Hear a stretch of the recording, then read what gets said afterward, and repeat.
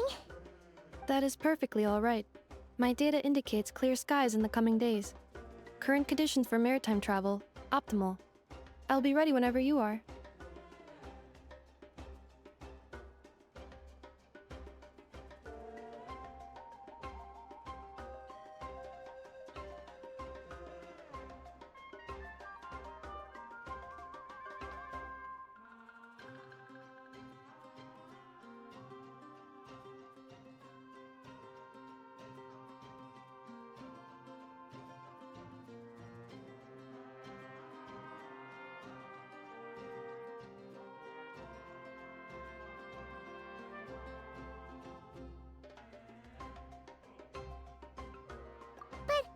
Are we really gonna set off without telling anyone again?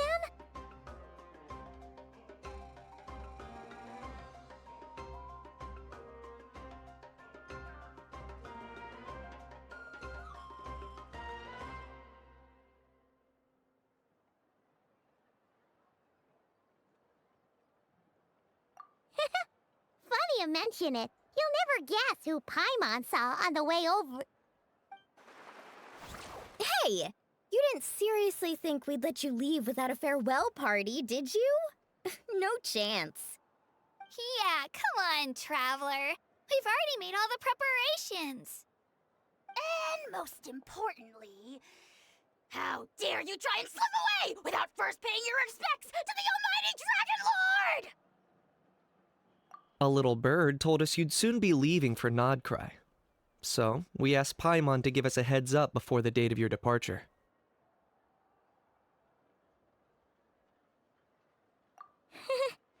You sure it's not time to think about changing that little habit of ours? Don't worry, we won't keep you long. Besides, everyone's there already. Chaska, Ian-san, Auroron, even the Pyro Archon herself. You're invited too, Anefa. Shilonen has a special gift for you.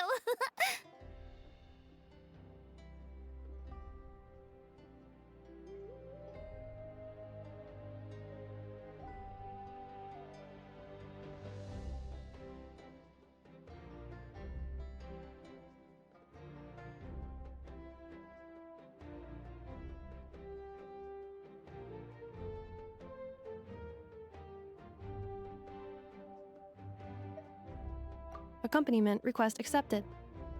Shilonen demonstrates excellent massage technique. My impression of her is exceedingly positive. Wait, so robots like massages too? Or is it just that Shilonen really knows how you're wired? Alright, enough with the chit-chat. Let's head to the venue. Woohoo! Party time!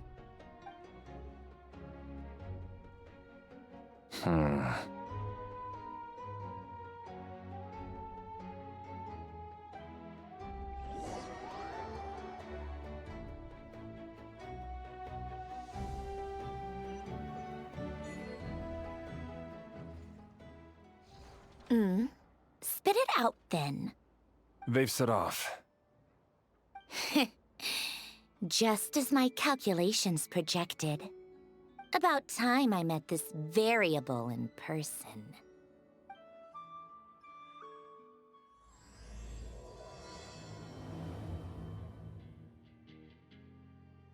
You know, every time we head to a new nation, there's always a point where it suddenly dawns on Paimon. This is it. The next chapter of our adventure has begun. This time, it was the moment she realized she just polished off the very last of her Saurus crackers. Should have stocked up better at the farewell party. In other words, Paimon has marked the geographic coordinates from 2 minutes and 40 seconds ago as the boundary between Natlan and Nod-craya. This deviates somewhat from the official coordinates stored in my database. Paimon meant more in terms of how it felt on a psychological level. Anyway, what about you, Traveler? When did it really sink in for you? Huh, that actually kind of makes sense. What about you, Anefa? Come to think of it, maybe we should be asking the other way around. So, when you came over to Natlan, what was the moment you felt like you'd left Nod-craya? In that case, probably when my sensors could no longer detect the moon's power. The moon? You mean, that one we can all see in the sky? Negative. I was referring to... Huh? Here we are. Paimon, traveler, we have arrived in Nod-craya. Oh, wow!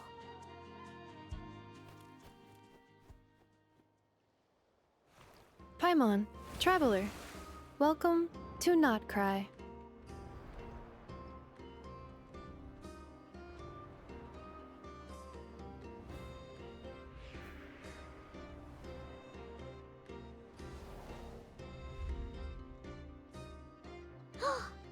That must be Nasha Town up ahead! That's the place you were telling us about on the way over, right?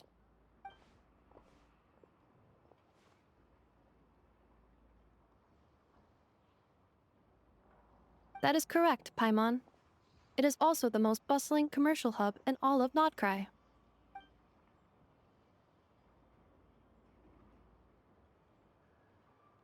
Oh!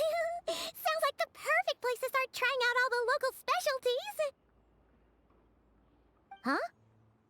Is something up, traveler? Paimon, this is where our spaceship landed when Ether and I first arrived in Tevat. Huh? Are you sure? But how come you've never mentioned that before? Seems pretty important to Paimon. Well, because those memories are really hazy.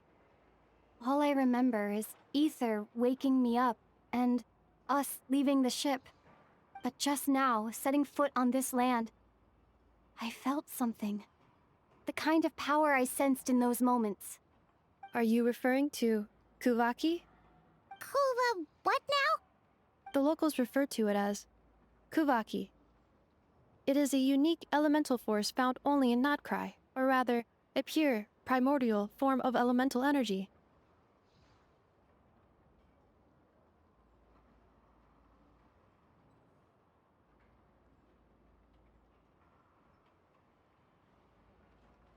That is correct. Another similar concept I have found in my database is the primordial sea. Legend has it that long, long ago, the moon that shines in the sky above us once rose from the land of Nod-craya. Modern geological surveys and meteorite studies conducted in the region have since supported this claim. So, when you mentioned being able to detect the moon's power earlier, you were referring to Kuvaki?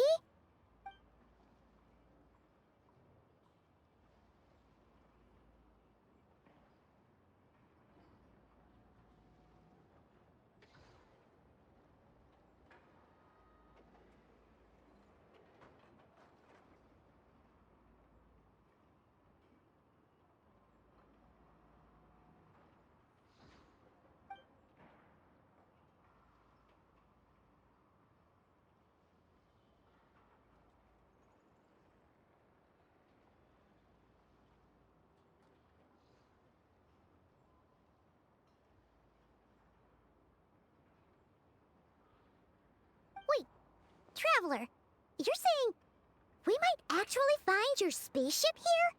Do you still remember? Nod-craya is surrounded by the ocean. In other words, it could have been anywhere along its coastline. Negative. Hey, it's okay if you can't remember everything. Let's just do what we've always done and keep searching as we explore. Besides, what have you got to fear with your sidekick Paimon still here? I'd be more than happy to help you out as well. Our pleasure. Anyway, just knowing that your spaceship's here in Nod-craya surely counts as a big step forward, huh? Like we've crossed another boundary? Paimon couldn't have put it better herself. You sure are a quick learner, Inefa.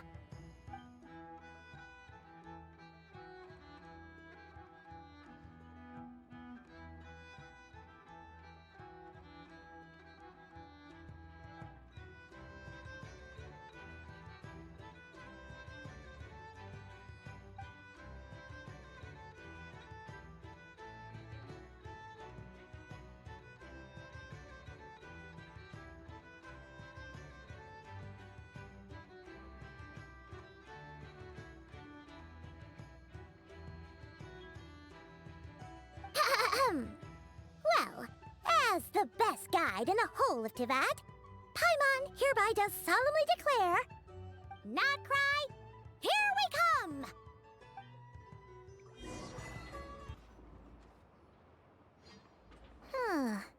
It just occurred to Paimon, if we were looking to put out a missing spaceship commission, or to learn more about Nod-craya, wouldn't it make sense to drop by the Adventurers Guild? The guild is located in Nasha Town. Simply follow this road, and you'll reach it.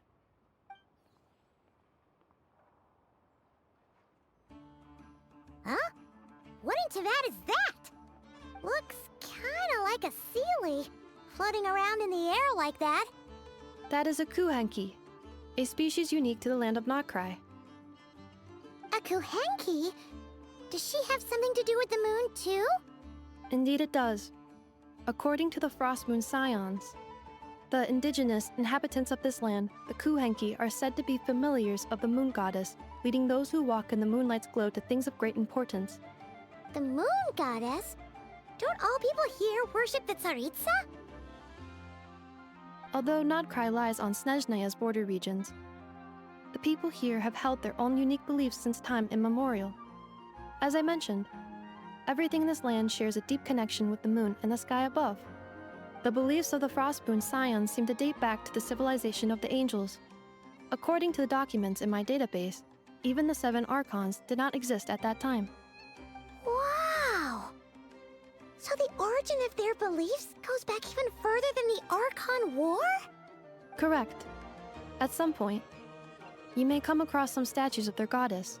The Frostmoon Scions carved these as well. Hey! Looks like she's floating away! I suggest you follow her. The probability of an ordinary person encountering a kuhenki lies in the single digits.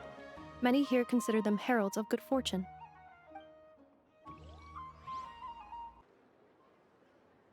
Is this a travel guide? Huh. It actually led us to something useful.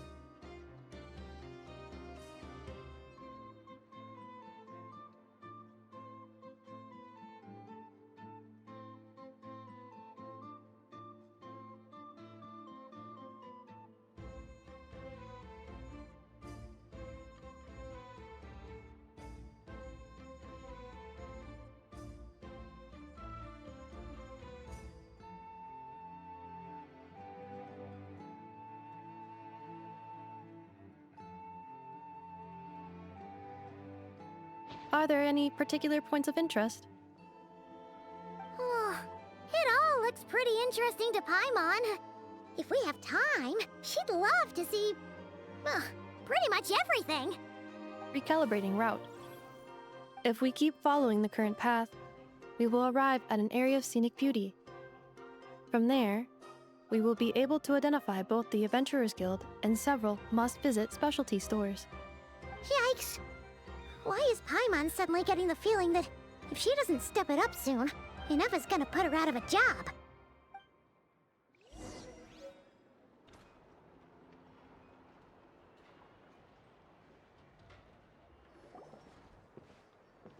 Wow! Nasha Town actually looks pretty big from here. Feels a bit different than Paimon imagined, though. Which aspects in particular deviated from your expectations? Well, Paimon keeps hearing people describe Nod-craya as an adventurer's paradise. So she kind of thought it'd be a bit more picture-perfect somehow. According to legend, there was indeed an era of peace in Nod-craya's past, the age of the Fae. Tales of those ancient heroes are still told today. One of the most well-known is that of the Lantern Fae. This individual performed many good deeds for Nod-craya. The present-day Lightkeeper's nightly lantern patrols are, in part, a tribute to their memory. But then, one day, What happened? there came a devastating abyssal calamity that swept across Nod-craya, and for a time it was left desolate.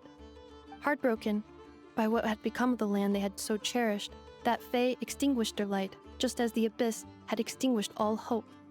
Nowadays, the paradise people speak of is more of an aspiration, or an irony, perhaps. An irony? Today, no official authority governs Nod-craya. In theory, at least, it is somewhere a person can do whatever they wish, and become whoever they want to be.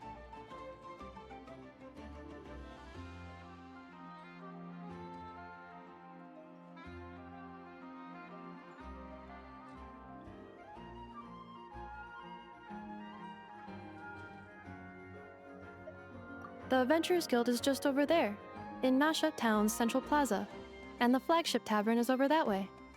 Hey, what's that building over there? You know, the biggest, tallest one. That is Aino's Boom and Blast Kuvaki energy cannon. It gets activated when the wild hunt threat level outside Nasha Town reaches a certain threshold. But according to the scan I just ran, the energy cannon appears to be malfunctioning, likely due to a recent discharge. The wild hunt? Isn't that the abyssal calamity you mentioned that's specific to Nod-craya?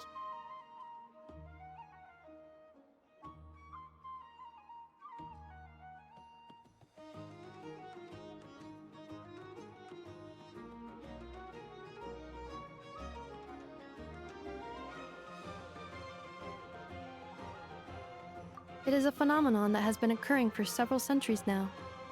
Yet the time and location of wild hunt attacks are seemingly random. At first, it was more of an old wives' tale that adults used to scare children. If you don't start behaving, kid, some night, the wild hunt's gonna come for you. Listen, do you hear that? That weeping in the fog? Those are the cries of a young woman being dragged away. You're saying people actually hear things like that? I have not witnessed enough wild hunt attacks to give a statistically sound answer. But the oldest legends say that all people saw was the ghostly shadow of a woman in the mist. It wasn't until later that it became a full-blown calamity. Abyssal monsters and all. Oh, when you put it like that, Paimon's really gotta hand it to Aino. Not only did she repair you, but she's even built a giant cannon to keep the wild hunt at bay. Absolutely. Aino is very impressive indeed. Anyway, according to my schedule, it is time I took you over to the flagship. Oh, sure. After all, we shouldn't keep Barca waiting. Well, Paimon's not sure if he'll actually show up at the bar this early.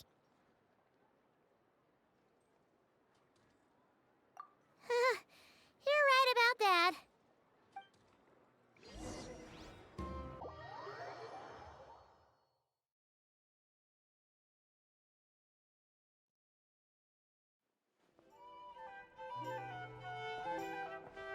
Here we are, the flagship. Varka told us to meet him here in his letter, right? Let's see. Varka? Varka! No matches, I identified. Huh.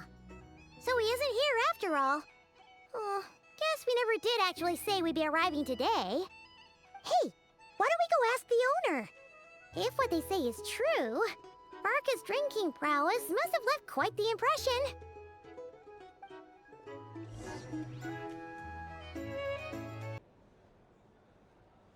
Huh? Well, well. If it isn't the ineffable Ineffa. Hello there, Demyon. You know each other? Of course! Ineffa's a regular here at the flagship. So, robots are into booze too? Not at all. The energy conversion efficiency of alcoholic drinks is very low, and most of them are full of impurities. Still, I can affirm that your berries and fried meat deserve a solid 9.12 out of 10. It has Aino's approval too. Funny that you should mention that. While you were away in Natlan, Varka would come in here every day to pick up a serving of berries and fried meat for Aino. Aww. He must have been worried sick that she wasn't eating properly on account of being so hung up about Inefa being gone.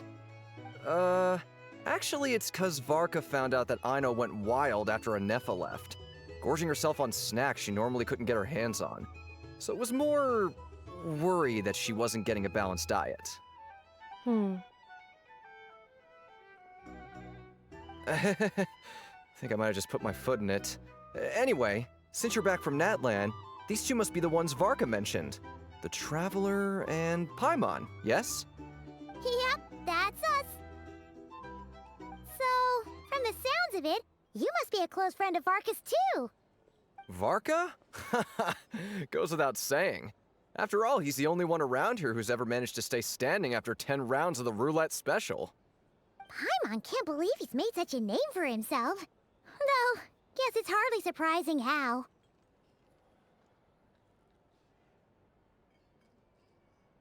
Right now? Must be somewhere near Anvantinyarvi.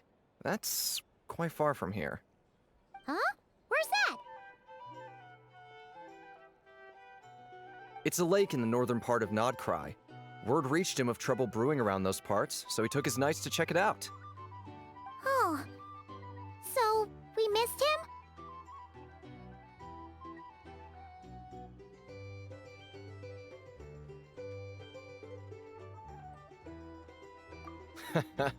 Varka knew you'd say that. So he specifically told me to make sure you stayed here and enjoyed yourselves. He sends his assurances that everything's under control. Well, if he's that confident, guess our only option is to accept. Anyway, it's not like there's any special cause for concern. He is the Grand Master, after all. Exactly. Plus, not only has he booked you into our finest room, he's paid for it in advance, too. Whoa! It's so generous of him! We might not have met yet, but Paimon's got a feeling that we'll get along with Varka like a house on fire. Oh, and by the way, he also asked me to serve up a portion of berries and fried meat for Anefa. That was prepaid as well. Thank you. No, thank you. I'm the one who should be grateful for your business. Traveler, Paimon, why don't you go ahead and drop off your luggage? I can use this time to go pick up some components that Aino asked me to bring back. Sure thing. Besides, now that we've got ourselves a map, once we're done unpacking, we might as well go for a stroll ourselves. Why don't we meet up again later? Oh. So you no longer require navigational assistance? No worries, we should be fine. We've got a rough idea of our way around town, so Paimon's reasonably confident we shouldn't get too lost. Thank you. This translates into an approximate time saving of 30%, meaning I will be able to see Aino about 45 minutes earlier than previously projected. Oh, right. You must miss her a lot, too. In that case, we better get a move on.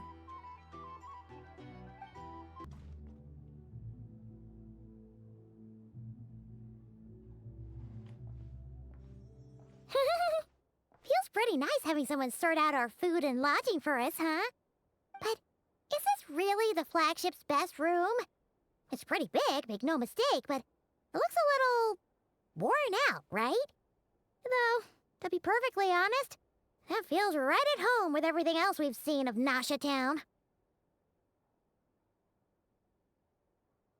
You mean it's got something to do with Nod-craya's history? Oh, that makes sense. But what exactly was this calamity?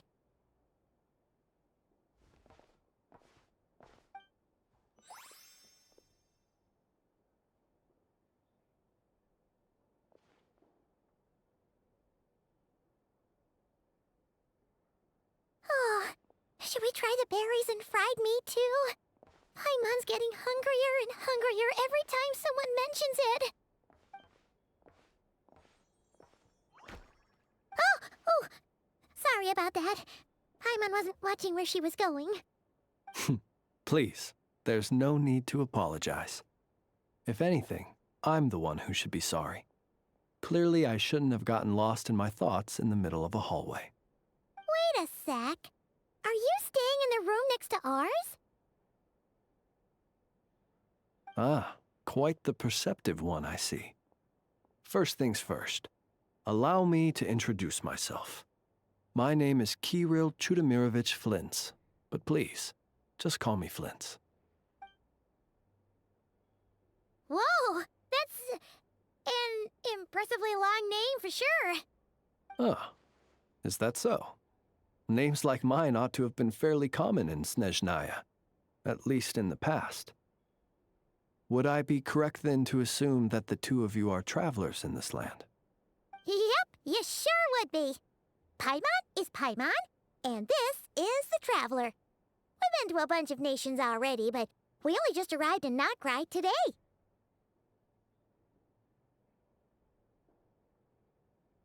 What a rare honor it is to meet such worldly travelers. Are you here for travel too? If only I had the time to spare. No, I'm just staying the night. Oh, so you're here for business? That's certainly one way to put it. I'm a ratnik of Nod-craya, normally stationed near the burial grounds to the north. My sole cause for being here today was to repair this lantern of mine.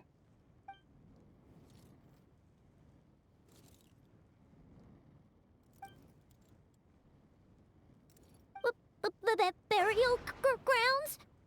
Your surprise is entirely understandable. Most people cannot even begin to fathom the idea of a life surrounded by tombstones and decay.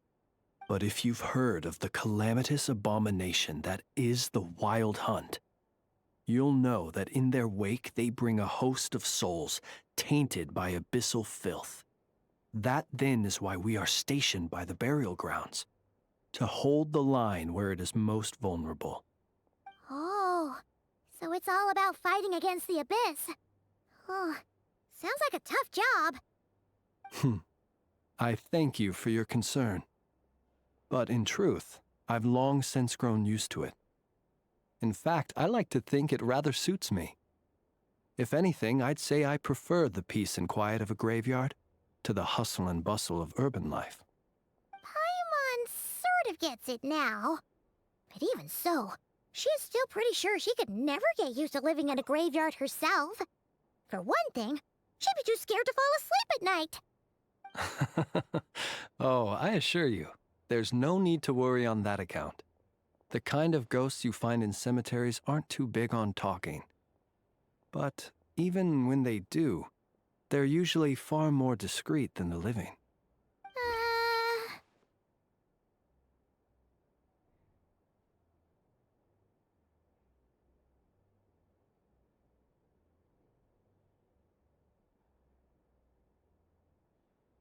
Well, would you look at that? Who'd have thought we'd end up chatting this long? Must have a lot in common, huh? Forgive me, but I must excuse myself, for the time of my appointment draws near. And in terms I'm sure you'll understand, a lanternless ratnik is like a mapless traveler. A serious conundrum indeed. Oh, sure. In that case, you go right ahead. We won't keep you any longer. Not at all. Should the opportunity present itself, I'd gladly continue our conversation another time. You're always welcome to come visit my grave. I mean, the grave I stand watch over. Your visit would bring much-needed light to that place of final rest. Right. Well, if we get the chance. Then allow me to wish you a traditional ratnik's farewell. See you by the graveside. Ugh. Jeez. What a weirdo. Not to badmouth him at all. In fact, he seemed pretty cultured, but at the same time, kinda spooky? Must be all that time he spent around graveyards.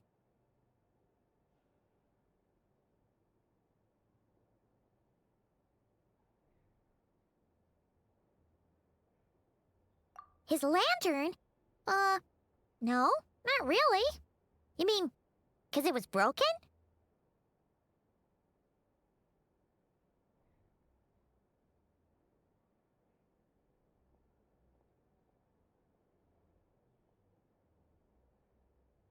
Huh.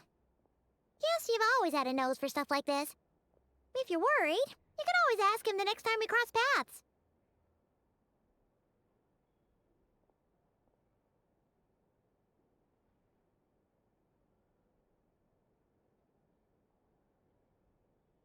Hey, don't you start spouting all that weird stuff too.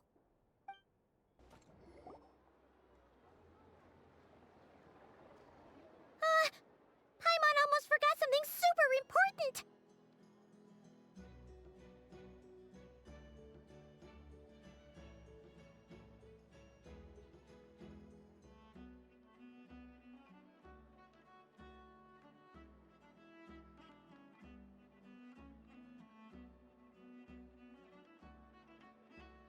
Were we gonna go try out the berries and fried meat?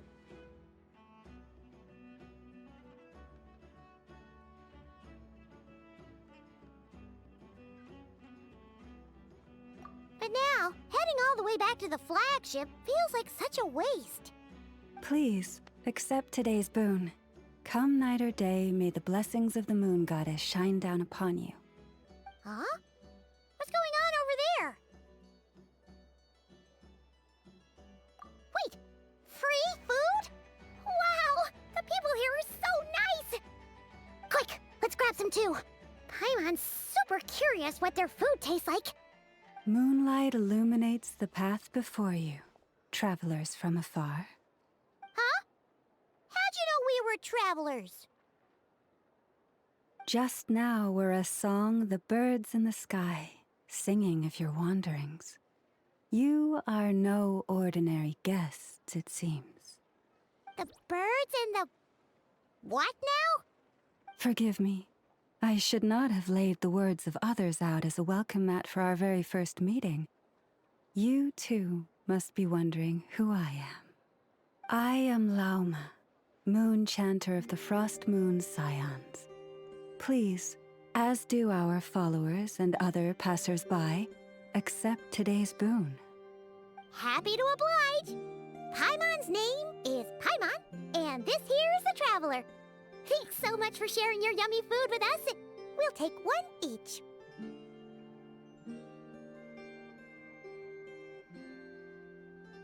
Think nothing of it. These fruits were the finest we found, delicacies gathered in the wake of the morning dew. It is my hope that partaking of them may lift your spirits to heights anew. The finest you found? Wow!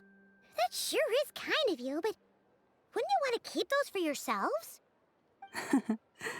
The first fruit of the harvest must be placed upon the moonlight altar, not as an offering to the gods, but as a spark for lost hunters. For it is the blade of the starving that darkness most easily corrupts.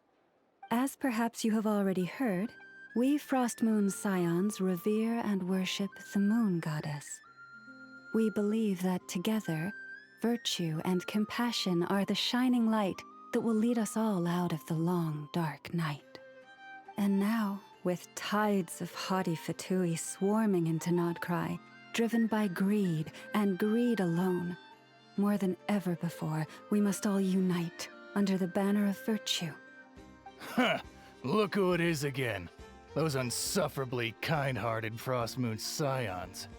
Got enough for us too? That's right! 2 servings each! The Fatui! After what you've been doing to our sacred statues, how dare you even show your faces! Wilhelmina, bestow today's boon upon our guests. You hear that? No slacking now. We'll have the very best you got. But, my lady, they... Please, you two, accept this meal. But remember this.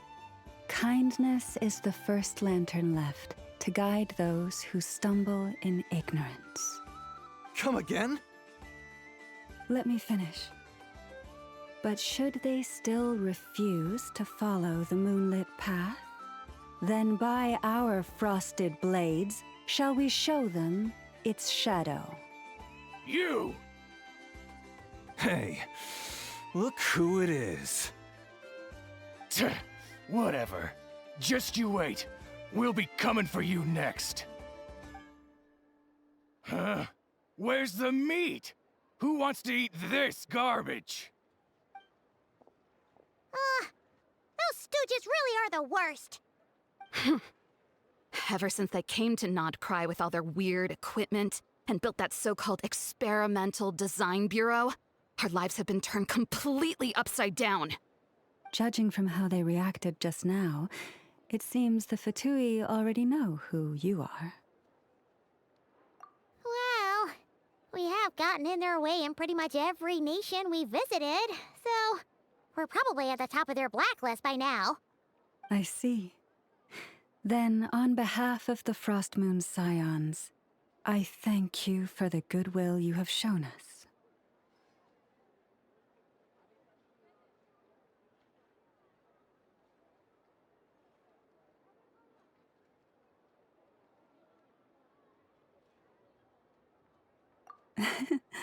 Because if they had gotten ahead of themselves just now, I'm sure you would have stepped in to help. Just as the birds and beasts put it, your arrival heralds joy to us all. Besides, for a weary traveler far from home, what better respite than to bathe in the moonlight?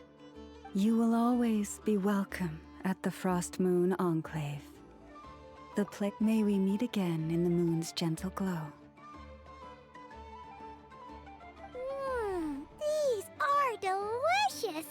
So refreshingly fresh! Those two Fatui wouldn't know a good thing if it came up and bit them on the shoulder. Looks like Anefa isn't done with her shopping yet, and the Adventurers Guild is still empty. Where should we head next? Good idea! Wouldn't want to let the Kuhenki down, after all. Let's see... Okay, Paimon's got our route all figured out. So, all that's left to say is... don't fall behind! This is Nuts and Nuts. It's mostly a fruit shop, but there's a crafting bench, too. This is the Speranza, one of the travel guide's recommended restaurants. All the waiters here are kids.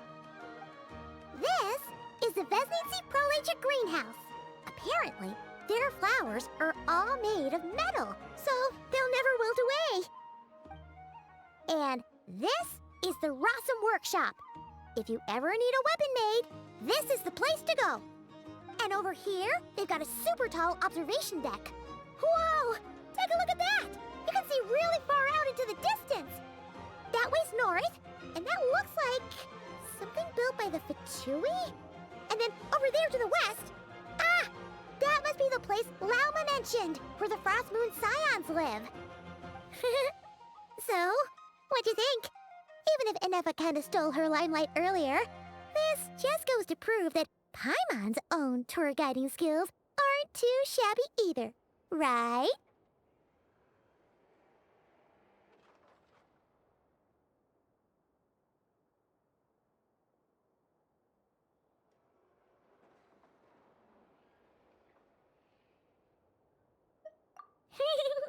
She sure is! It'd take hundreds of years of practice to beat the best tour guide in all of Tibet. Huh? Look! There must be someone at the Adventurers Guild now. There's already a line forming outside. Looks like we'll finally be able to ask about your spaceship. Oh, or was there anywhere else you wanted to stop by first?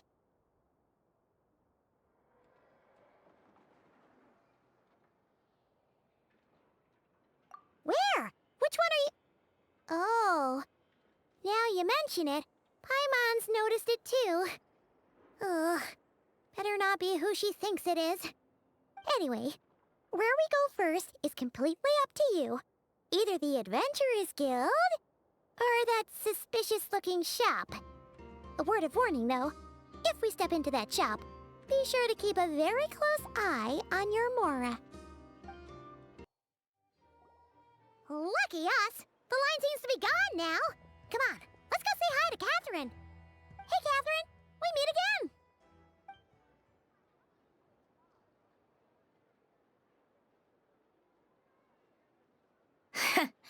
How ridiculous. Huh?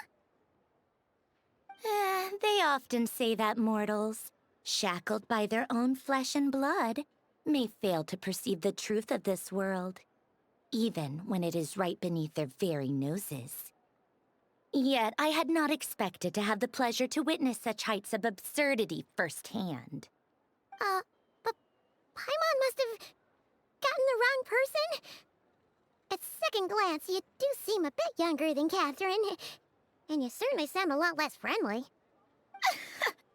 A creator might forgive ignorance, but being mistaken for one of my own creations is beyond all pardon.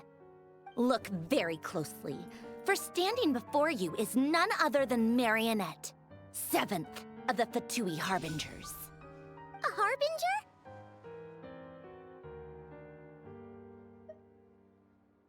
I told you already, I'm not Catherine. Just how obsessed are you with my machines?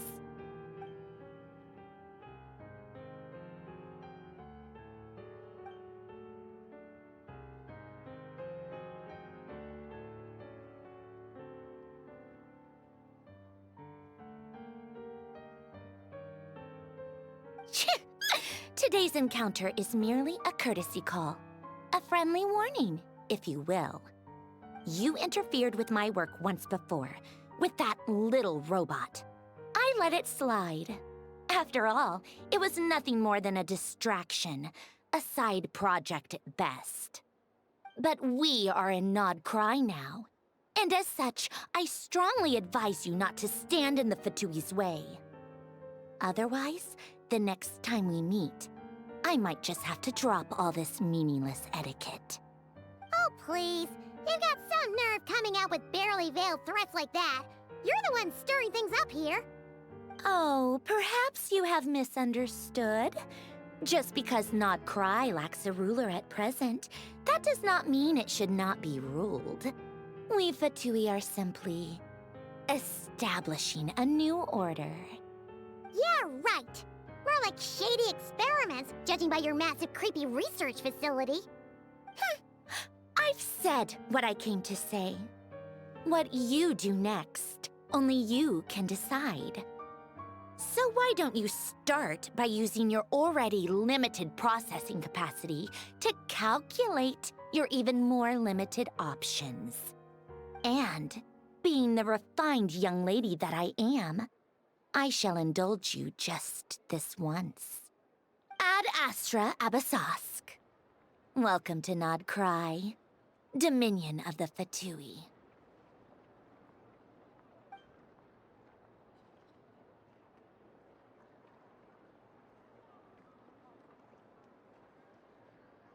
Ugh!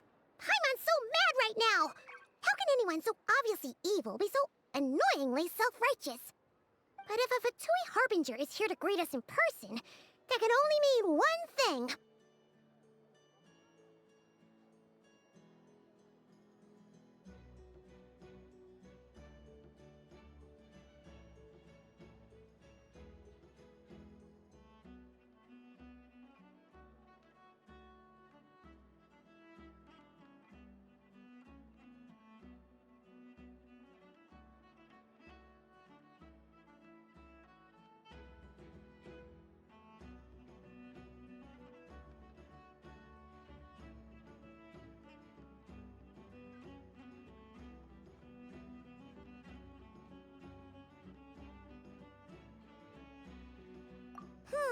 We'll have to be extra careful from here on out. Paimon hates feeling like she's being watched. Hey! The real Catherine's back! Ad Astra Abyssosque. Welcome to the Adventurers Guild. How may I help? I will do everything I can to assist you. Oh, you're so much nicer to talk to, Catherine. Please don't leave us again, okay? Hmm?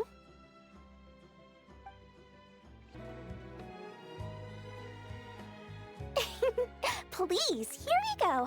And if you ever need anything else, don't don't forget to make the great Lord Sangama Bay your first port of call. Oh dear. So it is the real deal. Of course it's the real deal. Everything you'll find here is 110% real, meaning every one of my deals is as real as a deal can... Wait a minute. Well, well, well, if it isn't my two most valued clients!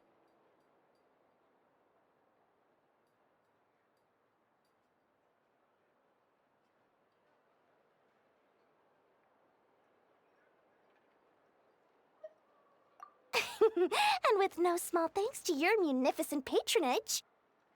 Come, how could you just sneak into Nod-craya like this without telling your dear Lord Sangama Bay? If I'd known earlier, I would have made an absolute pulled out all the stops to ensure that your boat ride over was as comfortable as humanly possible. Thank the Archons we didn't tell you. Oh, come now. You know as well as anyone how impeccably and conscientiously above board I am when it comes to doing business.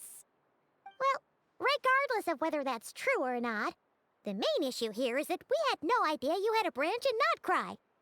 A clever merchant always has a backup plan, or two, or three up their sleeves. As the saying goes, a rabbit with many burrows fears not the hunter's arrows. A merchant with stores galore hears no debtors at the door. Since you're both here in Nod-craya, would you care for some of my finest local souvenirs? Whatever you're looking for, I have it. Or if it's Sumeru you're missing, I've got that covered too. We literally just arrived. Do we look like we're on the hunt for tourist trinkets to take back for our friends? My, your high-minded tastes never cease to impress. In that case, I know just the thing. You must be on the hunt for something like this? What's that? Your hat? Information, of course. Information about Nod-craya, locked securely in the otherwise impenetrable vaults of the Lord Sangama Bay's brilliant mind.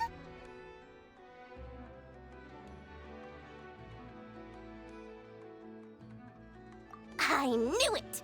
I just knew you'd appreciate the value of my wares. On the back of all our pleasant dealings in the past, I'll even take a hit by throwing in some insider info for free. Wow. You sure are feeling uncharacteristically generous today. What do you mean by uncharacteristically? I am the most generous person forget it. Anyway, the long and the short of it is this. The moment I set up shop in Nod-craya, it struck me how many different factions there were, all competing against each other for power and influence. Well, as they say, there's no time for business like a crisis. Things got even more turbulent after the Fatui pulled down 2 ancient moon's remnants. People began to catch a whiff of the coming chaos. And the more troubled the waters, the greater the potential profit. Not at all sorry to interrupt, but we're not here for Mora. Oh, really? But surely it was the tales of an adventurer's paradise that brought you here.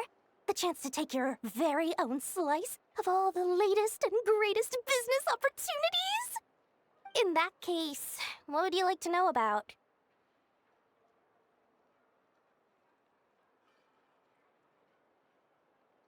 The Frost Moon Scions? You mean the people who believe in the moon goddess? They're not a bad bunch. It's just, well, they have such simple tastes. No luxuries, no indulgences, no nothing. Trying to earn a little more from that lot is like trying to squeeze blood from a stone. Still, things between them and the Fatui have gotten pretty tense. It's only a matter of time before the powder keg goes boom. And when that happens, that's when business will start to boom too.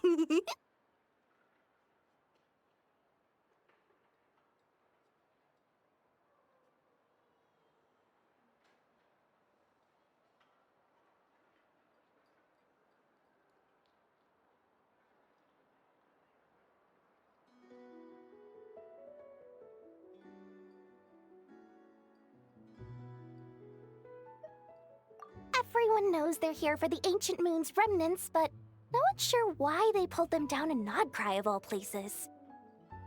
Anyway, they've been acting mysterious enough, but if you ask me, That Kuvaki Experimental Design Bureau of theirs up north hides secrets wilder still.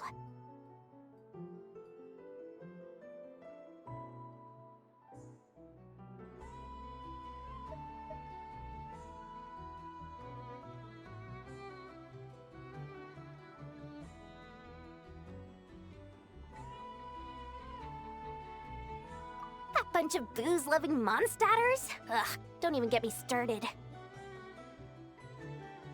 As fellow Outlanders, I thought they'd be easy pickings, but somehow, every single one of our business negotiations wound up at the flagship. I've done plenty of deals with heavy drinkers before, but those guys? I never once made it to the contract signing before blacking out. I'm getting flashbacks of the hangovers just thinking about it.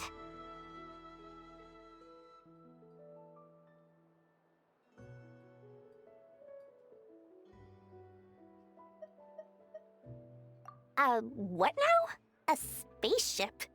Nope, never heard of anything like that. Don't you two get involved in any big business here without so much as a heads up, you hear me?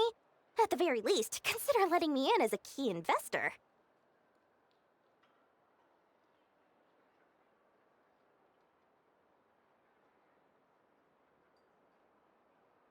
The Frost Moon Scions? You mean the people who believe in the moon goddess?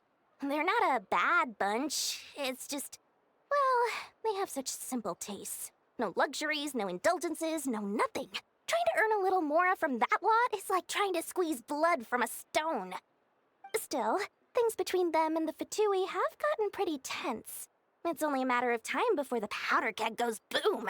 And when that happens, that's when business will start to boom too.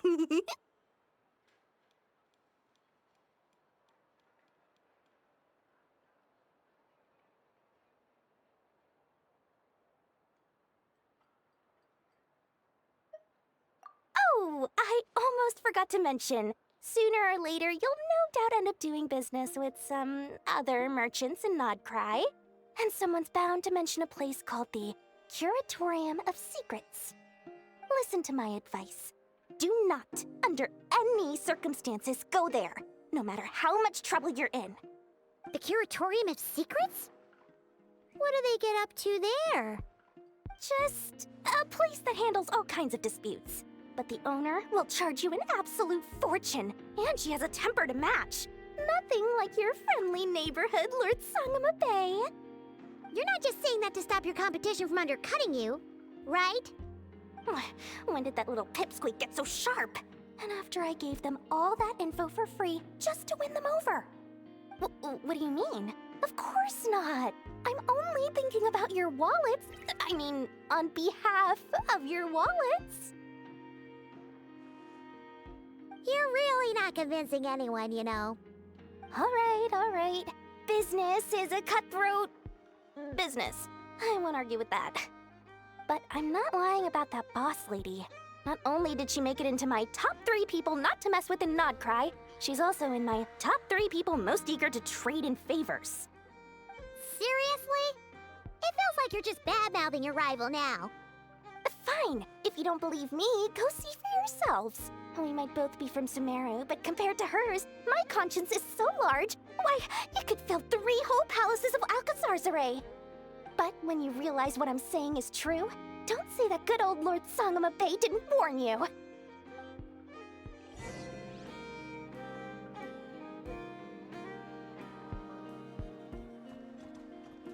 Anyway, don't be a stranger now. We might be in Nod-craya, but don't forget, Dory's doors are always open for you.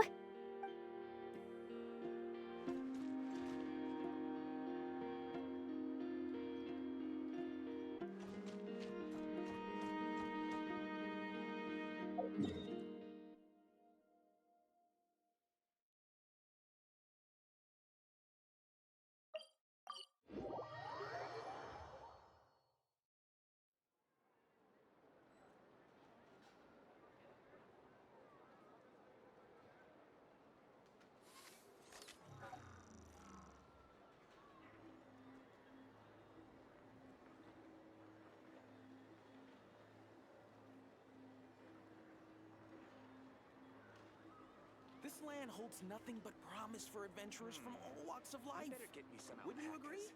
Once they've hauled everything over to Snezhnaya, make a little extra by selling them.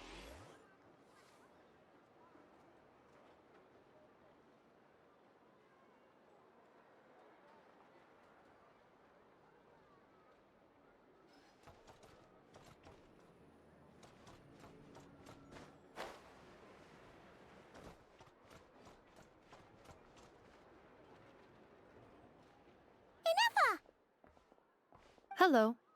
I was just about to start tracking your whereabouts. Did you manage to get everything Aino asked for? I did.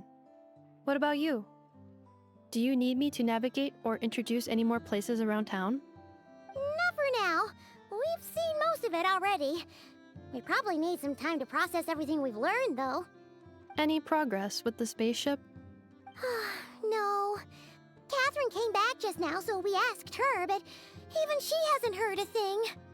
One possible explanation is the vast stretch of time that has elapsed. Additionally, given the limited resources available in Nod-craya, it is entirely plausible that the wreck was scrapped for parts, or even mistaken for a pile of broken machinery. Aww. Understood. In that case, why don't we go ask Aino together? After all, she was the one who salvaged me, ancient dragon technology and all. If there really are any unusual parts floating around Nod-craya, there's a high chance they've passed through her hands at some point or another. Good point. And since you keep mentioning her, we're curious to meet this whiz-kid mechanic too. Understood. Then I'll handle navigation as before. ETA at the Clink Clank Krumkake craft shop, 34 minutes ahead of schedule. Oh no! There's a little animal trapped over there! Let's go help it out! Huh? That's weird. Why isn't it responding? The tides of Kuvaki affect everything in Nod-craya, so much so that many creatures have evolved a kind of dependency upon it, growing stronger or weaker as it waxes and wanes. This little animal must have been caught here unprepared. So you're saying we need to use Kuvaki? Paimon will leave it to you guys then. Don't be scared! We'll get you out of there soon!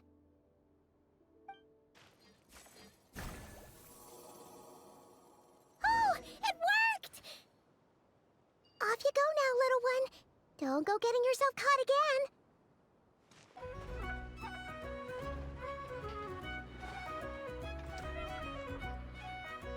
Here we are, the place Aino and I call home. Whoa! So many machines that Paimon's never even seen before. And then there's all these little robots. Did Aino build them all? That is correct. It looks like Aino has created 3 more little bots since I've been gone. Aww. Well, you were gone for quite a bit. She must have missed you. I missed her too. I want her to see what I've become. Let's not keep her waiting any longer then. Come on!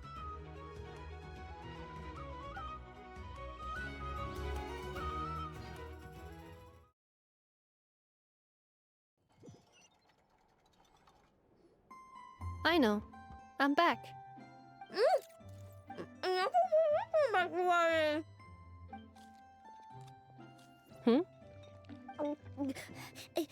Ineffa? You're back significantly earlier than I expected. Like, a whole 30 minutes at least. Everything went very smoothly, which saved me quite a bit of time, so I...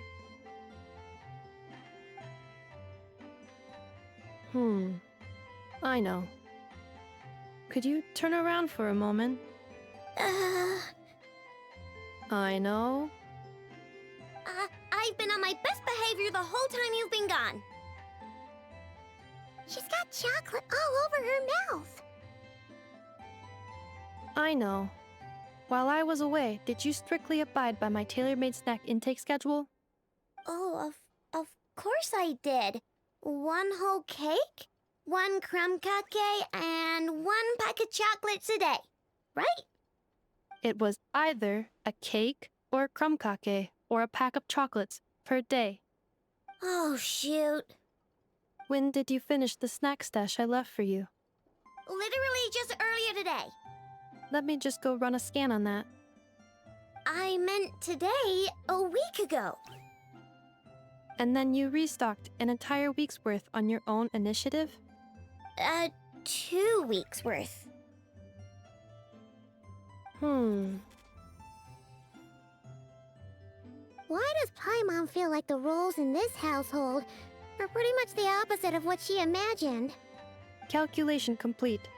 Aino's recommended snack calorie intake for the next 4 weeks. 0. No fair! You're a meanie, Nefa. This is what happens when you break an agreement. Oh, come on! Don't do this to me! I only ate a teeny bit extra every day. Just a teensy, weensy bit extra. That is objectively not a teensy bit extra. Oh, seriously? If you'd only arrived half an hour later, I would have had everything cleaned up and you wouldn't have noticed a thing. But now that I think about it, you even said you'd come back a bit earlier than you did, so I wouldn't have to worry. But then, you were away so long, and I was so worried about you. And that's the only reason I even... Oh. I know. I am very sorry to have kept you waiting. I'm back now. Welcome home. Oh. So, will I be able to keep eating snacks as usual now? Negative. Aww. Okay. Well, given that I am later than I initially projected, I'll let it slide. But just this once. Thanks, Nefa! You're the best! I know. Allow me to introduce. It's the honorary knight and Paimon! I know. Uncle Varka talks about you guys all the time.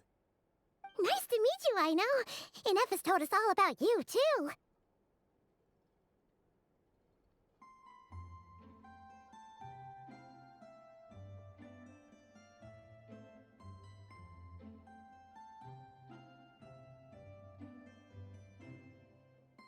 Huh?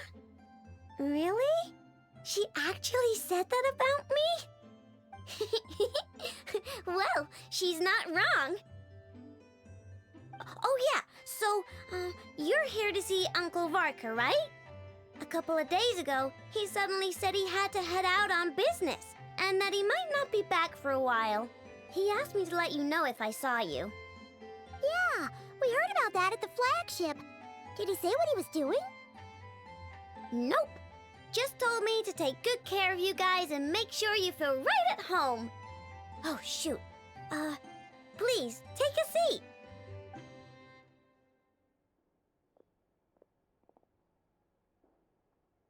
Do either of you need my help with anything? Anything at all? After all, I'm the head of this household. Sure wouldn't know it from that snack tantrum she just threw.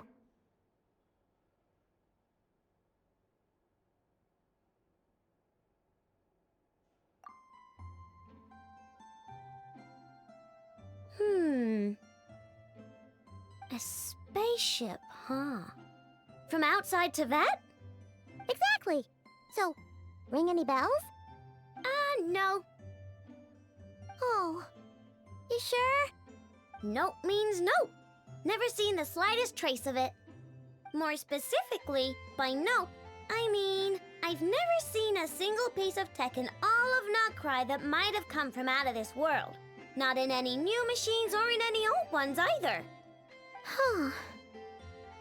What Aino means is that your spaceship almost certainly has not been disassembled nor repurposed as parts for other machines. Oh, so that's what she was getting at. Yep. I've taken apart pretty much all the fun stuff in this city at one point or another, but I don't recall ever seeing any components that were anywhere near that special. So, either your spaceship crashed somewhere it's never been found, Or someone did find it and then hid it really, really well. But who would even do something like that? Beats me. Maybe someone who thought they could stash it away for a rainy day. Just like how I sometimes hide snacks in the...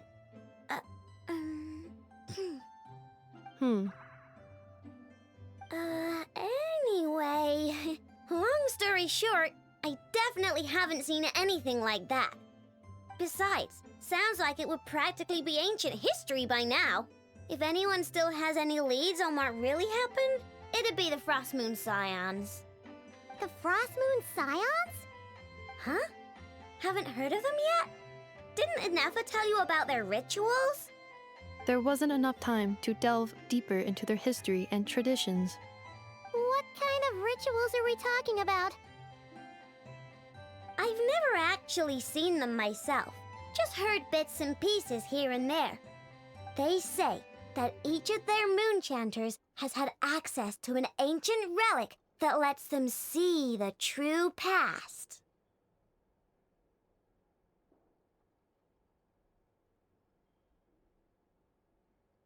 Not sure exactly how it's meant to work. I can't get my head around anything that can't be explained by either machines or science. And to tell you the truth, I don't like it much either. Looks like we'll have to try our luck with the Frost Moon Scions. Aw, leaving so soon? Sure you don't want to hang out a little longer? It's getting late, I know, and these two still need to head over to Hisi Island. It would not be convenient for them to linger much longer. Aww. Alright then. Don't worry. We'll be sure to drop in on you as often as we can. Really? You promise?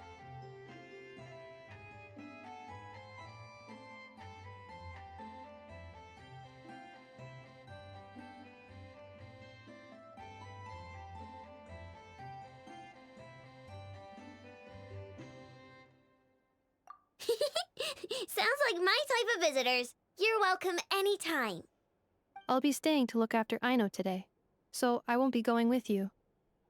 Hey, don't sweat it. We'll find our way just fine. I'm glad to hear that. Also, I must admit, I have very much missed the charging bed that Aino made for me.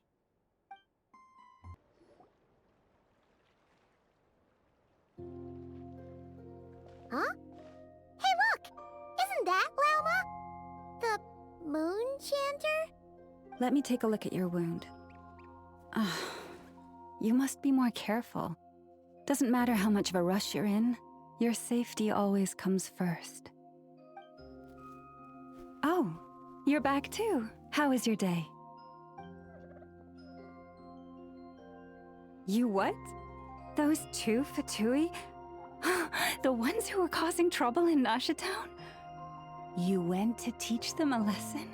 And you put that in their food? You naughty little thing! How could you do that? They didn't notice. That's not the point. You mustn't do that again, okay? Next time, at the very least, bring a few of your friends along too. You'll be an easy target if it's just you on your own. Hey, Lauma! Still remember us? Oh, it's the Traveler and Paimon, isn't it? Welcome to Hisi Island. Not at all. Those who come with kindness in their hearts are always welcome with the Frost Moon Scions. Were you just talking to those animals? I was indeed. The Frost Moon Scion's bloodline is unique, for throughout our history, there have been many among us who could communicate with all living things. What was that? Oh, is that so? She says she was trapped in a plant earlier, and that you were the ones who rescued her. She wants me to thank you on her behalf. Oh, it was nothing. Barely lifted a finger. If you both are free, why don't you join us at the Frost Moon Enclave for dinner? Consider it a small token of thanks for your kindness. We'd love to! And actually, we had something we wanted to ask you anyway.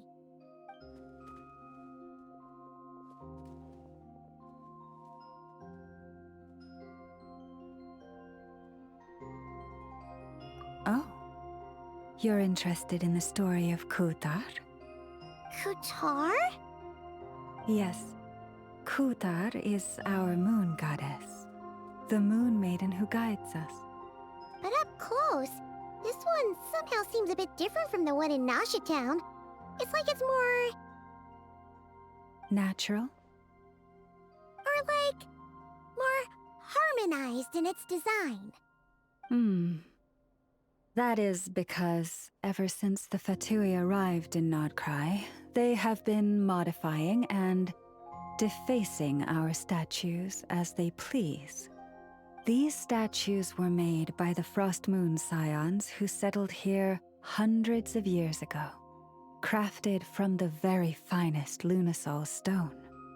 Not only is this stone exceedingly rare, but it also brims with kuvaki. I suppose the latter must be what caught the Fatui's eye. For a time, we put up fierce resistance. But now, this is the only one left that still retains her original form. We heard they even pulled some ancient moon's remnants down from the sky. That's right. The two largest remnants landed in Nod-craya. One here on Hisi Island, and the other on Paha Isle. The Fatui built their research facility on top of the remnant over on Paha Isle, but they've had their sights set on the one here, too.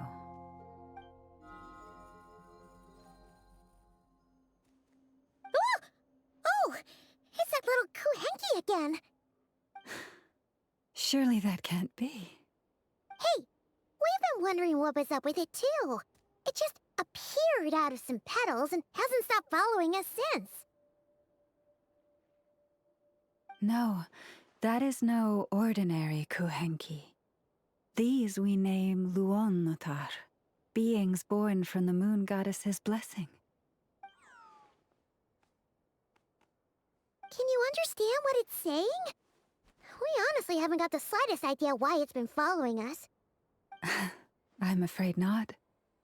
I cannot fathom its thinking any better than you can. Sometimes a long time must elapse before the moon goddess's blessings turn into Luonnotar. Perhaps you two were simply there to witness that transformation. Oh, maybe. Legend has it that the Luonnotar bring good fortune. Given that it seems to have taken a liking to you both, why don't you let it come along with you? Really?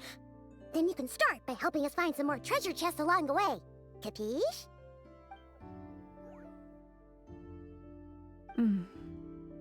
Twilight approaches.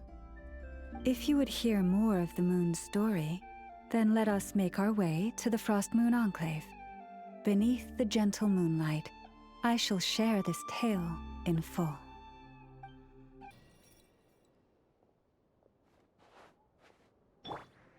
Sweet dreams!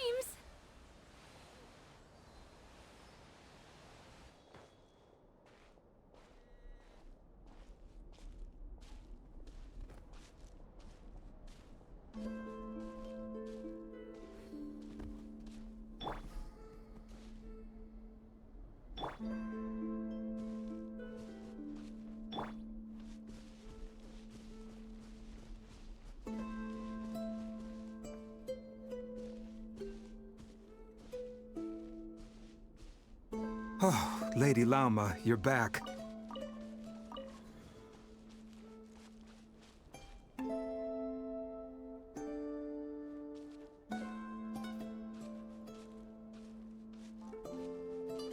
Come day or night, may the blessings of the moon goddess shine down upon you.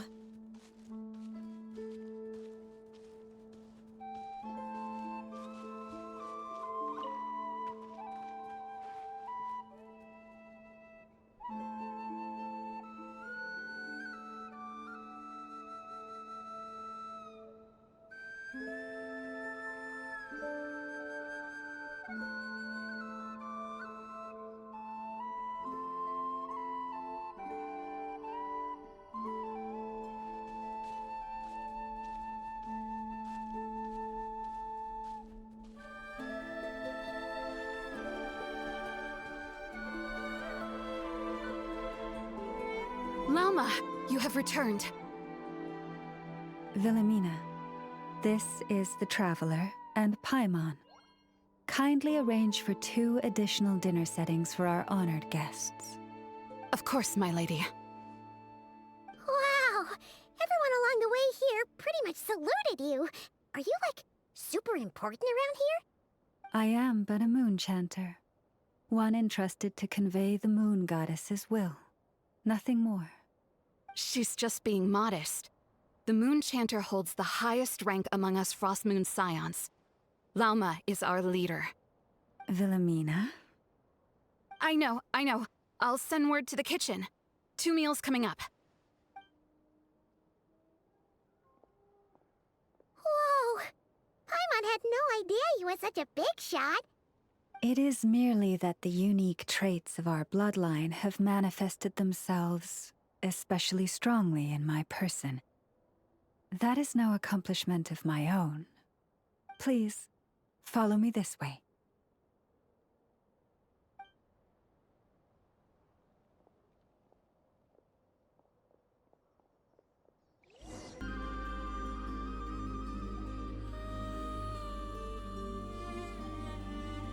Even to this day, I am still trying to piece together the many fragments of our past. It is a story not only of the Frost Moon Scions, but also of the moons themselves. A story of the moons? Yes. We Frost Moon Scions are the last descendants of the ancient golden realm of Hyperborea.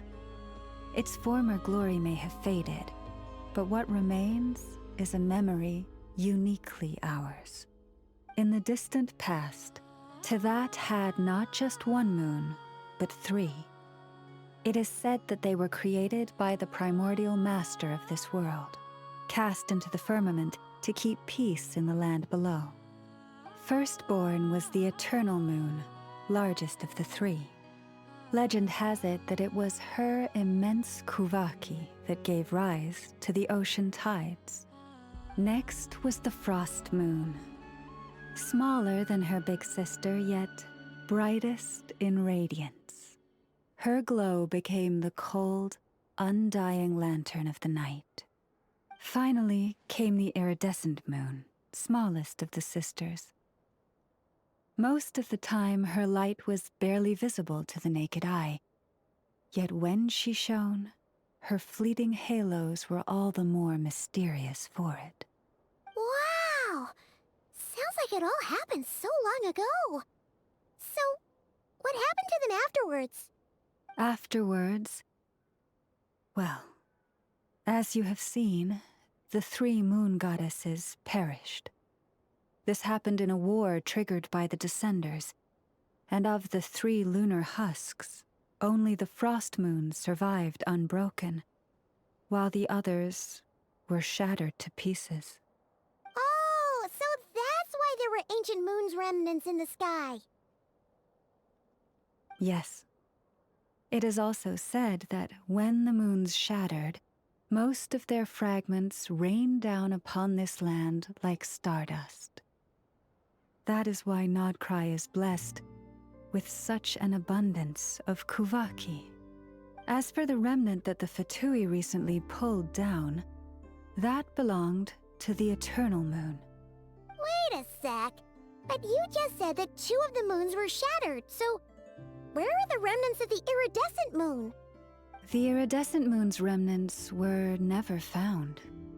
What happened to her after the war remains a mystery. Some say she vanished in an instant, while others believe that her remnants are simply too delicate to leave a trace.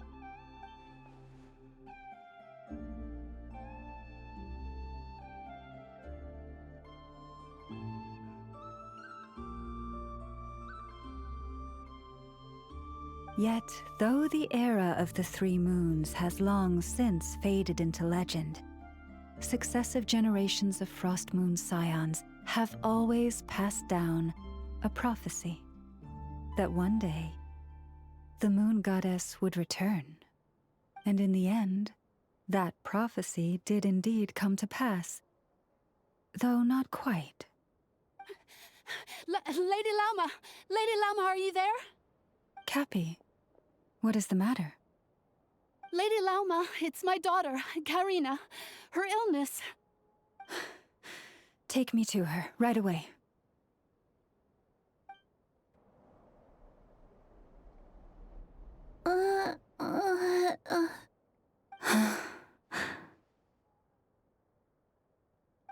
Her sensitivity to Kuvaki is flaring up again. After her last treatment, did you follow my advice and seek medical help in Nasha Town? But those doctors are all Snezhnayan. They're outsiders, compatriots of those brutes who invaded our homeland. How can we possibly trust them? Not all outsiders are enemies, Cappy. They've been treating this condition for generations. They have the experience we lack. But we're Frost Moon Scions. Should we not remember what the outsiders did to our moons? Surely the Lady Kutar will reward our devotion. But Cappy, Kutar is long... This isn't the time for debate. O lost child, snow-swept and buffeted by the howling winds of the frigid night, let not the silver flame within you fade. By the frost moon's grace, I shall warm you, curled up as a fledgling in frozen soil. Praise be to the moon goddess, my Karina.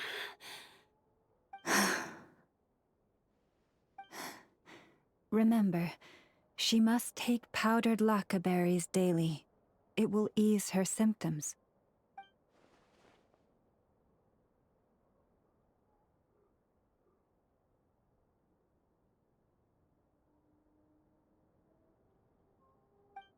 Llama? Philomena, what is it? Dinner is ready. I see. Cappy, let her rest here for the night. I'll have someone bring her a blanket. All right. Thank you so much, Lady Lauma.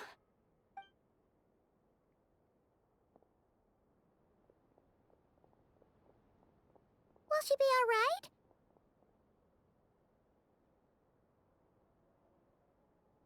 Yeah.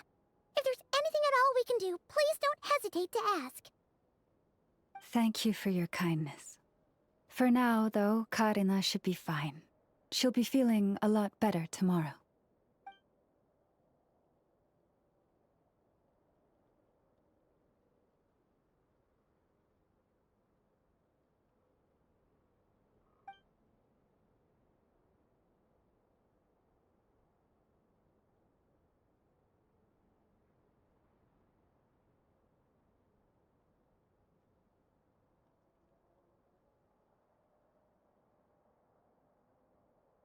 Please, do not be worried.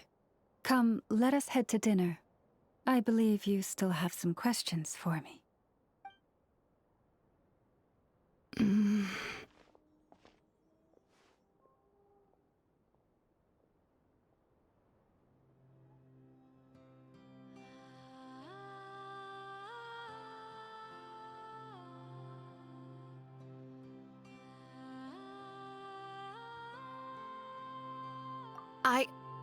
Oh, sorry. Yes, I'll be coming too. I was just thinking about something. Oh? Lauma makes such an unshakable moon chanter. Calm, capable, someone we can count on. Deep down, though, I know she's been quietly carrying the burden for the rest of us. Traveler, Paimon. Believe me when I say that as a fellow Frost Moon Scion, I do worry about Lauma. It's just that sometimes it's hard to say it to her face. Could I ask you to look out for her? I can tell she really trusts you.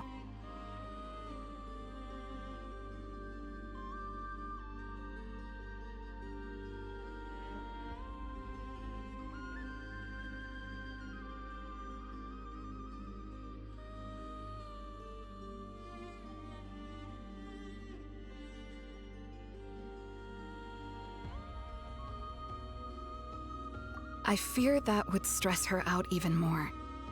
Sometimes I really admire her strength, but at the same time, I can't help feeling powerless myself.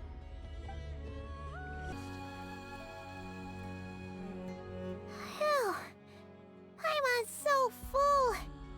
That was even better than the stuff you gave us before. I'm glad to hear it. Thank you for accepting such simple hospitality.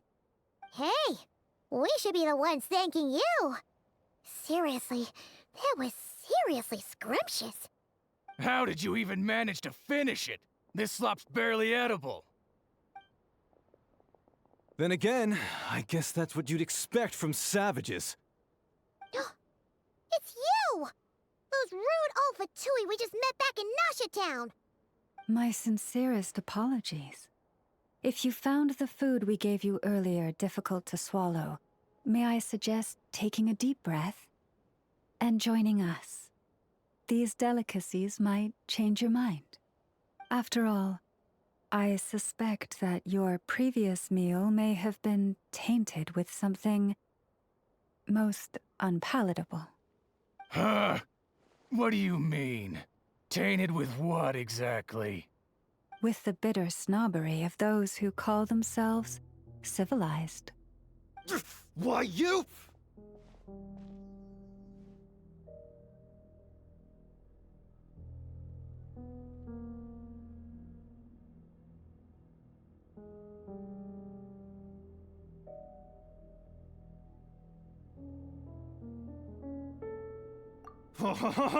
Looking for a fight? Sure, I'd be more than... Hold it! We're not here to brawl. Yet. We're here on official business. Orders from above. We're here to deliver the Frostmoon Scions a warning. Or rather, a final ultimatum. You have 3 days to hand over the relic and reveal the whereabouts of your so-called Kutar. If you fail to do so, the Fatui will immediately begin the cleansing of Hisi Island.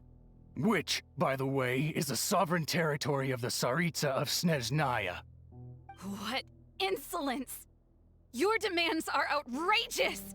For generations, this land has belonged to the... Dear guests, allow me to save you both time and trouble with a speedy reply. The Frostmoon Scions will never hand over anything to the Fatui. And to those who set foot on our land with ill intent, I say this. With your blood, we shall draw an inviolable line in the snow. That applies to you, too.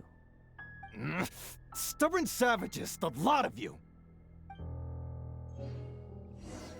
Better hold back this time.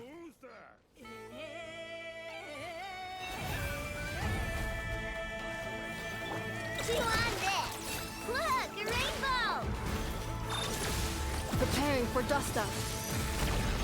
Bad dreams be gone! Silence!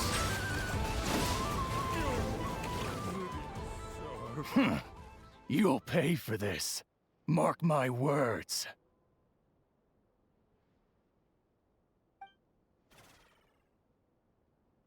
Hey, if you're so tough, get back here and put him up! Huh. Guess all they're good for is running away. I'm so sorry. You've had to put up with far too much unpleasantness today. Come on, it's not your fault. We don't like bullies like them either. But still, they mentioned a relic and Kutar. What exactly could they be after?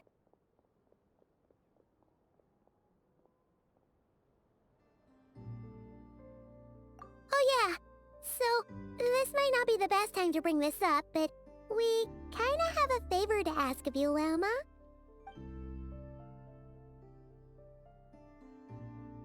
I see.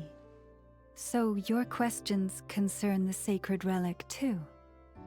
Please, do not hesitate to speak your mind. Unlike those insolent intruders, you walk in the moonlight with open hearts. You stood by us when we needed your help, so it's only right that I return the favor. But let us continue this conversation somewhere more fitting. As it happens, there's something I'd like to show you, too. Whoa! Now that's one huge statue. This is a statue of our goddess, the moon maiden Kutar.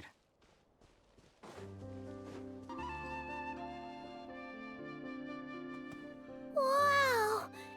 It's spectacular! Kutar was born here on Hisi Island around 500 years ago. As it just so happened, a priestess of the Frost Moon Scions witnessed the moment of her birth. Instantly realizing that this was the prophesied rebirth, she quietly recorded the event and carved this statue to honor that miracle. According to legend, Kutar's birth was accompanied by the sudden appearance of many kuhenki, who wove the moonlight that bathed her into silken vestments fit for a goddess. Hey! It's like it knows we're talking about it. From that day forth, the kuhenki have been regarded as Kutar's familiars. Some believe that their habit of guiding travelers to hidden treasure stems from an instinct. The same one that not only drives them to protect the moon goddess, but also to make her smile. After all, according to the records, Kutar always looked lonely as she gazed up at the distant moon.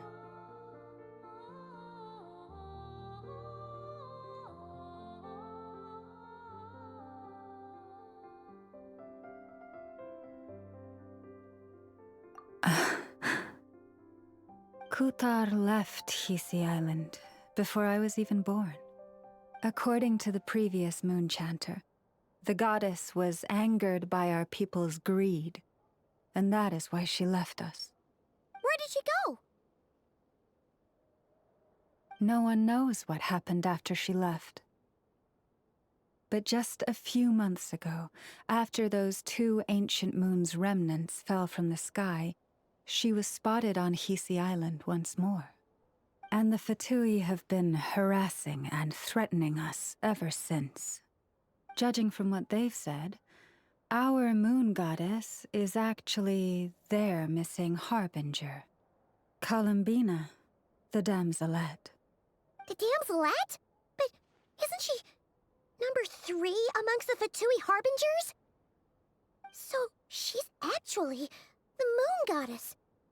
Why would she join the Fatui then? That too is a question I've struggled with.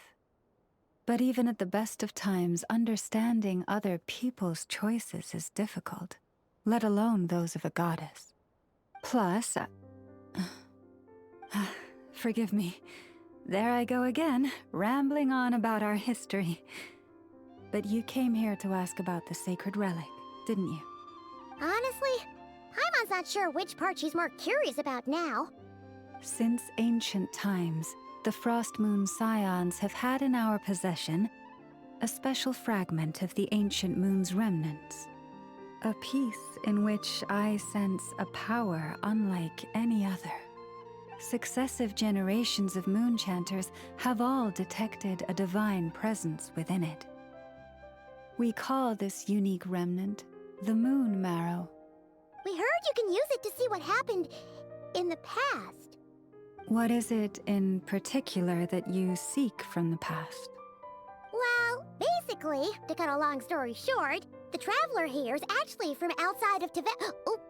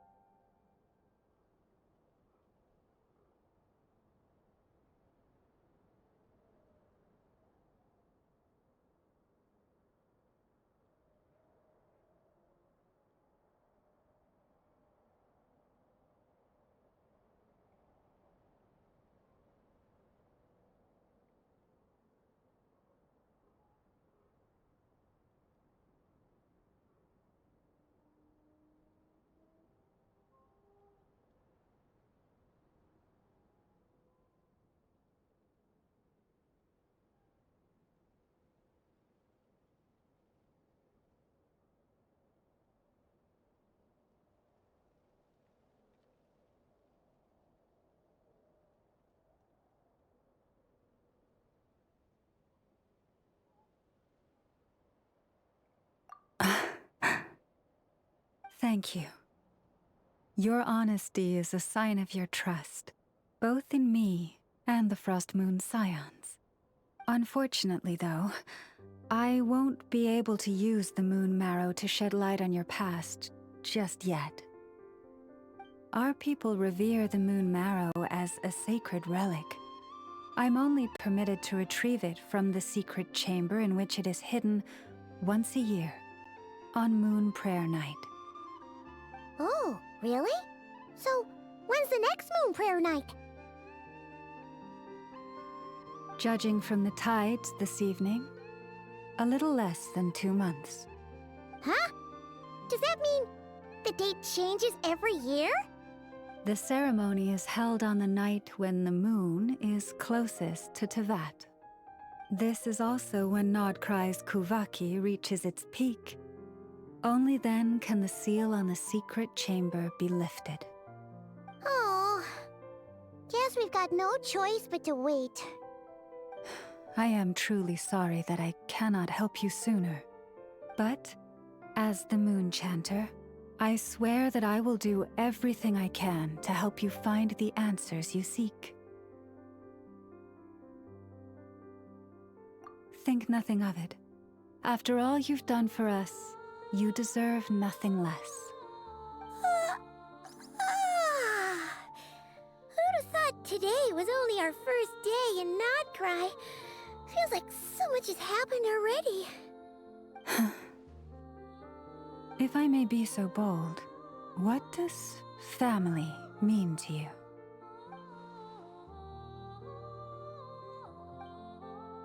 If you are aware of something, a secret that could hurt your family, would you be honest with them, or try to hide it?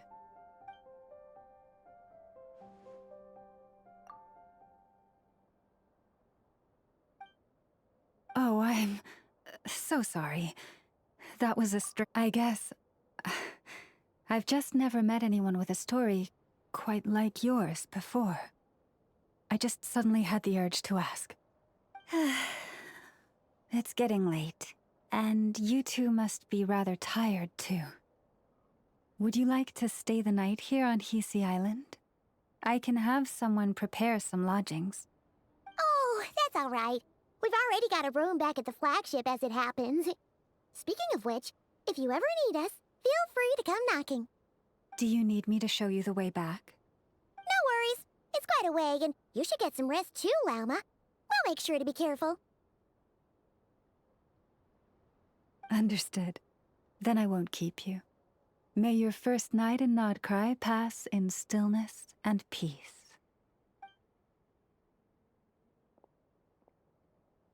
So, what you thinking? Sure was an eventful day, huh? The good news is, we're not at a dead end in the search for your spaceship yet. We can always learn more about this place while we wait. The usual drill, huh? Paimon's really getting sleepy now. If she gets too tired to fly back, you carry her, okay?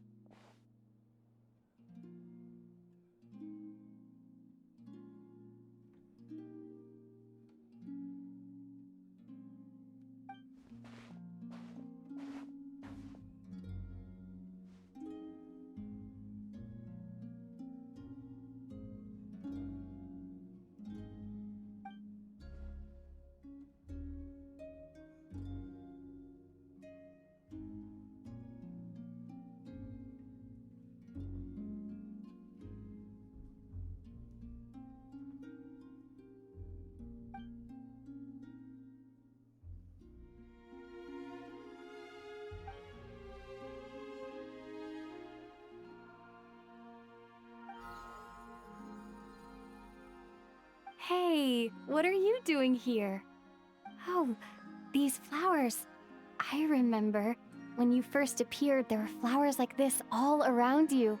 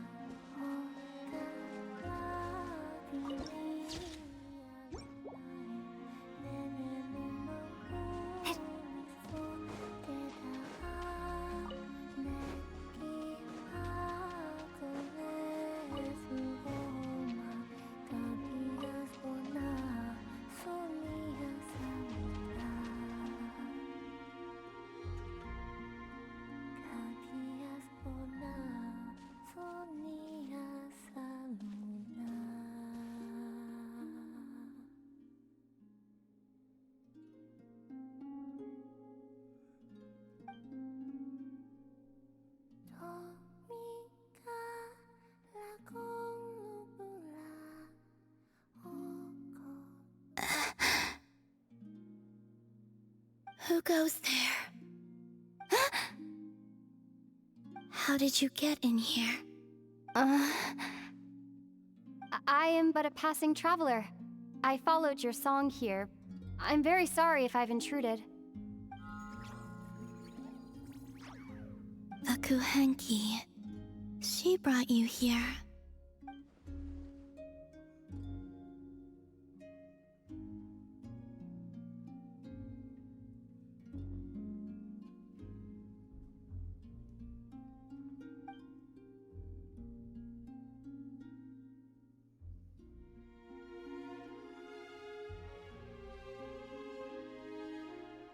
May I ask, are you the one they call Kutar? And the harbinger that the Fatui referred to as the Damselette? The Fatui? Are you here at their behest?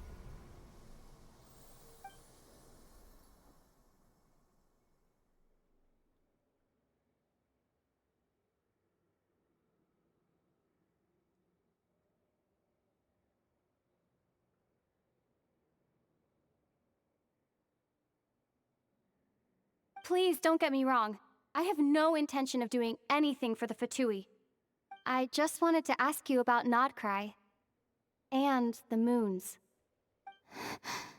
The moons?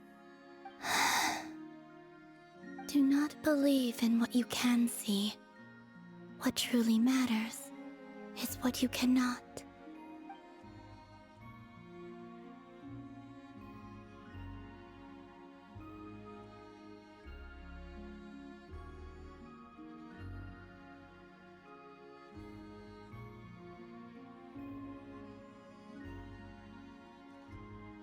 What do you mean?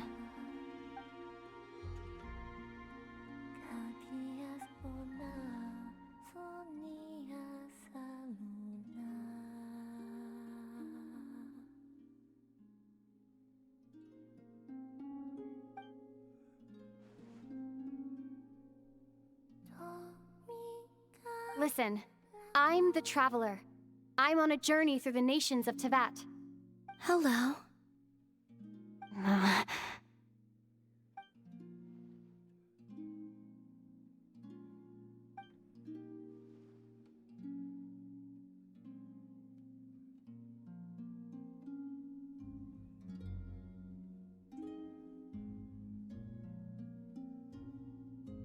Could you tell me your name? Columbina.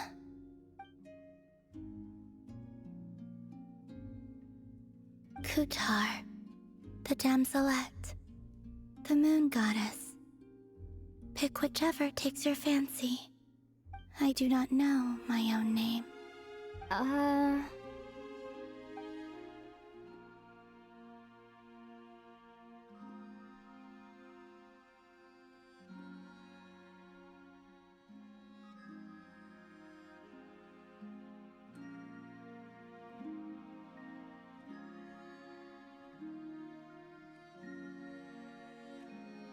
Then... Columbina. Hmm?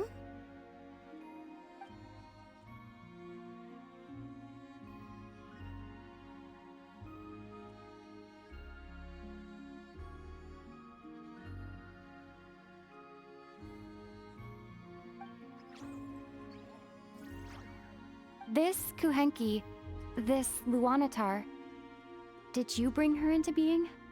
Come here, little one.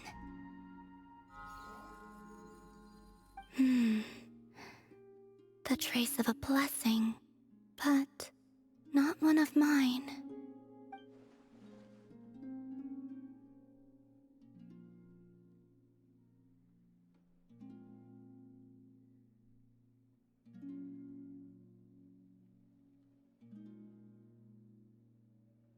People always assume I can do many things.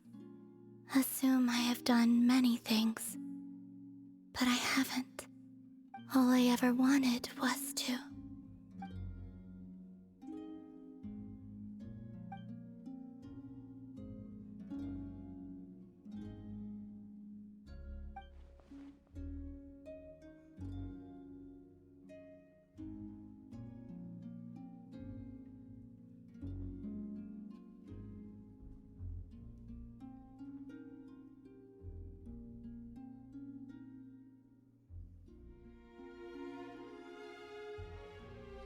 It's about time I got going. I'm very sorry for disturbing you today.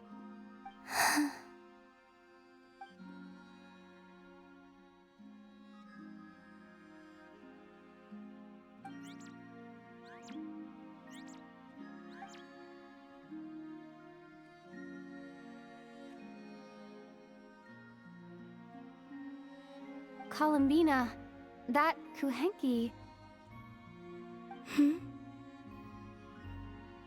Oh, you're leaving?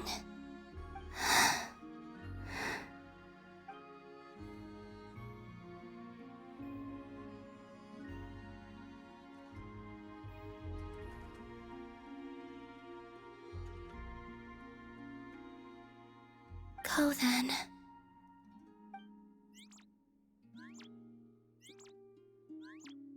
Goodbye. Take care. The moon can be treacherous.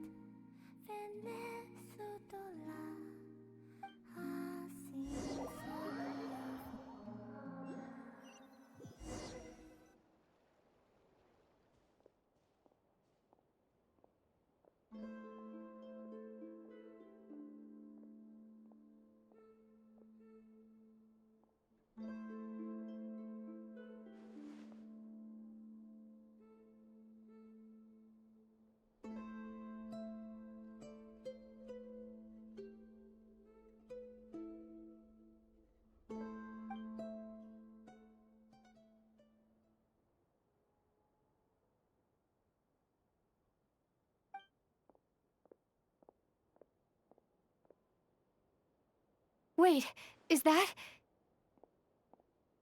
Ether?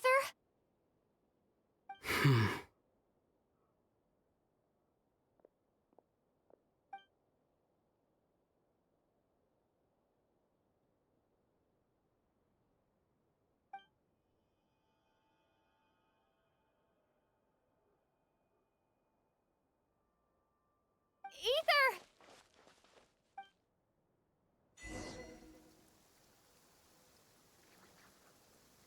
Ether!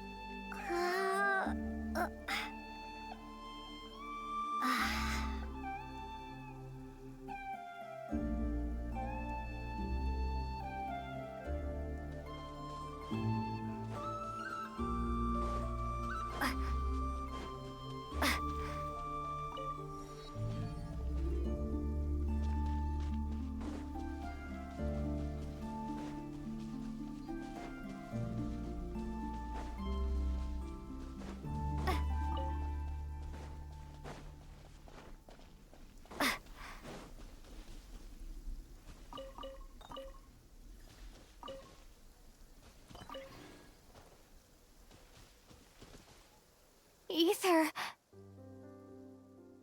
Lumine, it's you.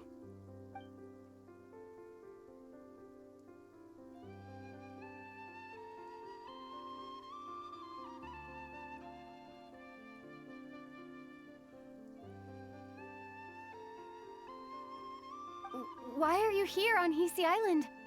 If I told you I was here in search of the Frost Moon Scion's sacred relic, what would you think?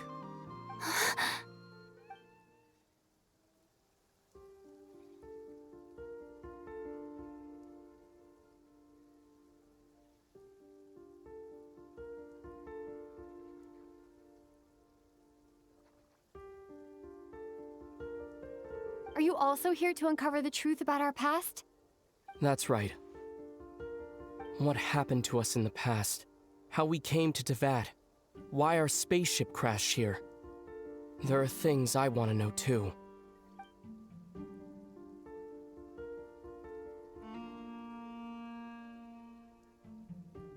But I'm not about to sit around waiting for another 2 months to find out. Wait! Wait? But I still have unfinished business.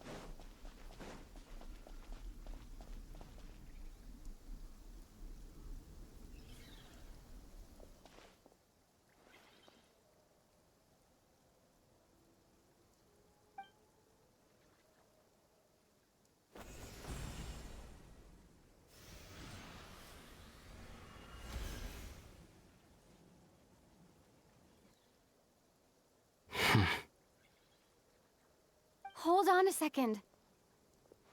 What's wrong? That's the Frost Moon Scion's sacred relic. We can't just... Use it to get to the bottom of all this? We should at least get their permission. You barely even know her.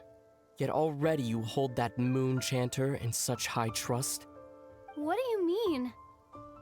She told you that the seal can only be broken on Moon Prayer Night, when the flow of Kuvaki is at its peak, yes? You heard all that? Watch this. Huh? But... Get it now? She's been stalling for time.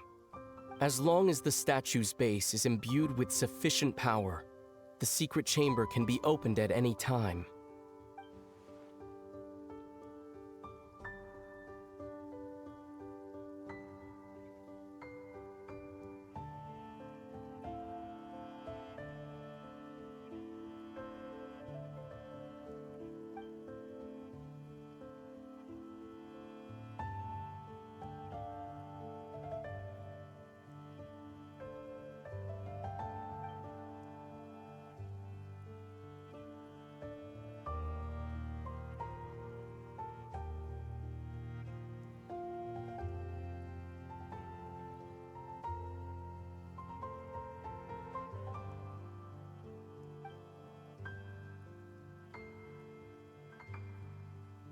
Is it such a sin when I don't put all my cards on the table for you, but not when someone else is doing it?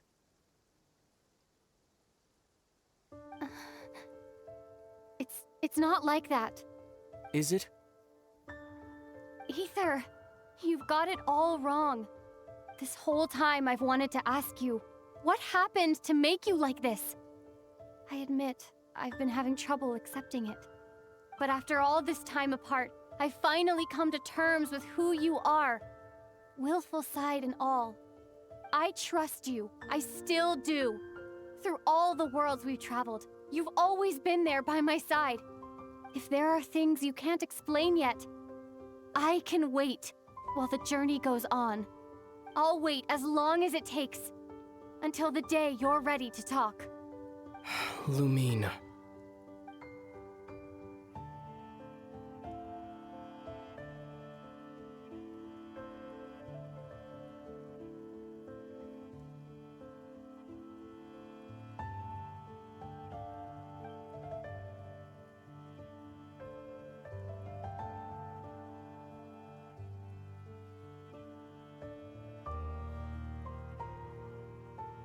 I'm not looking to borrow the moon marrow simply because of our past. It holds answers about the very origins of Tevat. I've always believed that if you want the truth, you have to see the whole story for yourself. I'm not asking you to trust me, Lumine. Just don't try and stop me. If this choice weighs on your heart, then let me go in alone. Forget this meeting ever took place. A bit late for that now. But maybe this is the chance I've been waiting for all along. Even if it fades with the morning light. I want to go with you. You sure? Yeah. Then let's go. Ether. It's been ages since we went on an adventure together. I can't wait. Really? You think I'd lie to my little sis?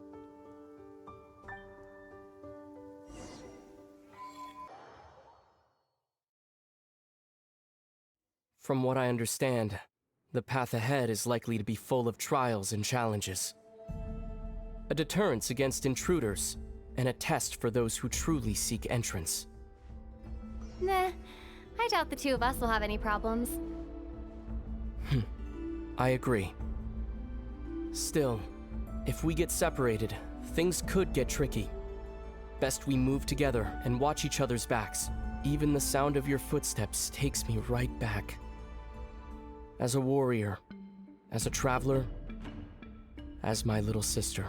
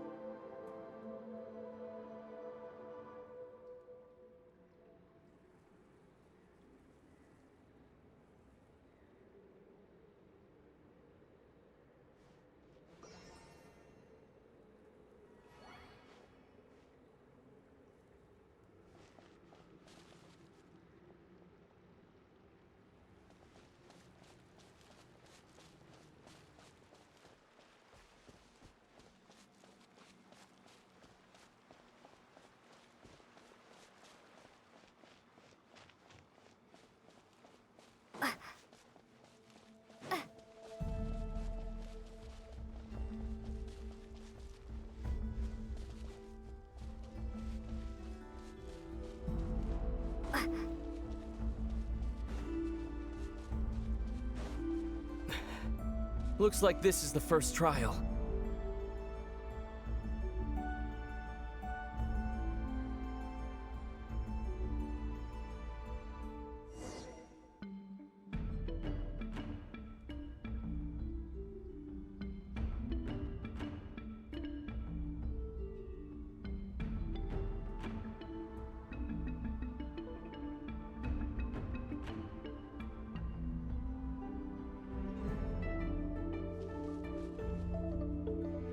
Lumine, do you understand how Kuvaki works? How it exacts force through push and pull?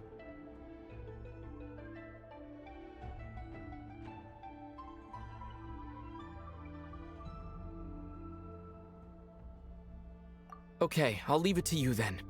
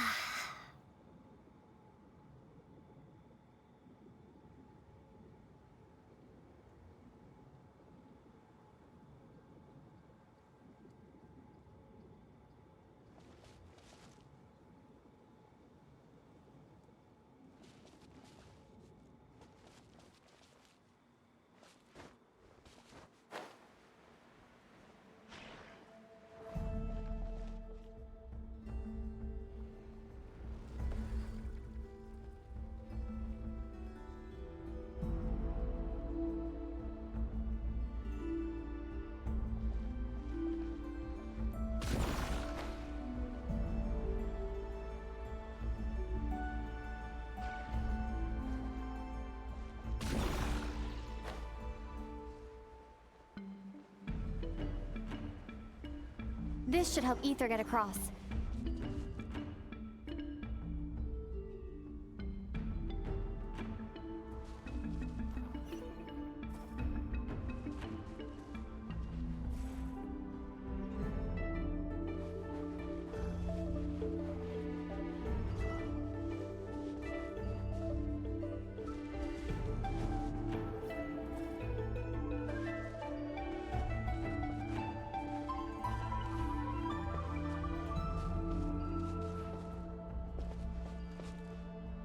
Ether!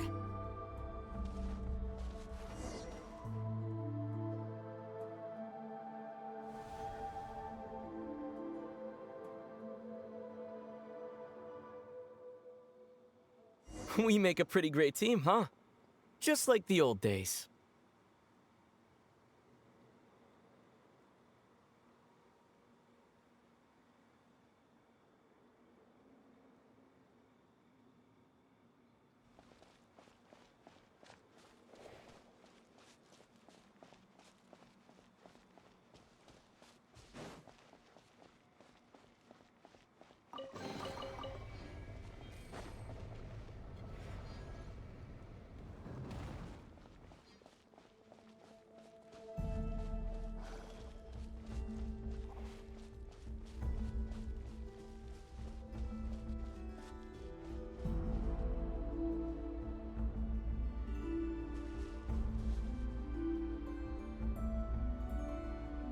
A wide open space. Must be in for a fight.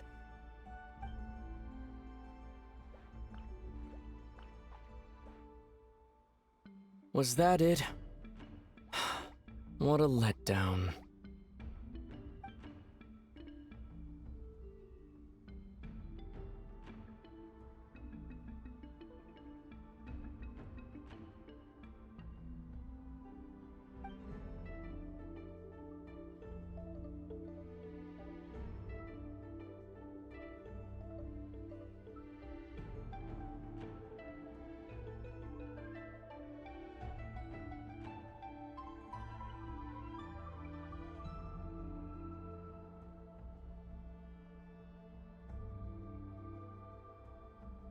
Lumine, What is it? why are you looking at me like that? Those enemies were weak, were they not? Maybe it's because the trial's only just begun. Actually, I've got an idea. Why don't we have ourselves a little friendly competition? Let's see if your journey has made you rusty. You're on.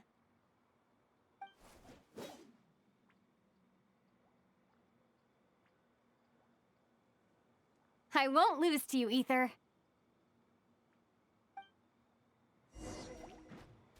If memory serves, I used to come out on top more often than not. You sure you're all right? Seems your memory's slipping, Ether.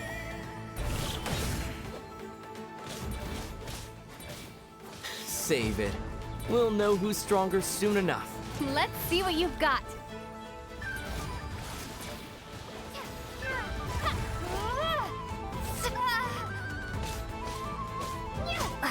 Here, I'll let you take this one. But next time, I won't be so nice.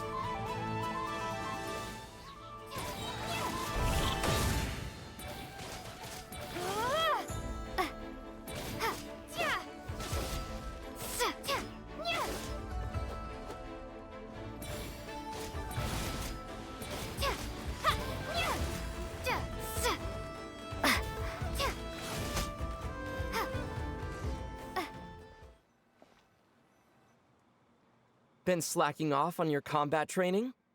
Or has no one been around to keep you in shape? No, I just wanted to let you win. Been too busy practicing your excuses instead, huh?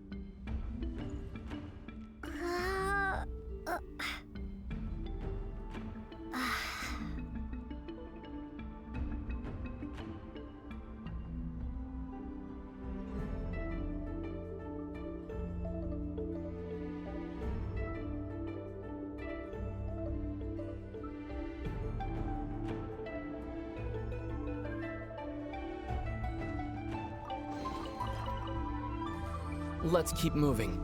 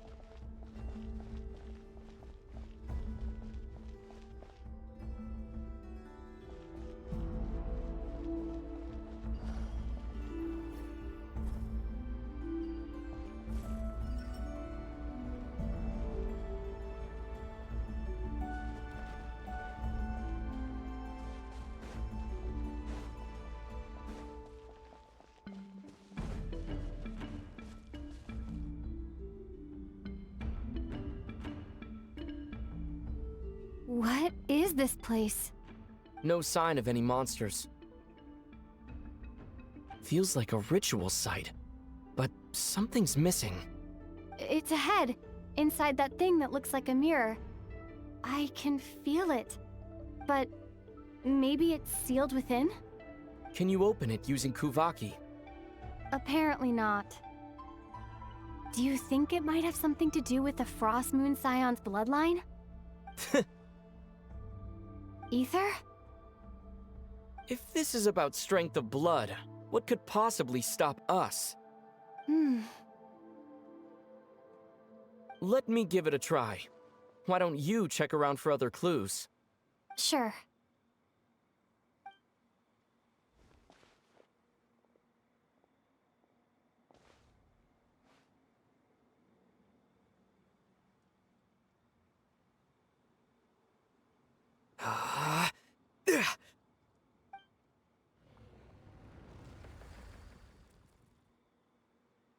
Found it. This should do the trick. Okay.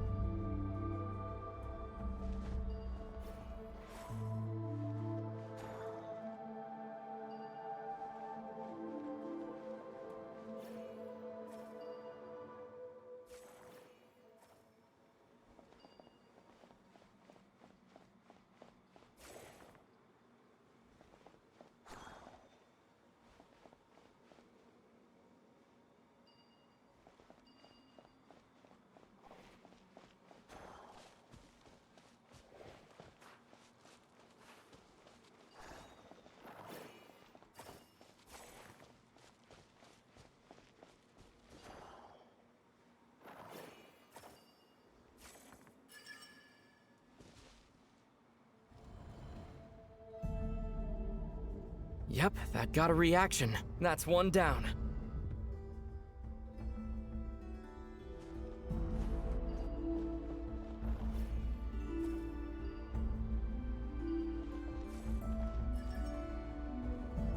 Nicely done.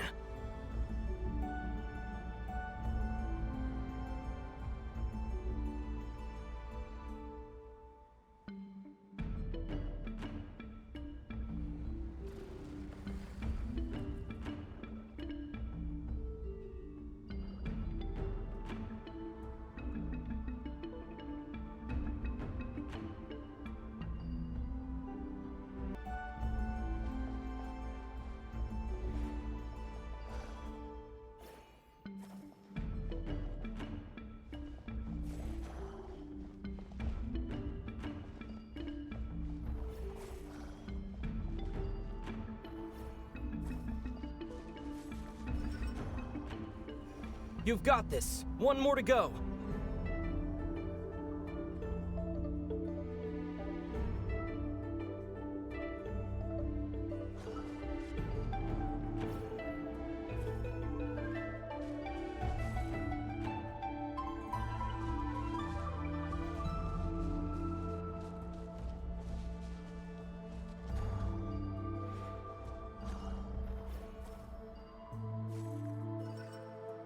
Good work, Lumine.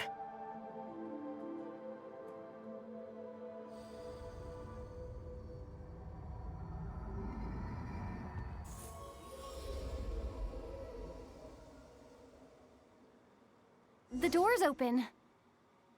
Come, we must be close.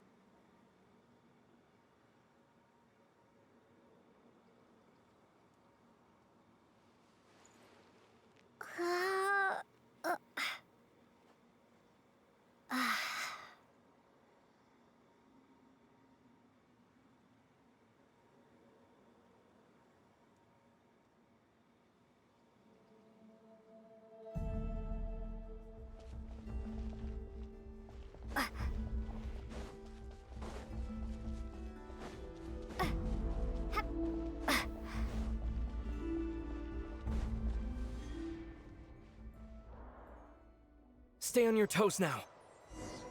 Have you considered that I might be the more experienced between us? Is that so?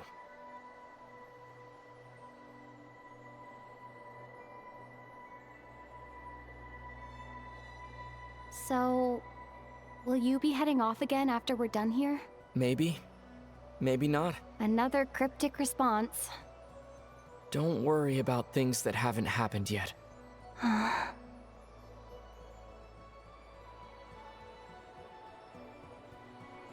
At the end of all this, what do you think we'll find? Whatever it is, we can handle it. What about the end of our journey? That's not something we need to worry about right now.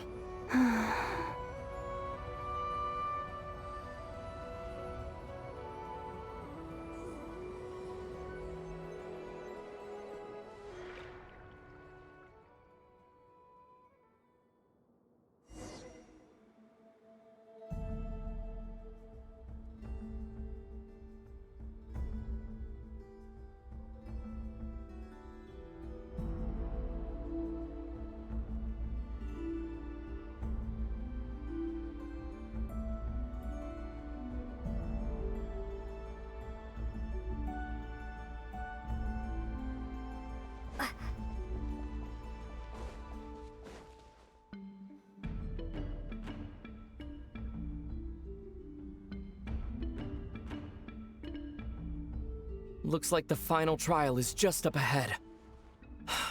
Ready for battle? When have I ever not been? What's wrong? Going on an adventure with you side by side, it's been so exciting. But at the same time, it just feels surreal, I guess. Maybe because it's been so long. You know, this is only the second time we fought together since the day we both woke up in Tevat. Maybe that's it. Lumine, let the light of our blades come together once more, just like they did in the past. Ether. This is a night of miracles, an adventure that belongs to us. Let's not weigh it down with worries and regrets. This is our adventure.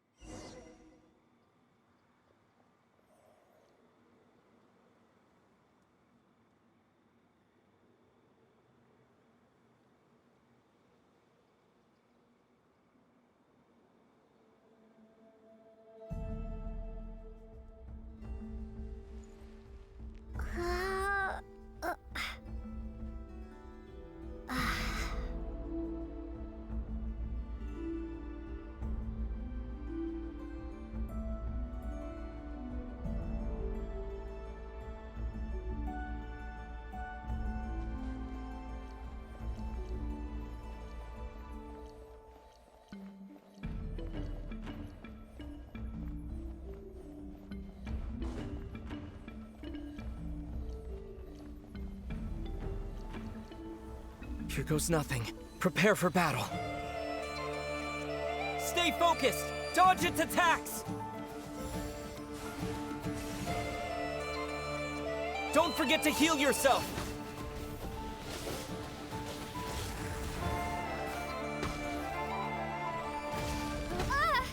This is...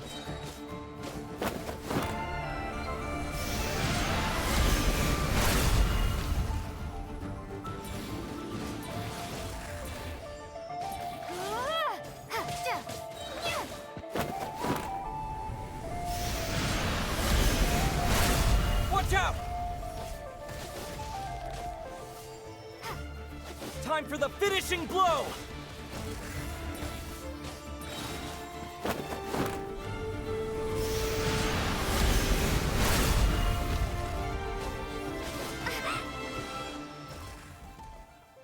It's over. Nicely done. Flawless execution. Couldn't have pulled it off without your backup. Not too shabby at all. As for what you were saying, yes, I should have come to see you earlier. Or at the very least. Spent more time with me, going on adventures like this? Something like that. Instead of just running off and expecting you to follow my trail. Wait a sec.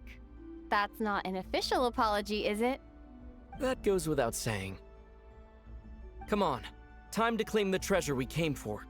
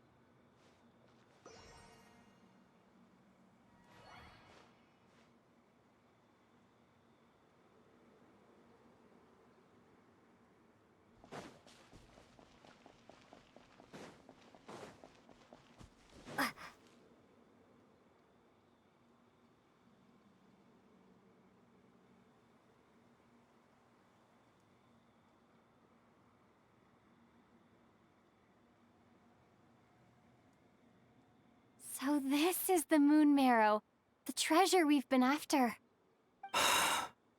All right, go get it for me, Lumine.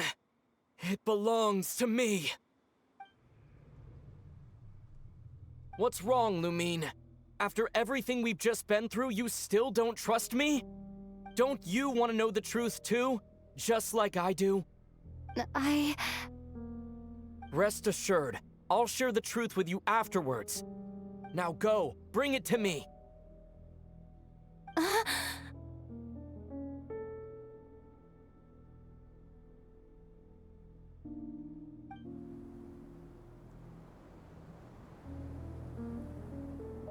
What's going on? Where did this fog come from? Ether!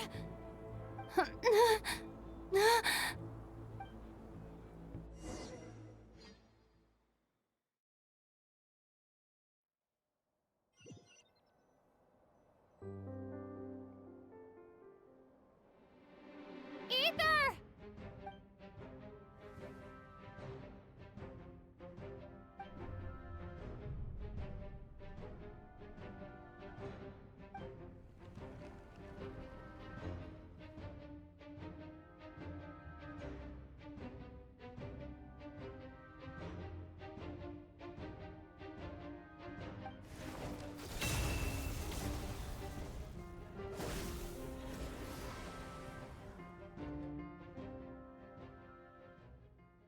Ether!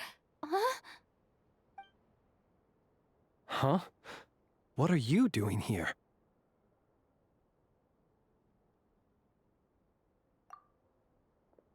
Yes, we ran into each other at the flagship this afternoon. I'm honored you still remember.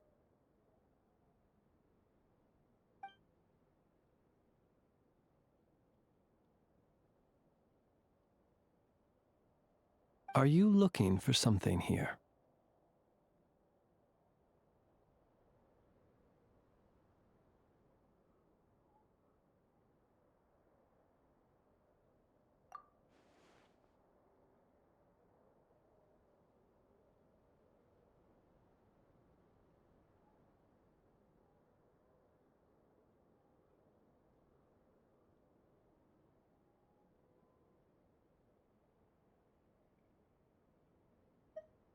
And you just happened to end up surrounded by the wild hunt. Sorry, I did not intend to come off as pointing fingers. Indeed, perhaps our courses of action do not differ so greatly.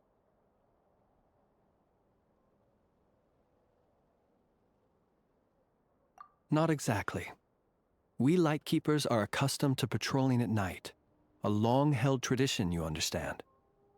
I was just passing by when I noticed that the wild hunt had struck. So I simply did what I am duty-bound to do. As a matter of fact, I just saw someone leaving in quite the hurry. Was that your companion?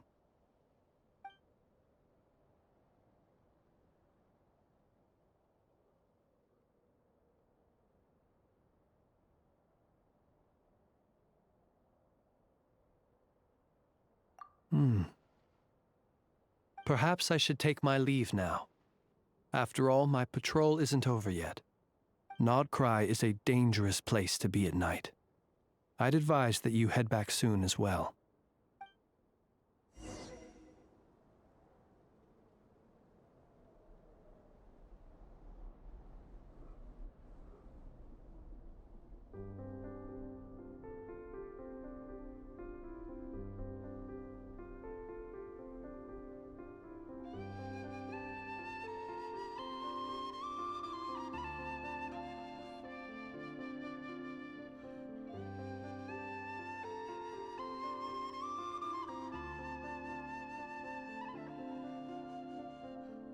Don't worry. I put Anefa in charge of all my work for today, so we can go play with Knuckle Duckle.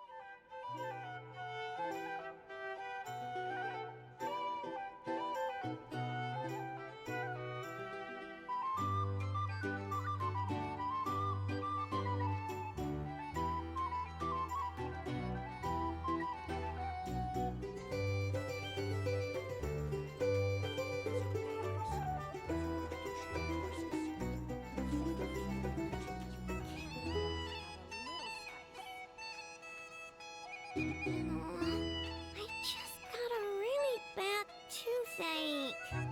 Why? Enough! Help me!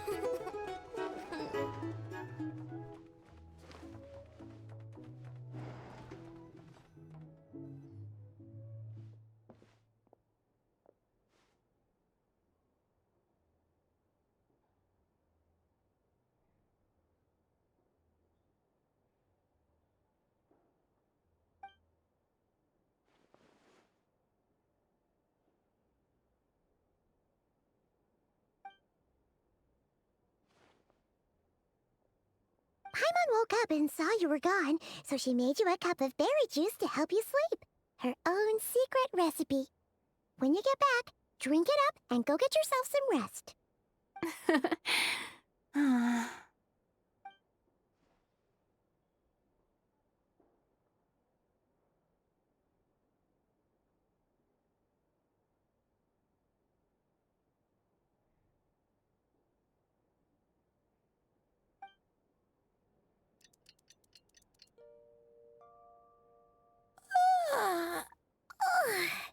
Good morning?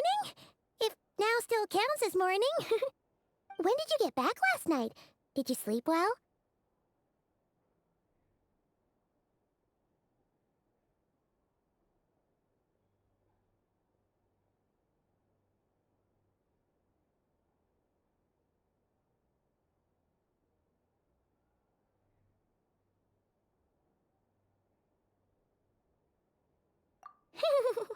Good to hear. So, where'd you wander off to on your midnight stroll? Anything interesting to see in Nod-craya at night?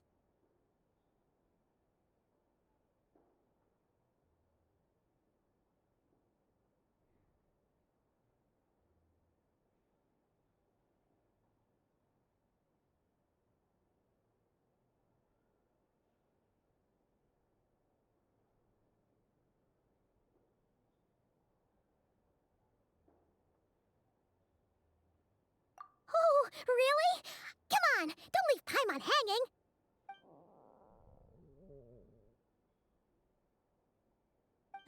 All right. Guess we'll have to feed your stomach before we feed Paimon's curiosity. Let's go grab something to eat while we talk.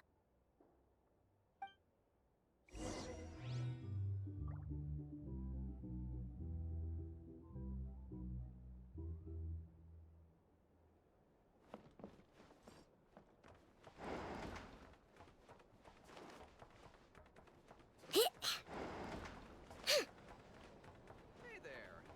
Looking for a drink or two? Or perhaps a room for the night?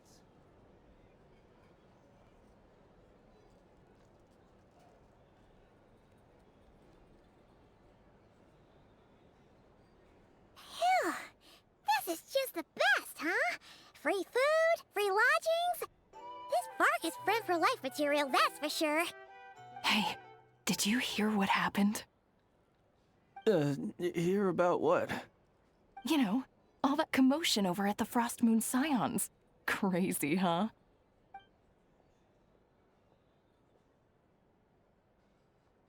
Huh? What happened? See what I mean? Completely oblivious to what's going on around you.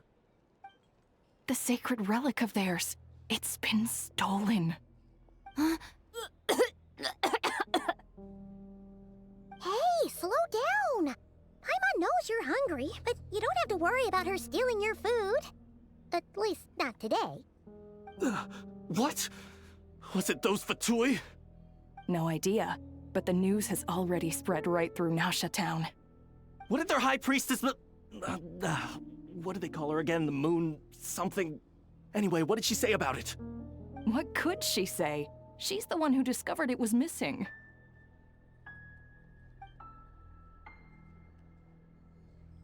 She was in Nasha town first thing this morning, hoping to launch a joint investigation with the Voynich Guild. Whoa! Did you hear that? Lauma and the others, their sacred relic's been stolen! Who in Tivat would even have the nerve? Paimon bets it was that bunch of good-for-nothing, rule-breaking, troublemaking Fatui!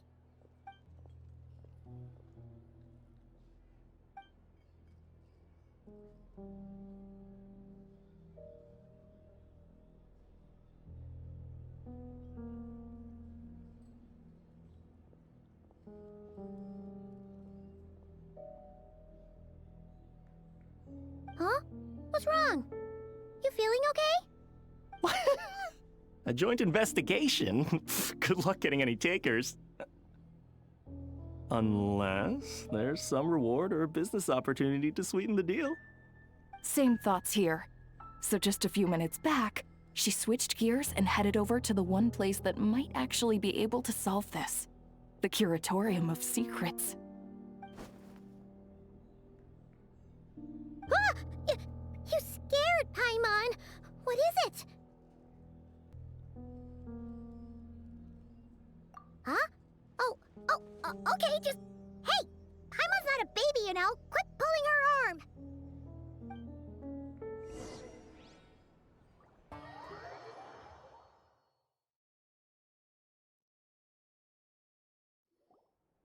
Sorry to... Huh? There's no one here. But didn't they just say Lauma came this way a few minutes ago?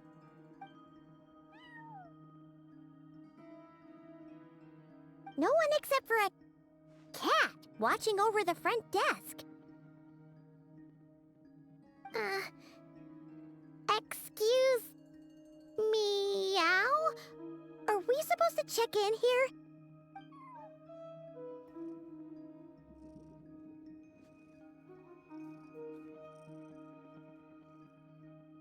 No idea what that means. Is this Lauma's personal receptionist or something? Pretty sure she'd be the only person who could actually understand it.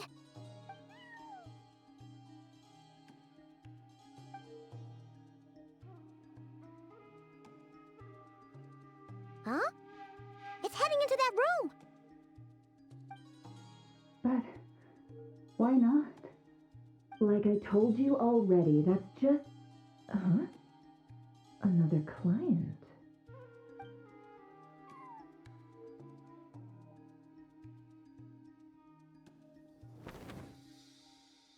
Ah! So, you were in this room the whole time? Something I can do for you?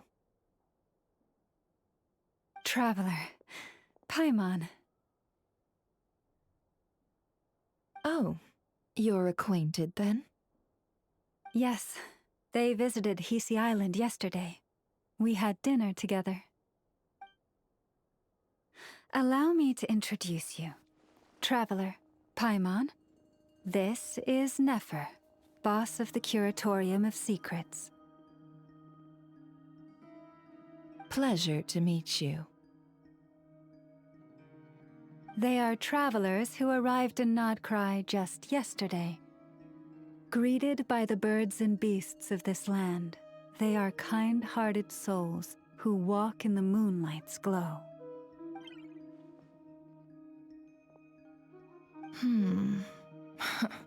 Interesting.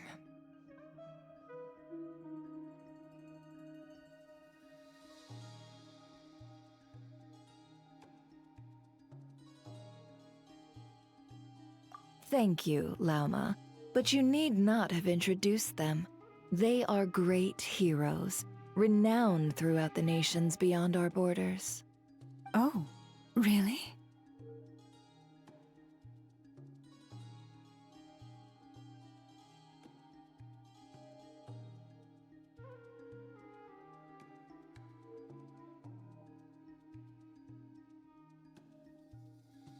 Do not forget, I deal in information. Just because most people in Nod-craya pay scant attention to foreign affairs, that does not mean the same goes for the Curatorium of Secrets. They're the heroes everyone was talking about before. The ones who saved Natlan during the Abyss crisis.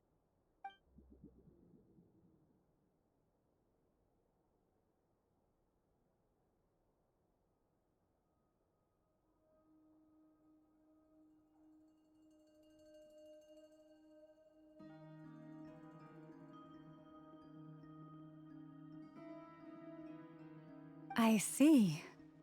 We Frost Moon Scions seldom leave our domain, so I had not heard of your heroic deeds. Please, forgive my ignorance.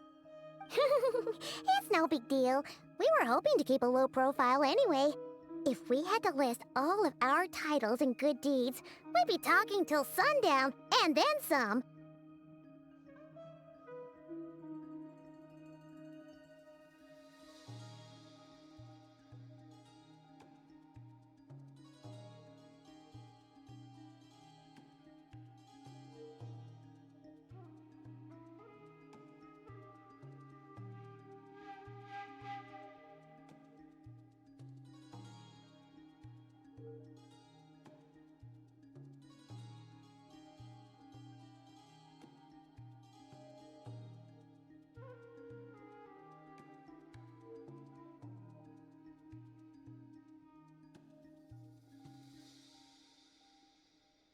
Huh? What's wrong? Still not feeling great?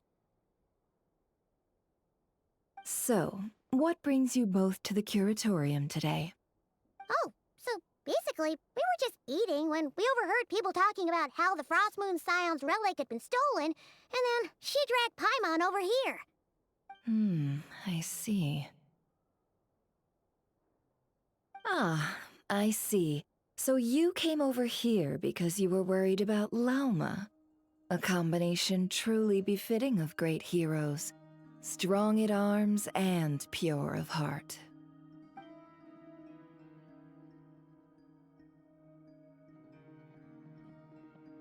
In that case, Lauma, I've got a suggestion. Why not ask these battle-hardened heroes to take the commission for you? Honestly, it's a little beyond the means of such a modest establishment as ours. Your modest establishment?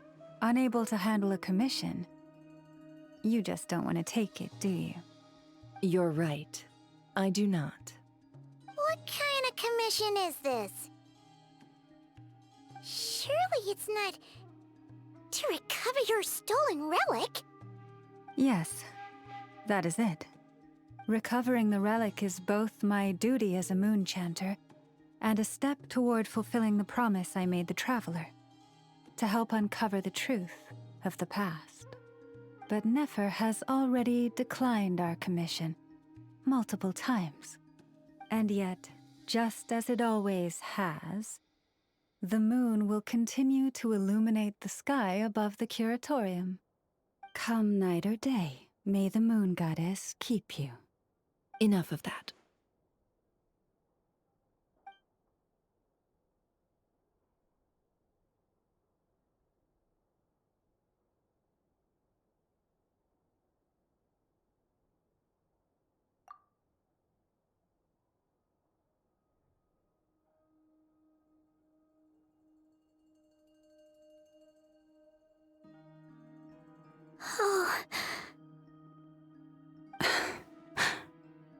So, according to her, she never came into contact with the relic. So she suspects her brother may have taken it. I understand.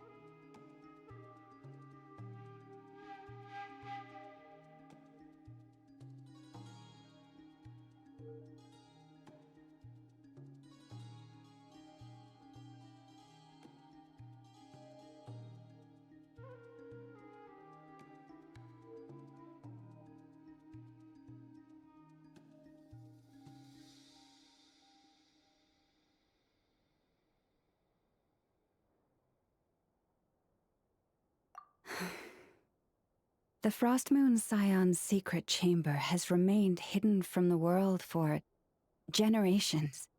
But the reason outsiders are forbidden entry is not only to prevent theft. Within the chamber lie ancient trials challenges designed to test the worthiness of those who enter. To intrude without rightful cause is a most perilous act indeed. So please, don't be too hard on yourself. The fact that you made it through those trials proves your right to stand before the relic. To put it simply, the moon marrow itself has deemed you worthy.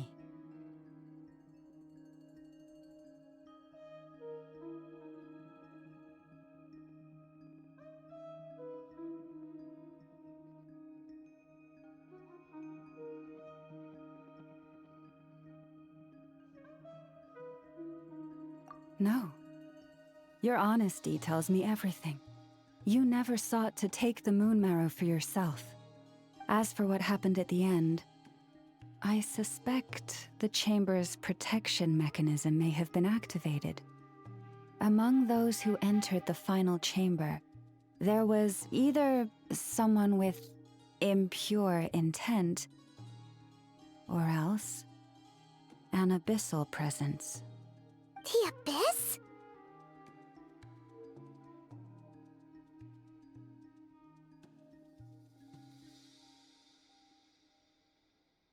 Perhaps that's why, then. Either way, the moon marrow was taken. And I believe you. So the problem remains the same. I need to recover our relic.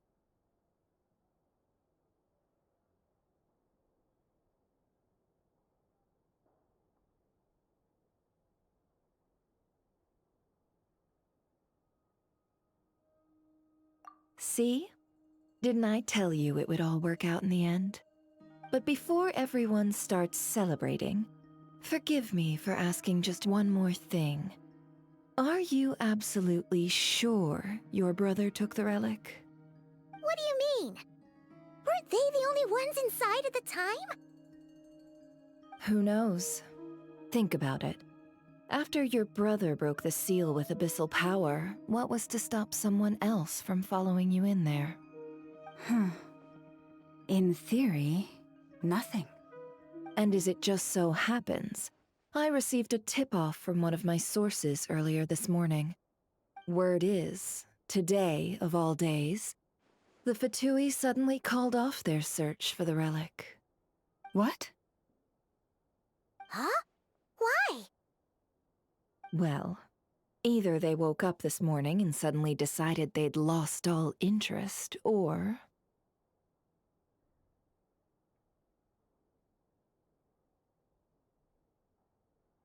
Exactly.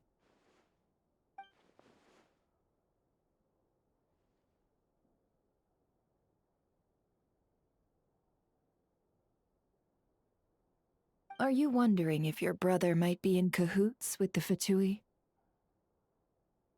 Which is why I asked, are you absolutely sure your brother took the relic? Or to put it another way, do you really know your brother?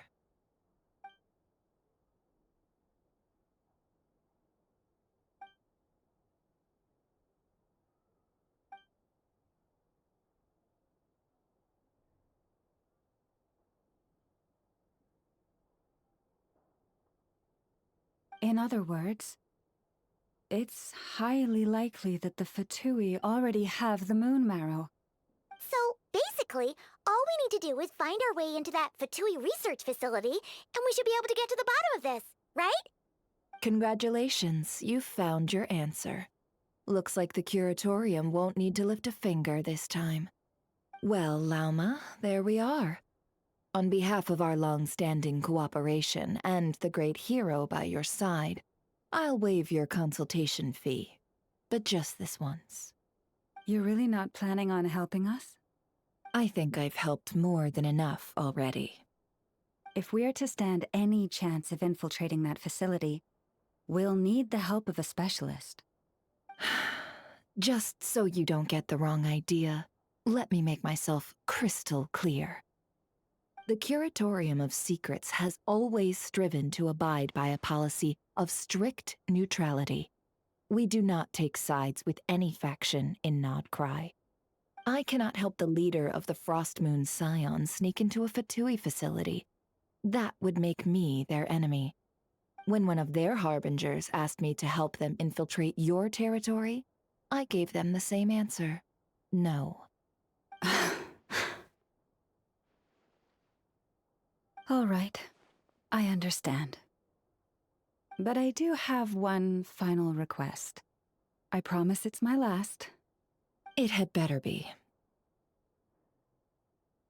No matter who it is, I want you to help us persuade the next person who walks through that door to join us. What is she up to? You're that desperate for help? What if it's a member of the Fatui? It doesn't matter. You're welcome to tell them everything, even about our plans to infiltrate the Experimental Design Bureau. All I'm asking is for you to say one thing, just one thing to help persuade them. If you do that, I promise I won't ask you for anything else. Made up your mind? Fine. Fine, I'll play along with your little game. Besides, as long as I'm not personally involved, no one can accuse us of taking sides. Boss, I'm back!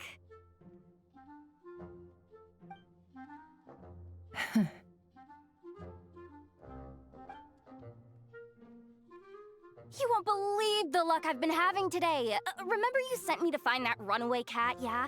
And you said I'd only be back after dark? Well, guess what? Right after I left the house, this big ibis flew over and the missing cat was right in its claws. And once it got close, it loosened its grip and...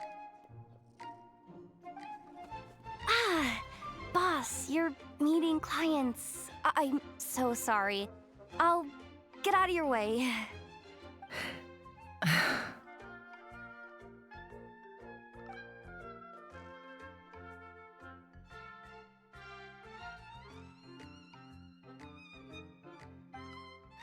Yehoda, dear, come here. Huh? Me? Is something the matter?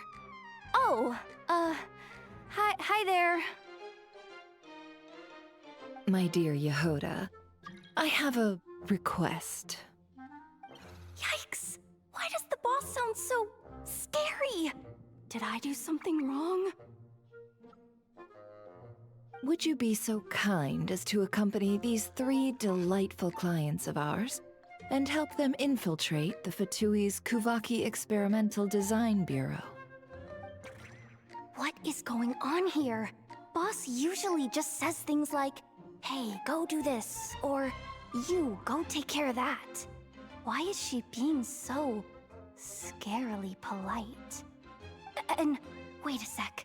The Fatui's research facility? That's basically a death sentence. Made your mind up yet, my dear?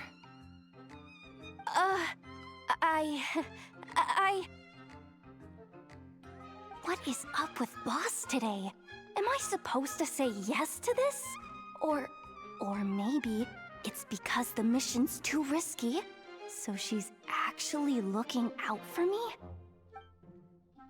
Why is everyone looking at me like that? Is this some kind of test? I can't let the boss down. Can I? Have you made up your mind?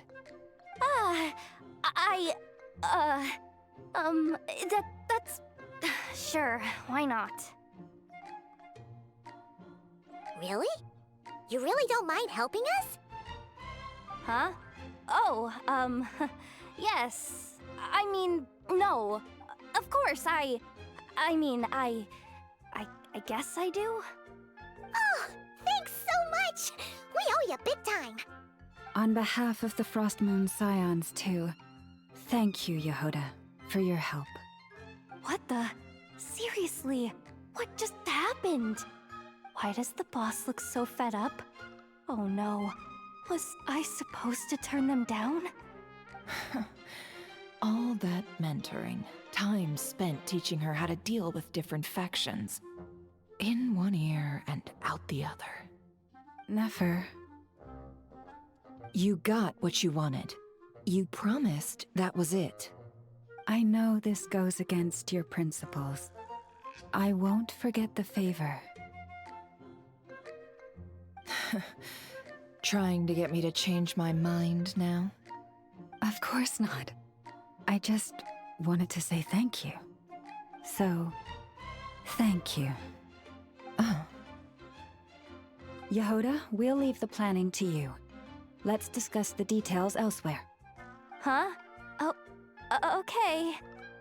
Oh, what have I gotten myself into? Oh, by the way, Yehoda, before you go, What is it, boss? you're fired. Huh? Effective immediately. As in, this exact moment.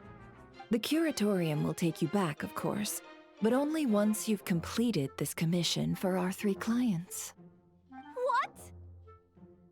Is there some issue? Well, here's the upside. Without me taking a cut from your commission, you'll earn more. Seriously? Can someone explain what's going on here?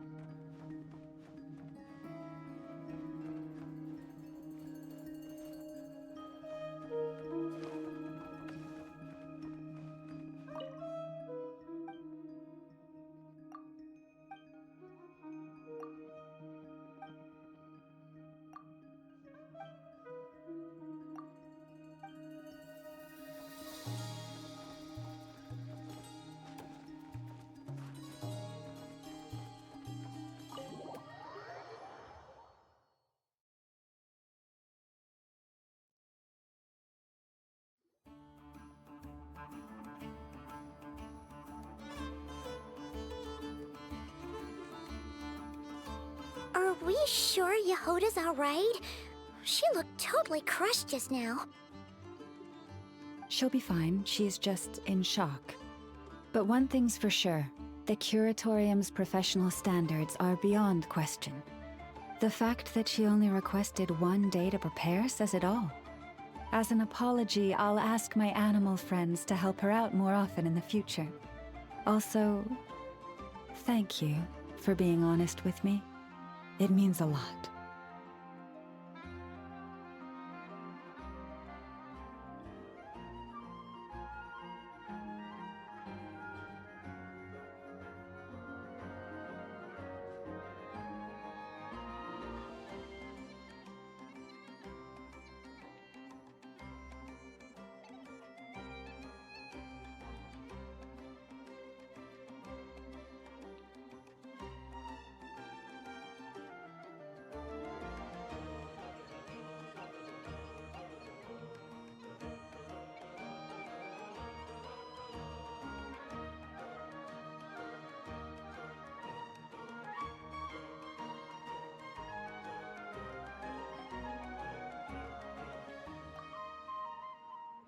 Was it really, though? As far as I see it, trusting your family is never wrong. In this case, let's call it a misjudgment. But the truth is, we all make mistakes every now and then. What matters is how we deal with the consequences. So, in return for your sincerity, there's something I'd like to share with the 2 of you as well. Oh? What is it? Perhaps it is something best said under the moon's gentle light. Would the 2 of you meet me on Hisi Island tonight?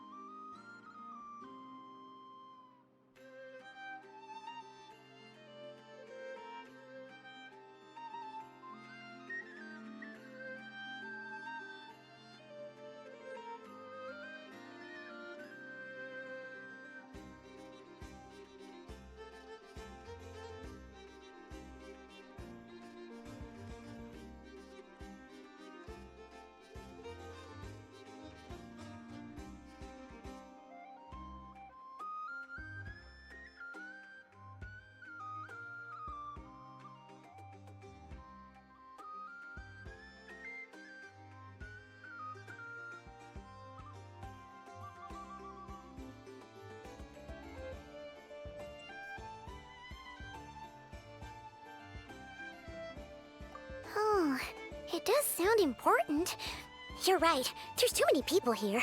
Somewhere quieter makes a lot more sense. Thank you both for understanding. Then let us meet beneath the moonlight.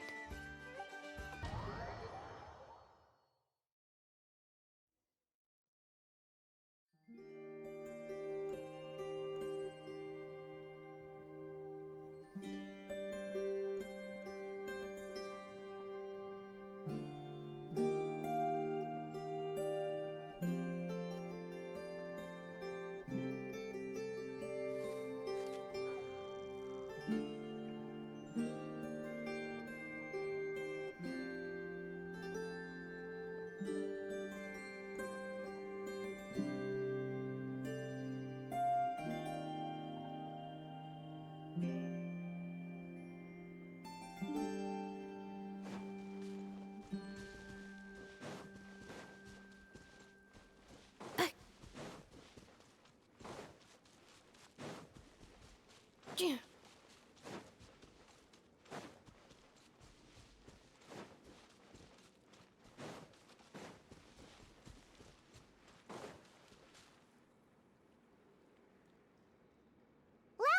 We're here!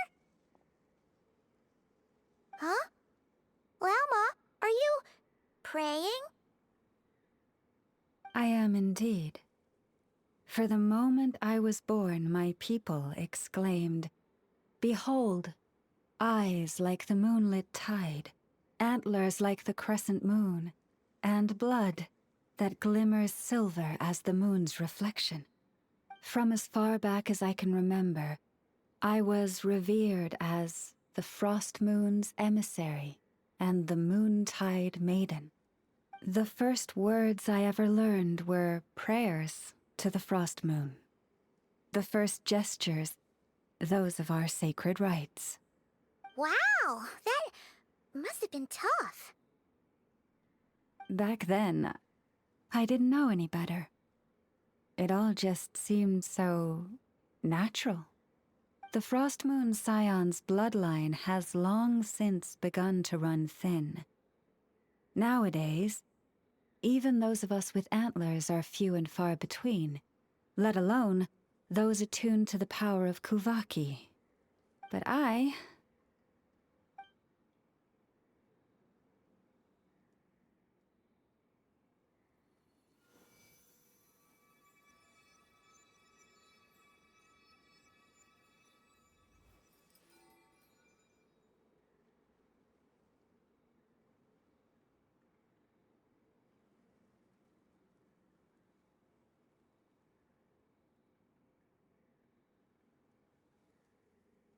Whoa!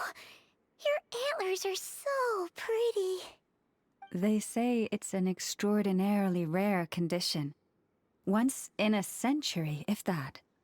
I am unusually sensitive to the moonlight, as well as to the Kuvaki's ebb and flow. As a child, I could barely sleep because of it. Oh no! It was that serious? To others, fluctuations in Kuvaki are something you easily get used to, like a gentle tide lapping away at the shore. But to me, that same tide is a towering tsunami, a surging swell crashing against me. Of course, as the years went by, I learned how to suppress my senses and my power, enough to keep it all from overwhelming me. But because of that, I also had to walk the path of concealment. Concealment? From the moment I was first taught to pray, my kin would point up to the night sky telling me, "That, Lauma, is the frost moon, the last of the moons, the sole surviving truth." But I would ask them in response, why? Why can't I feel anything from it at all? Later, I came to understand that they simply could not tell where the real tide was coming from. They couldn't sense it. The true moon beyond the sky's veil.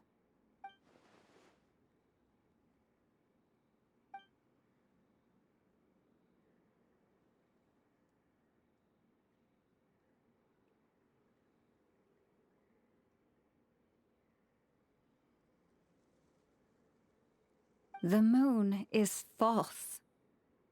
I reached that conclusion long ago. But there was no one I could tell. Not a single soul. At least, not until now. Am I the one who's wrong? Is it the moon that is false, or my own senses? I asked myself such questions time and time again.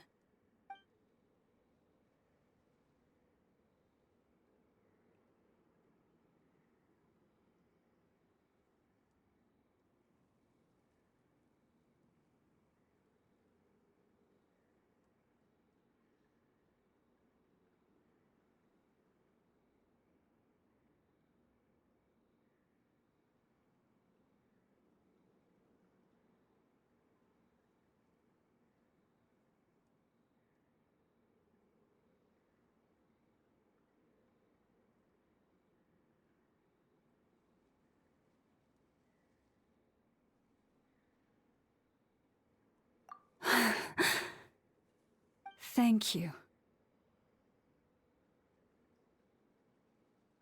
When you called yourself a descender, I had a feeling you might be able to confirm what I had always suspected. And now that you have, it's exactly as I imagined. I feel relieved. Oh, Paimon kinda gets why you couldn't tell anyone now. It's not easy to change people's minds on something they've believed for hundreds of years. That's what I meant by concealment. I knew too much, so I had no choice but to keep my people in the dark. Every prayer I offer feels like a lie to keep myself going.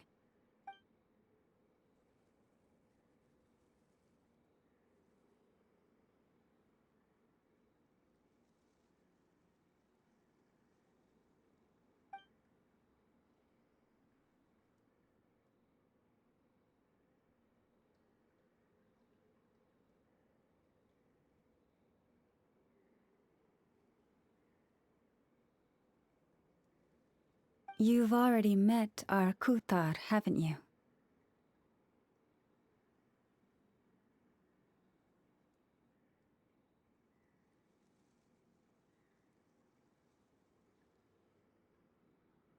Huh? When was that?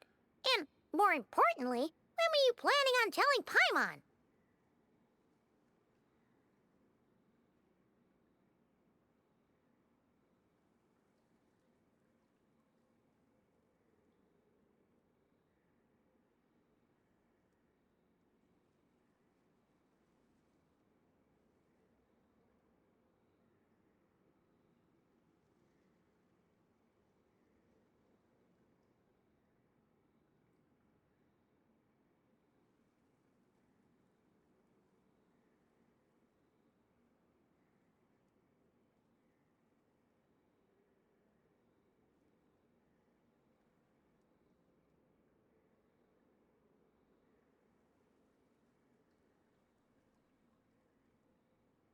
Ah, no wonder.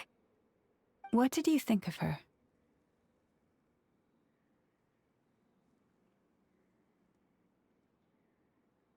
What exactly do you mean by up in the clouds? I understand what you mean. She is quite indifferent to the world outside herself. But I find it hard to hold that against her.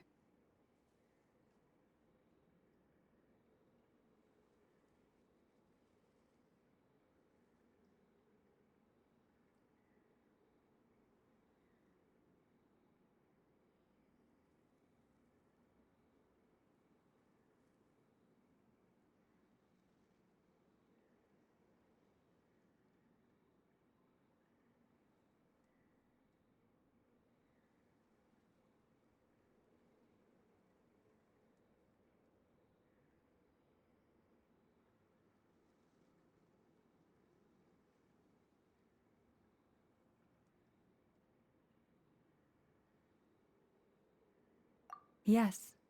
It was shortly after the fall of the ancient moon's remnants.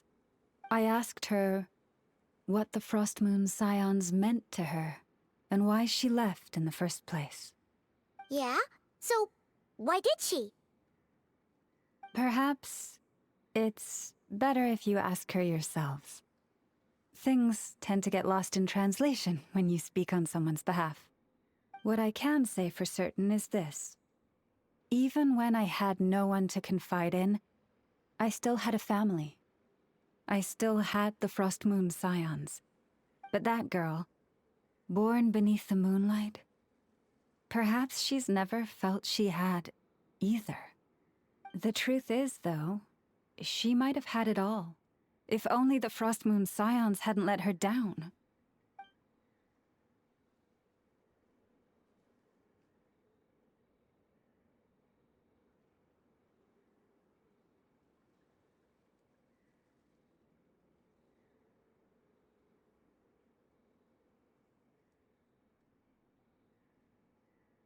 The Frost Moon Scions now walk a path of error.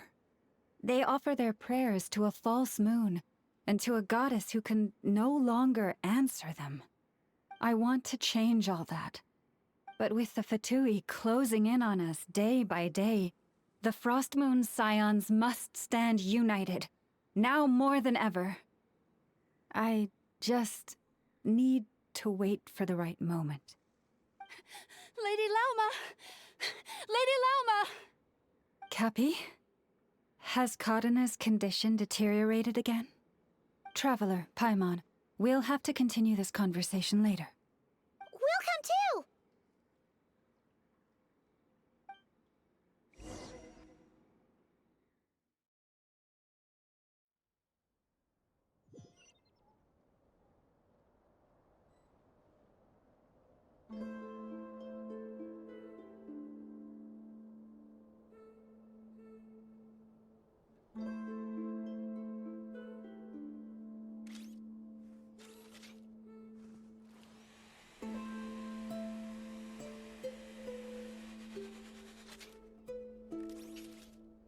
Prices like these are just outrageous. This is more than a fair price already.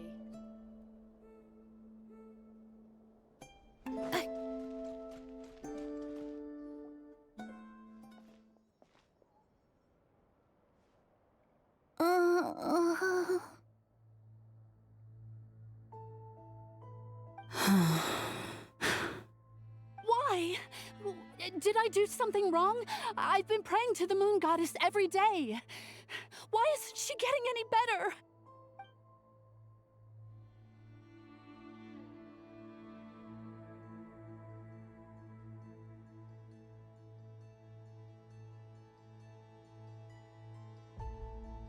Cappy, I need you to wait outside. I'm about to start her treatment.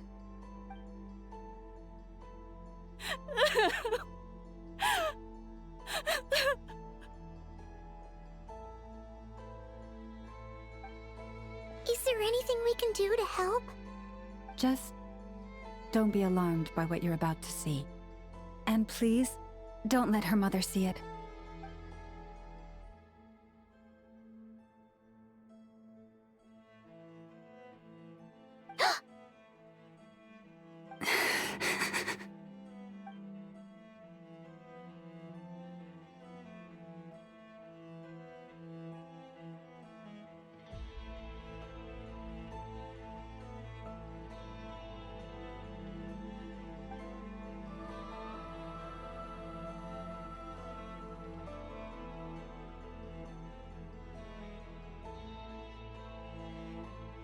Shh.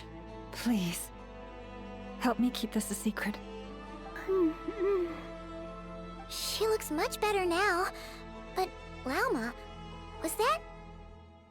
A medicine prescribed by a local doctor.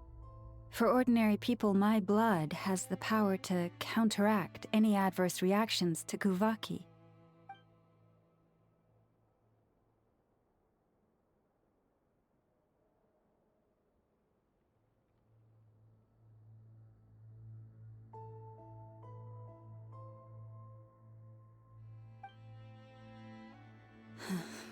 So, now you know another of my little secrets. I had hoped to guide the Scions out of error before Karina's illness reached this stage, but clearly, I was too late.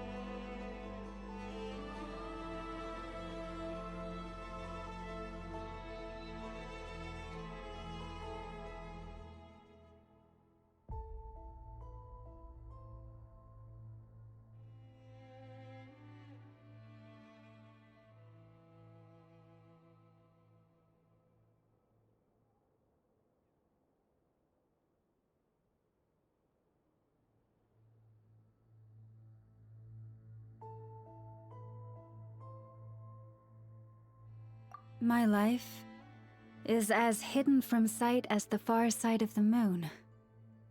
Yet people only look to the bright side for guidance. If the day ever came when the two sides were reversed, could they truly accept it?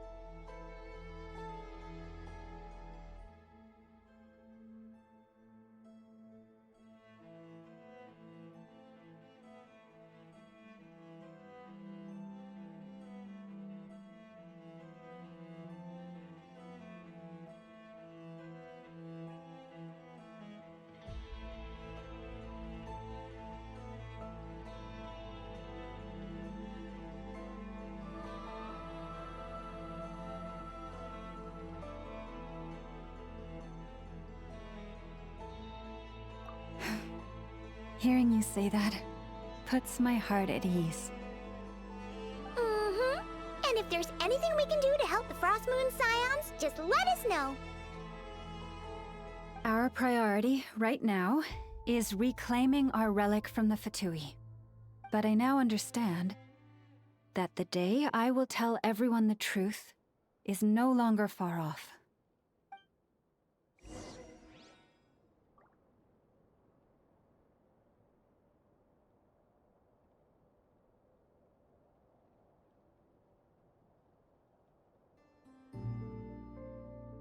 Reviewing outstanding items on today's to-do list.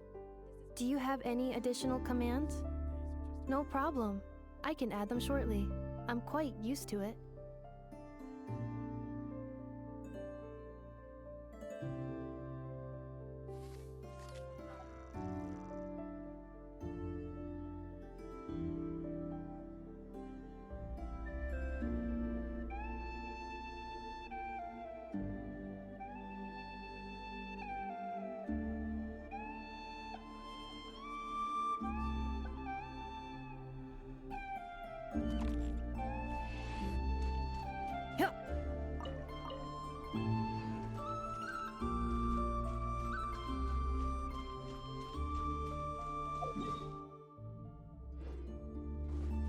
Accelerating. Wow! Paimon would never have guessed Lauma had all that bottled up inside. Hey! Watch your step! Ah! What's wrong? Oh, you scared Paimon. You scared me there too. Almost stepped right into one of my traps. A trap? Why would you leave a trap somewhere like this? Well, it's not like this is a main path. And besides, we Frost Moon Scions would recognize it instantly.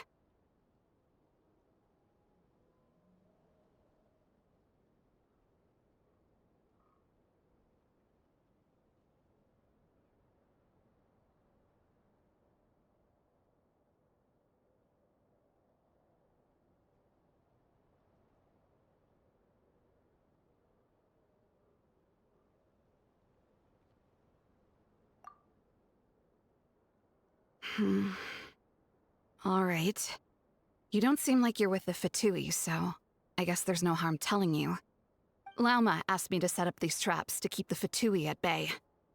Oh! Come to think of it, their 3-day ultimatum is almost up now. Yes. Hopefully they'll back off when they realize we won't go down without a fight.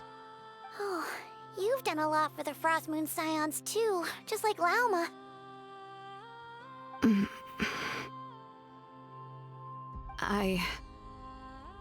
Philomena?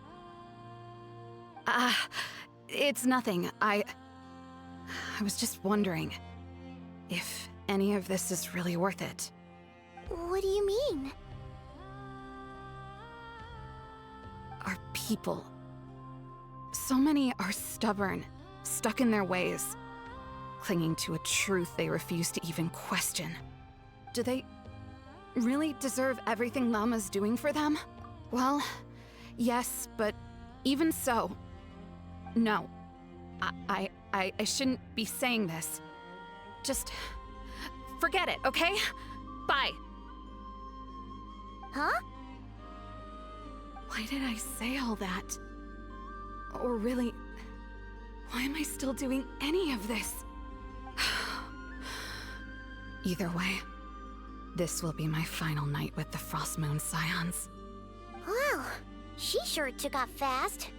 So, are we heading back to the flagship for a break or what?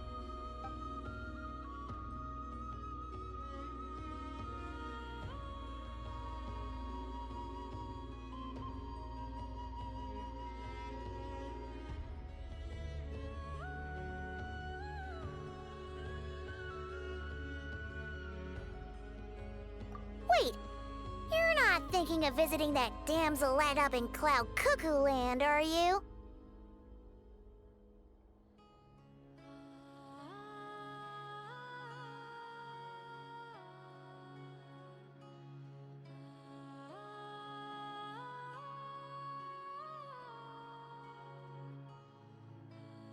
Huh. Given who she is, pushing her won't get us anywhere. Hey! Why don't we...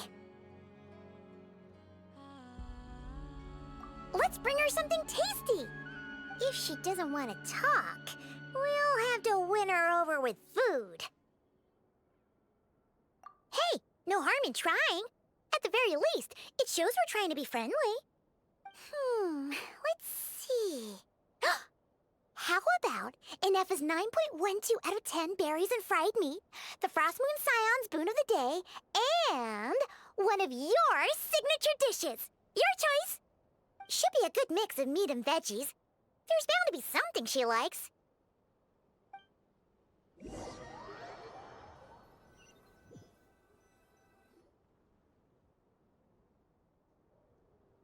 All right, food's packed and ready.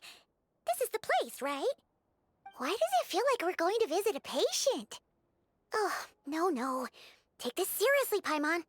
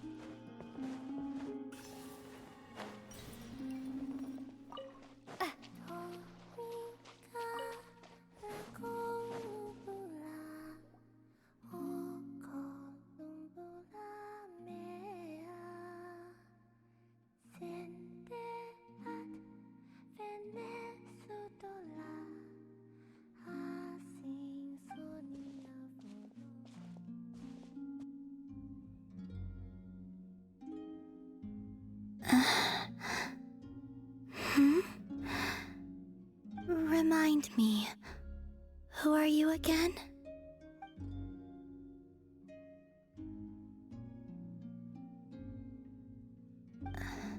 A different one floats by your side today.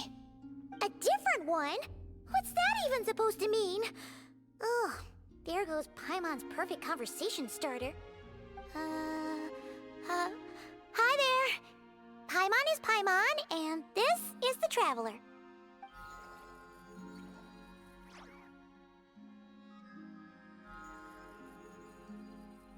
Oh, there you are. between the two, I suppose you're cuter. Wait, what do you mean Paimon's less cute than that floaty thing? Columbina.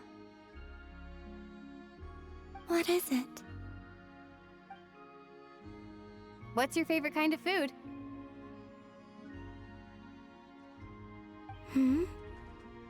Is this a treat? Or an offering? Let's go with treat. Anyway, this is all the traveler's cooking, so please, help yourself.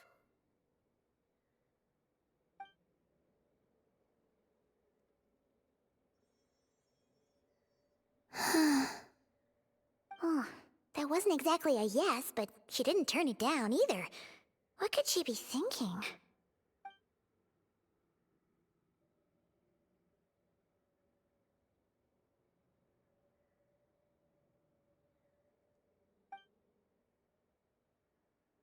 So, what do you want to ask? Hey, she's actually playing along! Quick, now's our shot! You know the moon in the sky isn't real, don't you? I know there is only one moon in the sky. It is simply that some can see it, and some cannot. What does it mean to you?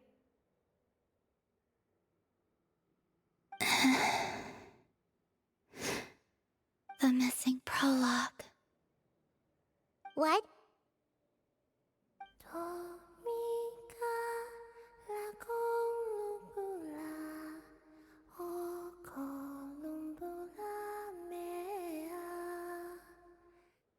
Huh? What does that mean? Isn't she going to explain herself? Can you tell me more about that melody? You were humming it last time too. It must be important to you.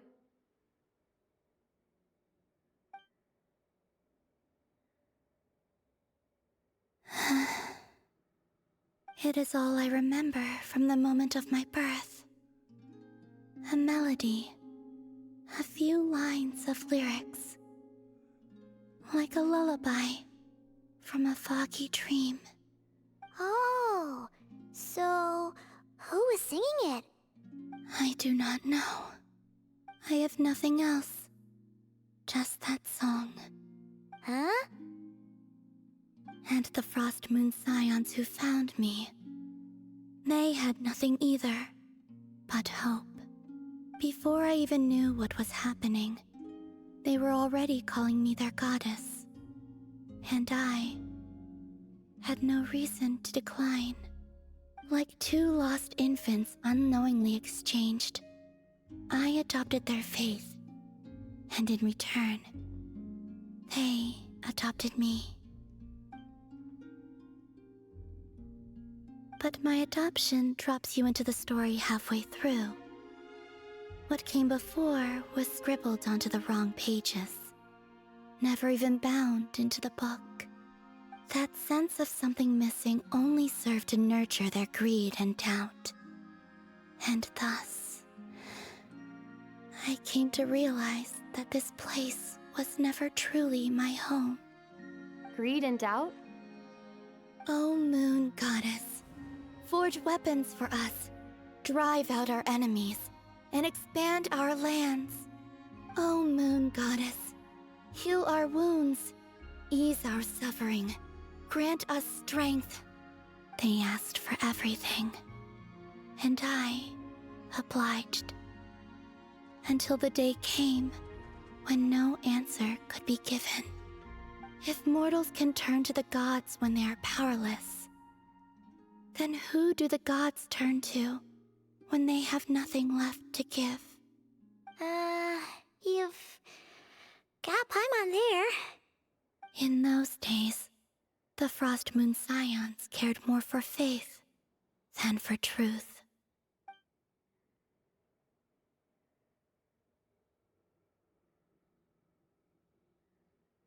Reality rewrote the sky in words I could not understand. I did not want to read a tampered version, so I simply stopped looking. The real beginning of my story lies up there, on the moon, forever beyond my reach. Like a message carved for blind hands, sealed away where no fingers can find it. Huh. So that's how it is.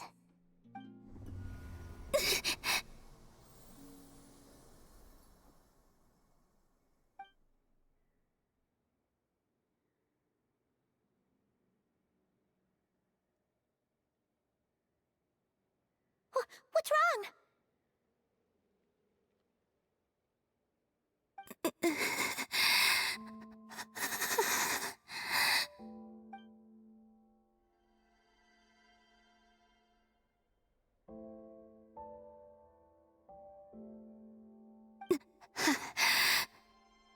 You should go.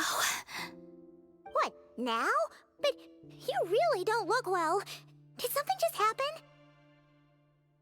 Is there anything we can do to help? No. Aside from answers, I have nothing else to give you in return. This is the price of running away from home a second time. Running away from home?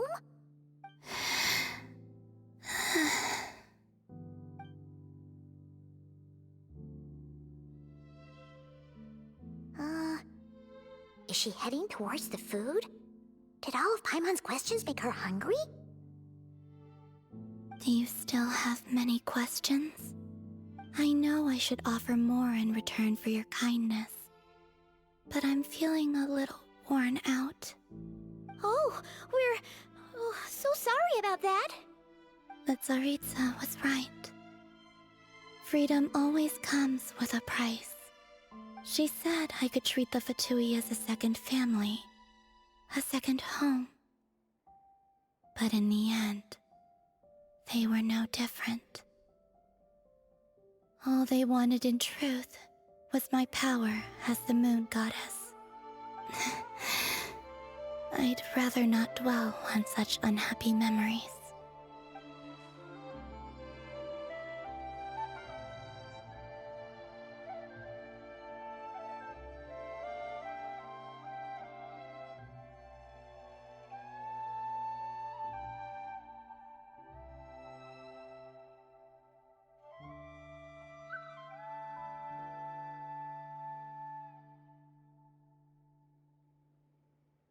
I have fulfilled my promise to the Tsaritsa, though it has used up much of my power. So you see, this has nothing to do with betrayal. So, you're just staying here for now, resting and recovering your strength? Yes. What about these flowers? They have grown in Nod-craya for many generations. They're highly sensitive to the ebb and flow of Kuvaki.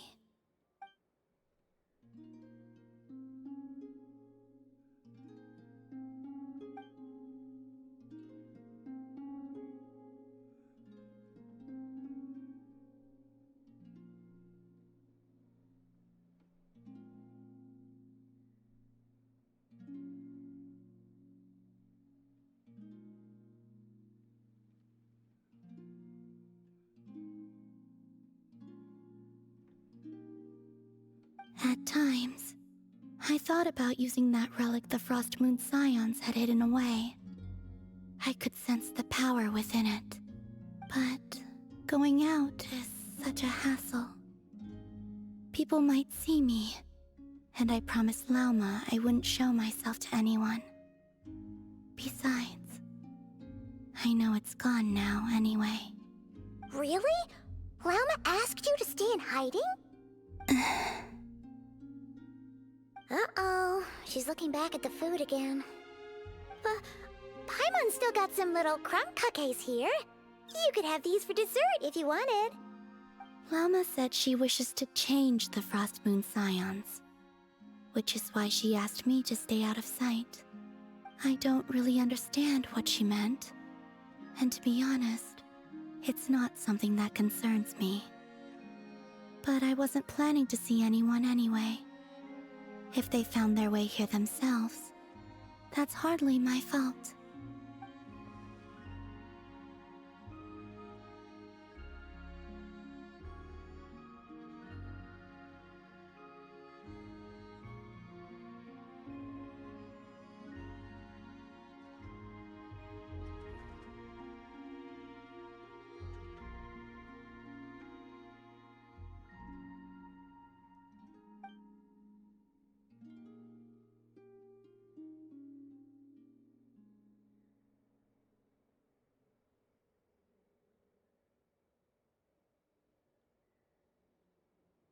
Lauma, the Maiden of the Grove.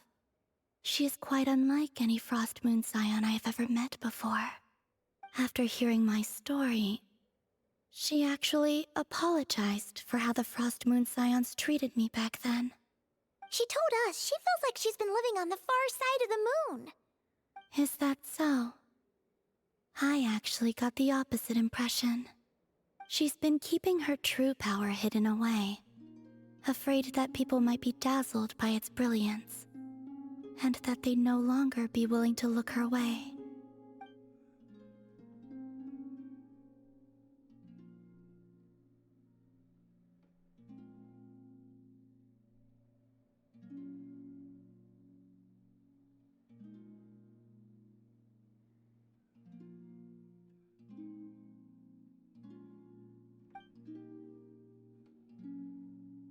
So, what do you wish for now?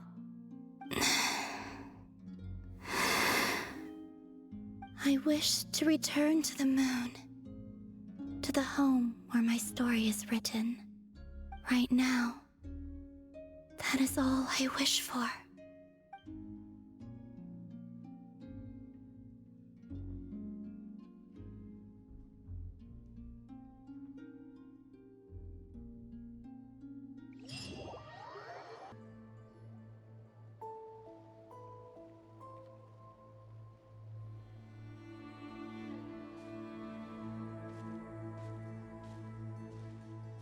Huh? How come you're here by yourself, Lauma? Where's Yehoda? I haven't seen her. Seriously? Don't tell Paimon she's ditched us on our first mission together. I don't believe so. Nefer and I have our differences, but that shouldn't interfere with our shared objective. Recovering the relic is my duty. But as far as she's concerned, there's plenty to gain here too. In Nod-craya, it's common knowledge that the Curatorium has a nose for profit and opportunity. The same way aphids flit from flower to flower in a never-ending quest to make honey. Huh. Sounds like you know her pretty well.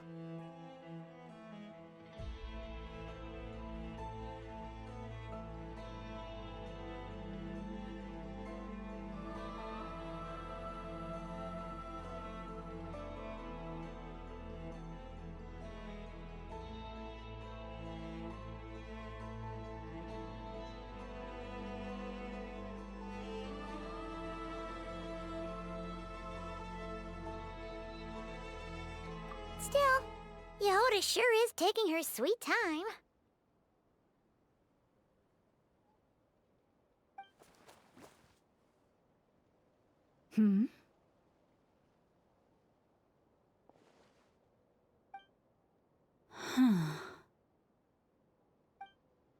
I believe we may have misjudged and underestimated Miss Yehoda. Huh? What do you mean? As a former employee of the Curatorium, I'm confident that she possesses both professionalism and integrity in ample measure. Huh? Ah! What was that noise? The sound of a wavering conscience, perhaps? Whoa! Something just fell down. Hello, everybody! What kind of an entrance is that? Wait a second. Have you been hiding nearby this whole time? Yeah, I was just, scouting things out from up high. Darn it. How did Jane Doe even notice me up there? I can't believe I'd only realized I'd run out of smoke bombs this morning. What if something goes wrong inside? How am I supposed to make a quick getaway now? Thought I could just hang back and wait for the clients to get cold feet. But nope, turns out they're all completely fearless. Don't they know how scary the Fatui are? Really sorry everyone. Truth is, just as I was heading out this morning, I discovered I'd run out of a super important, completely essential, absolutely indispensable piece of equipment. So, what are we gonna do? Well, as I see it, there are two options. Plan A is we take a detour to Nasha Town to restock, though who knows if any shops will still be open this late. Plan B is we call it quits right here, disband the team, and I'll go home. My place is only like a 10-minute walk from here, so... Personally, I vote Plan B. Bada bing, bada boom! Maximum efficiency, minimal effort. Don't try to solve your problems by running away.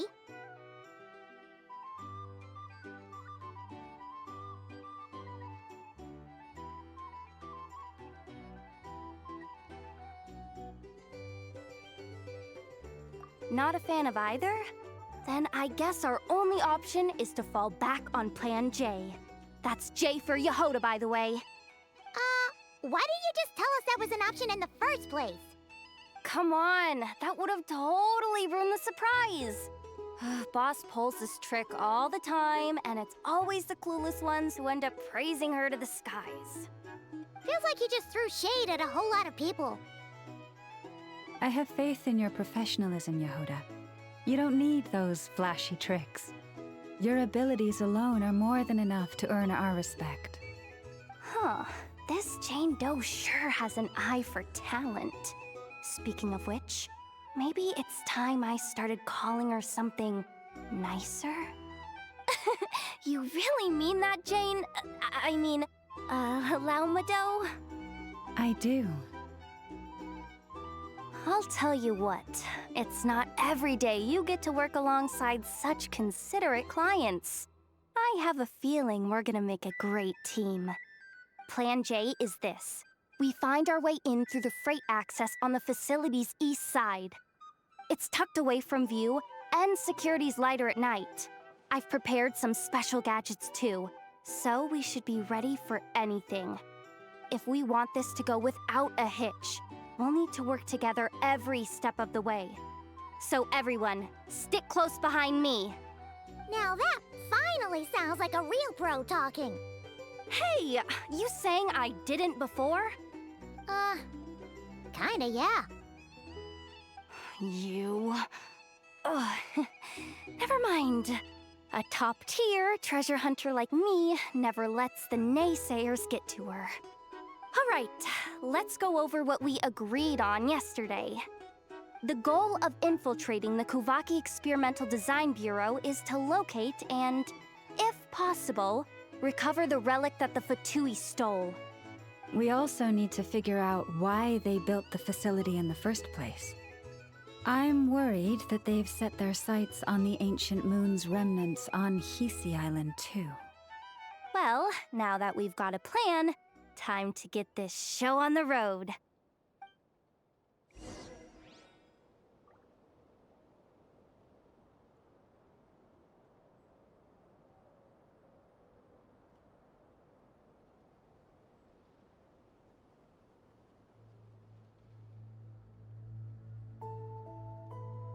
Combat data updated. Please rest assured that I will not blow the roof off again.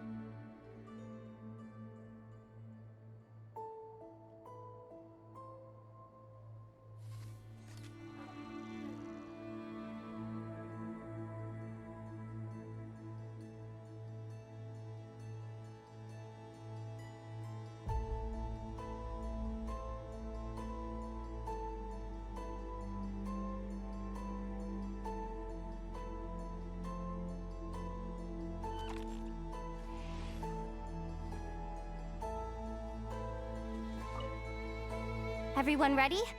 Yeah? Then, let's move. Alright then, let's get this job done.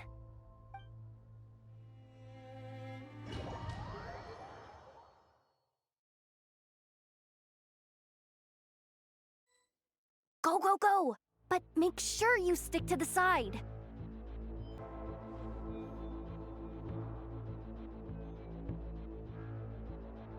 Just as I thought. There's a gate controlling access from the outside. Good thing I brought this keycard, huh? Well, technically, I stole it. But no need to tell them that, right? Blame that chump who thought it was a good idea to get wasted at the flagship during work hours. Ooh, is it top-level clearance? Course, that goes without saying. Let me read it out loud for you. Fatui Experimental Design Bureau number 183574, maximum clearance, maintenance intern. That doesn't sound very top-level to Paimon. Never underestimate interns. Even the most legendary of thieves started out as rookie pickpockets, you know? Besides, if it wasn't for this person's selfless generosity, we wouldn't be able to just waltz in like this, would we? Feels like you're trying really hard to change the subject. Allow me to teach you the first rule of treasure hunting. First and foremost, use every resource at your disposal.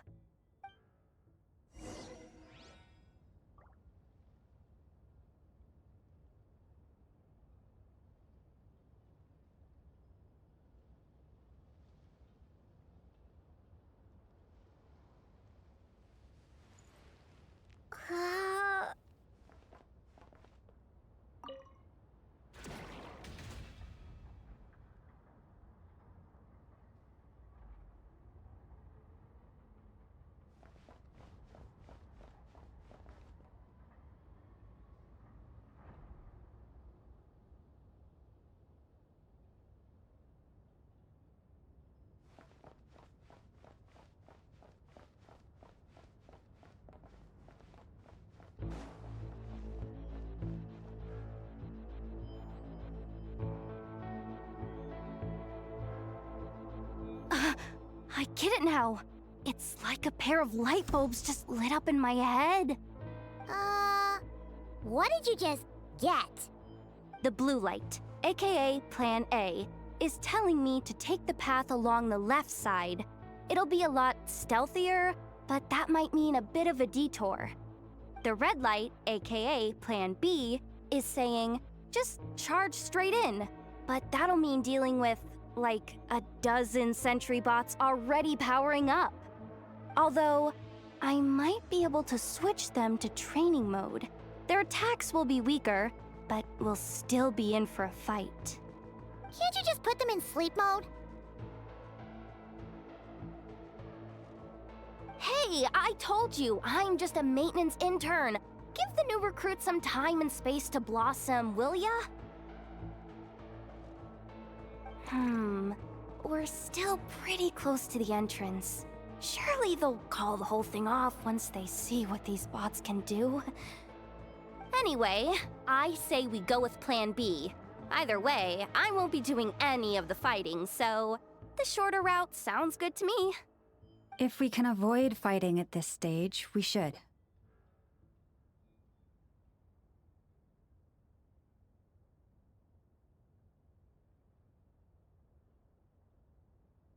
Plan J is to call it a night so we can all make it back to bed before sunrise.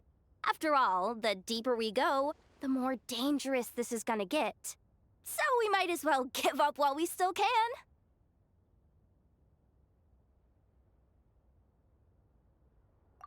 Okay, here are the bosses. Just don't forget, whatever you do, don't let those recon bots spot you. Let's see. No kidding. Anefa told me about something like this before. I can't believe that dumb robot actually helped me out for once. All you gotta do is this. and the recon bots will be reassigned to another position. That way, when it's time to move forward, the path will be clear. Which reminds me, it's about time I taught you the third rule of treasure hunting. Go with the flow. What about the second one? You skipped that one. Huh? Did I? Oh geez, must have gotten them muddled again. I mean, the second rule is exactly the same as the first. Guess that's what you meant by going with the flow, huh?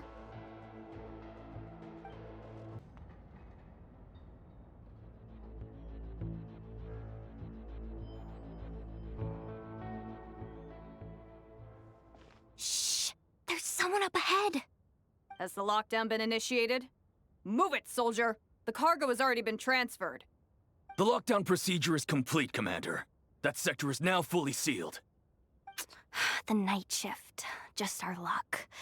Don't they usually handle deliveries during the daytime? There's not supposed to be anyone here. We've come this far already, and they're really trying their best. If I suggest backing out again, it's not gonna look good. Come on, brain. Think!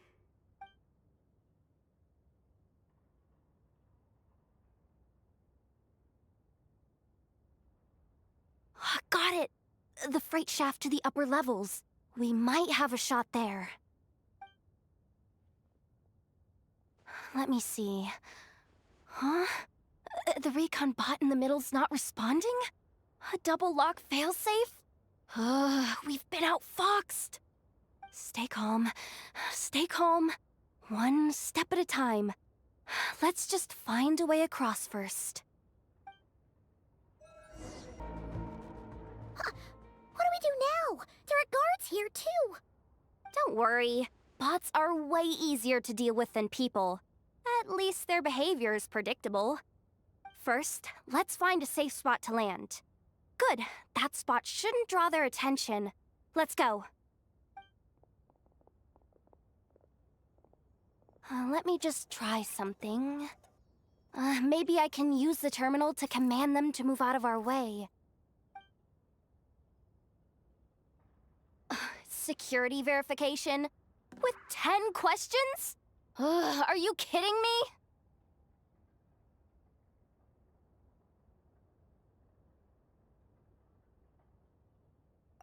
You really trust me that much? Fine. I'll do my best. But just to be clear, if I can't answer a question, I'm backing straight out of the terminal. No way I'm risking triggering any sort of alarm. Come on, Yehoda. You can't give up now. Question 1. What is our motto? Oh, I know this one.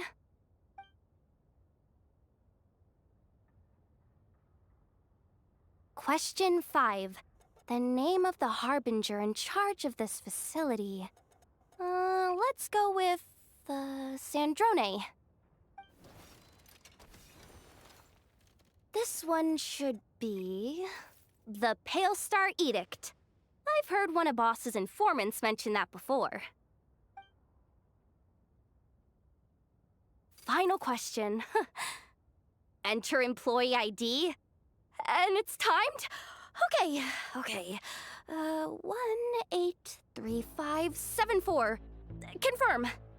I actually got them all right? What a miracle. Not bad, Yehoda. Not bad at all. Guess you're an official maintenance intern now. Hey, that could be my personal plan B if I can't get my job back. Just kidding. The Fatui are awful. The bots have taken the command. They're moving off. Let's get going while the coast is clear.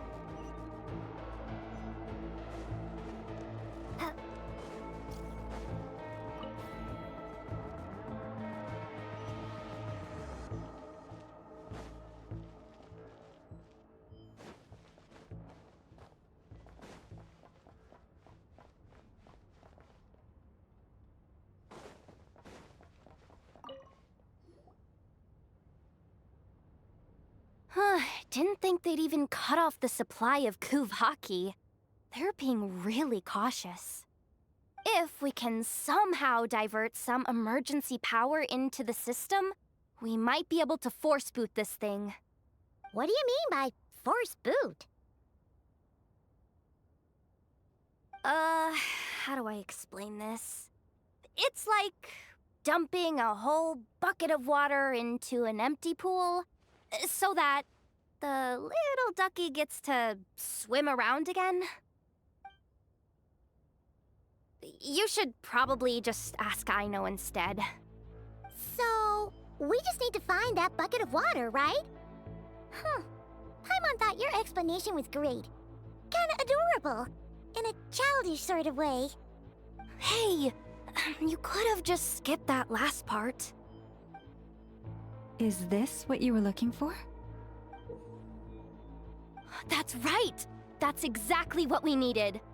Where did you find that? I sensed Kuvaki inside it during the fight just now. They must have been using it as backup energy for their armor. I honestly had no idea that fighting could solve so many problems. Oh, darn it. Why am I so weak? Oops. Did I say that out loud? Just, ignore me.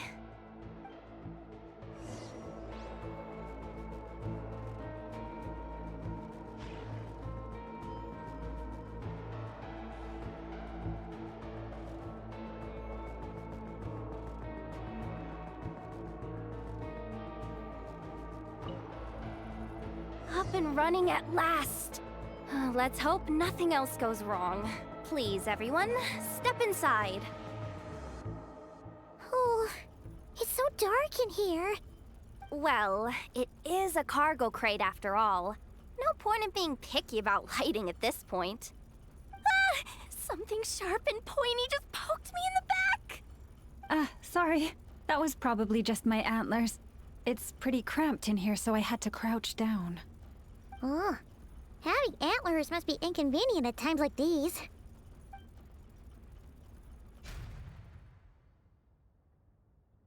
Ah! What's going on? Don't tell me something's gone wrong already. Looks like there was only enough juice in the emergency power supply to lift us this far up. Ugh. Awkward. Am I gonna get docked for this? Based on the boss's policy of docking pay for every screw-up, No, wait a sec. I've already been fired. Doesn't look like it's moving again anytime soon. I think we can get through if we follow the ventilation duct along the outer wall. The entrance has gotta be somewhere. Don't worry, this was totally part of the plan.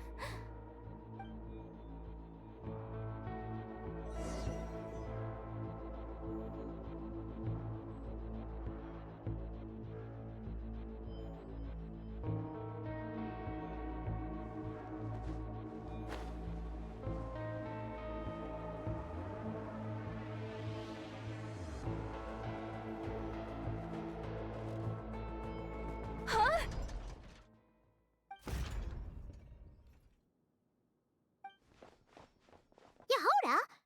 How'd you end up outside? Looks like she slipped out at the very last second, just before the gate shut. Impressive reflexes, I must say. Though I'd expect nothing less from a former employee of the curatorium. I'm so sorry. That was pure survival instinct. I didn't mean to ditch you. Anyway, you guys just stay where you are. I'll figure something out.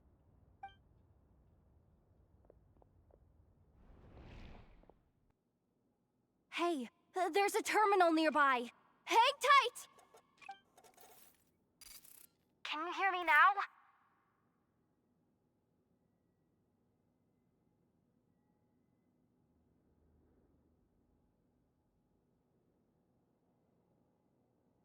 The duct security protocol has been triggered.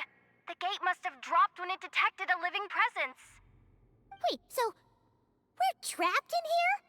I'm checking what I can do from this end. Watch out for the laser up ahead.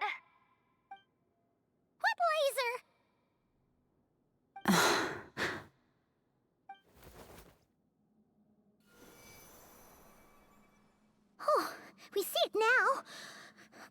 he didn't move.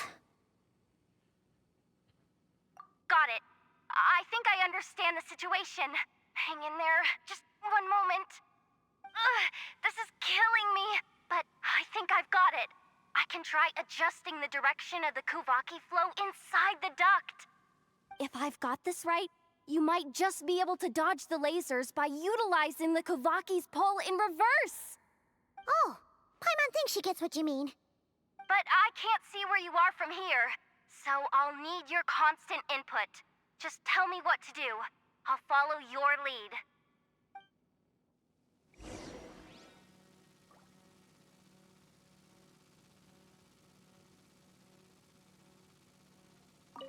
Sure thing.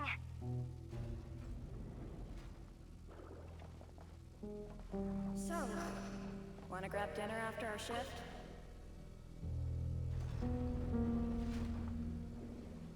How about the flagship? Too far. And besides, we're not exactly in with the locals.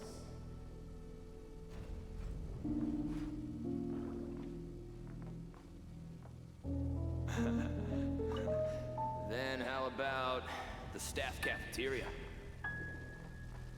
Brimming with bright ideas.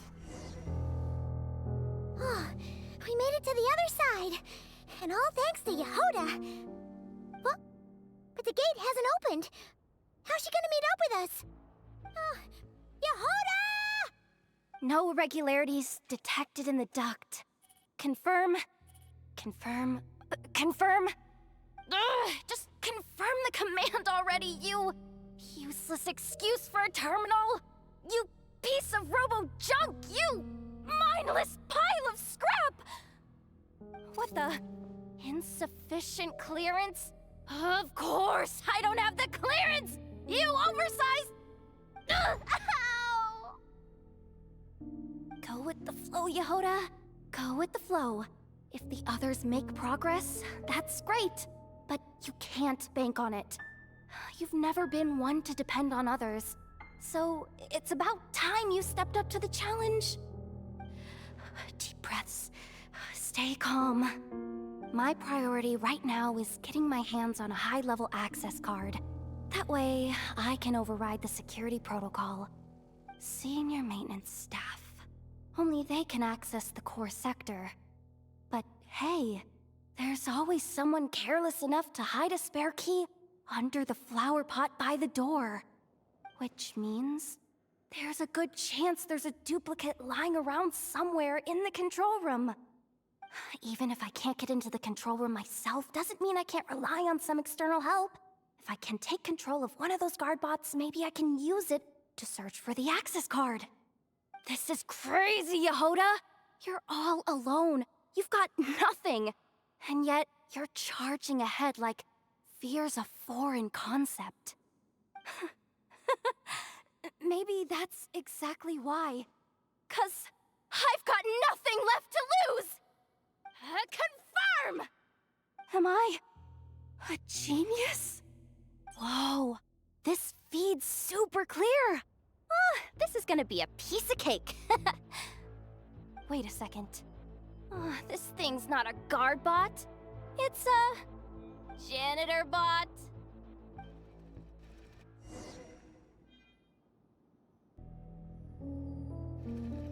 You think Marionette even knows what we do down here? She seems to spend all day either holed up in her lab or out doing the rounds. It's still a mess over there. Go clean it up. Why? Planning to skim a little off the top? No, nothing like that. Just wondering if anyone would actually notice if we didn't show up from time to time.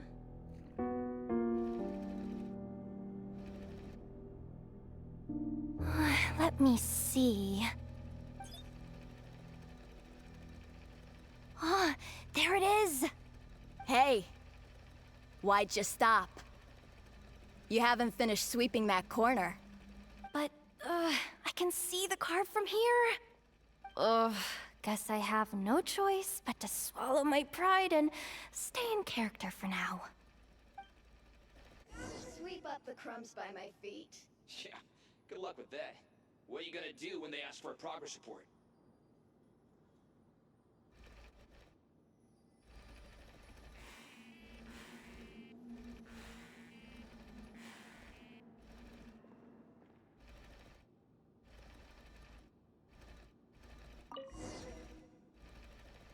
sucks, though. Finally sent somewhere warmer than Snezhnaya, yet we barely get to see the outside world. Gotten rid of the dust behind the door yet?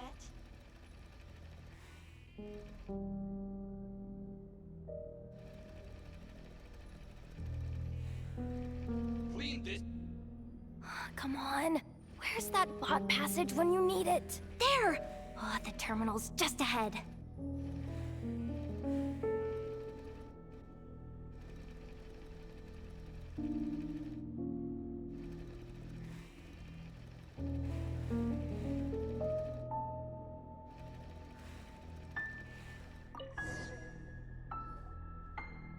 Will Yehoda be okay?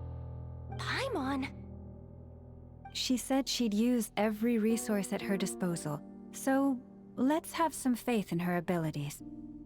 Besides, when it comes to surviving in Nod-craya, she probably knows more than any of us. So, they really do believe in me. But how long are we gonna have to stay here? Paimon doesn't want to get caught by the Fatui either. Does Paimon mean the two Fatui in that room? Let me see if there's a way to distract them. Wait, did you hear that? Huh? The alarm? What's going on? Let's go check it out.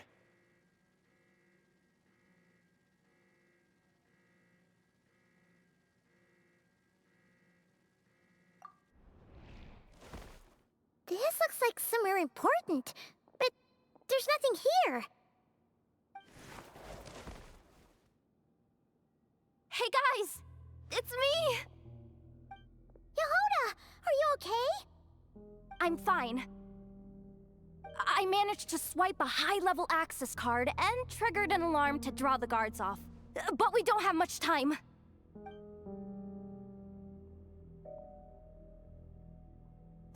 All right, looks like we can control the elevator. Come on, hop in. Let's take it further down.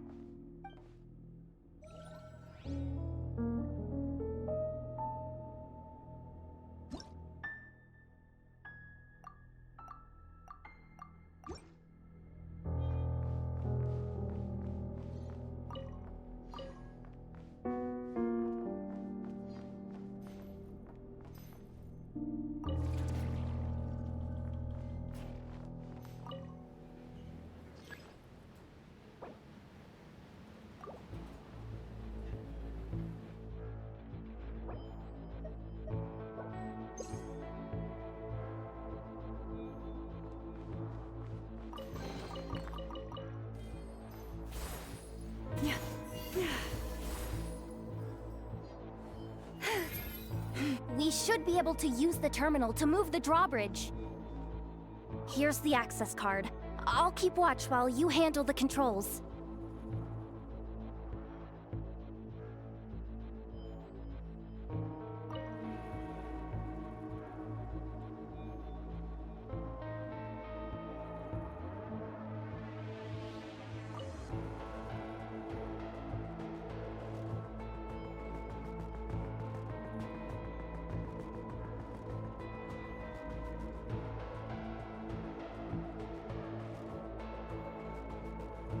All done. Let's keep moving.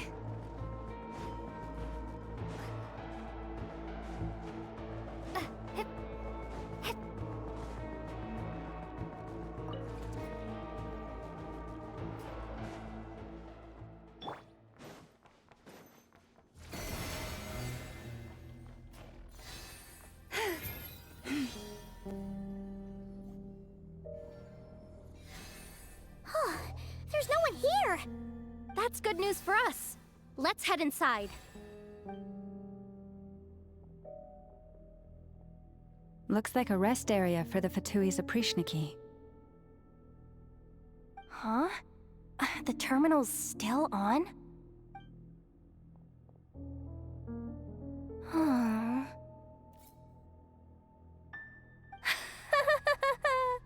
Looks like that good news is now half good news, half bad news. What do you mean?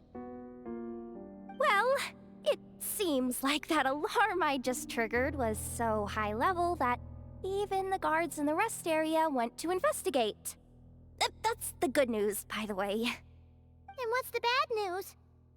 The bad news is that once they realize it was a false alarm, they're bound to circle back and check this floor. And then we're toast.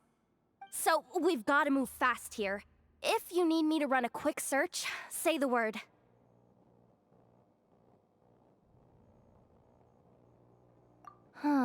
Analysis of it is suspected that there's a link between the Frost Moon Scion's hidden relic and the shattered remnants of the Eternal Moon. Come on, none of this is important right now. Just tell us where you hid the darn thing. Access denied. You do not have permission to view this data? Even with a high-level access card? Who does have permission then?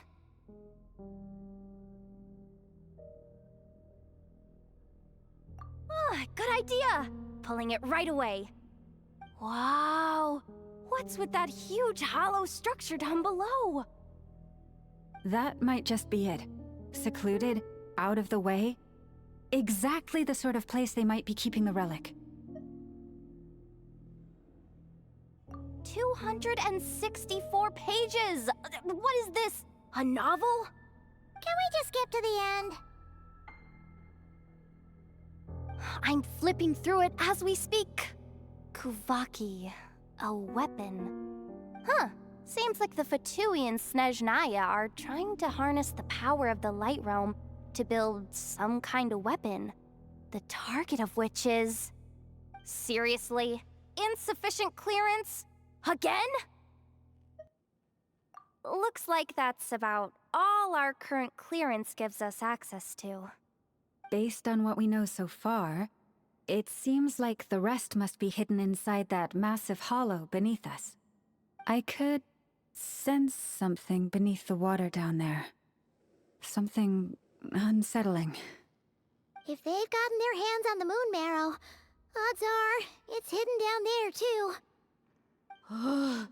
And here I thought we were almost done. But nope, we're going deeper and deeper into the danger zone. Chin up, Yehoda. Once this job's done, you're buying yourself the biggest Nod-crying hot dog in town. Deal's a deal.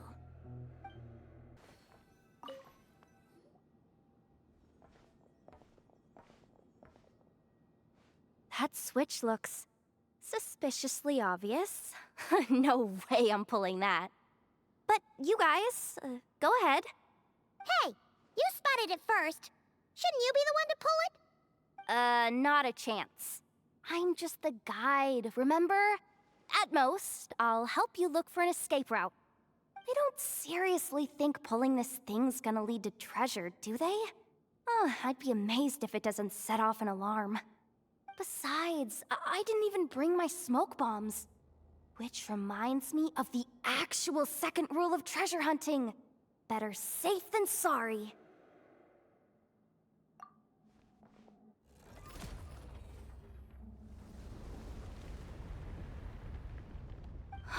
The ground, it's shaking.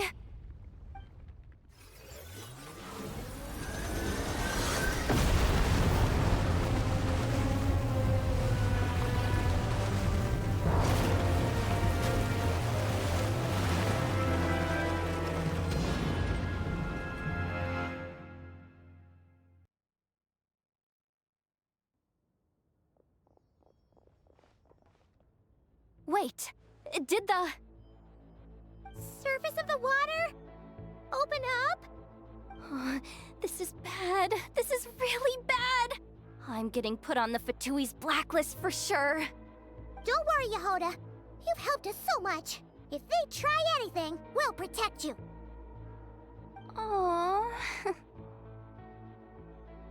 Come on, I was just kidding. I'm tough, okay? Just haven't had the chance to show off my fighting skills yet. Me, afraid of the Fatui? Ugh, not a chance. I suspect the relic is hidden down below. Yehoda, Your commission ends here. I am truly grateful for everything you've done for us. You don't need to put yourself in any further danger. Oh, I'm coming with you. This has nothing to do with the commission, or the danger, or whatever. This has already gotten way out of hand, so I'm coming too. End of story. Aw, she's blushing. Hey! Zip it! Why'd you keep staring? Are you looking for a knuckle sandwich or what? Oh, come on, move it already!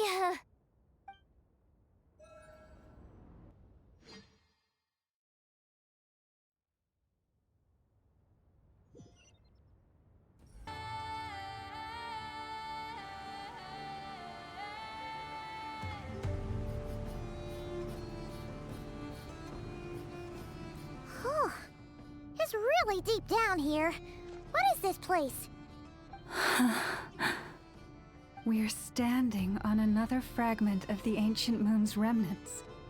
So this was the source of the Kuvaki I sensed earlier. Wait, what? So the Fatui had it hidden underwater this whole time? This gigantic thing?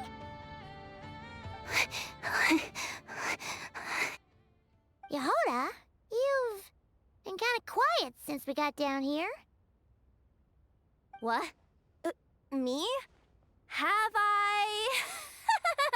It's nothing. Really. We're doomed. How are we even supposed to get back up from here? Oh, my grappling hook's not nearly long enough. And if someone spots us here after all that commotion, we'll be sitting ducks.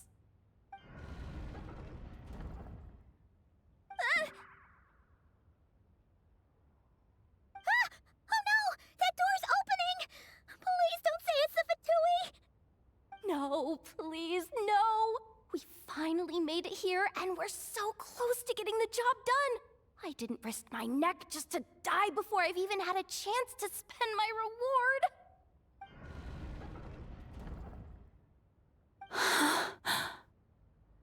What happened? Why did the underwater barrier open? How could this be? Huh? Lauma? And... you guys... Wilhelmina? What's going on here? Looks like... there's no point trying to hide it anymore. What are you talking about? I thought you might come, but I didn't expect to see you here so soon. Forget it. The moon marrow isn't here. You...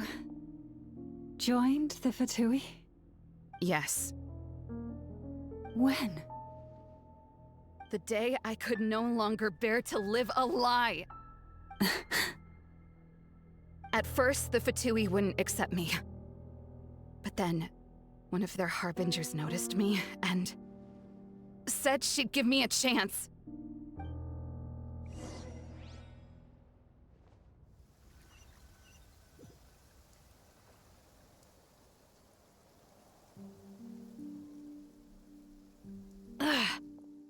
Lost them again.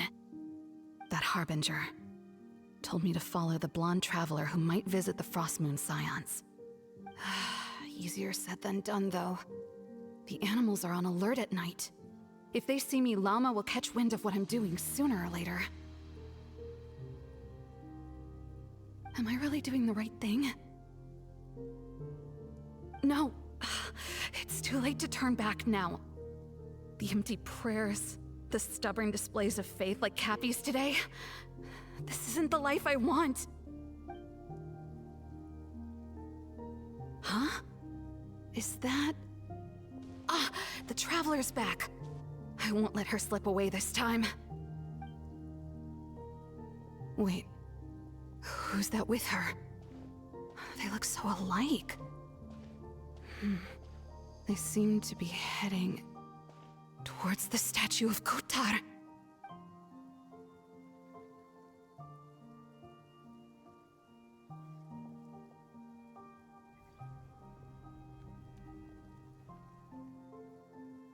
They've open the secret chamber? But wasn't it meant to be sealed? Wait a second. The moon marrow! Surely they're not after the moon marrow. I'd better go report this straight to... Hold on. If they do actually make it to the final room, then maybe I'll be able to get my hands on the relic. The one thing the Fatui have been after this whole time. If someone's going to take it, it might as well be me. This could be my ticket to joining them.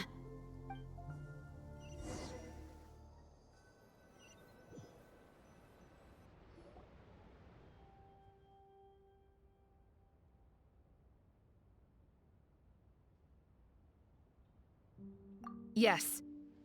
And in your final moment of hesitation, I took the chance. And then you gave it to the Fatui? But when we talked to you before, you seemed so genuinely worried about Lauma. Because I thought she was as fed up with the Frost Moon Scions as I was. We grew up together, Llama. I know you were chosen to be the next Moon Chanter when you were just a child. They never gave you a choice in that. I saw the look in your eyes when you were treating that child. That sense of helplessness. Surely you too must see that this blind, inherited faith of ours is simply holding us back. If our prayers are never answered, then why keep praying? Do they really deserve all of your devotion? Or are you trapped by the responsibilities they imposed on you? So those are your reasons for wanting to leave the Frost Moon Scions? Isn't that reason enough? When we pray to the moon, we do so to show our gratitude for the life it granted us long ago. It reminds us to strive for something higher within ourselves. But I know that's not what you want to hear. You're right, Philomena. I have indeed kept secrets from you.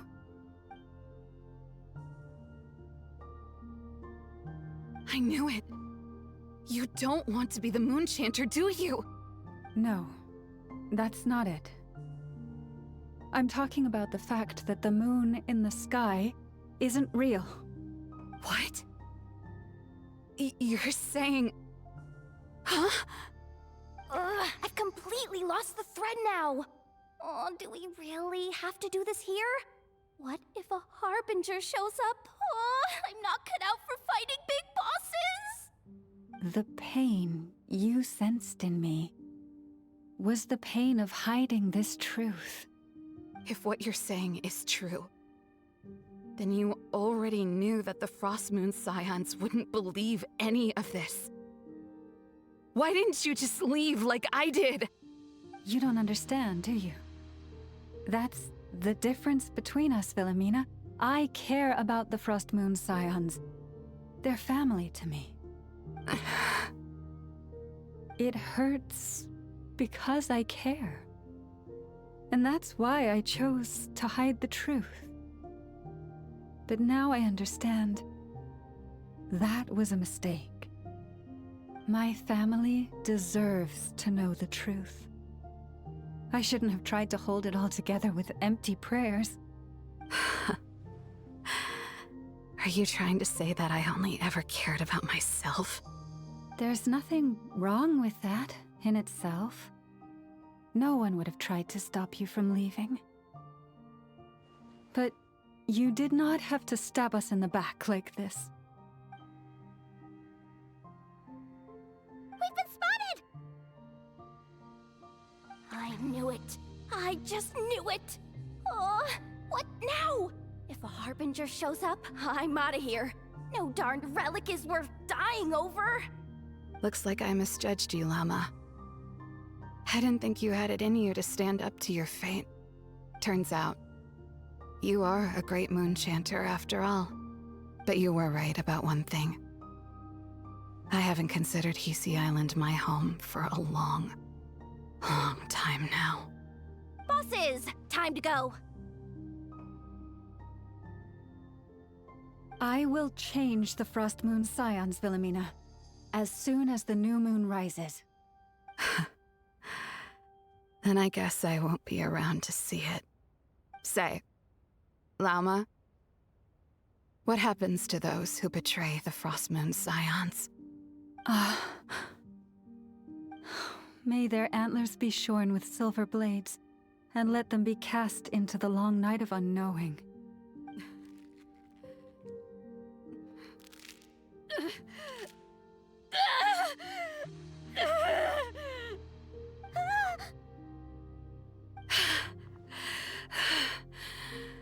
I have honored the ways of the Frost Moon Scions one last time. Think of it as a gesture of respect, Llama. There they are! Grandma? Marionette has the moon marrow. She went to Star Sand Shoal. Don't flatter yourself now. I'm not trying to atone. I just don't believe you'll actually be able to change them.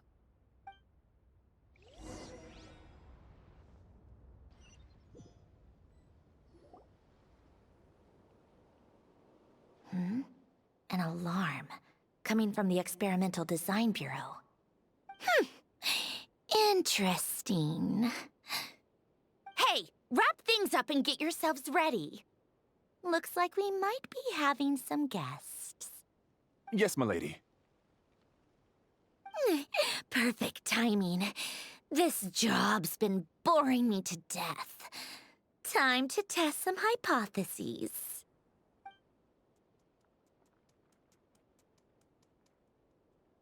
Bosses!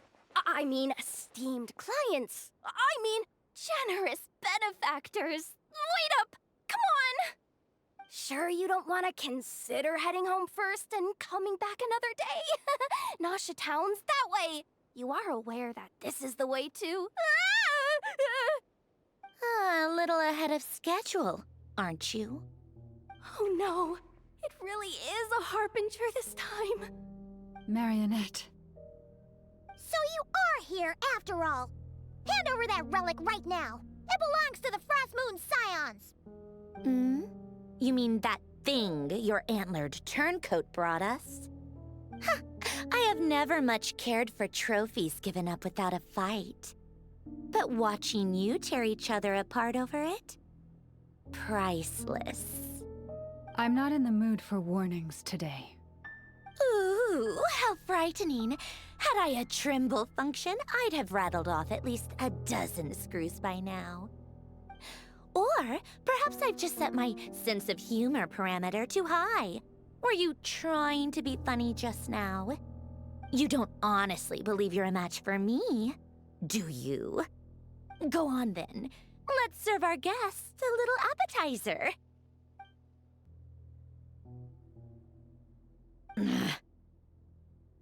Hey, didn't you hear me? I said let's serve our guests a little... What's going on? Oh no. Watch out! It's the Wild Hunt!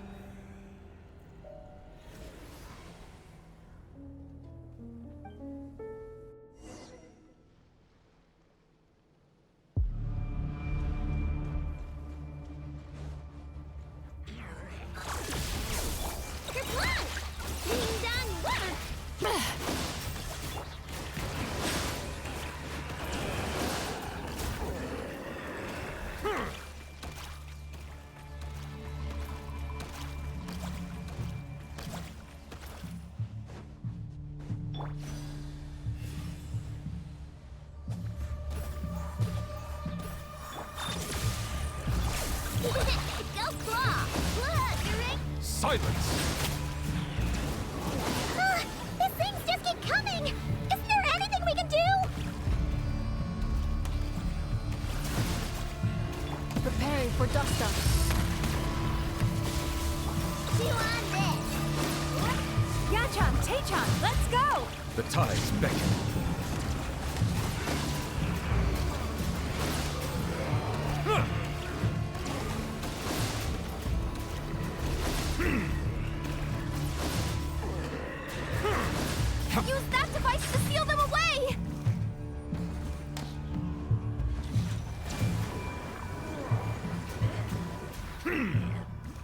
Constellation chamber deployed.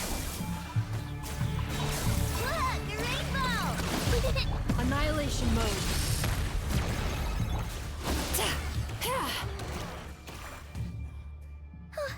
Is that it? Oh, at least that's what the Lightkeeper's handbook says. Careful! It's not over yet!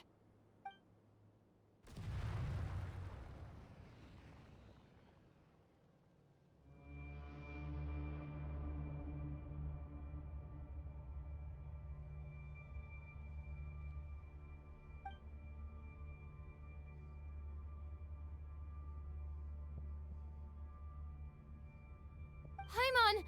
Lauma! Yehuda!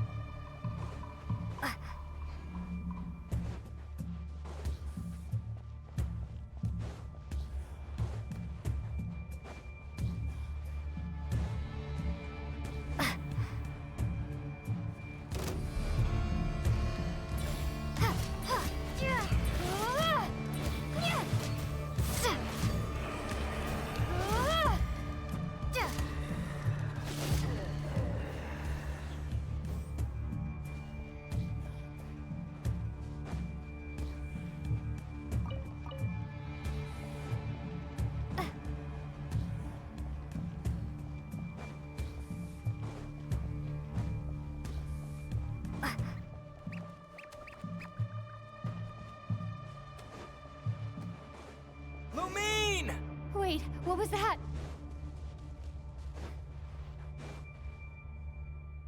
Lumine, over here! Ether! Quick, grab my hand!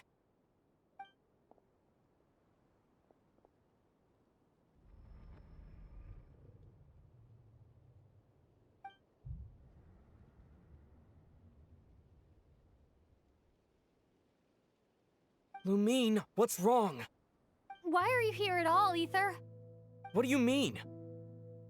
If I may be so bold, what does family mean to you? Why were you after the moon marrow that night, Ether?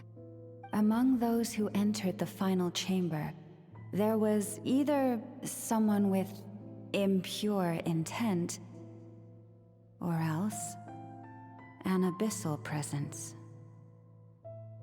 We can talk about that later. Tell me why, Ether.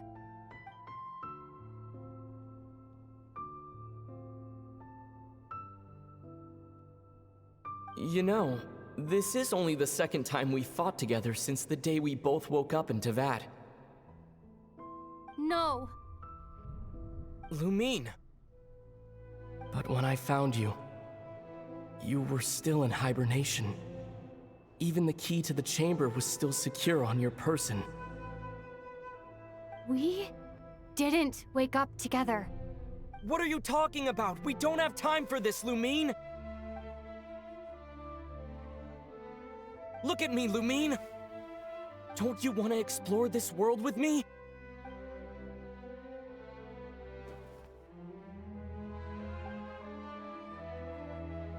You think I'd lie to my little sis?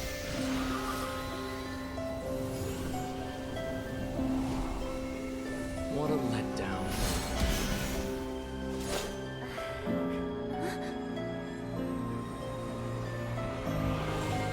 Don't get it from me, Lumine. It belongs to me. I never believed it. I didn't want to believe it. That strange feeling that something was off. I wanted it to be real so badly, even if it only lasted a moment. But you're not my brother.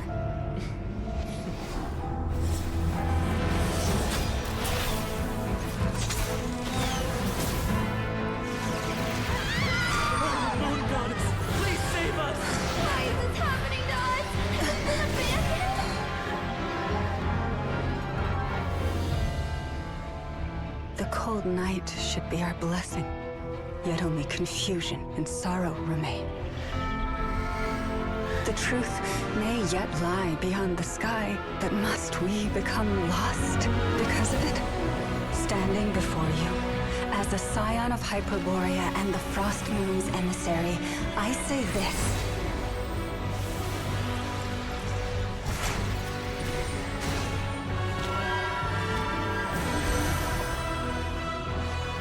Should the false sky above dim the light of the moon, then from silver blood that flows as rivers, let us weave moonlight anew.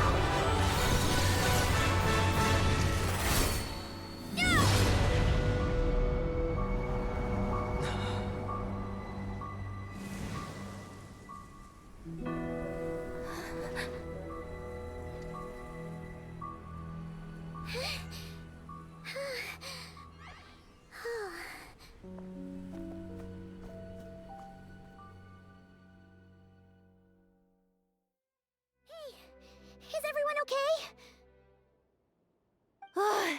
I think I saw my life flash before my eyes there.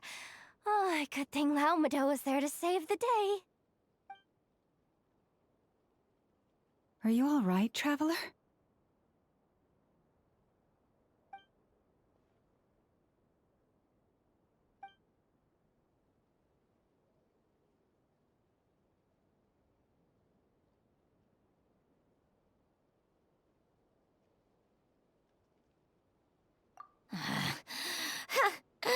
Well, that took you long enough.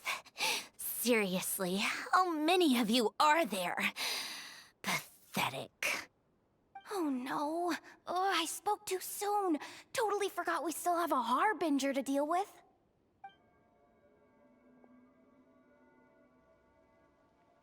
Hey, is that the moon marrow? It was hidden inside that big robot of hers all along. But that robot...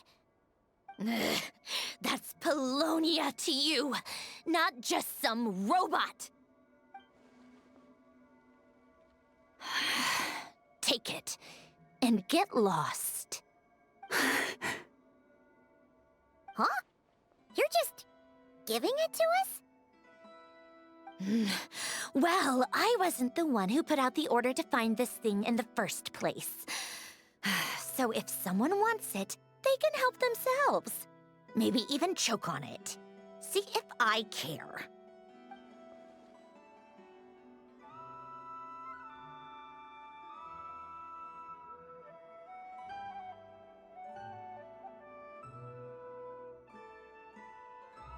So, are you waiting for me to change my mind or what? I'd be more than happy to pick up where we just left off. But I should warn you, I'm in a bad mood right now. Let's go. Fine by me. Totally, completely, absolutely on board with that.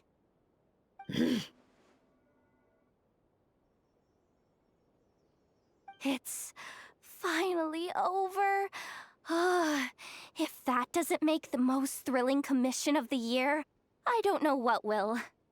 Looks like the Fatui are all gone now. Lauma?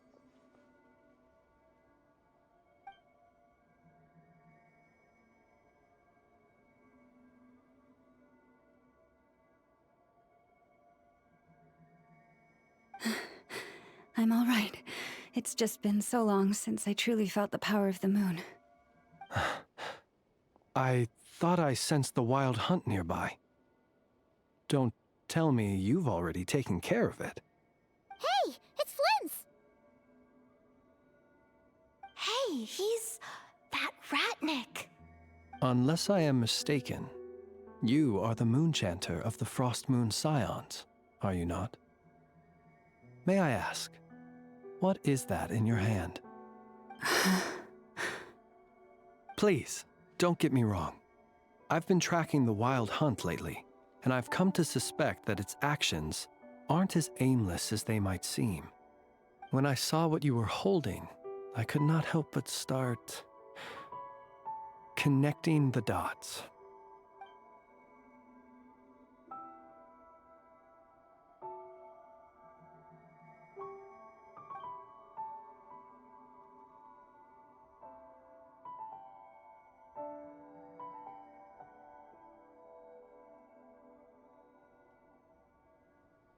You better be extra careful, Flint. It seems like the Wild Hunt is capable of impersonating people now. Oh, is that so? Funny that. I just showed up completely out of the blue, yet you seem to have no problems trusting me. I apologize. I shouldn't be making jokes like that right now. Anyway, I understand. Thank you for the tip-off. It seems that the Wild Hunt has somehow changed in nature. I'll have to report this to HQ right away. For now, let us part ways here.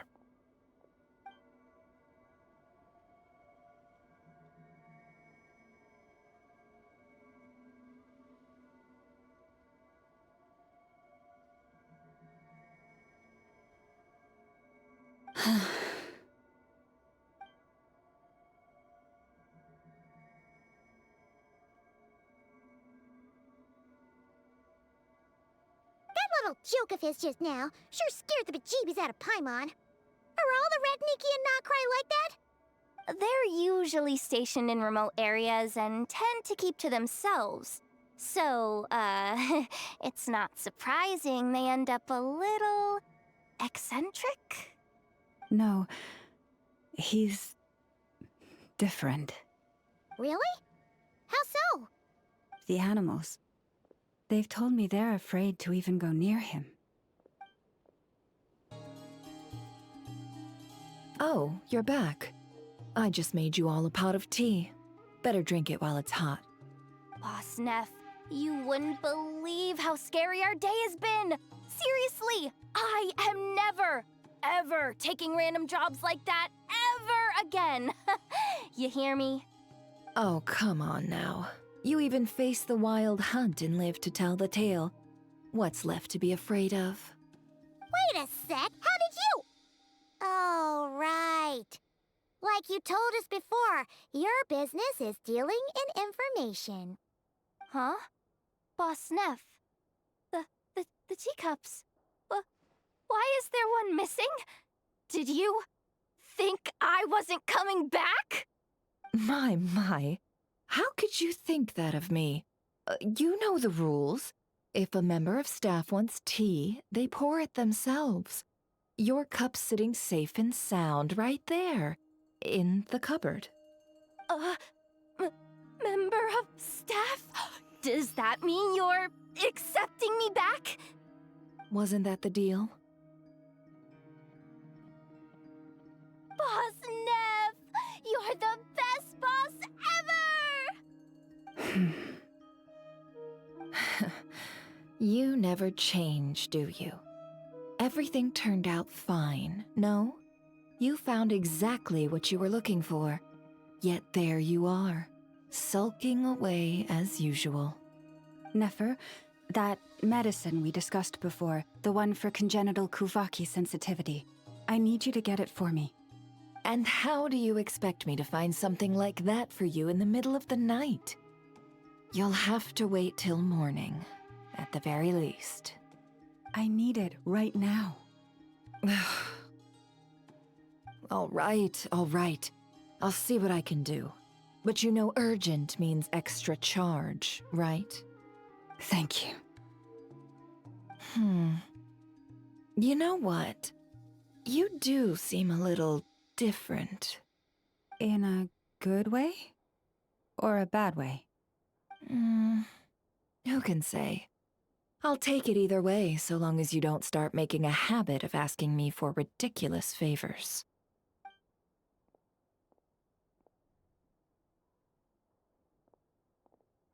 Traveler, Paimon, a lot has happened these past few days. I don't know what I would have done without you. Hey, don't mention it. That's what we're here for.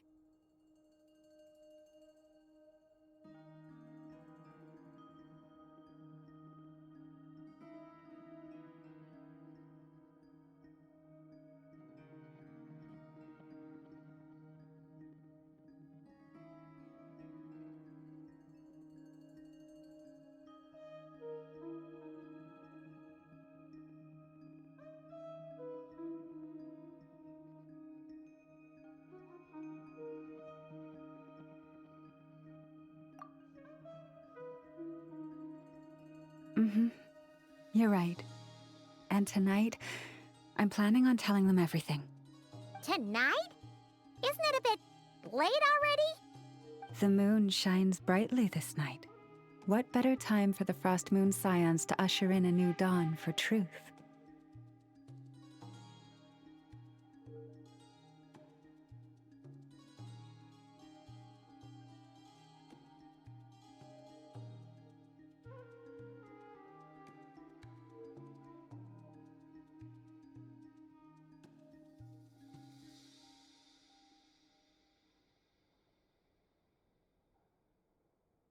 Thank you for your kind words. But before I do, there's one more thing we need to deal with. Oh yeah! Now that we have the moon marrow... You'll have to forgive me. I used too much of my strength in the battle earlier. I fear I won't be able to help you uncover the truth of the past. Not right away, at least. That's fine. We're gonna be in Nod-craya for a while anyway, so there's no rush, right?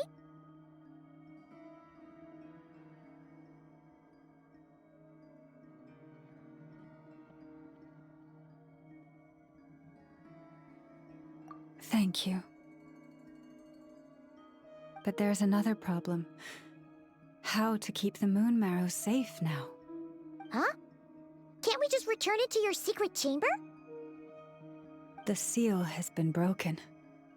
Even if it were restored, now that the wild hunt has gotten in once, there's no guarantee that it won't happen again.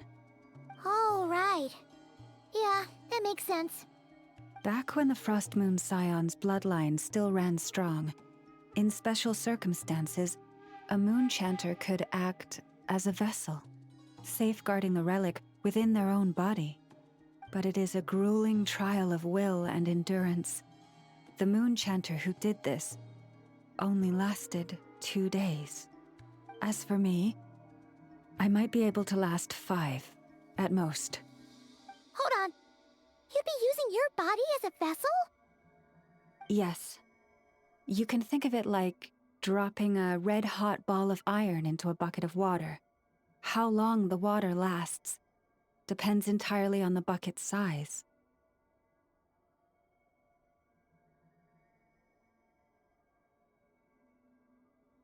Pardon? Hey! That's not a bad idea! You've always held up pretty well against the abyss.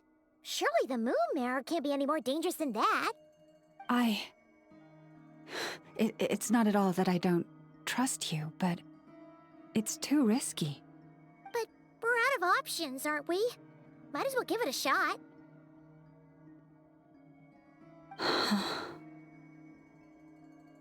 All right. Well, I'll be right by your side. If anything feels off, please tell me immediately.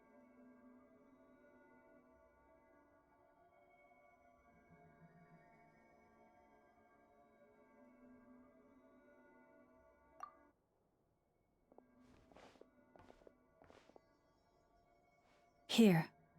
Hold it in your hands. Feel its power. Imagine you're a lake, a cluster of stars. Let the moon become a part of you. Whoa! It went into your body! How is that? Are you feeling any discomfort?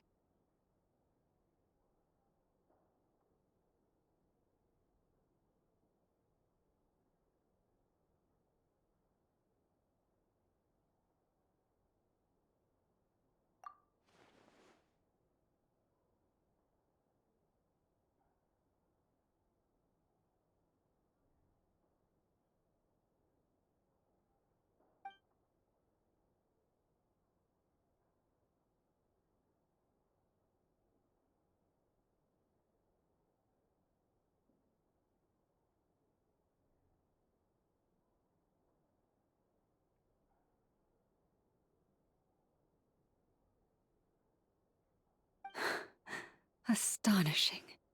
Not even the slightest hint of lingering fluctuations. It's as if all that power just sank to the bottom of the ocean. Well, looks like we won't have to worry about the wild hunt catching its scent now. Phew! Paimon knew you have special abilities, but still, you never fail to amaze. Hmm? Did I miss something just now? Yes, and it was nothing short of a miracle. Not something I'd be interested in then. Anyway, here's the medicine you asked for. This is all I've got for today. I'll have someone send the rest over when we have it. Thank you, Nefer. I really appreciate everything you've done for me. Please stop being so nauseatingly friendly. It's creeping me out. So, what exactly did you all go through during that wild hunt attack? I'd prefer to hear it straight from you.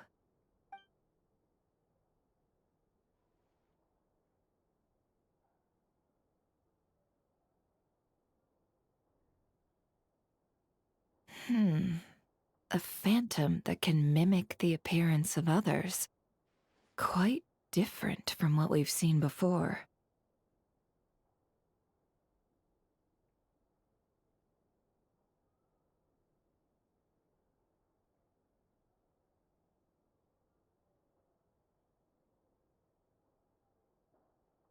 Yeah, and both times it appeared, its goal was pretty clear.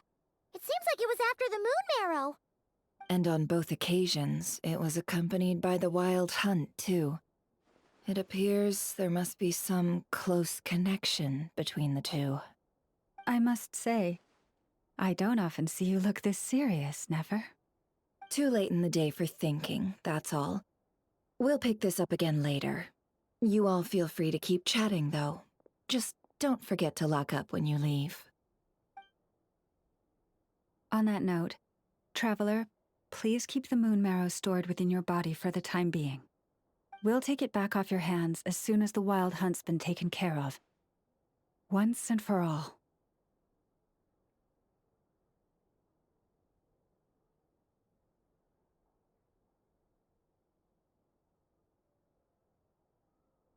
Of course. Anyway, if the two of you will excuse me, I'm heading back to Hisi Island now. It's time I came clean with the Frost Moon Scions. Hey, we're coming with you! Though, guess we won't be able to do much more than cheer you on from the sidelines. That alone means more to me than you could ever know.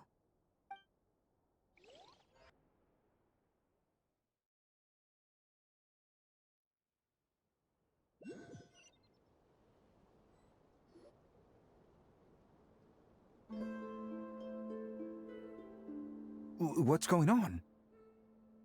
I'm not sure. It seems like the Moon Chanter has something important to tell us. I heard the relic's already been retrieved. That's Our Lady Lauma, all right.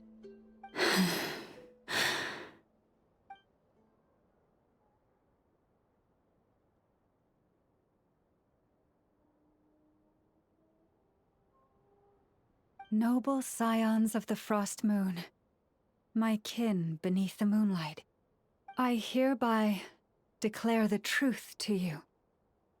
Long have our ancestors looked up to the frost moon, guided by her serene light. Yet now, she lies hidden beyond the limits of the sky.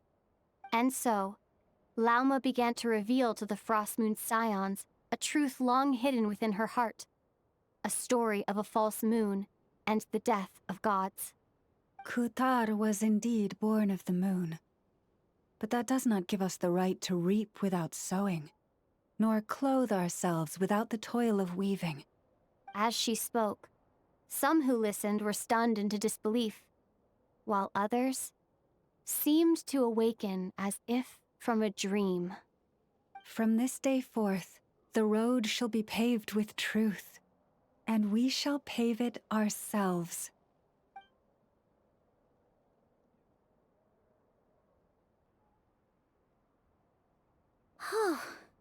After everything Lauma said last night, Paimon wonders how everyone's adjusting. Still, judging by their reactions at the time, it didn't seem as intense as Paimon might have imagined.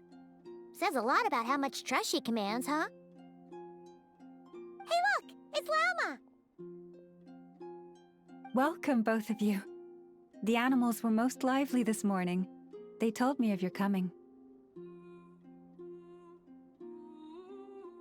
Nothing too dramatic happened, did it? No one took it so hard that they went on a binge-eating rampage and ended up cleaning up the whole pantry? Or something?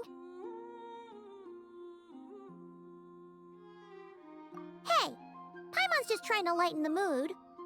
Thank you for your concern.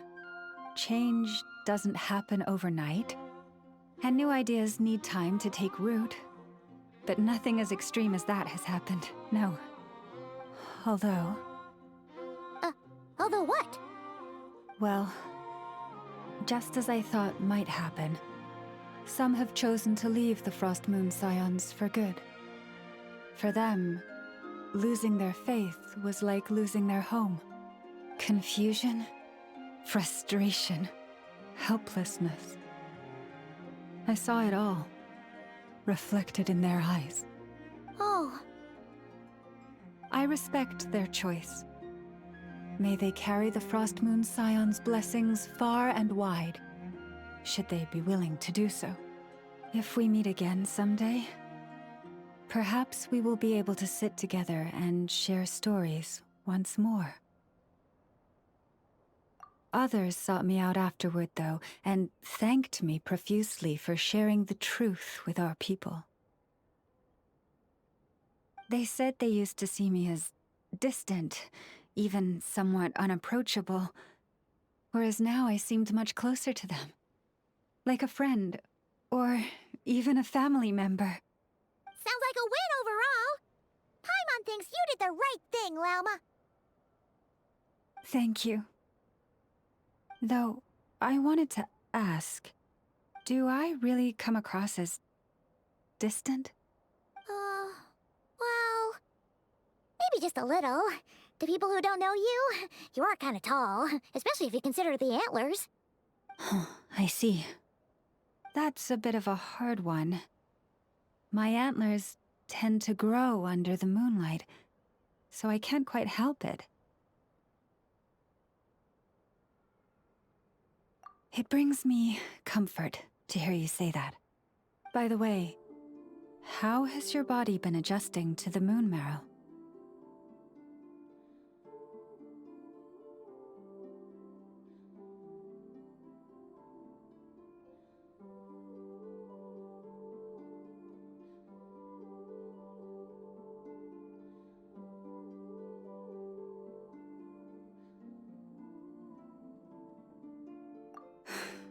I'm glad to hear it.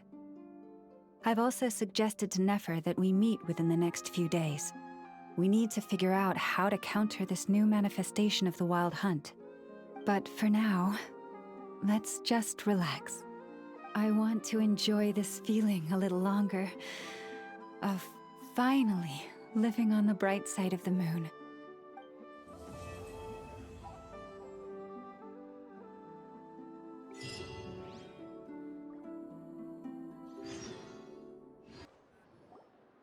The wild hunt assault on Star Sand Shoal, you mean? Huge wave. First I've ever seen of that size. Good thing it was so brief. No, I mean there's been another to the north of Nasha Town. What? How many does that make in the last couple of days now? What are the Lightkeepers playing at? Can't be helped. There are only a handful stationed on our side in the first place, and the cannon hasn't been fixed yet either. They've been strained to breaking point for a while now, I'll bet. I'm bugging out if this goes on much longer. And here you all told me this was a good place to do business. Fool me once, I say. Hey now, this could be our big break. My second eldest brother made his fortune off wild hunt attacks, you know. Come on, let's get moving. There won't be anything left for us if we're late. Left for us to scavenge? I did hear about an overturned cargo vehicle over there. Hey.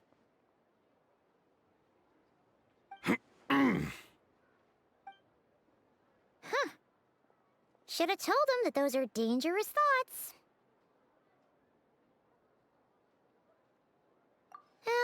Guess you're right. Even if we solve this wild hunt problem, they'd probably just jump headfirst into some new danger if they thought they could earn some quick mora.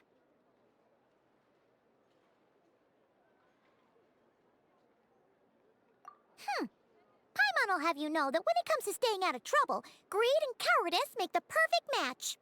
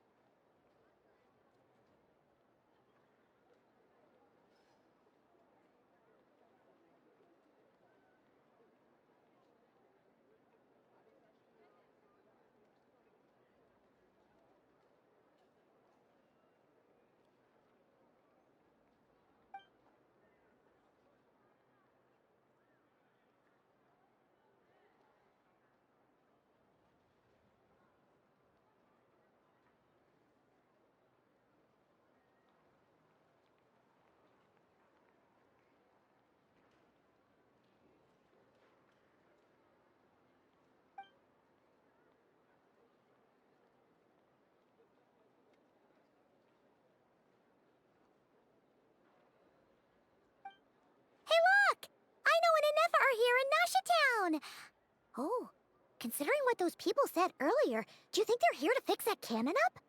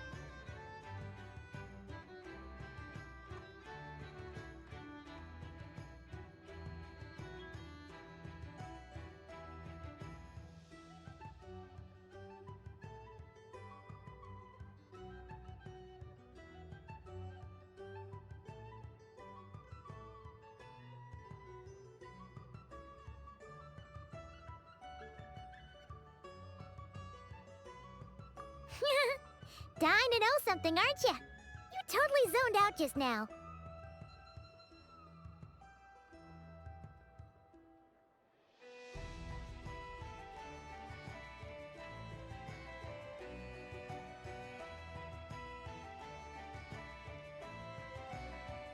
Ha! Paimon can even guess what you want for dinner. She'll place the orders tonight, don't you worry. Anyway, let's just go, shall we?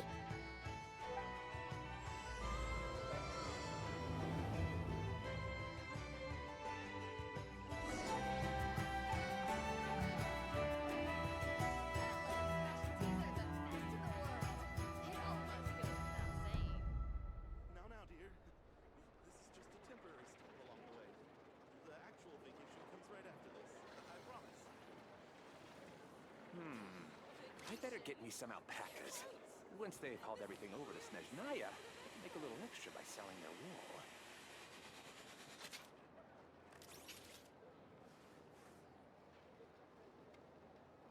Natlam specialties are the best in the world.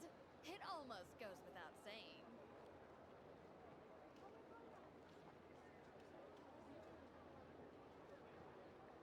Now, dear. This is just a temporary stop along the way. The actual vacation comes right after this. I promise. Vacation? I better get me some alpacas. Once they've hauled everything over to Snezhnaya, I can make a little extra by selling their wool. Natlam specialties are the best in the world. It almost goes without saying.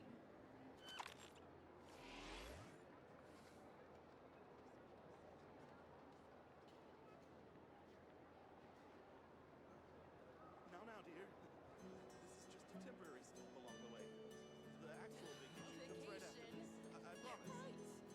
This is clearly some sort of exile. Combat data updated. Please rest assured that I will not blow the roof off again. Specialties are the best in the world. It almost goes without saying.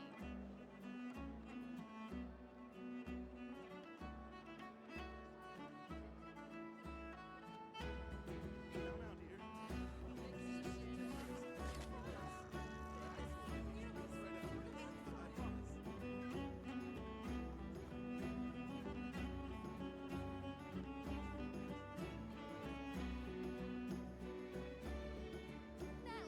specialties are the best in the I world. better get me some It alpacas. almost goes without Once they've saying. hauled everything over to Snezhnaya, they can make a little extra by selling their wool.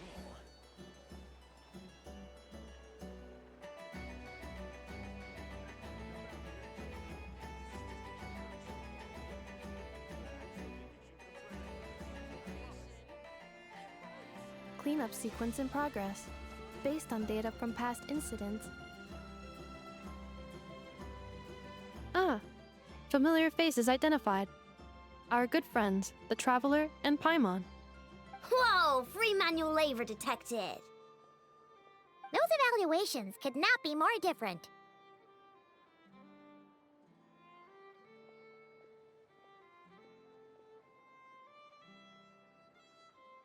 This is Sosi, Sergeant Major of the nearby Lightkeepers. He's stationed here in this town. Wait, that means... He is Flynn's superior, as far as position is considered. A pleasure to meet you all. This is the Traveler and Paimon, friends of ours. They're experienced adventurers who are new to Nod-craya. Hi there! Indeed. The sooner we can get it firing again, the quicker we can ease our current predicament.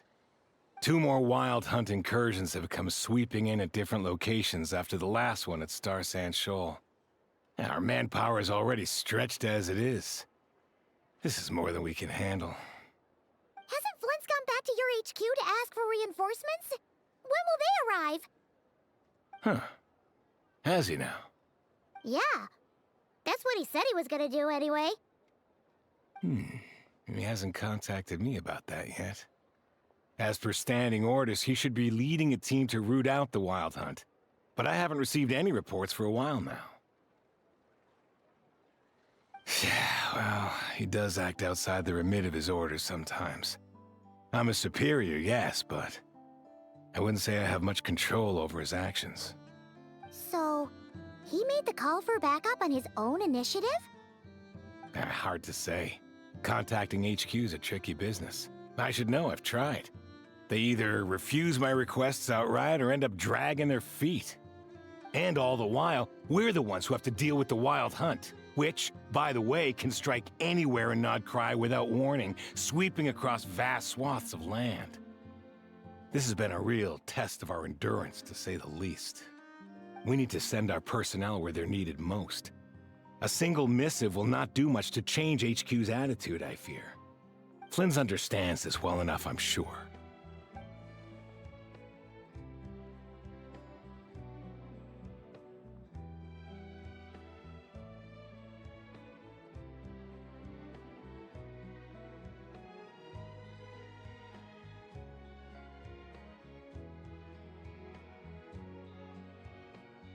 We usually sort our foes ahead of time into ones that our Ratniki will take care of and ones that we'll target using the cannon. I finished the preliminary dispatch work already, but this cannon... Okay. Hurry up, I know. Fix this, I know. You fix it if you're in such a hurry. That, or bring me some snacks. This is tiring work over here. Could you at least tell me how long we'll be delayed? We're way past our scheduled firing time. Well, that's your fault for firing too often recently. Machines get overworked too, you know. You could try thinking about their feelings for once, maybe. Sorry, what? A machine's feelings? In layman's terms, this refers to wear and tear. As such, a machine is more liable to fail the unhappier it becomes. The exact probability here would be... All right. I'm not good at this stuff, I know that. But let me stress that we Lightkeepers are the primary financial backer of this cannon. And our backing does cover the fees for subsequent repair and maintenance. And I'd say that was a good deal for you. You should thank the Krumkake craft shop. That means me, by the way, for making you such a huge and powerful weapon for such a measly price. Do you even know how much it would have cost you if you bought all the parts legit and fresh off the assembly line? Reminder, your future snack budget will have to be halved without the long-term commission payment, I know. Calculating a viable and cheaper option. Lavender melon candy. What? No! Absolutely not! Let me think, all right? It should take maybe 3 more hours? Wouldn't this place be crawling with more monsters than there are fungi and Sumeru by then? That might not be the concern you think it is. The monsters of the Wild Hunt are only active in the immediate vicinity of its attacks. They will not spread any further, on their own initiative at least. We Lightkeepers will also keep an eye on those areas, both to monitor the monsters and to prevent people from entering the cannon's blast radius. That said, I'm afraid I can't wait 3 hours before dispatching manpower to the locations that the cannon won't be firing on. And here's where my need for manual labor comes in. There are some checks I haven't finished yet, but with your help, I can get the repairs done sooner. Wait, but we don't know a thing about this stuff. How much help will we be? You'll be fine, trust me. Just take this. Oh, and this. Whoa! This book is so heavy. And what is this?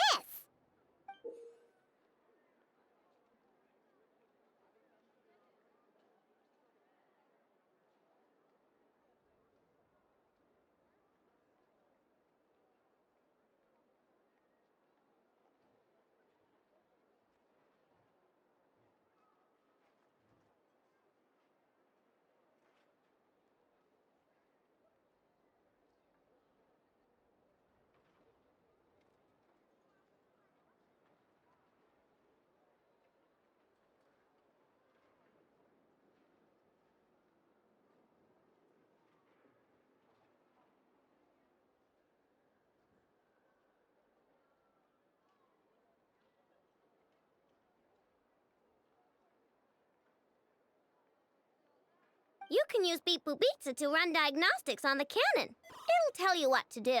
And this book will help you understand Beep Boop Pizza. This cannon was built using more than 50 components from different factories and manufacturers. Aino has bound the manuals into one volume. Also, please note, the device's name is Birgida. So, it's manuals all the way down, huh? Yup, and if you're quick about this, we might just cut our time to fire down by a whole 2/3.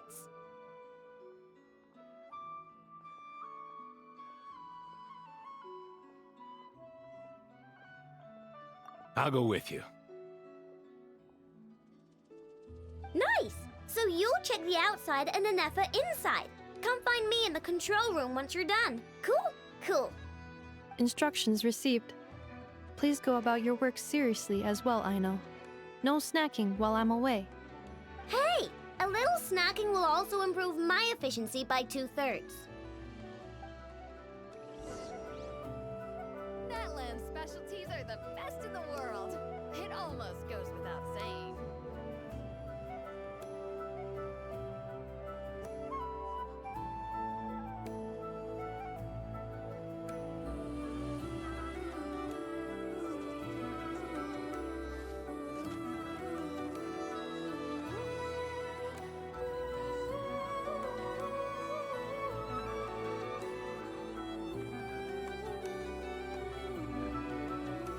Natland's specialties are the best in the world. It almost goes without saying. I knows explanations for things that don't interest her a bit meh, aren't they? Or is that just how geniuses are? Isn't Beep Boopita just following us around? Sure doesn't seem as smart as she said it is.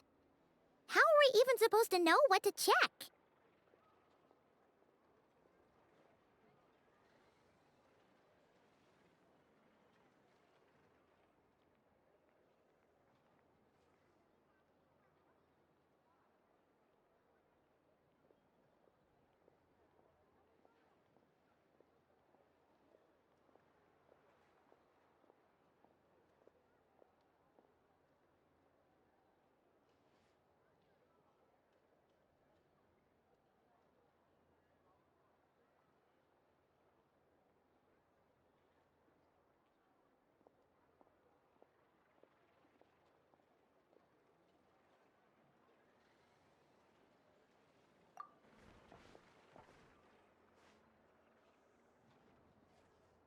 I've watched an Effa perform routine repairs before. It seems some sort of maintenance port must first be found, and then this small robot will automatically interface with it. Ah, so you're in the know. Nice. Well, oh, what does that port look like? Now that I'm not so sure of. Let's search around together and see what the robot reacts to. Works for Paimon. Is this it? Probably not. Or this one? Oh, ew! Stinks of machine oil!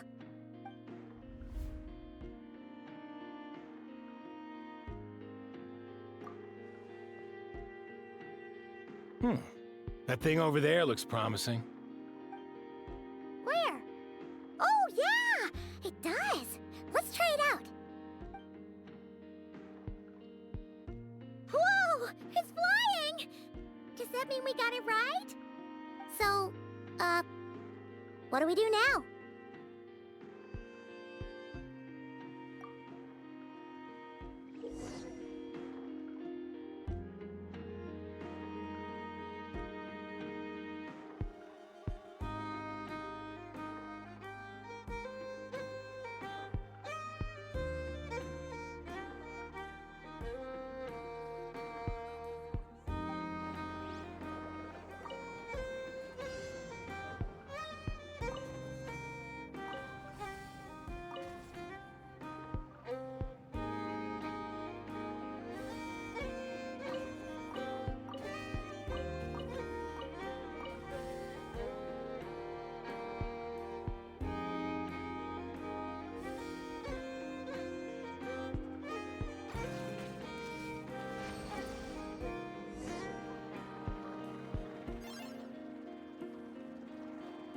Wow, what do you know?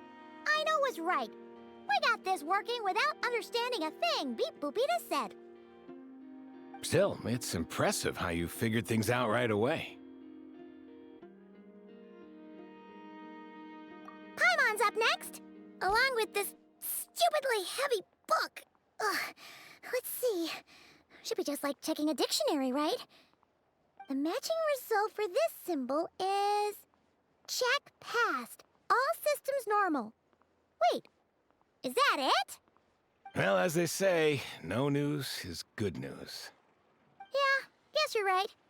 Just feels like we did all this stuff for nothing, that's all. On to the next spot, then.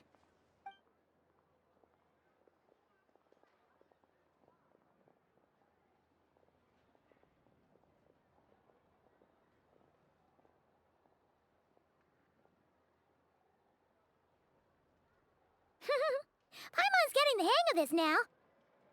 It's this thing, right?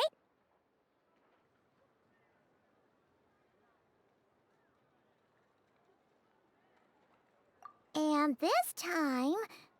Huh? Why are you angry? Oh, huh. Looks like its expressions are also prompts of a kind. Which page is that on? Oh. We need to take note of the order in which its eye colors change. Purple, red... Hey, slow down! Paimon didn't catch that!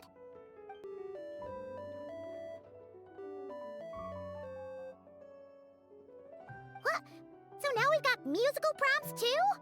Weren't you only supposed to be a beep-boop machine? Alright, one final stop. This was quite a trip, huh? Agreed. I must say, you two have a talent for maintenance work. A bit shaky at points, but not bad for your first job. Good eye. Paimon's the real deal when she deals for real, you know. Really, I'd have liked to share the load, but you were really getting into it, and I didn't want to interrupt. Ugh, couldn't you have mentioned that earlier?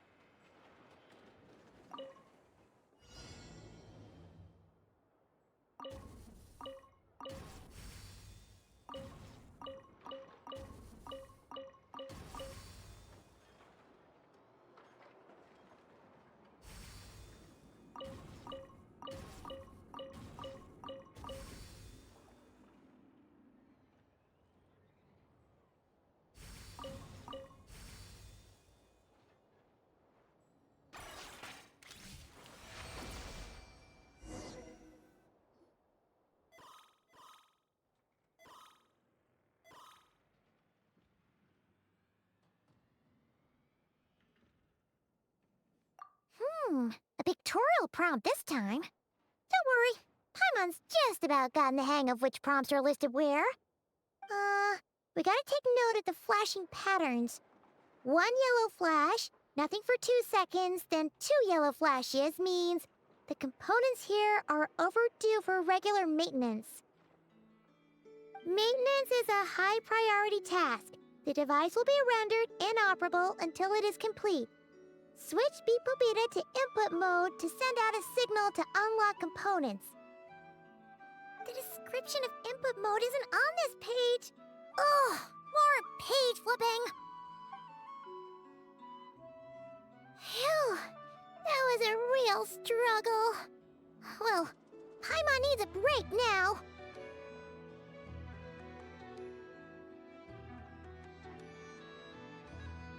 Yeah, good work indeed.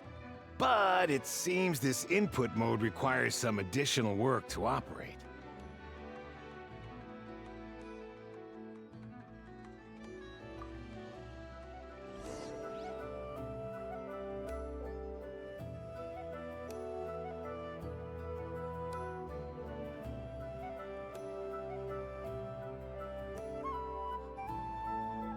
Cleanup sequence in progress, based on data from past.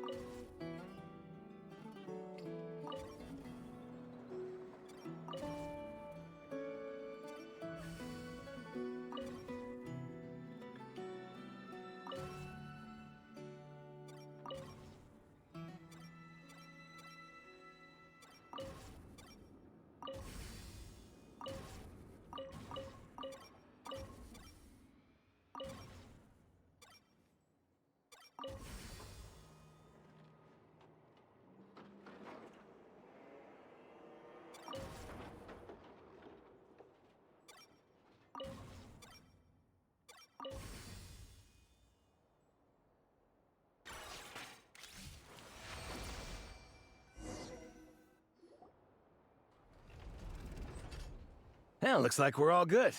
We can remove this thing now. I've no clue, frankly. But whatever. I got a feeling we've all given up trying to figure this cannon out. I'll go get the replacement component. We should be done once we pop it in here. What do you think? Maintenance work's easier than running errands, wouldn't you say? That's for sure. We're counting on you, Sosie.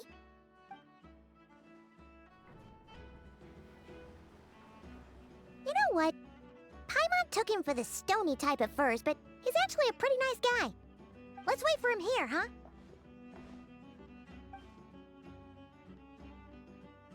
Are your tasks complete? Yep. Sosie's gone to get the replacement component. We'll be done here once we put it on. Allow me to check against the recorded data. Yes. This component is approaching its replacement deadline. The cannon will generate immense recoil when fired. If this is not controlled, the firing platform will become misaligned. This part is designed to anchor the cannon and ensure accuracy when aiming. Huh. So, if the cannon isn't fixed in place, will it start spinning around like some kind of massive firework? A novel analogy, but an apt one. The large-scale damage that might follow would be undesirable by anybody's standards. This component is currently easily damaged. The materials are not up to par, and there are still some design flaws. But Aino and I are working to improve it. Estimated waiting time remaining: 7 minutes. Would you like a krumkake? Yeah! Dessert's just the best after a hard day's work. Certainly. It will be ready shortly. Observation.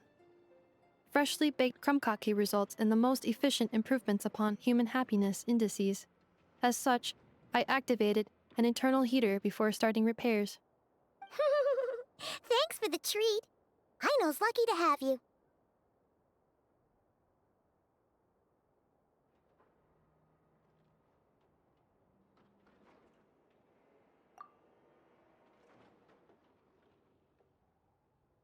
Thanks!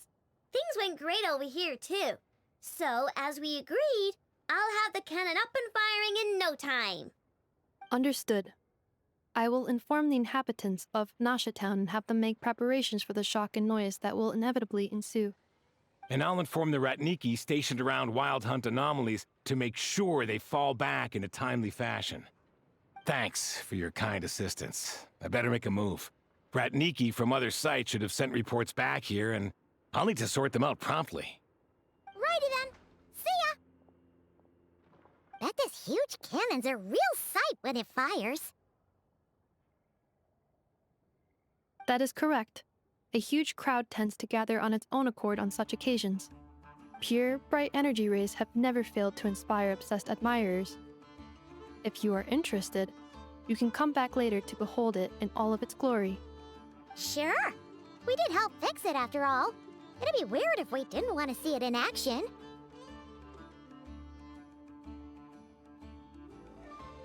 Oh yeah. Wonder where that strange phantom went. Never mind what it's doing. Let's try our luck at the flagship. See you later, guys! Just be sure not to miss my masterpiece in action.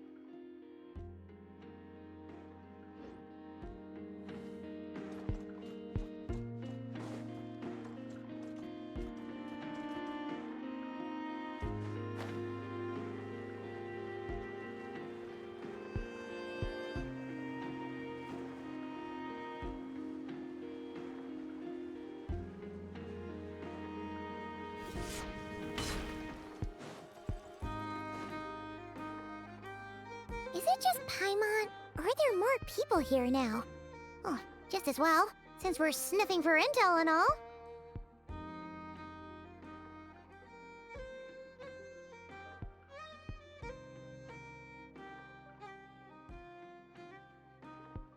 And maybe, just maybe, let's get some of their berries and fried meat too, huh? We still haven't had it yet.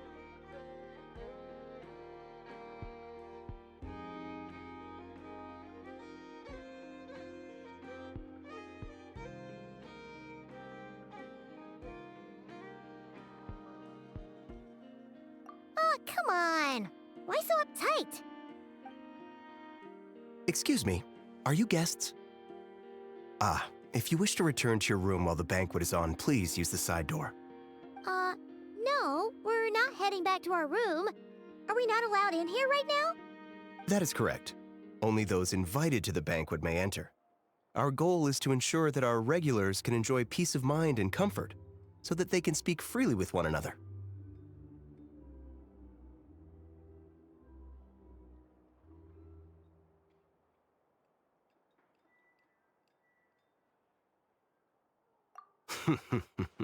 Familiar with our ways already, I see.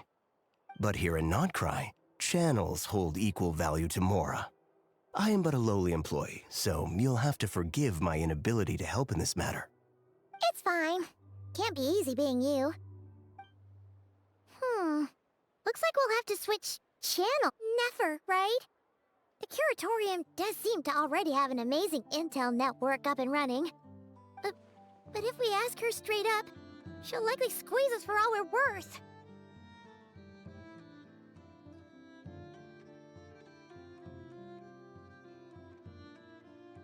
Ooh, Paimon's got a plan! Lauma got Never to help her prep some medicine, right? We'll be heading to Hisi Island later anyway to ask Lauma to help us use the moon marrow. Couldn't we deliver the medicine while we're at it? If Never doesn't mention a payment, we can cash our services in as a favor. If she does, then we can use it to haggle.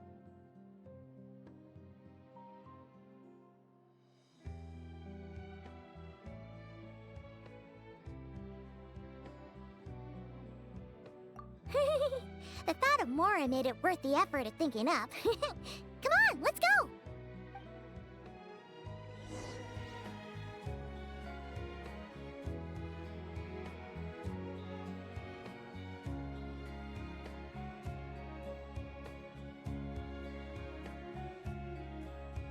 Combat data updated. Please rest assured that I will not blow the roof off again.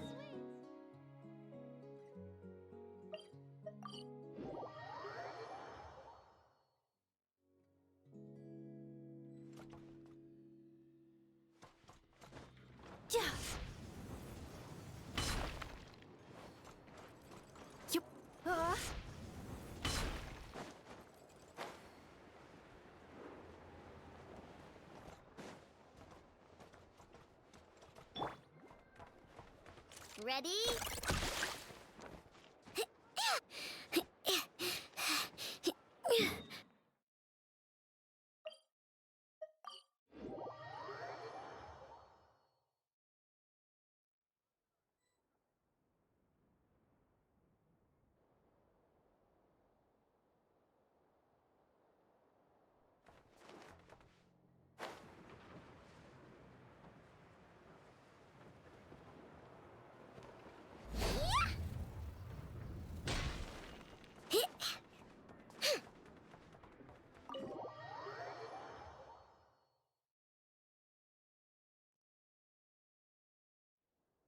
Black Cat, we're here! Oh, it's you this time. Hello, you two. What's up? Not much. Just here to say hi. Also, we'll be going to Hisi Island later, so we can deliver the medicine to Lauma for you if you need. How thoughtful of them. Bet they want something from me in return. Well, the faster the delivery, the better, naturally. And we're lacking free hands right now, so that would be a great help. Yehoda's gone to get the medicine, and she should be back any moment now. If you have nothing else to do, feel free to wait here. I'll have someone bring you some snacks. Don't mind if we do then. Thanks!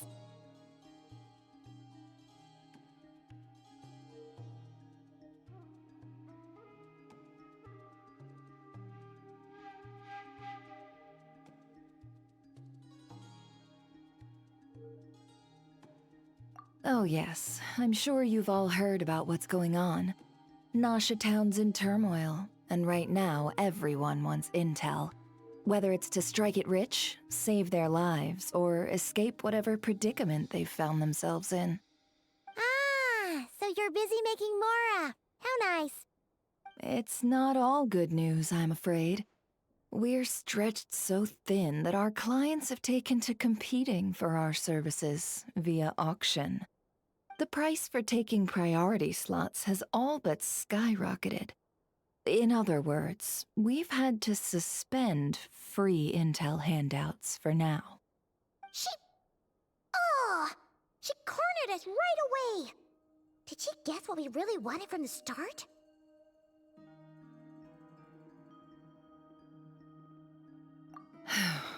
If there's anything that worries me right now, it's the wild hunt. It affects everything we do, yet the number of people who can ensure cargo safety in the face of such a threat is vanishingly small. Huh? That doesn't sound too hard. If you need something delivered, hit us up and consider it sent. Is that so? But... no. Forget I said anything. I mean, you're great heroes. How could I waste your precious time on trifles like these?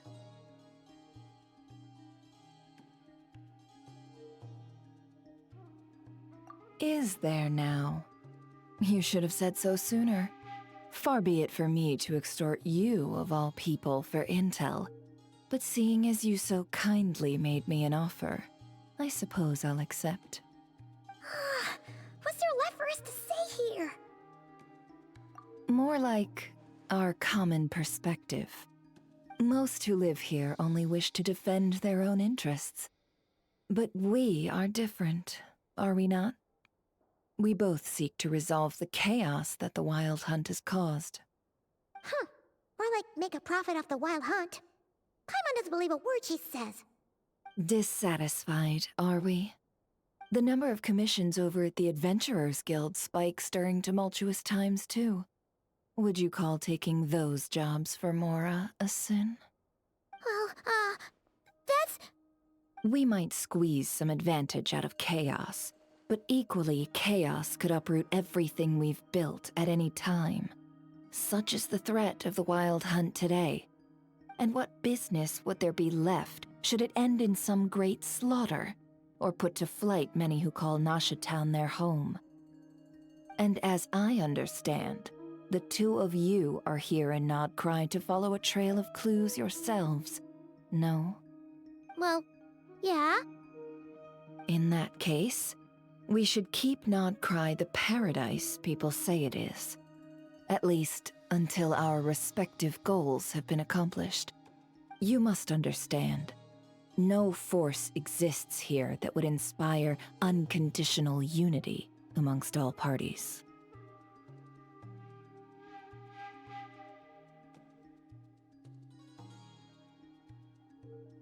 After that incident with Lauma, I'm inclined to believe you. Your selflessness is admirable, to be sure, and rare around these parts. Though it's rare for a reason, kid. Just a shame that our mysterious phantom has hidden itself well. Between that and its ability to shift shapes, it will no doubt be a most slippery customer. Really, I'd be all too glad to pass on any additional intel I gain. We make a good team, after all, don't you think? You front and center, me behind the curtain. That does make sense. Sorry, Nefer. Paimon took you for someone who only cares about profit. A well-placed only, indeed, Paimon. Nothing is wholly divorced from profit of some kind. Wait, so you were ready to work with us from the start? Why, of course. In fact, I was wondering when I might bring this up the moment you entered. But... Hey, boss, I'm back! Huh? Oh, you guys are here too? Indeed they are.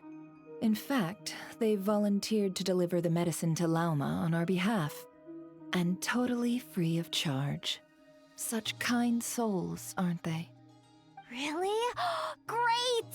Oh, in that case, guess I'll be clocking out now. Got a few more places for you to visit right here, dear. Huh? Haven't I already worked a few days' worth of overtime already? Well, guess the extra more is pretty nice. Well, we better get this medicine delivered pronto.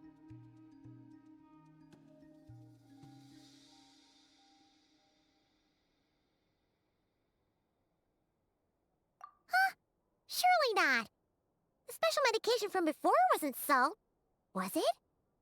Wait, that can't be. Let me see. This isn't right! How could it be salt? It was raining back there, so... could it have happened while I was resting at the store?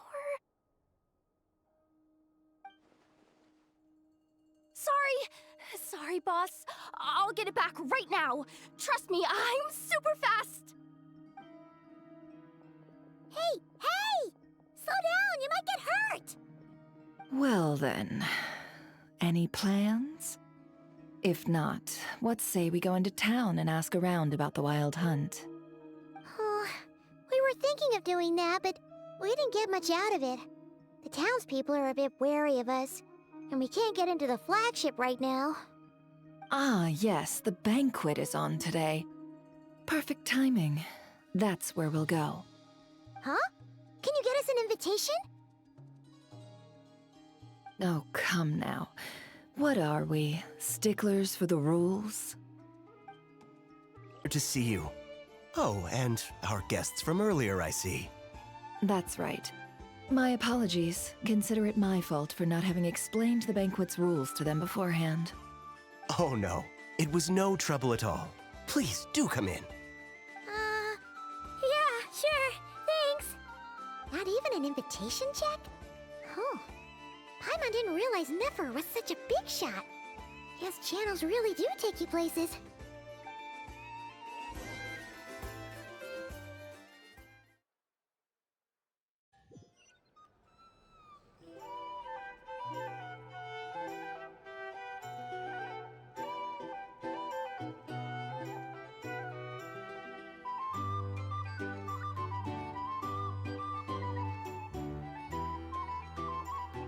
Finally! Now, what do we...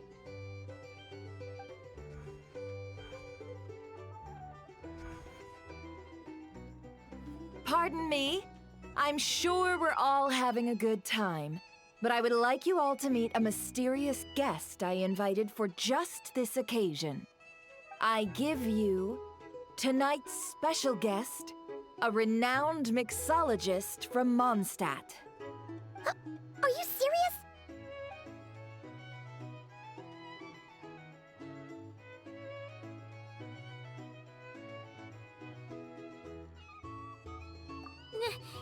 Nice to meet you all. I'm sure that no more needs to be said about Mondstadt's wine industry. After all, we are all connoisseurs of fine drink here. The special drinks menu is being set before you as we speak. Now then, for a time, let us set aside our worries and enjoy these exotic spirits from afar. Ah, I see. A new face for the bar. And here I was thinking, that ain't a familiar face. No wonder. Well, it's a rare occasion to be sure. Want to order a glass or two? Sounds intriguing. I spoke to the owner. The bar is all yours. The recipes are available for your perusal here. Not to worry. I've taken the liberty of removing the more challenging options. How'd you set this all up so quickly? Well, as long as you know what both sides need, negotiations are essentially just a process of confirming the deal. No one would turn a beneficial offer down now, would they? The flagship already had plans to invite a professional mixologist from Mondstadt anyway.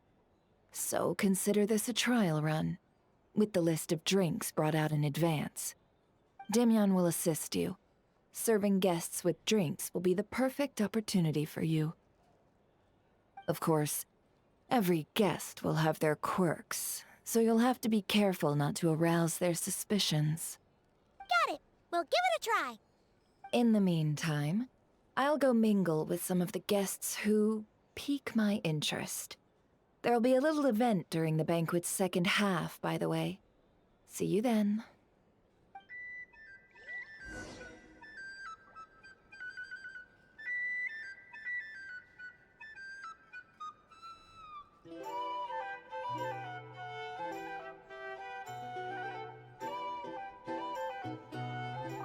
Hello. How may I assist?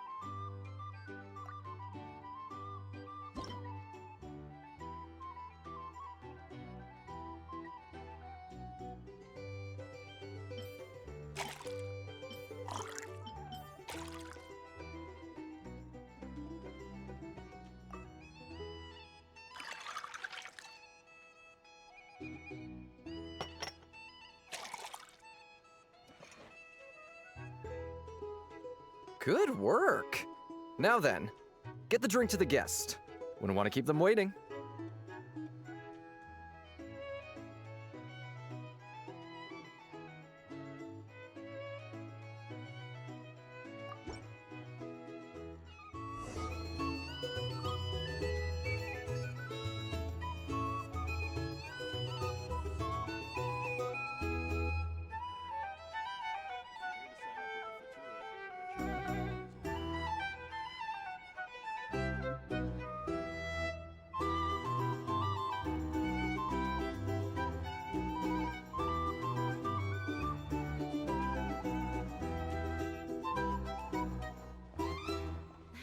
Ever consider returning to Snezh? Oh, thanks.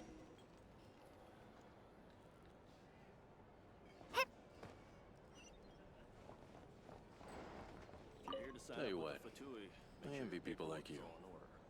I'm like a man in a leaking boat, soon to be food for the fish.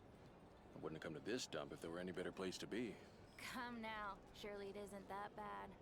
We've still got the light keepers. You trust them? I wouldn't. Wouldn't trust anyone, really. You're stuck with a wild hunt here. The Snezhnians can't be bothered, the Lightkeepers can't spare the people, and everyone else, they're a mess. I'd sooner put an ounce of faith in that cannon. Forget it. Let's just drink. Let's see if this new mixologist is worth the billing.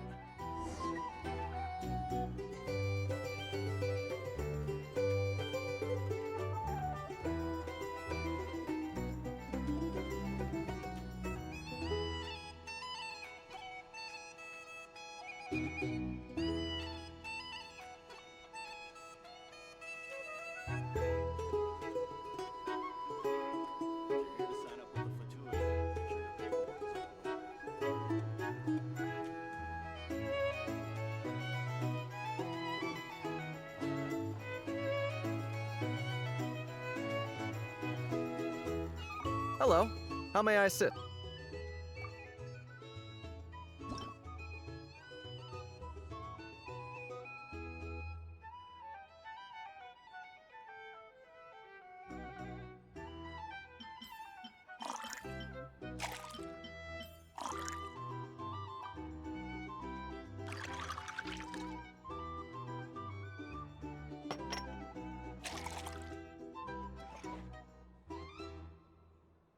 Good work! Now then, get the drink to the guest.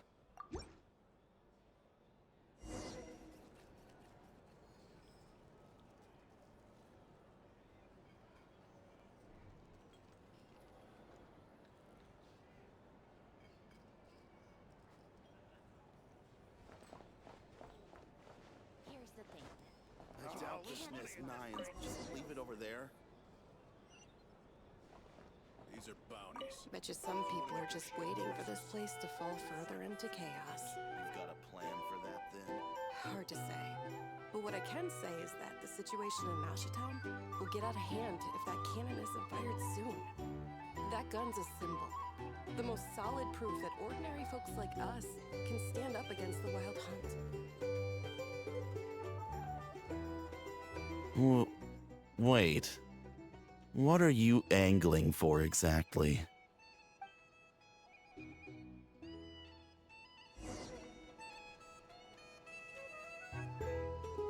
Here's the thing. You can't live life without a little spice.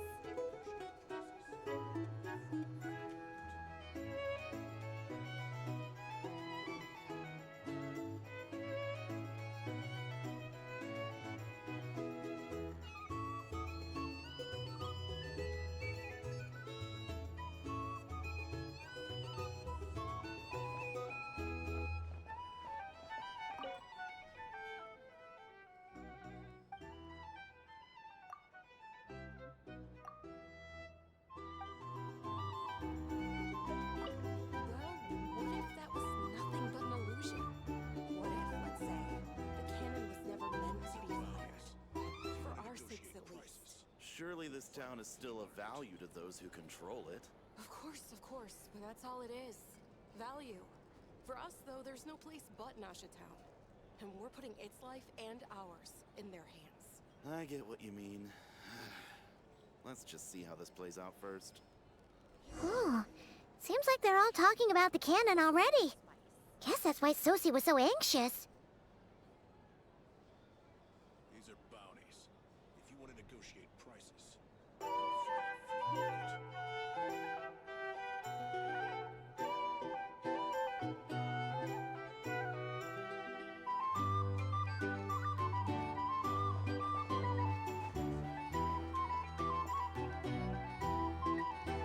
Hello. How may I assist?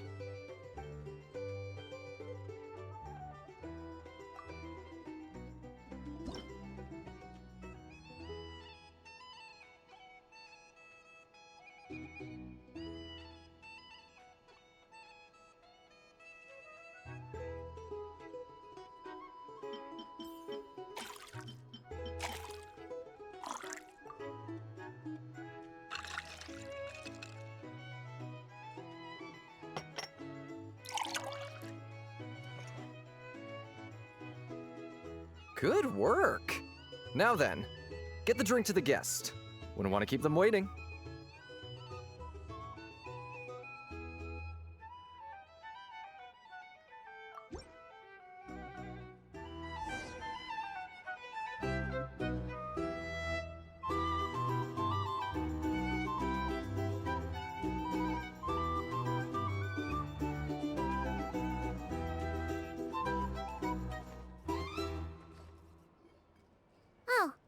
So this order was yours, huh? Indeed. So, any notable news? Ah, you two must be Nefer's friends. A pleasure to meet you. If you've got a moment, let's have a drink. On my tab, of course. Paimon doesn't recall there being any other orders right now. Sure then, we can take a break. Then come, sit. Dimyon, 2 wildberry trails if you would. Without alcohol, much obliged. Hints is the name. I help out at the Rossum workshop in town. They usually put me in charge of making and repairing simple machines. Paimon's name is Paimon. Pleased to meet ya.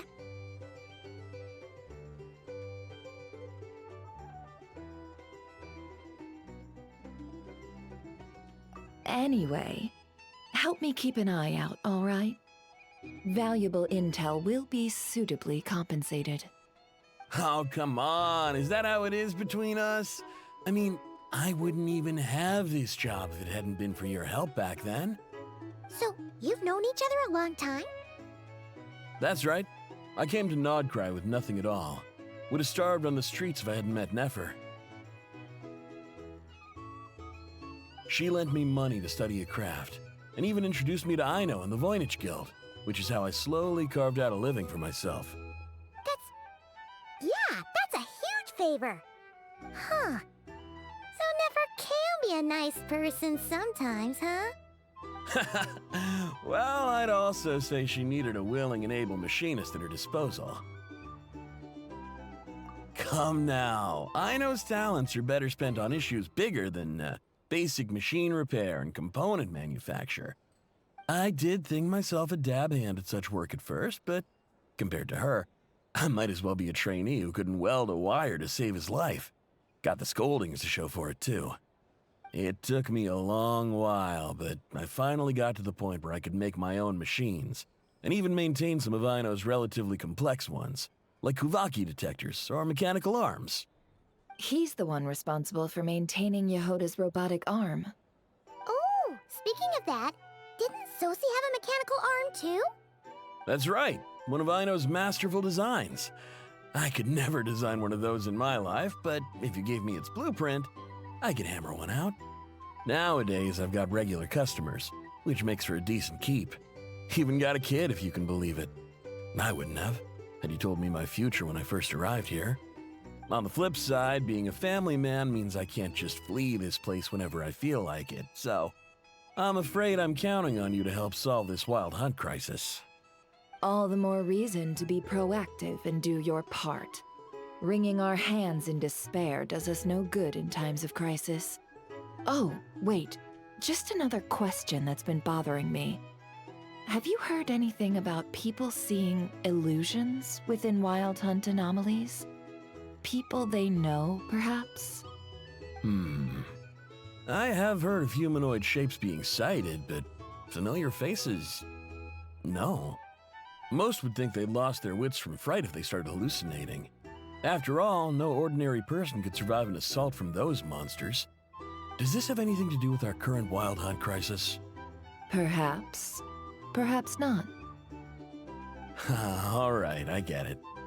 I'll keep my ear to the ground for you, and naturally, my lips will stay tightly sealed. Then we'll take our leave. Enjoy your drinks. He's a social man. You can often find him here chatting with friends, and he's had contact with all manner of clients. Since he's never heard of the Wild Hunt exhibiting the power to imitate familiar faces, might it be safe to assume that our Phantom wants to keep that a secret? Huh. That does sound worth noting. How about we go talk to a few more people? A good idea, and one our upcoming activity will facilitate. Let me show you how it's done. Come, back to the bar.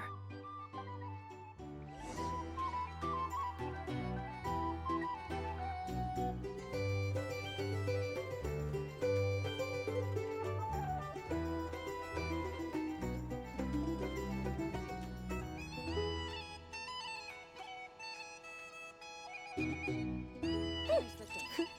You can't live life without a little spice.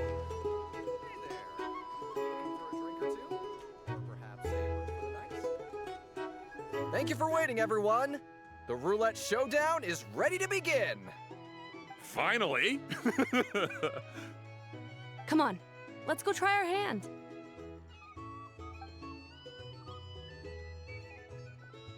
Joining us, new girl? We'll pass. No, you won't. The one who'll be mixing the roulette special has to take part. Those are the rules.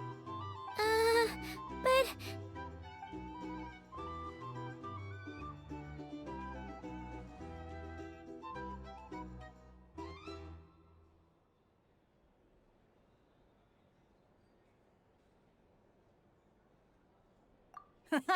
That's more like it. Since we have a new friend with us today, let me go over the rules in brief. The wheel before you is divided into an inner and outer circle. Participants must take turns to spin the pointer of the inner circle. Whatever beverage it stops at, our lucky contestant will drink. The drinks are divided into juice, tea, and alcohol, with that last further divided into 3 levels by intensity. Spin your way to a non-alcoholic beverage, and you'll score no points. Otherwise, you get 1 to 3 based on alcohol content. During a round of drinking, one participant may choose another with less points than them and pose a question, which the other party must then answer. This sounds like it might favor those who score higher, but push your luck and you might not recall any answers you were given the next day. Defeats the purpose, wouldn't you say? And that's why the person mixing the drinks has to take part. You know, just in case they decide to pour heavy, then sit back and watch the show. Not that our newcomer looks like the drinking type. Either way, looks like we're in for a show. Anything you drink will be replenished. And additionally, I have decided to sponsor a grand prize for this grand occasion. A single serving of Dark Horse. What? Do my ears deceive me? A chance to drink Dark Horse and Nod-craya? Dark Horse. Guess we'll have to take part now, huh? Indeed. The Dark Horse could be yours to enjoy, so long as your luck holds. And so long as you can remember its taste the day after. And if our lucky winner can drain the whole serving in one go, they will gain the right to ask everyone a question, regardless of their score. High risk, high reward. That's gotta be some strong alcohol. Now, if there are no other questions, let us begin. Allow me to get the ball rolling. Intensity 3. Looks like I'll have to put my back into it today.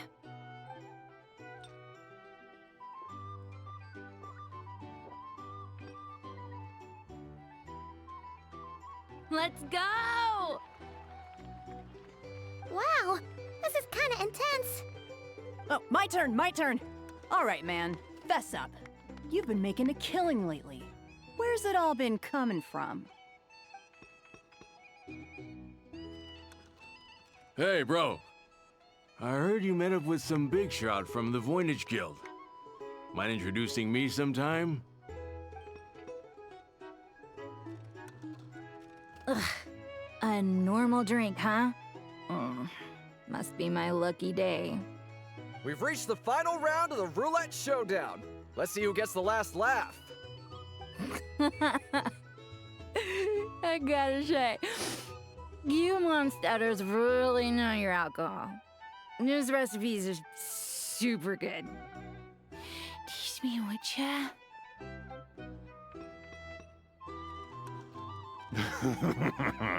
I was wanting to ask about your wife. Your wife.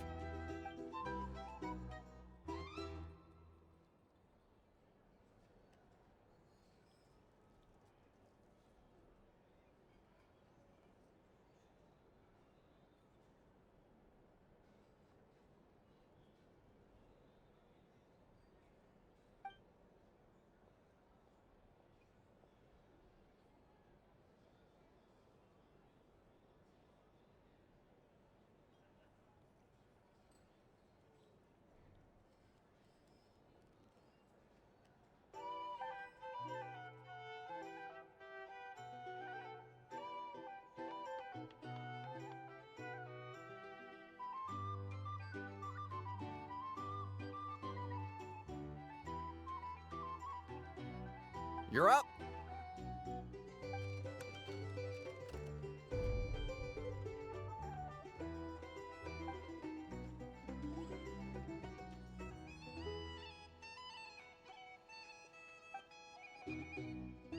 Whoa! New face here just drew the Dark Horse. Bottoms up! Bottoms up!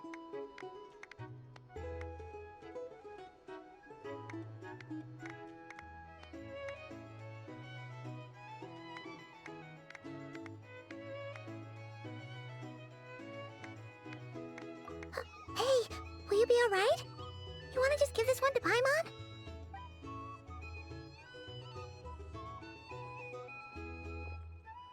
Whoa! She actually downed it in one gulp.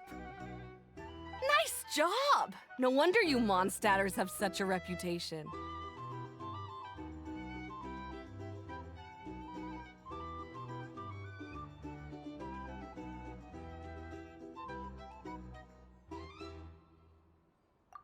Me?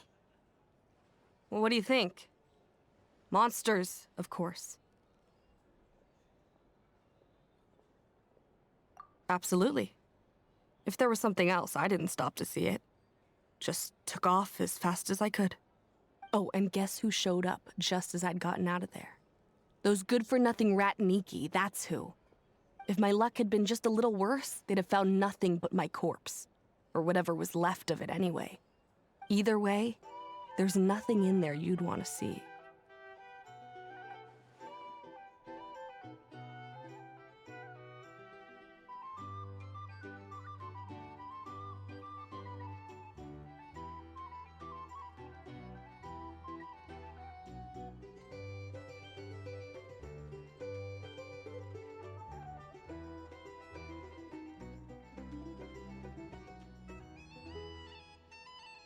I see some downcast faces.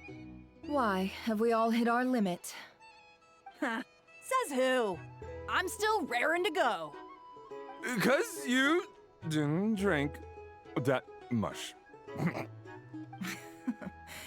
In that case, let me raise another glass. To a blast of a showdown and a wonderful evening.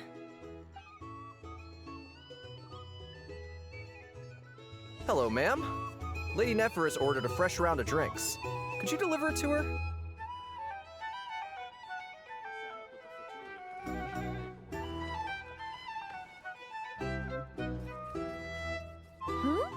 Are they playing cards? Paimon spies some elemental dice. Same as usual then? One die, 100,000 mora.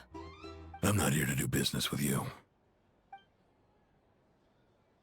Come now, I've already ordered us drinks.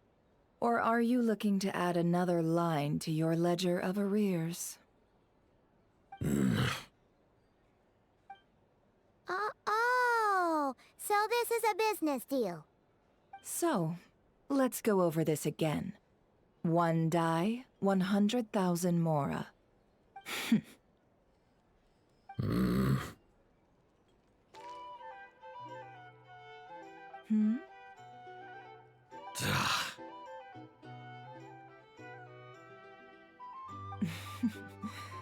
Then we have a deal. Come, you two. Take a seat as well. What are we even doing here? I can give you 3 things. The features of the Wild Hunt, the exact locations where it has appeared, and the intel we've received from the Lightkeepers. The Wild Hunt is in fact a phenomenon linked to abyssal power. Fog and monsters follow in its wake, posing a lethal danger to ordinary people. On the flip side, these monsters cannot leave the fog, so the disaster cannot spread quickly. We already know all that. Fair enough. Then I won't beat around the bush. Here's a map of current Wild Hunt anomalies that I snagged from the Lightkeepers, including the locations they'll soon be bombarding. That's a lot. We've never seen anything like this either. That's why everyone's so worked up. That's not enough. 4 dice. Cool it, all right? I'm not done. Now, the Lightkeepers don't want you to know this, but weirdly enough, more Wild Hunt sites have disappeared than their involvement would indicate. Isn't that normal? They're not the only ones fighting the Wild Hunt after all. Adventurers do that too, and maybe some just go poof by themselves. I'd agree. And really, we've always had a small, stable discrepancy between reported anti-Wild Hunt ops and anomalies cleared. That variance has become a gulf lately. What could that even mean? I've got 2 theories. One, that some new force is clearing the Wild Hunt out in secret. Or 2, that some rat Niki are not reporting the work they do on purpose. The odds of the former happening is low. Not many organizations can even engage the Wild Hunt. Never mind keep those operations a secret. If you're interested, I'd recommend following the latter train of thought. Paimon doesn't really get it. What would anyone gain from doing that? Now that's what I call interesting intel. No wonder you've been doing well for yourself lately. Even if you've mostly just been reselling my intel. Please, stop. This is all I've got for you. Oh, stop that. Why, people might start thinking me a bully. Let me give you an opportunity instead. Out of respect for your independent intelligence gathering. An answer to a simple question. For 50,000 off your debt. Have you heard of people seeing familiar faces within a wild hunt anomaly? Or experiencing something akin to, say, an illusion? No, nothing like that. Nothing at all but ghostly shadows. Nothing at all, hmm? Not even for 50,000 Mora? Either you don't take your debt seriously, or you're confident you can pay it off. Hey! No means no, all right? This is about my dignity as an intel broker. Mora doesn't factor in here at all. Okay. Well, that puts me at ease. You really are the same as ever. And you've learned quite well. Go on, then. I'll swing by again. Sometime soon, perhaps. Ugh. So, you're his creditor? Indeed I am. He's resold my intel quite a few times now, pocketing the difference afterwards. Rather dishonest dealing, if I may say so. As luck would have it, he would only purchase information from me when he was just about done negotiating with his buyer. So I arranged a little something just for him. A painful lesson, you might call it. Ooh, that sounds brutal. Oh, I was downright beneficent in charging for that betrayal. It was more about the message, really.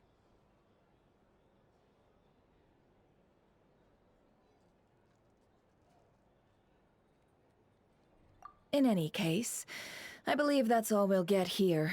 Let's go through what we've learned outside.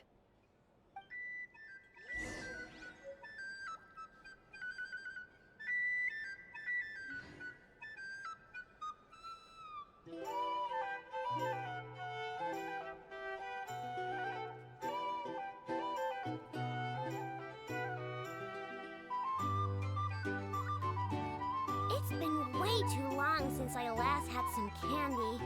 My brain's grinding to a halt, like a rusty machine. Oh, that's it! I'm having 5 whole crumb cupcakes for dinner tonight, and nothing's gonna stop me. Not even Inetha's super angry mode.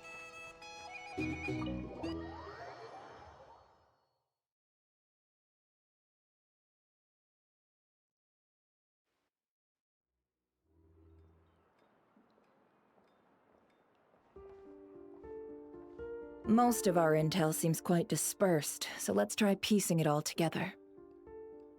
Well, first, no one else has seen that weird phantom, apart from our encounter on Star Sand Shoal. Indeed, and we have that from multiple accounts, so each statement corroborates the others. What in Teyvat could that phantom be planning?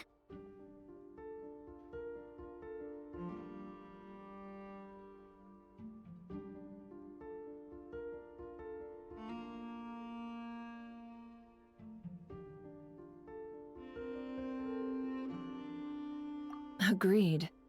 Instances of the wild hunt afflicting Nod-craya in general have increased in frequency, but the phenomenon itself hasn't changed much. What you encountered must have been something special, with our mastermind concealing themselves within, in order to target the moon marrow. In which case, 2 questions arise. Who is this mastermind, and why would they want the moon marrow?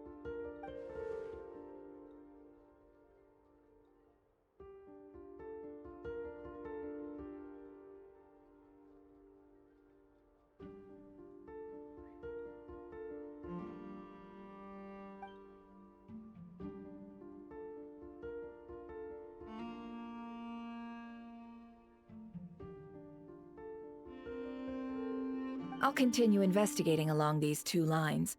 We can reconvene again if any progress is made.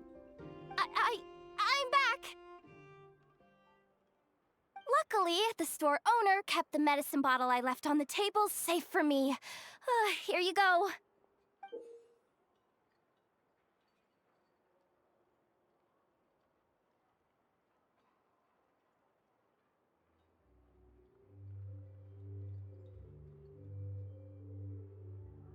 Huh. Thanks a bunch, Yehoda. Take a break. You've earned it. Oh no, I've got work to do later. And anyway, isn't the cannon about to go off? I was watching it the whole way back, praying it wouldn't fire. Not until I got back, you know? Again, lucky me. Huh. So you're interested in that big gun? Of course. I mean, just think about it. Something that size is bound to be comprised of thousands, even tens of thousands of parts, fused in such a way that it can operate smoothly and fire off a supergiant, super strong beam! Isn't that just so cool? I mean, miraculous. Like a miracle created through countless careful calculations. It has been a while since the last time it fired. Go on, feel free to go watch. Work can wait for a while. Thanks, boss. Anyway, y'all wanna come? It'll be worth the while and worth your wait. I swear. Might as well. Fruits of our labor and everything, you know?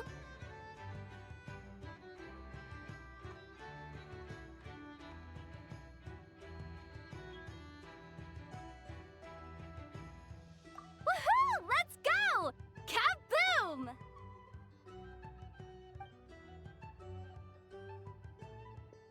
Wow! What a crowd! People seem pretty excited, too. Just goes to show how big a deal this cannon is, huh? Oh, for sure. One shot, one kill, problem solved. Simple and practical. Just the way we like it. And even if that wasn't how it worked, just listen to how it roars. If that isn't power, I don't know what is. If only I had that kind of strength. Hey, don't think like that. Your skills and smarts have been a big help to us, too. Really? They think that? Oh, I'll do my best the next time we work together. For sure.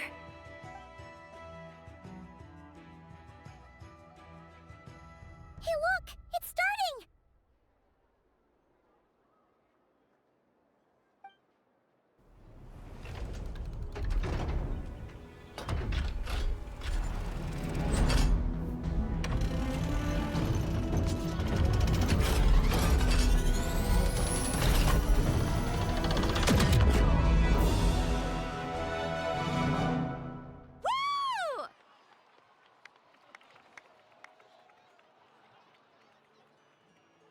Nice one! Finally, all fixed up. Nothing to fear now. Awesome! Felt that one in my bones. Whew! That sure was powerful. And pretty dazzling, too. Guess that's why everyone's been counting on this thing. Surely the Wild Hunt doesn't stand a chance.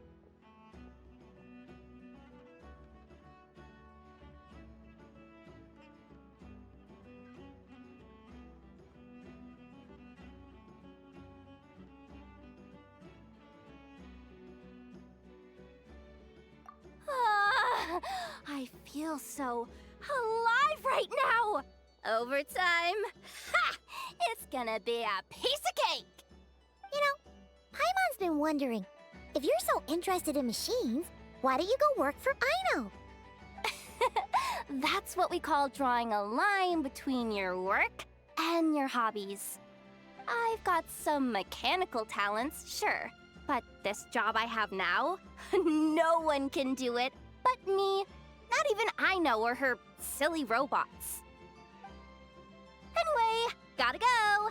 See you later. just the person who got salt and medicine mixed up. Huh. Looks like the crowd's breaking up as well. Let's head over to Hisi Island. Best not keep Lama waiting.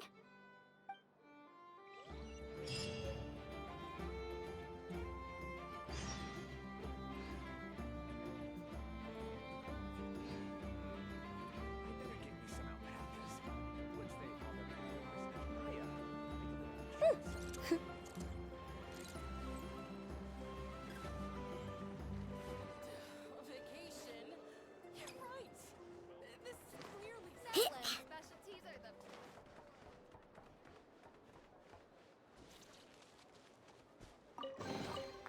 Whoa! Aw, what a mess. I'm sorry.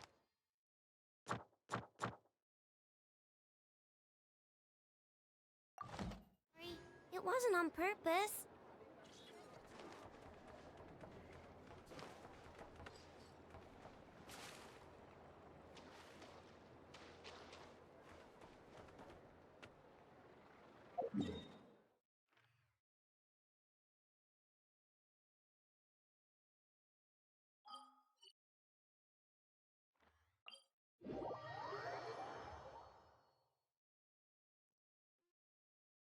Huh.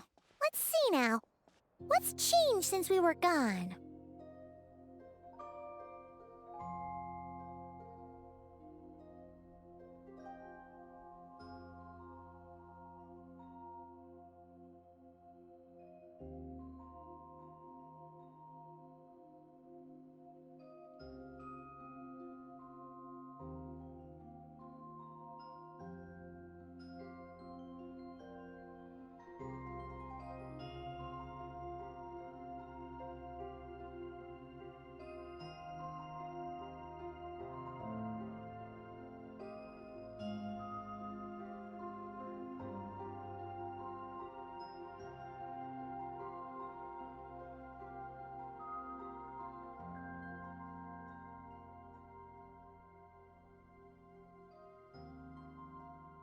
Yeah, if anything, looks like things are settling down.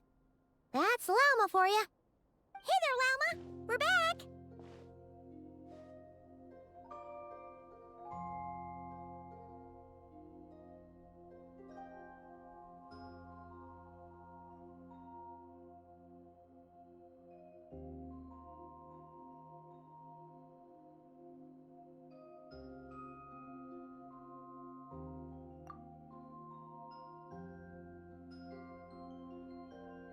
The cleanup work has been much more complicated than I expected. Solving problems that have built up over time is a tall order, to say the least. I believe it will take a few weeks more. Fortunately, those who remained appear to have shaken off the initial confusion and are becoming more proactive by the day. It's as if they've finally been forced to come face to face with what their faith actually is. And it's all thanks to you. No, I should have done this a lot sooner. I've been focused on taking care of myself these past few days, so I'm in a good place. And since you're looking after the moon marrow for us, I should be able to help you investigate the truth of the past.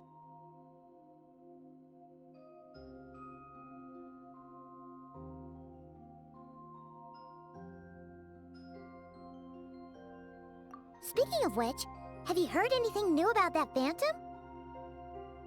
I've tried asking around, but to no avail. What about you? We haven't made much progress either. But here's what we've got.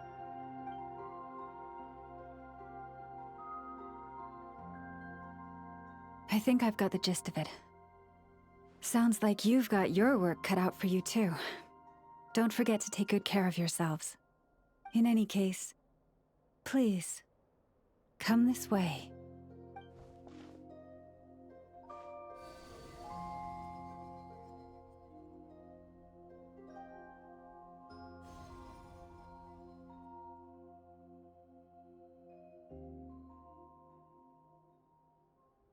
What do you see?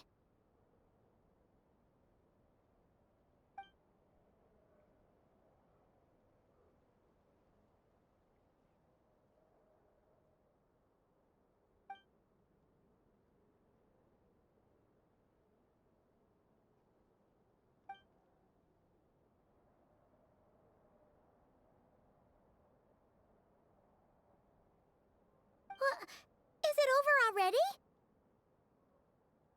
This appears to have occurred a long, long time ago. The memories I sensed are highly turbulent and disordered. So that is all my power allows me to discern.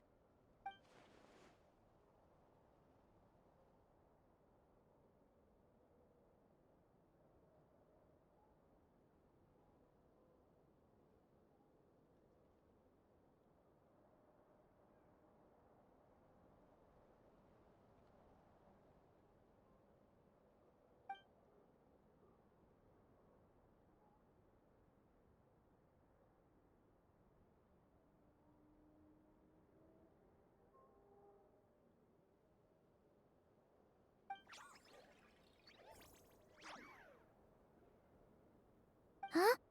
What's the matter?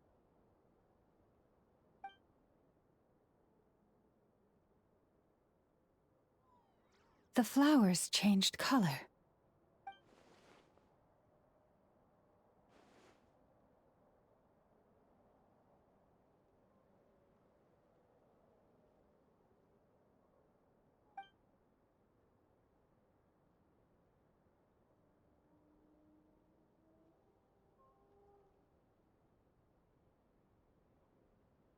Yeah, we should go see her and see if we can help her in some way.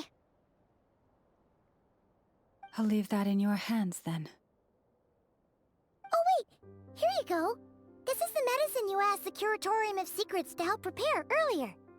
Ah, thanks for coming all this way with it. You've been a huge help.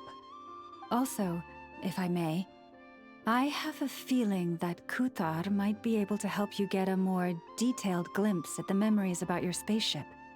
Oh, that's true. She's the Kutar after all. But we best check if she's doing okay first. See you later then.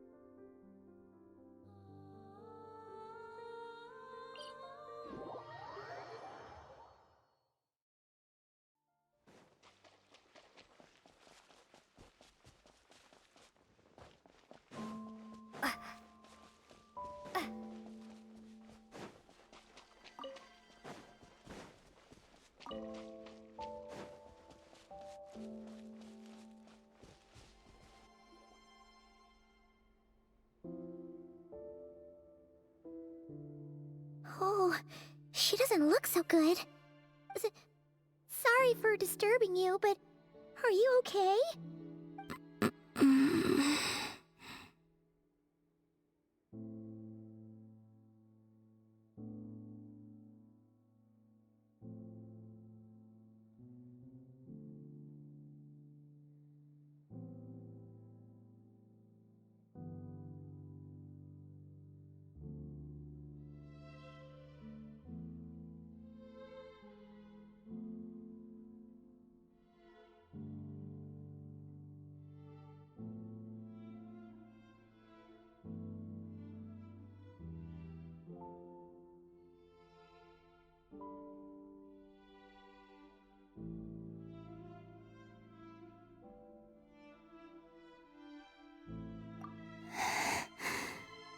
Dizzy. It's like I'm returning to the moon. Wait, it's not that bad, is it?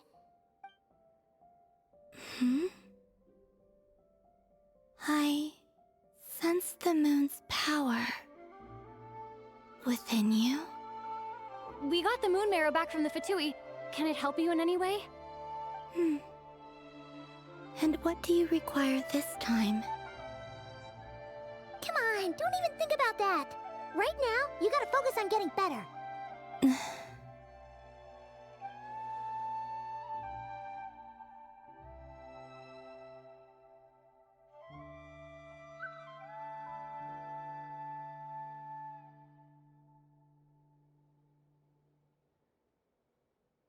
I might need your assistance in the future. Oh. Very well. Give me your hand.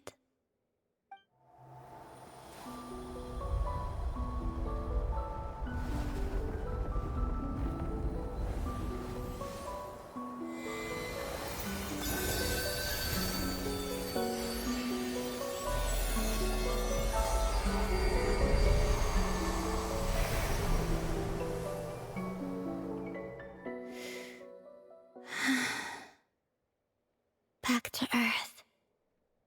My thanks. Your feet never left the ground. But anyway, feeling any better?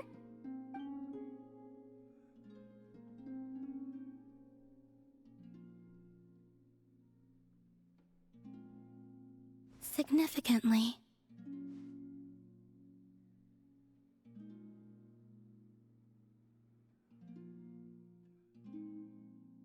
The moon within your body, it is as silent as a reflection in the water. Fascinating. I merely drew forth a ray of its light from the water. Enough to keep me tethered to the ground for now. I think I sensed some other changes as well.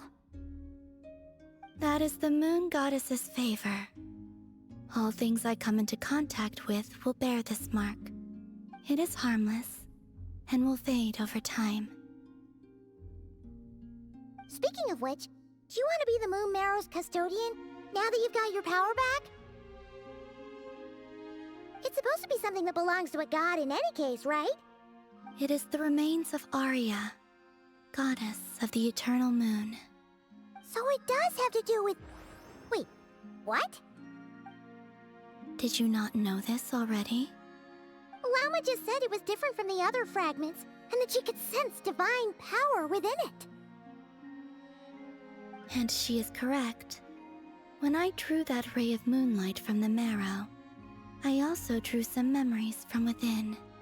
That is how I know that it belongs to the goddess of the eternal moon.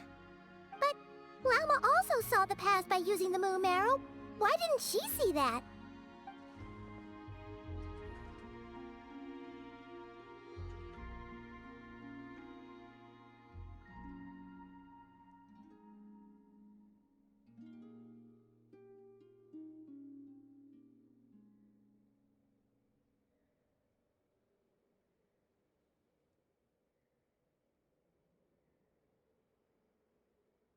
There were once 3 moons in the sky, each belonging to a goddess who ruled over it.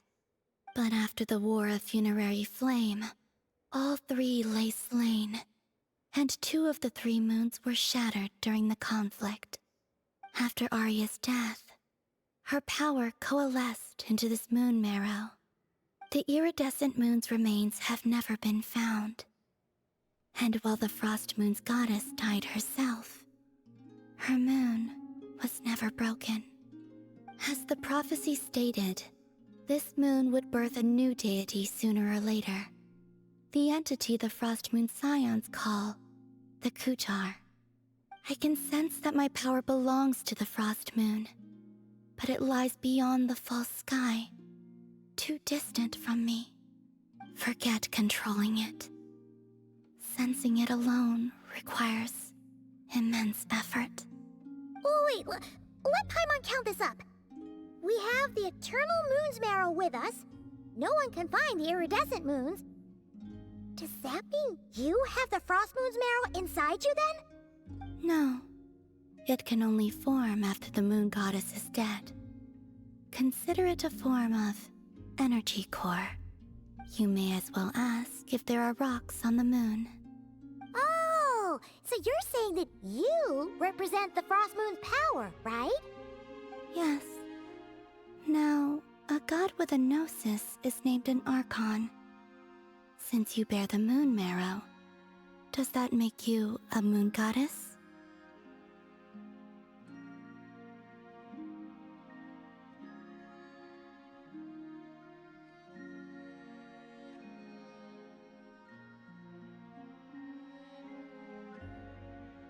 You do not wish to become one? That's not really the problem here. Also, why are you so eager to pass that title on to someone else? Anyway, never mind this becoming a moon goddess stuff for now. We're asking if we should return this moon marrow to you. I do not desire it. Huh? Nor does it desire to come to me. And what does that mean? When I came into contact with its power, I sensed a kind of rejection. I can only guess that this is because I, too, am a moon goddess. 2 moons will not rise at the same time, let alone consume one another. Guess it's stuck with me for now then. You sure that's gonna be okay? Glauma did say that you've hidden its power well, but the damselette sensed it just fine. And it's the wild hunt we're dealing with here, not some run-of-the-mill enemy. If it detects the marrow... The wild hunt? You speak of that phenomenon as if you were describing a person. Well, it sure looks like there's a person behind it all. Someone with a super clear goal, too. They've been after the moon marrow non-stop. That seems to ring a bell. Huh? Is it really? My colleagues used to mention someone, back when I was still with the Fatui. He hailed from Conria, gaining abyssal power during the cataclysm, and he had a consuming fixation on the moons. Conria? Well, we don't know if the phantom we saw has anything to do with that, but the details kind of match. What was his name? I only know what others called him. The Reihir of Solnari.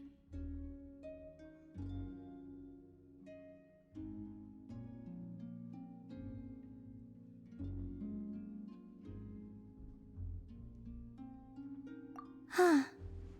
There was that title too. Yes. Wait a second. Dane mentioned him, didn't he? Does that mean that our enemy is Rerir, one of the 5? Huh? If that was the case, surely he'd be stronger than this, though. I have heard that he disappeared not long after the cataclysm. But when I asked my colleagues where he went, they replied, "Do you really not know?" Why would they say that? The tale of his final fate has it that he fell into the moon's reflection, from which there can be no return. Wait, hold up, pause.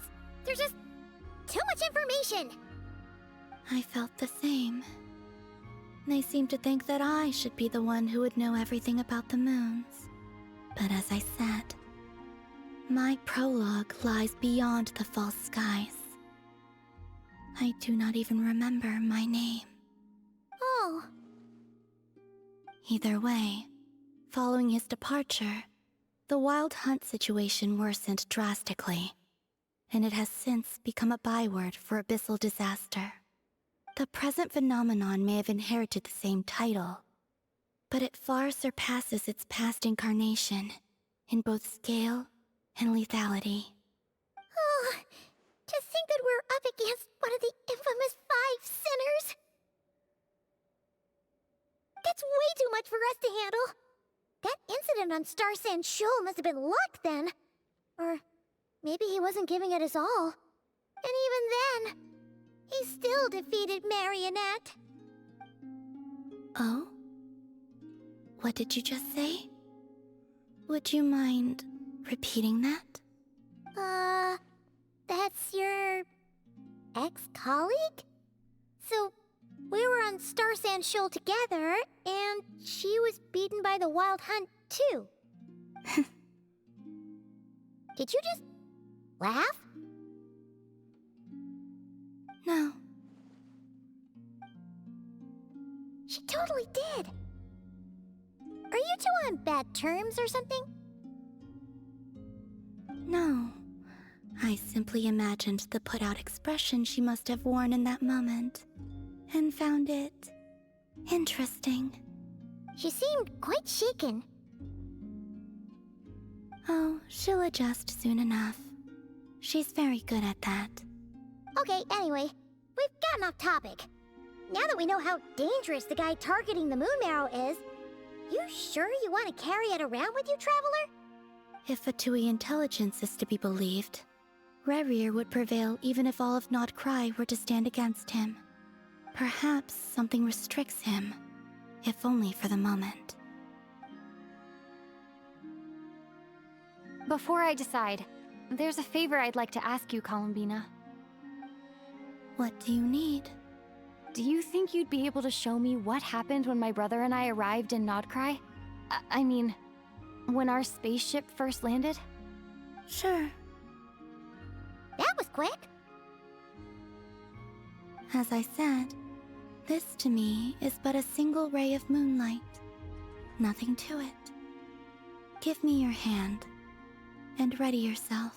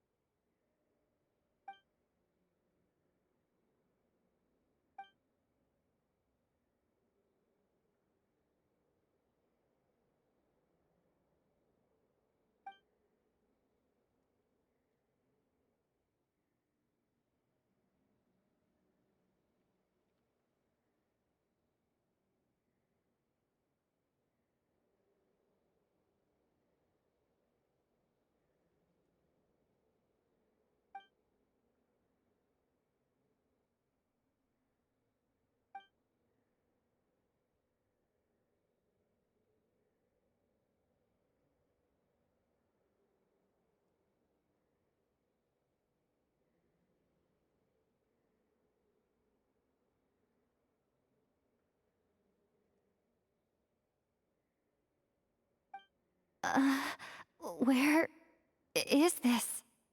Lumine, come on, we have to leave this place! What? Hey, are you okay? Our spaceship. A long, long time passed after we landed. No one left the ship during that time. But Ether found me from outside of it somehow. Huh? How would that even be possible? I don't know. The secrets within memories are like cookie crumbs. Take a bite, and they go everywhere.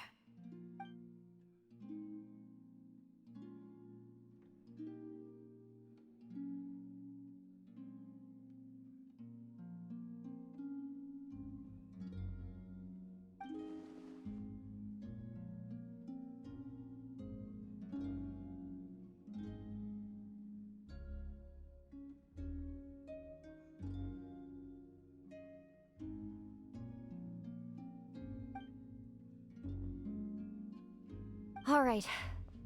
I'll keep the moon marrow with me.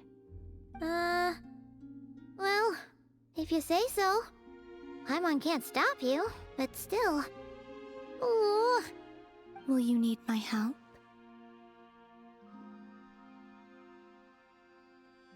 I could help you conceal the marrow.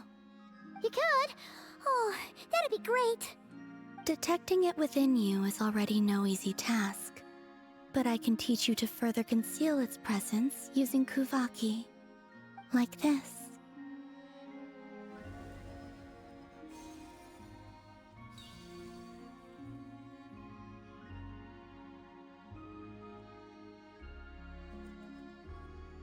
Ooh, looks like a shield.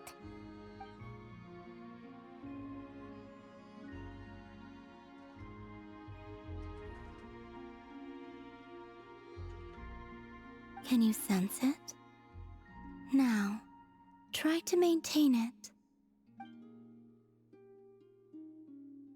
You learn quickly. Huh. Looks pretty sturdy. Could probably be used in self-defense in a pinch, huh?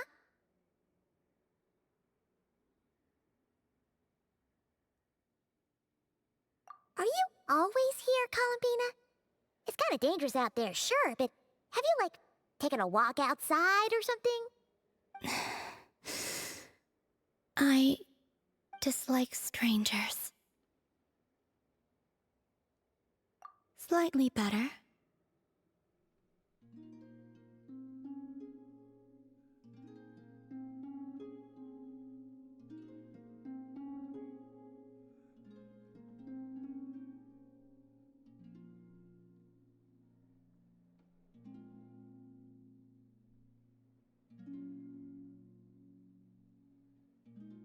Yeah, the Frost Moon Scions have changed since you last saw them. Who knows? You might actually like them. I will consider it. She seems kind of tired.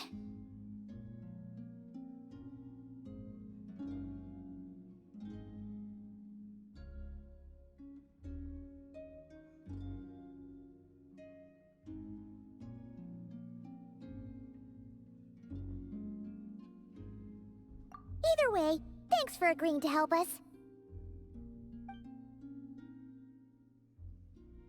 It wasn't much. The flowers here.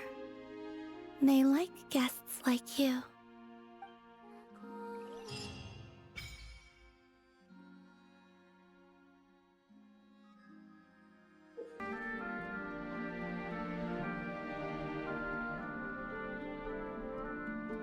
The Raker of Solnari. I've never heard that name before. Let's keep this news confidential for the time being. It would only cause even more panic amongst the people of Nod-craya. But if this Rarer is as you describe, he will be a truly formidable opponent if we try to take him on by our strength alone. Yeah, things might be okay if everyone was willing to work together, but right now...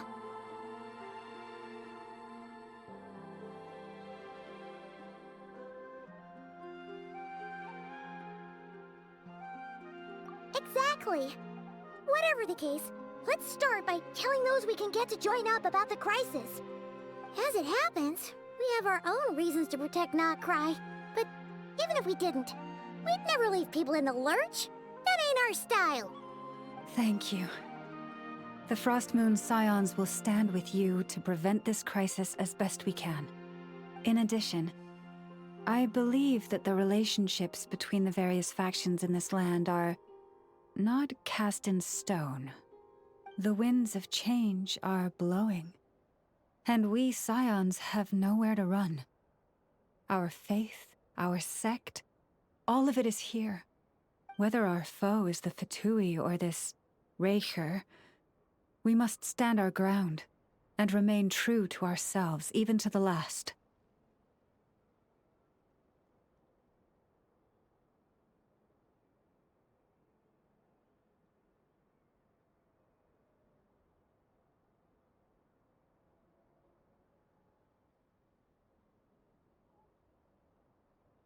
Let's see. Speaking of allies, the Krumkake craft shop is the closest by, right? And F is sure to help us.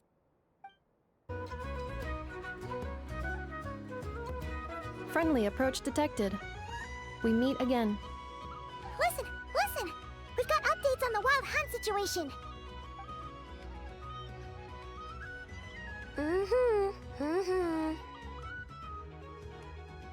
Threat level exceeds expectations. Phew, doesn't matter if he's the Rahir of Solnari or Solari or whatever. One volley from my cannon, and he'll be blown to smithereens! You were there when we fired it, right? If that isn't the kind of firepower that helps you sleep at night, I don't know what is! True, but the cannon only works against shambling monsters, right? What if Rarir's super fast? Well, we'll just get an effort to go grab him and tie him down. You're not taking this seriously at all, are you? Anyways, firepower is not a concern. See those canisters over there? That's all concentrated Kuvaki, which we'll be shipping to Nasha Town. More than enough ammo in there to blast that Fatui research facility to bits in a single shot. You sure have been looking forward to this battle, huh? Of course! This is gonna be the shot that shocks the world. All of Nod-craya, heck, all of Snezhnaya will know my name once we're through.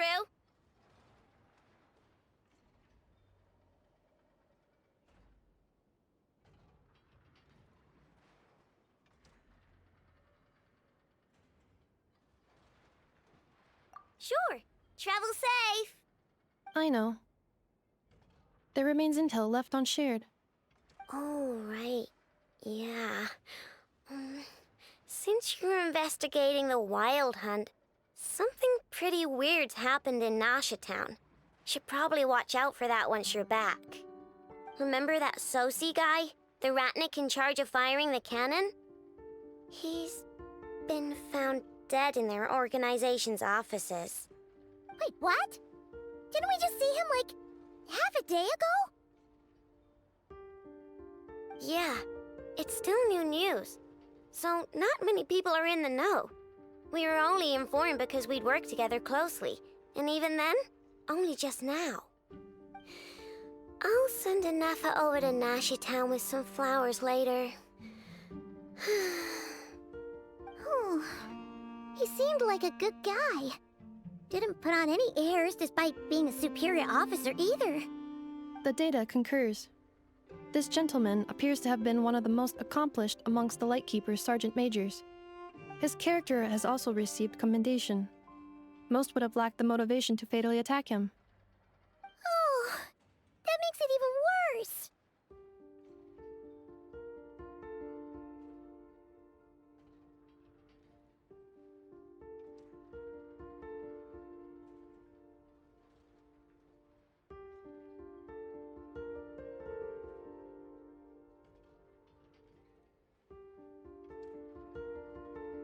Hey! What do you mean, actually? Either way, I'm not clued in on the details. Only Ratniki have been allowed on site to investigate the scene. You'll have to find some way in if you want to check it out for yourselves. Got it. Let's go then. You coming along, Anefa? My tasks are incomplete. The last few batches of ammunition must be randomly inspected. You go ahead. All right. We'll see you later.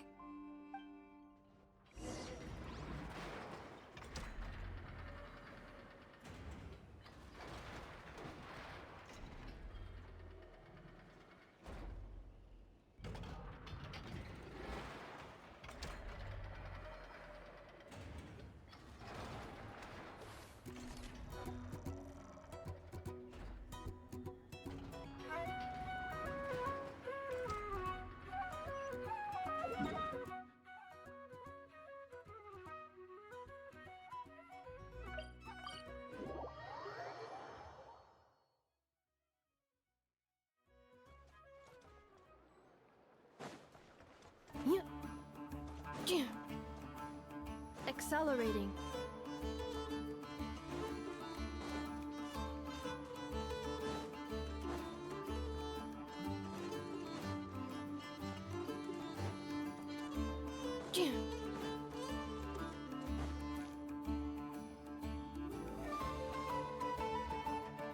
This must be it. Oh, doesn't look like there's any chance of us getting in with that ratnik guarding the door, though. Should we go speak to the guard first? Might as well try squeezing blood from a stone. Ah! Never! When did you... I came over to take a look as soon as I received the news just now. Aino told you about this then?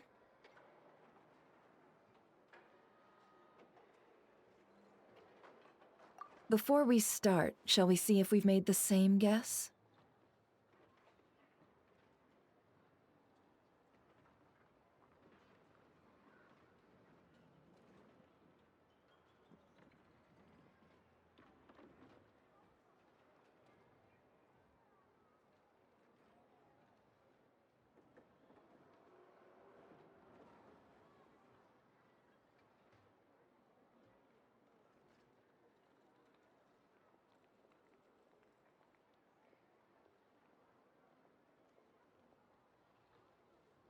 Indeed. Quicker than we thought as well. Keep your eyes peeled for any clues once we get in. No need to jump to conclusions. But how are we supposed to get in at all? Just follow me.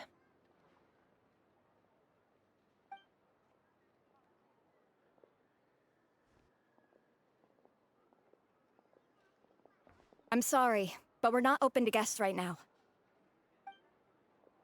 Sorry about that. They're here to investigate. All of them? The paperwork checks out. All right then. Enter.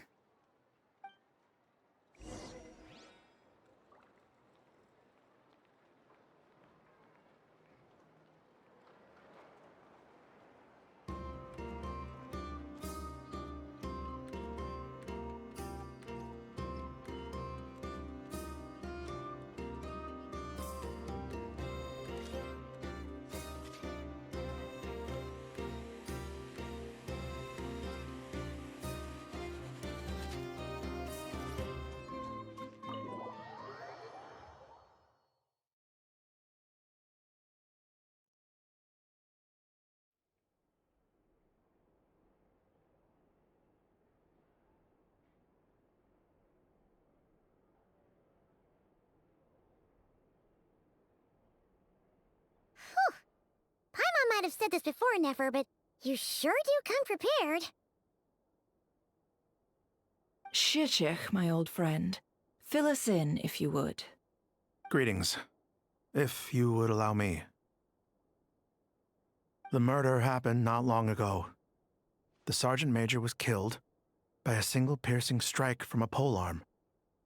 We have performed a preliminary sweep of the crime scene to facilitate investigation. No obvious signs of a violent struggle. No damaged doors or windows. The culprit must have used some other means to enter the room unopposed before performing the deed. Entering unopposed? So, do you think there's a chance that the culprit would usually have right of entry?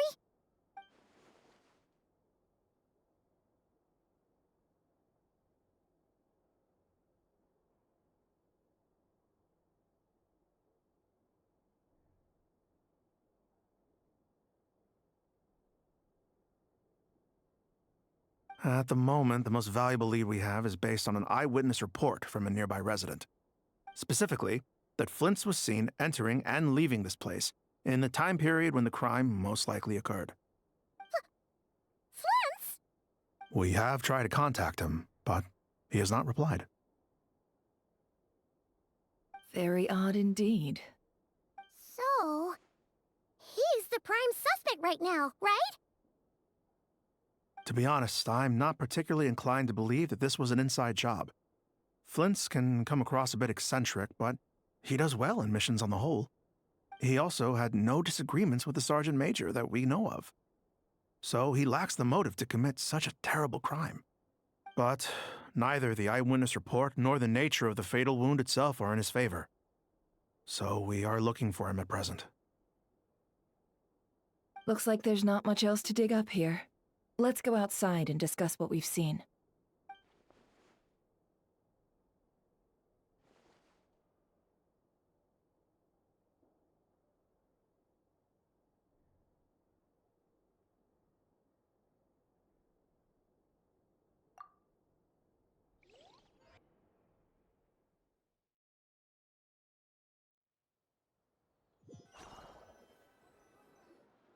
So, the evidence points to Flint's, and he just so happens to have disappeared without a trace. A sticky situation indeed. We know that this Flint's could have been Rerir in disguise, but we lack the evidence to prove this to anyone else. Furthermore, Flint's has left us with many questions, all of which will require a reasonable explanation. Yeah! He said he would report back to headquarters, but it seems he hasn't gone at all. What could he be doing?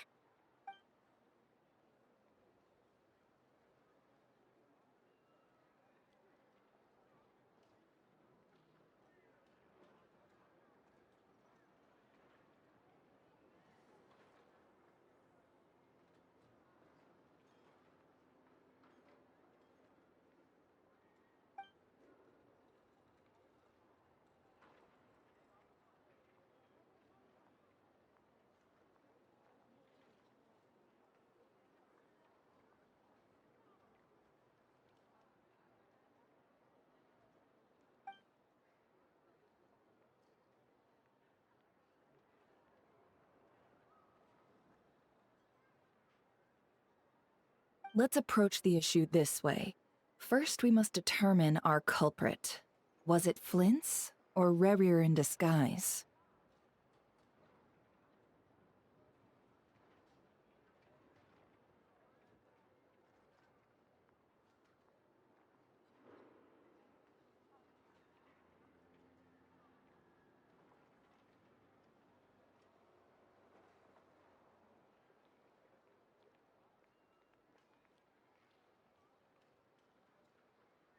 Yeah. What reason would Flint's have to murder Sosie anyway? None, as far as I know. And even if he had a motive, it would have been easier to do so out in the wild, rather than in Nashatown. Yeah. They would have often gone out on missions together. Plenty of chances there.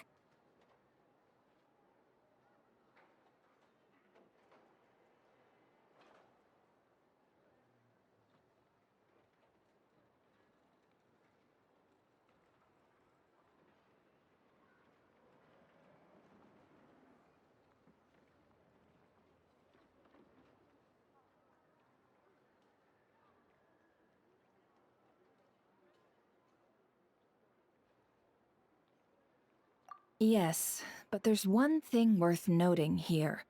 Remember the intel we got back at the tavern? No one has ever seen a phantom that can take the form of other humans within the Wild Hunt. This means that he has been hesitant to abuse this ability, or allow it to become common knowledge, likely so that he could act in secret under other guises. But no matter what, borrowing identities comes with risks, right? What if you bump into the person you're imitating along the way?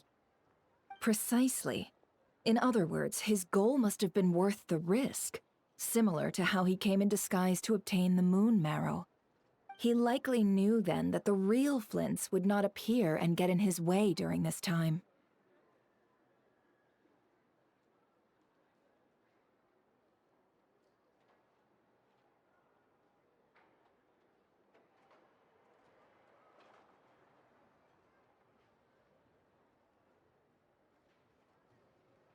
We'd have to ask Flints ourselves, I'm afraid.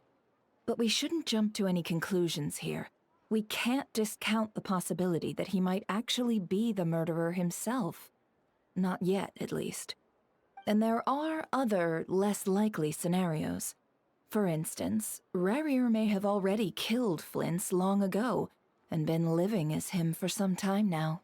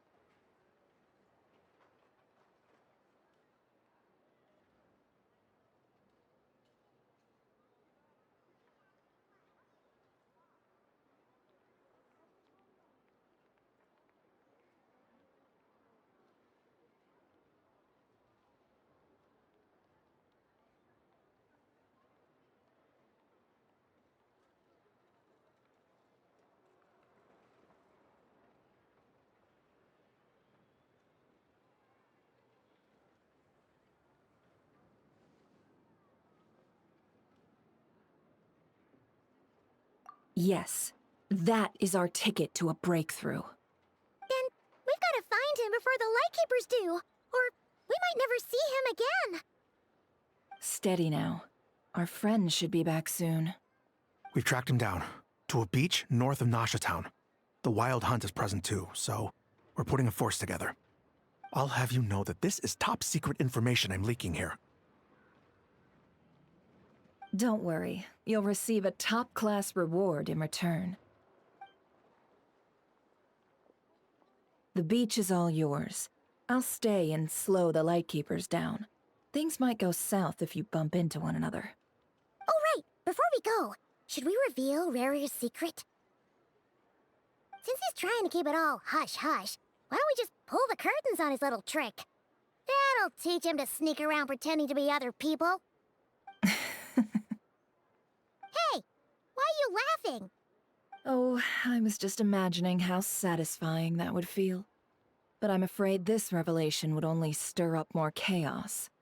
Setting aside the matter of evidence, some may trust Flint's on our account, whereas others would suspect him on account of his behavior. Tossing him into a swirling tumult of public opinion like that might just give Rarier more opportunities to capitalize on. And think about it. Once people learn that he can masquerade as those they trust, would they continue to welcome friends into their homes with such open hearts?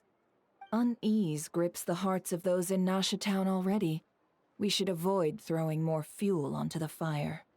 Yeah, you're right. You've really thought of everything, huh? Nothing for it, then. We've just gotta find Flint's. Indeed. But just in case, let me stress once more. We should neither be excessively afraid of Rarier, nor trust in Flint's too lightly. This light source is of special Lightkeeper design. It provides illumination within Wild Hunt anomalies, and can briefly dispel the abyssal fog within. Oh, right. We'll have to deal with that mess, too. Yeah, this'll be important. Thanks a bunch, Nefer. You're welcome. I've charged it to your account, by the way. Hey, you!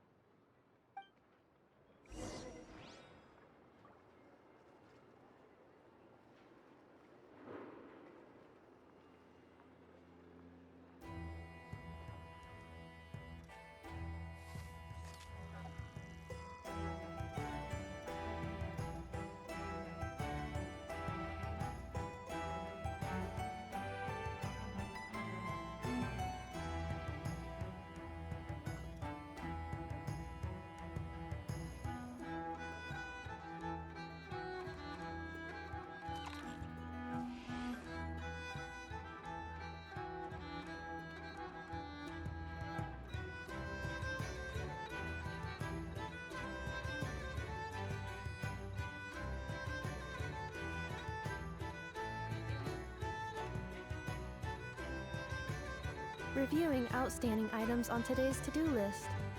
Do you have any additional commands? No problem. I can add them shortly. I'm quite used to it.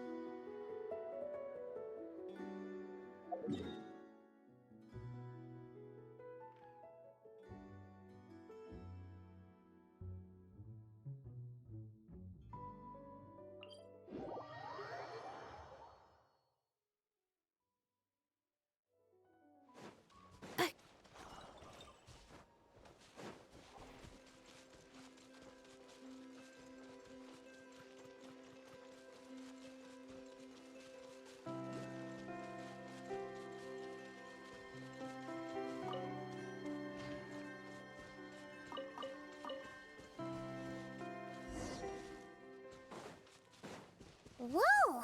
The fog's Is that a Lightkeeper's lantern?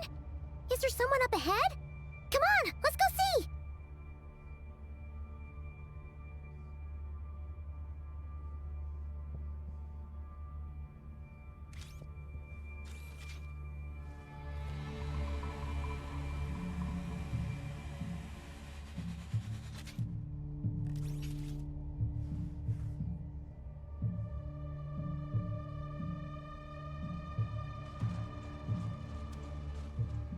Will at last part ways. Monsters!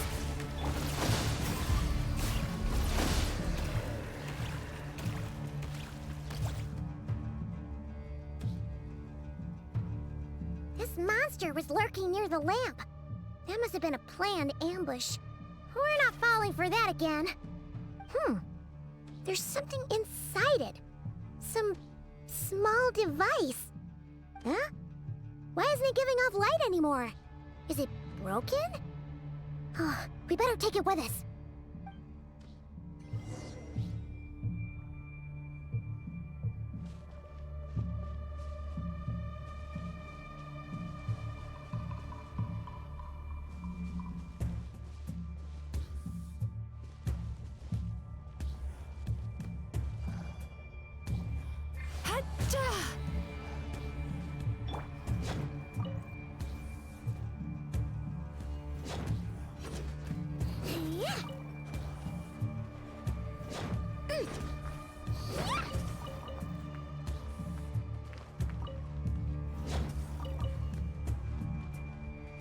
A fight took place here.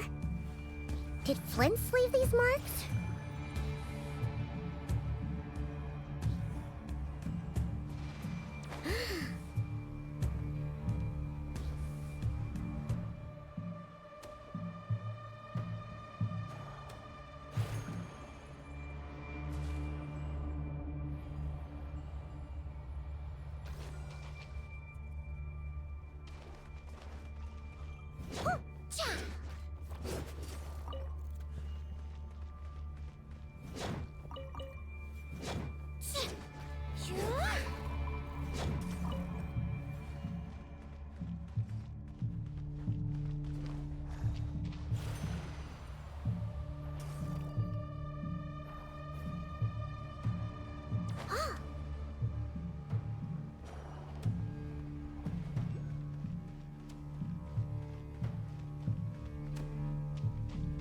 Is someone there?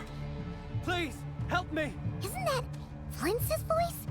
Did you hear that? But is that really him? How shall the Savior save himself? Ah! More baddies! Settle down!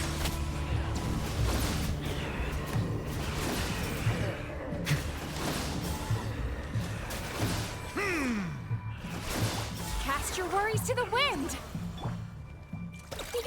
Go Claw! Defensive mode engaged. Bow your head.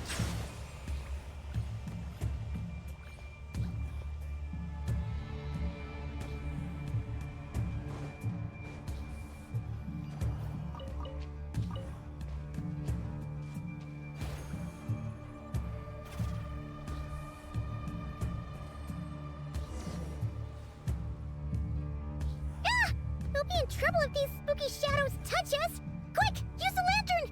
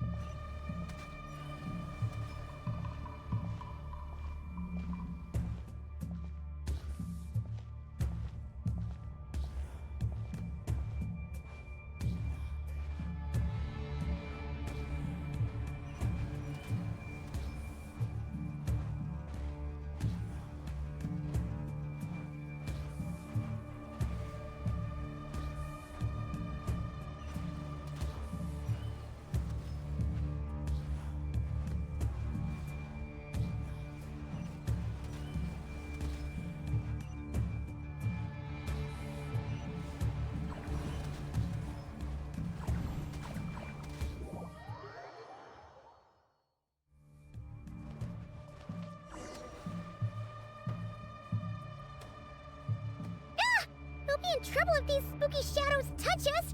Quick, use the lantern!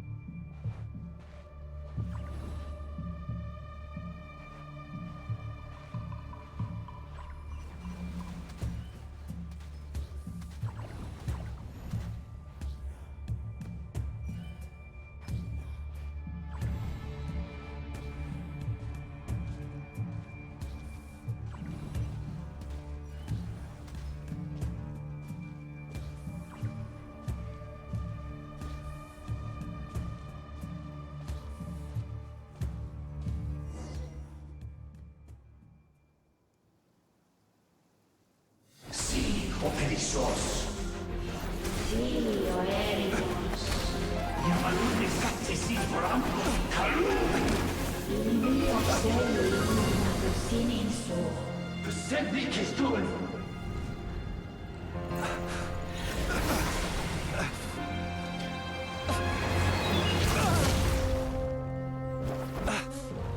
Hand it over. That was mine from the first. Tutonine torai desnevite. You're a fool. You again.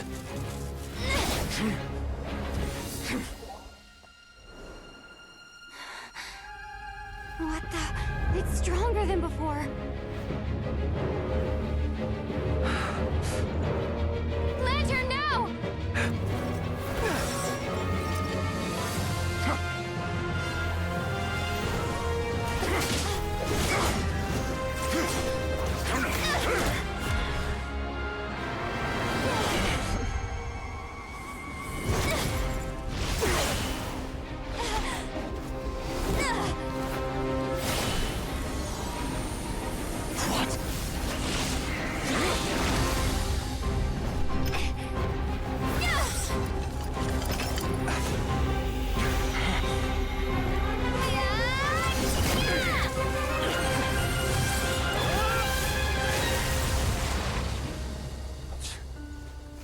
It escaped again.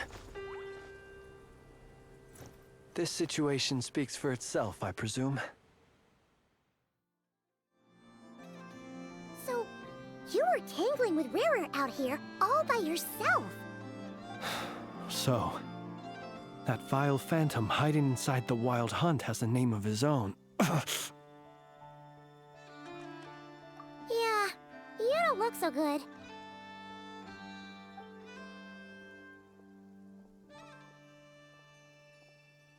Sorry you had to see me like this. All the same, you have my sincere thanks for your aid. To think you had the power to so easily cleanse the filth staining the lantern, which tormented me so. Might I ask what magic that was? Or whose pupil you are? I believe I might have saved some face had I mastered just a fraction of such abilities. And an enviable constitution it is. A pity that such abilities cannot be acquired. Why did abyssal power just burst out of your lantern anyway?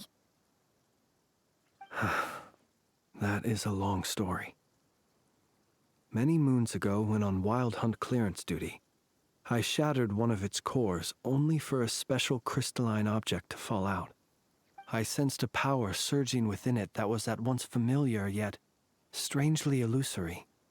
I freely confess to being an avid collector of ancient gems, coins, and other curios. And curiosity it was that had me store this crystal inside my lantern. Afterwards, I wound up collecting a few more such crystals quite by accident, and discovered that they could merge into a single piece without my prompting. Though my understanding ends there. It was only recently that they began slowly emitting abyssal energy, which could neither be dispelled nor weakened. Is that what rarer claimed belonged to him? That must be what he's after then! I concur. And here's the kicker. Before he was exceedingly weak. In fact, I've already beaten him several times, though I could not destroy him completely. But I noticed while engaging him that the crystal fragment would restrict my powers. As such, it occurred to me that I should hide it rather than tangle with him any longer. Alas, he has proved most fixated upon this fragment. And where, might I ask, would it be safe? Or do you think it wiser I threw it away? Were our places switched, would you discard it, knowing that its perilous might was beyond your ability to counteract, yet capable of causing greater harm should it lie beyond your grasp? Yeah, throwing it away would mean giving the bad guy what he wants. But exposing yourself to its corrosion and growing weaker by the day, that sounds super dangerous too. Only those who shoulder risks are qualified to welcome in the turning of the tide. Those who flee when troubles come are nothing more than deserters. Though I shan't deny that I have your fortuitous arrival and most outstanding assistance to thank for my continued ability to speak such platitudes. Either way, it seems this fragment is now utterly still. That must have made it useless to Rerir. I doubt he would have retreated so readily otherwise. I imagine this wasn't the only reason you came looking for me, though? Well, no, but...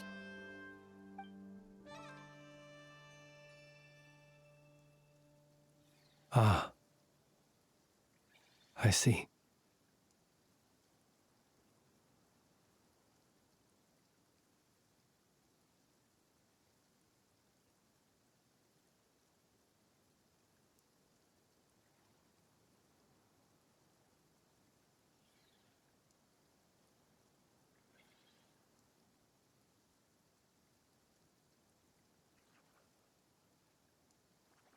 To use the Lightkeepers to find me, I suspect. I did not inform anyone of my true whereabouts, so he should have had more difficulty tracking me down. They alone have the ability to quickly pinpoint my position. Our Sergeant Major has a Kuvaki-powered device that can be used to detect others who bear a lantern. They usually don't pay my whereabouts much mind unless they absolutely must find me. You mean this thing? Yes. Where did you pick this up? We found it inside a lantern when we first charged into the Wild Hunt anomaly.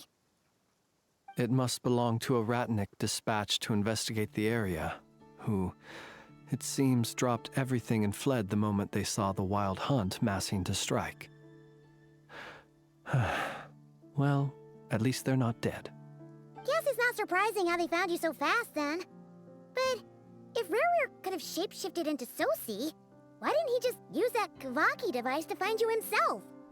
Were he to use it, that device would likely fail to act as it should, owing to abyssal interference. Ah, guess that explains it. So not only is this Rerir ruthless, but a purveyor of dirty tricks too. You might not be familiar with Sergeant Major Sosi, but he put his heart and soul into every mission. Our deployments are subject to orders from headquarters, and his orders were to be stationed long-term in Nasha Town. As such, he was very seldom able to go back and visit his family. He worked so hard, seeking to produce excellent results that might convince them to transfer him out. Oh. But every year they would say, Wait a little longer. Wait a little longer. He often wondered if it was because he was lacking somehow. In truth, everyone had nothing but the highest praise for him. But good work does not always lead to good outcomes. The higher-ups would think, he's doing great where he is. Let him stay there forever. A most convenient choice for them, at least. Whereas his subordinates would think, wouldn't it be a shame if we were to lose such a talented, easygoing boss? So he waited. And he waited. Until the world closed its eyes in the depths of the night, and a lantern was slowly lit for him alone, that no one could see.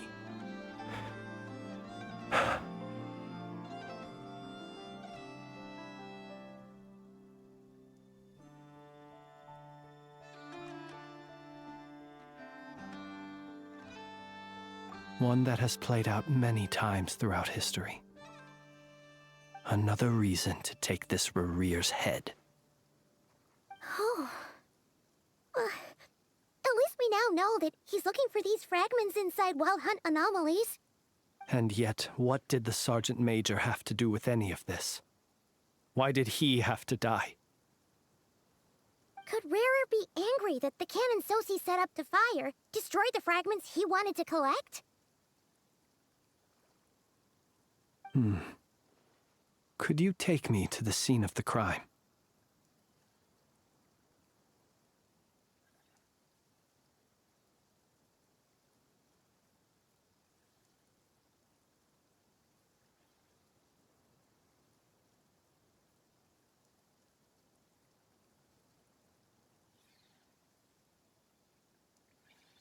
We shall just have to exercise some discretion then.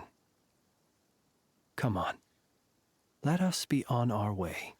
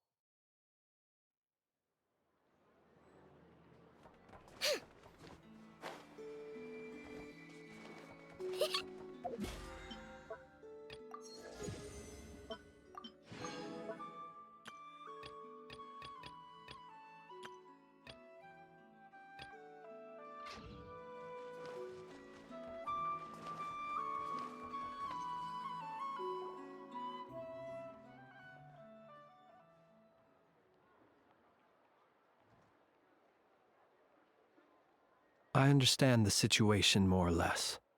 Much has happened, I see. Either way, I suppose we were lucky not to receive a warm welcome on the way over here. It seems my fellow Lightkeepers do not wish to make this case public just yet. Yeah. Guess Nasha Town's already been enough of a mess lately. Let's stop here. Any further and the Ratniki might detect us. Since you two can enter, I'll have to request that you kindly pick me up once you're inside. Oh? And how are we supposed to do that? You'll know when the time comes. See you later.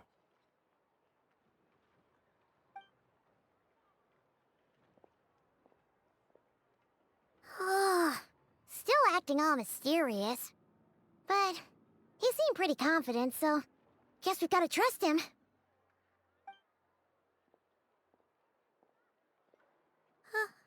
Hello? Ah, you're the special assistants for this investigation, right?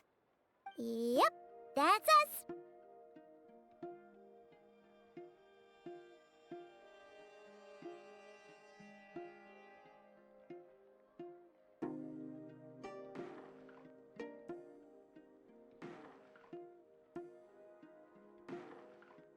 Well, you're just in time. We're basically done investigating the crime scene. All that's left is to finish writing up some records. Then properly dispose of Sergeant Major Sosi's remains. If there's anything else you'd like to look into, this is your last chance to do so.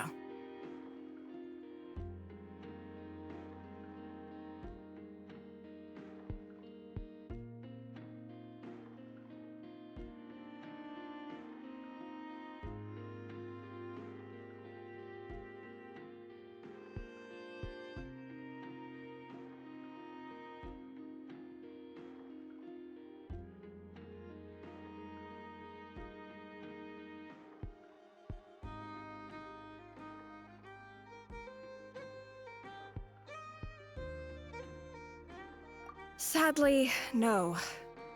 The motive behind the killing remains a mystery. And while we somehow managed to get news of Flint's, an unexpected accident caused us to miss him. But considering that Nefer from the Curatorium of Secrets came forward to help investigate, I have no doubt that a breakthrough's not far off.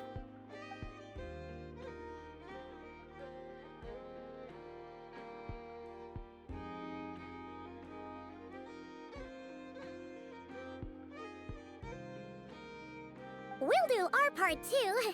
All right, we're going in. See you later.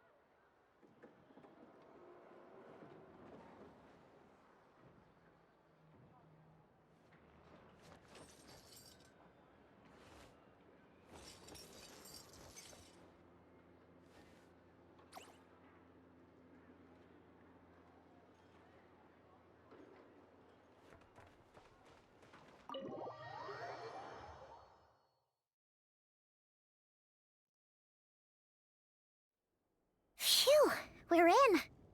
Thanks to Nefer's reputation, once again. But we still know nothing about how Flint's is gonna enter, or how we'll pick him up. Never mind how we'll leave later on.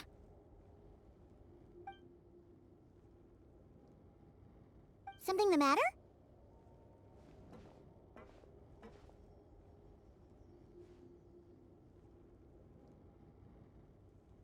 Huh. That looks like Flint's lantern. But where is he exactly?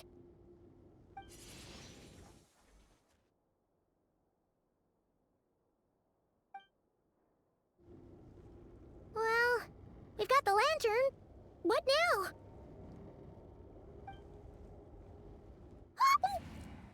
Oh, Paimon almost screamed out loud. You never said you could do magic like that.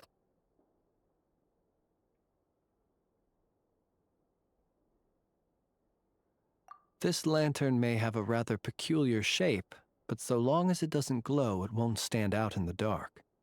I calculated that you would have already entered, so I chose a spot visible from the window before using light to send you a signal. As I thought, you're both sharp-eyed and on the ball. The perks of being veteran adventurers, huh?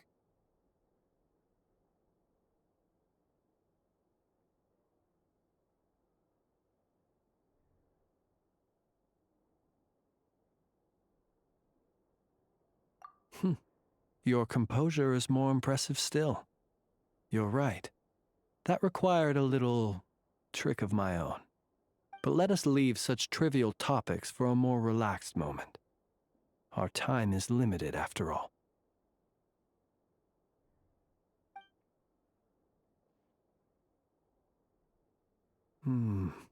Just as I thought. Come, try sensing it yourself.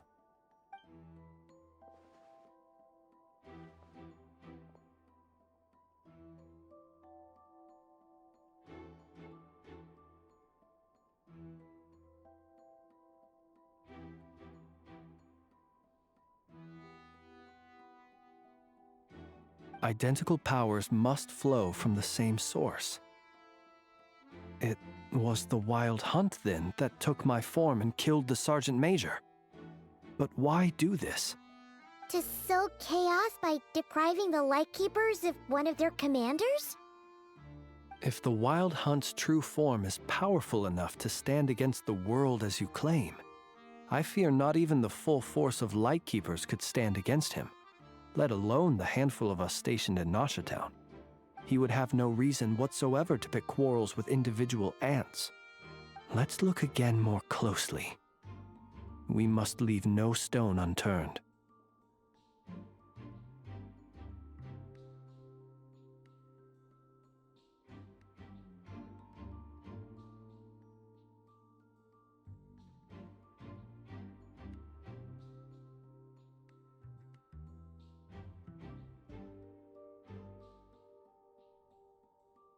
Well, that makes things simpler.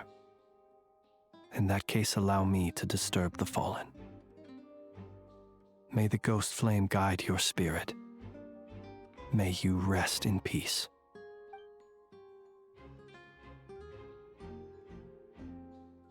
When we fought, he seemed like quite a reckless foe. Certainly not the meticulous mastermind type. Yet here we are, grappling with this enigma he has left us. Oh, if we can't get any leads, we might have to go back and find Nefer. Oh, the longer we're stuck here, the likelier he is to achieve his goal. Oh, this is so frustrating!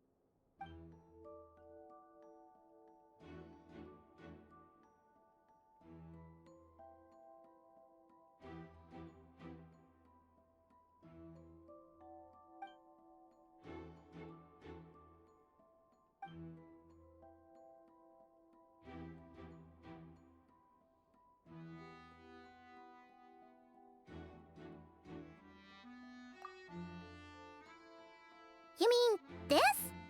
I'm not well versed in machinery, but that means his mechanical arm is malfunctioning, right? It might have been broken in combat. No, that's not right. Paimon remembers this signal. We saw it before while repairing the cannon. It doesn't mean that the components are damaged. It just means that they're due for regular maintenance, so the device has stopped operating. But the real problem is that...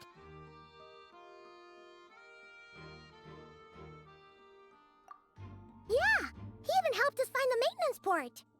It could still be a coincidence, but considering it hasn't been long at all since we were repairing that cannon... The Sosi you met could have been Rerir in disguise. In other words, he played the Sergeant Major before disguising himself as me. That's right! If only there were some way to prove it.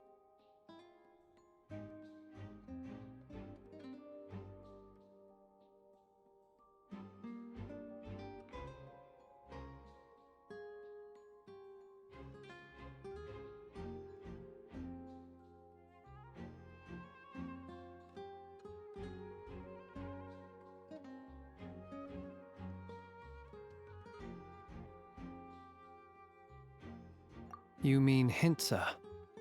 We had a short chat with him once at the tavern, but it's so late. Guess it'll have to wait till tomorrow. I know where he lives. The situation is critical, so let us now take up the role of uninvited guests ourselves. Ah, yes.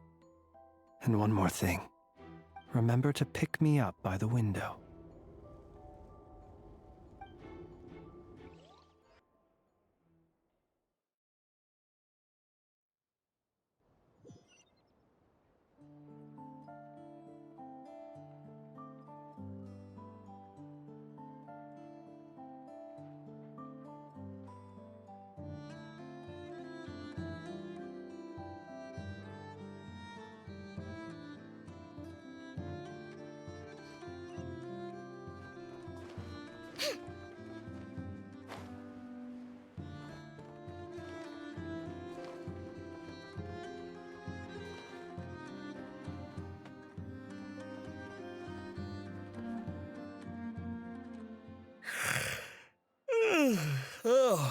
it's you two. And Flint's. Given the hour, I guess it must be an emergency. It is indeed.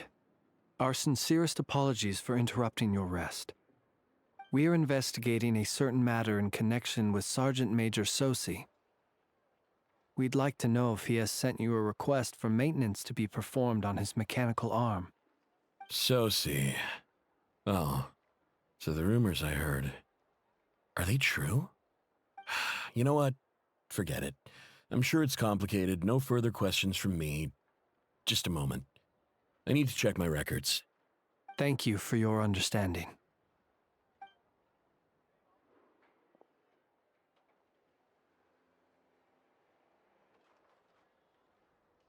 Got it. 8 days ago, he came to request a round of regular maintenance. But as it happened, I had run out of the required components. His mechanical arm is especially sophisticated, having been designed by Aino personally. The parts, too, could only be made by her. As such, they usually take several days to arrive. In fact, this time, he even asked me if we could push his request forward. And I understood, completely. Not being able to use your hand, that's rough for anyone. But even more so if your job involves fighting out in the wild. So I did my best to convince Aino to rush the job. And eventually, the parts arrived. 3 days ago, if I remember correctly. I sent word to the Lightkeepers immediately, but he never showed up. I assumed he was just out on some mission or other. What's with those faces? Everything all right? You've provided us with some very crucial information, Hintsa. You have our thanks. We can't make everything public yet, but once our investigation is complete, I will return to thank you and provide an explanation on behalf of all the Lightkeepers. No worries. Just glad I could help. Thanks. Good night. Good night. Hope the investigation goes well.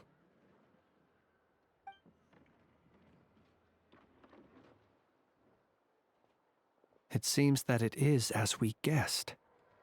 The Sergeant Major Sosi you encountered while repairing the cannon was actually Rerir in disguise. 8 days ago, he had yet to act. But at some point after that, he attacked and imprisoned the Sergeant Major. With the immense gap in strength between them, the job was finished in a single blow. And thus Rerir had no opportunity to discover the malfunctioning mechanical arm.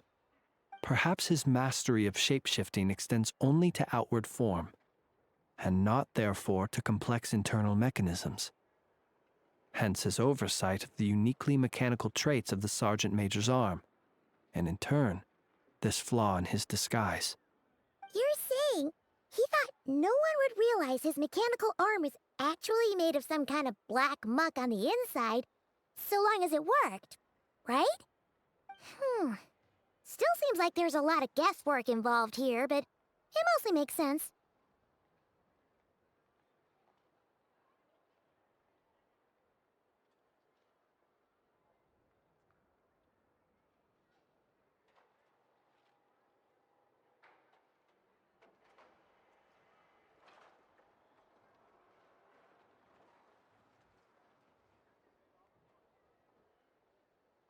This also has me stumped for the moment.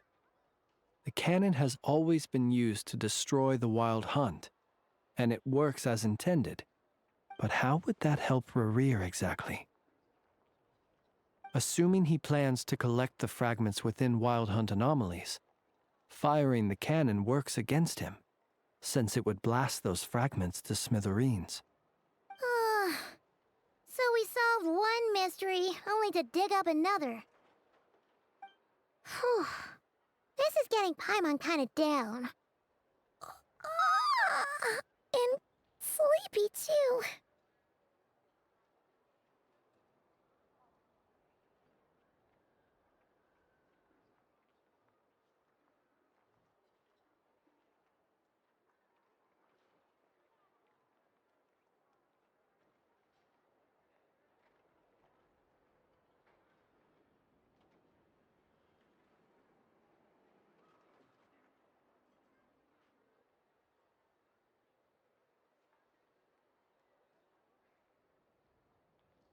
Yes, I'd say it is high time we took a break.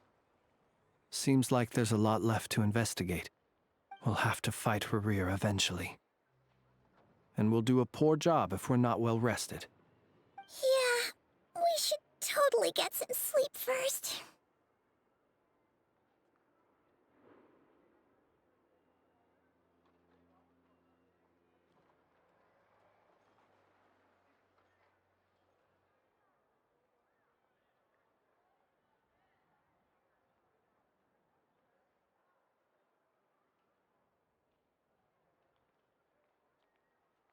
A reasonable suggestion. I have no doubt that my quarters have been turned inside out by now, at any rate. My colleagues have never failed to live up to my expectations of their discourtesy. Well, guess we'll just have to pick you up as usual. That would be good, yes. Feel free to put the room costs on my tab.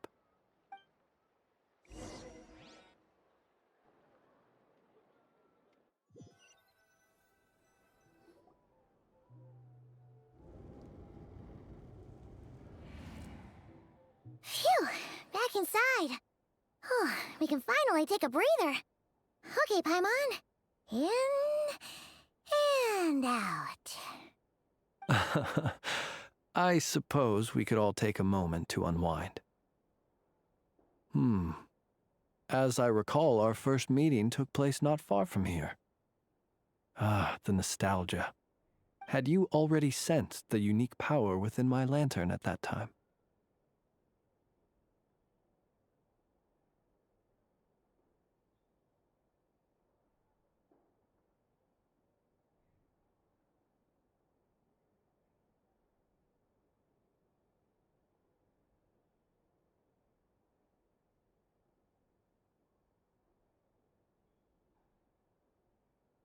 I see.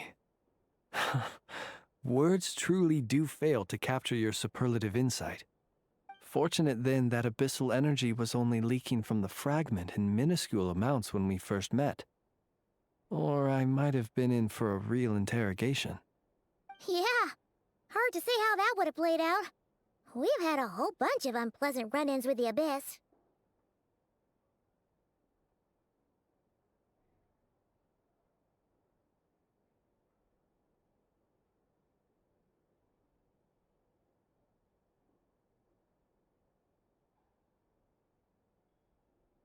You mean to ask why I'm going this far to oppose him?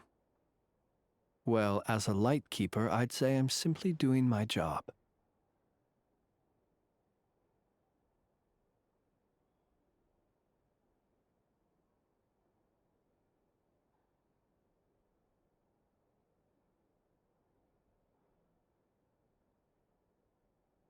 Yeah! You're covered in more mysteries than Paimon could shake a skewer at. You can't just get out of explaining yourself by making lame excuses.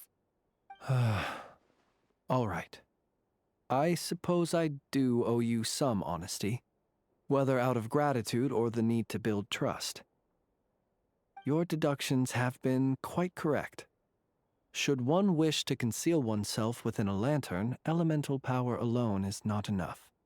You know humans well, and naturally you understand their limits. But some things that humans would consider difficult are quite normal in the eyes of non-humans. So, you mean you're one of the latter? Have you heard of how Snezhnaya was once the realm of the Fae? This race is no longer of any importance, but they still exist, as evidenced by the fact that I am standing before you. We've heard some scattered legends, but that's all Paimon thought there was to it. I once turned my heart toward humanity, and thus did I experience loss. I once labored and did much, and put an end to my tale with my own hands. When you realize you are floating in the middle of a vast ocean, you cannot help but feel that swimming in any direction would be equally meaningless. Would it not be better, then, to simply sink? But before I could sink to truly lightless depths, chance had it that I should be awakened by a band of Ratniki. They were facing a horde of abyssal monsters, and could not last against such a disparity in strength. Yet none fled. Those who dwell in darkness for long enough become exceedingly sensitive to all light. And the first light I saw upon awakening was that which shone from their eyes. Is that why you chose to help them? Perhaps I was moved by their valor. Perhaps I simply saw my past self in them, and was moved to action for the first time in a long, long while. But I was freshly awoken, and my powers were limited. I could not prevent casualties altogether. The survivors and I buried the fallen heroes. That was the origin of the final night cemetery.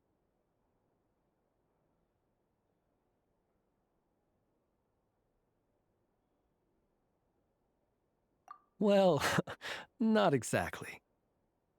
I was just more familiar with them. So joining up seemed the most convenient way to experience human life. Doesn't sound too believable. Well, I believe it. Besides, I'm well past the age when one might believe in things that must be done. Nonetheless, there are still some things I will not allow to happen.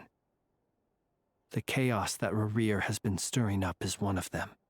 Tomorrow I shall go and check our records to see if I can find any connection between the Wild Hunt, Rerir, and the canon. Will you need us to get you where you need to be? Oh, I'll be fine. I keep a backup copy at my residence in case of emergencies. Can you even go back there right now? Won't there be Ratniki watching it? Thanks for the reminder. I believe they'll have checked my place, but they won't have stayed. All things are ranked according to their priority, and we lack the manpower for such an open-ended stakeout. And even if someone is waiting, I have ways around that.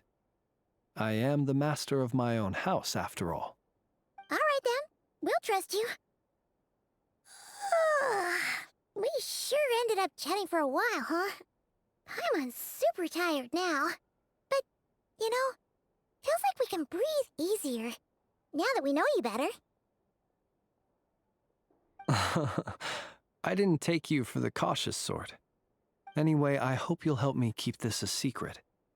I'd prefer others not to know about my past unless strictly necessary. Nor do I want to attract more trouble on account of being a fae.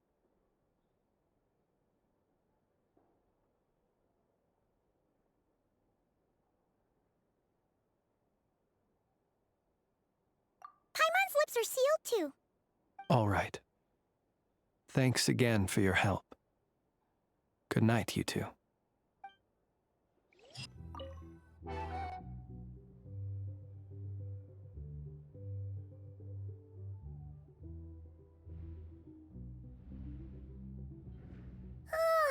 So much noise. What's going on this time?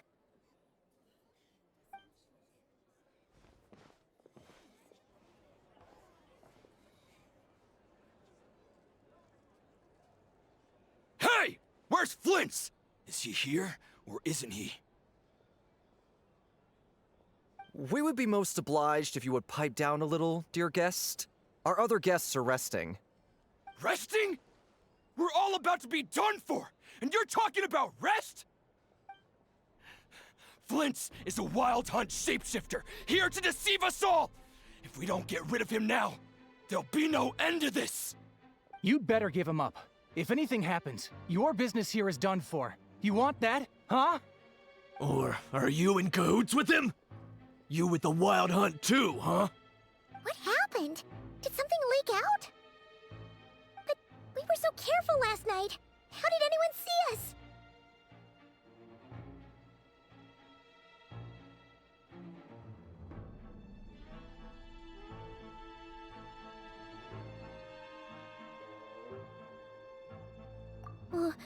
What do you mean?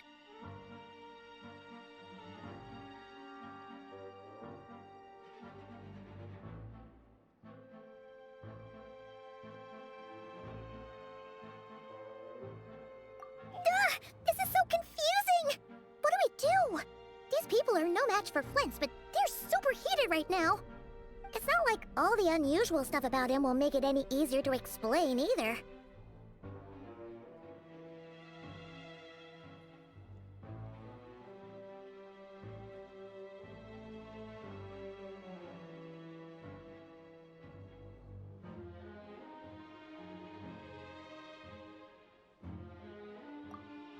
Okay! Hey! Let us in now! My apologies. My apologies. Hold on! Calm down, everyone! What in Tevat is the meaning of this racket?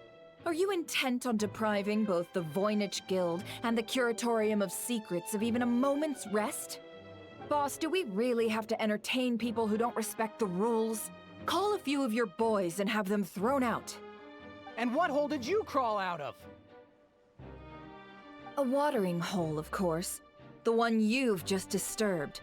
A place to get a moment's respite from all the recent unhappiness, and to escape from all this talk of the wild hunt, or strange ghosts and phantoms. Who'd have guessed people like you would come bursting in, shrieking louder than any ghoul? This is a matter of utmost importance. We've got solid evidence. All we need now is to confront Flint's face to face. Exactly. And you sure don't look like an impartial party either, Nefer. Oh, don't I now? How about this then, boss? Let them do their search. If they find their man, they can have their little chat.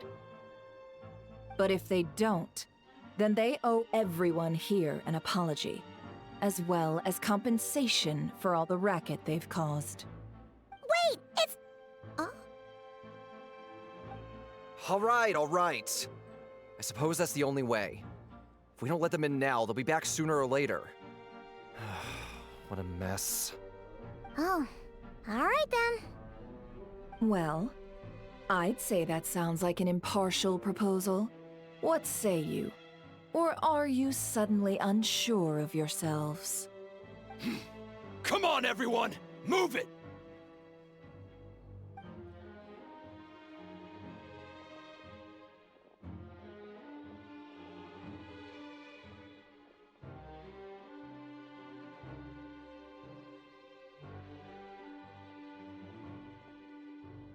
No sign of Flint. But how can that be? Hasn't he always stayed here? Done searching, are we? Guess it's time to uphold your end of the bargain, huh?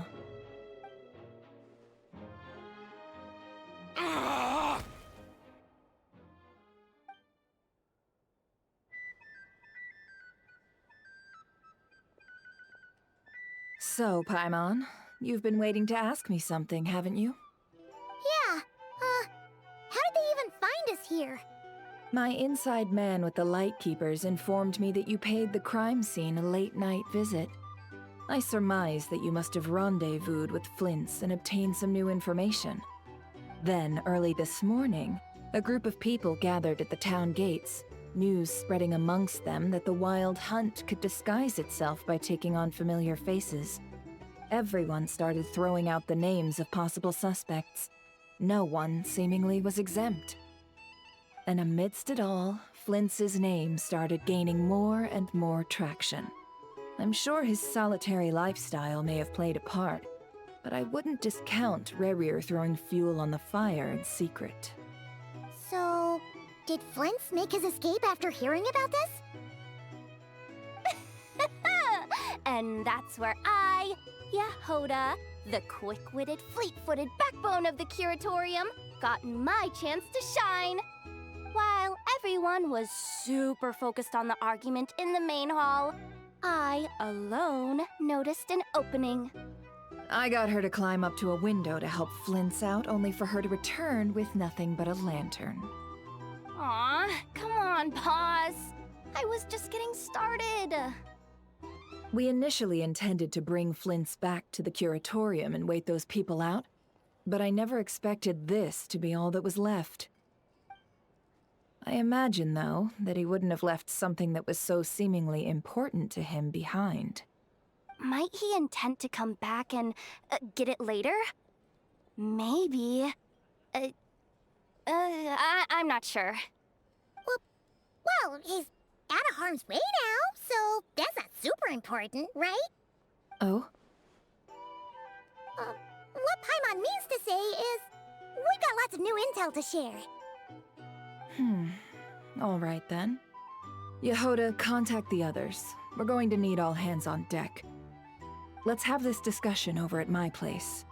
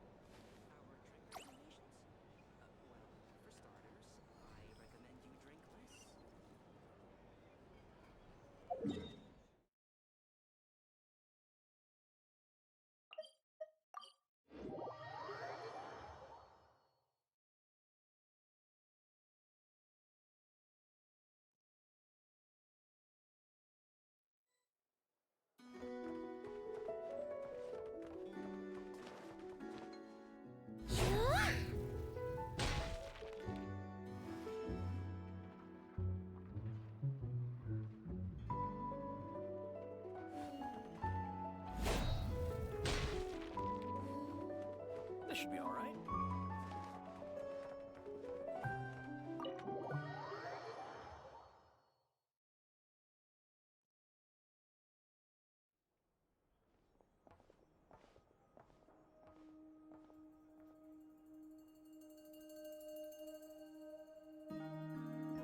I see. So Flint's has a fragment taken from within a wild hunt anomaly. Is he gonna be okay now that he's on his own again? Earlier, he said that the fragment had gone still, so it's probably of no use to Rare now. In that case, Rerir shouldn't have any reason to keep pursuing him, right? So was all that ruckus back at the flagship just an act of spite? Or what? If I were him, I would have simply turned my attention to collecting other fragments. A reasonable course of action. Remember what we heard back at the tavern? The actual number of wild hunt anomalies destroyed has been greater than Lightkeeper records would indicate. Some of these must have been Rerir's doing. He must have been seeking more fragments. This much is pretty easy to understand, but why would he pretend to be Soci and put so much effort into getting the cannon up and running again? Maybe 'cause that'd be more efficient than having to clear anomalies himself?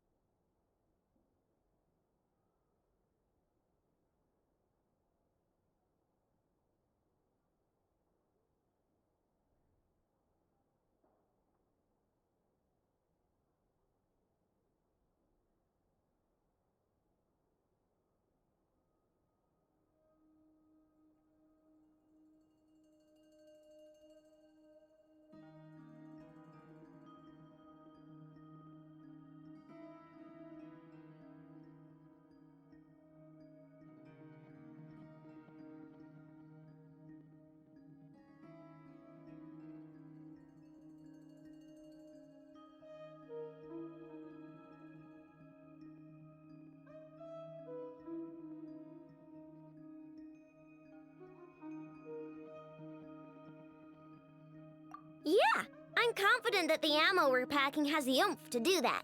But I am a mechanic after all. For me, test data and their conclusions speak loudest. Ooh, why don't we find a few of those fragments ourselves and use Kuvaki to carry out a little experiment? Our lab could certainly accommodate such a test. In other words, we gotta destroy a couple of anomalies and collect fragments from them, right?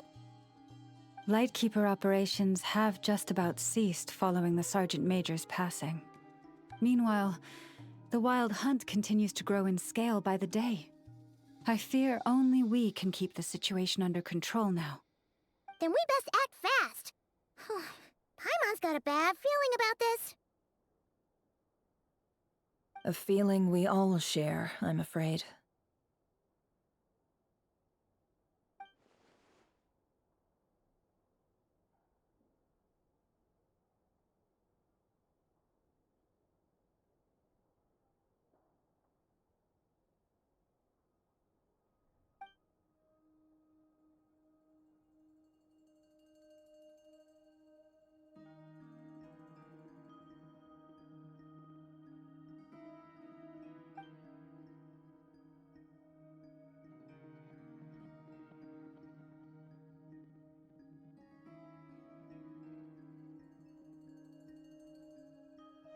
There are 3 wild hunt sites that must be dealt with urgently.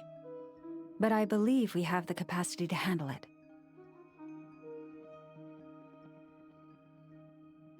Works for me. Inefa and I will take our workshop assistants to deal with one of the sites.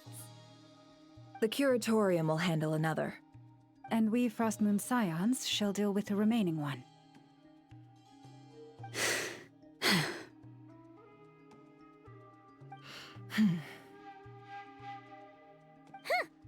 Paimon didn't think she'd ever get to see everyone here carrying out a plan together like this. Never mind you. This is a first for me, too. Let's head out then. We'll meet back up at my lab with the fragments.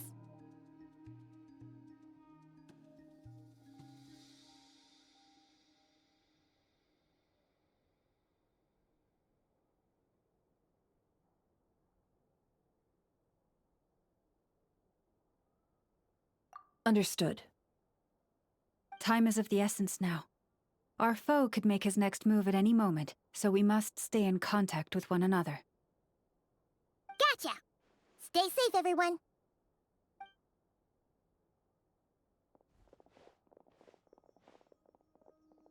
Huh.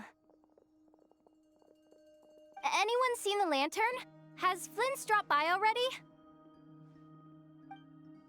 Well, considering what you said earlier, you know where we're going next, right?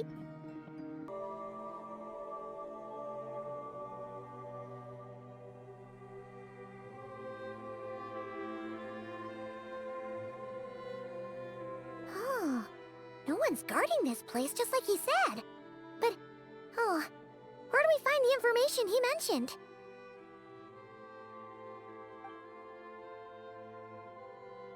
This way.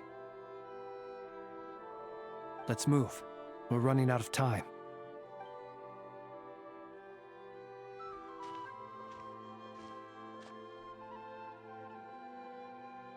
Ah! There you are! Okay, let's split up and make this happen. Or not! How are we supposed to read through this many files?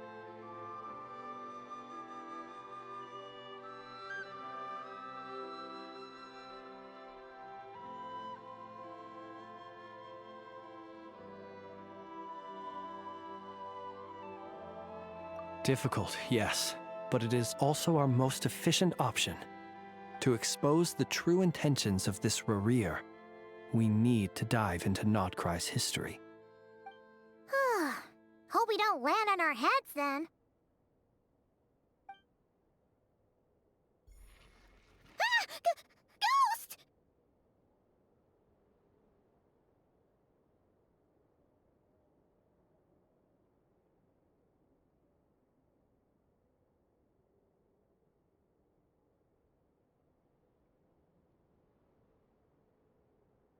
That file suddenly moved by itself.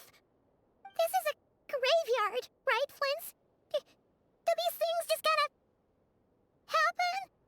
Many strange things happen here, but this is not one of them. But that file really did move by itself! Hey, come out! Don't scare Paimon like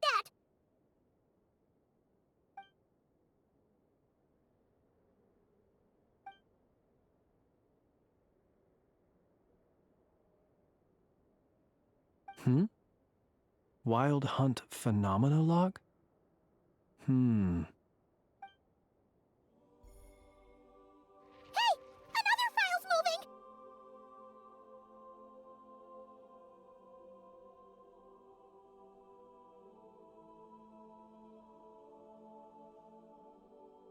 Are we being given hints? I feel no hostility. On the contrary, it seems we're being aided somehow.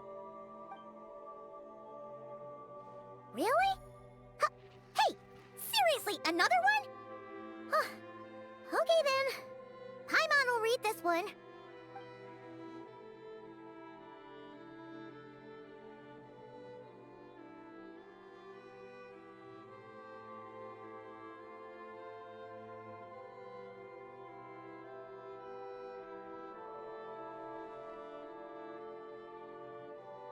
Phew! Finally finished.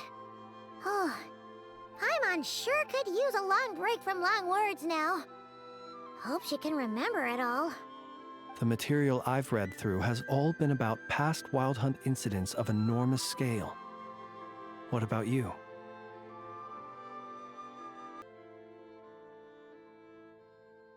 Paimon as well. Guess that makes 3 of us.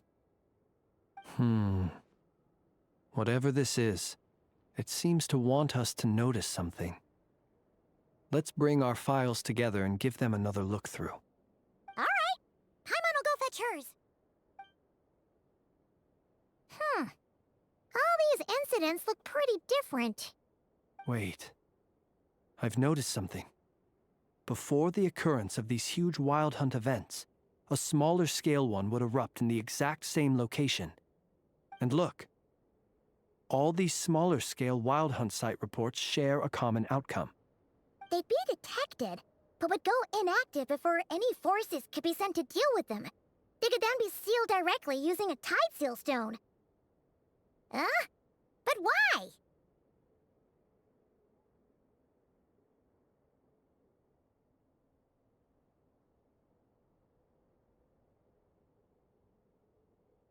Some of these records are too old. I doubt he had regained the ability to act freely yet, or we would have met long ago. And here's another similarity. Kuvaki in nearby soil completely drained.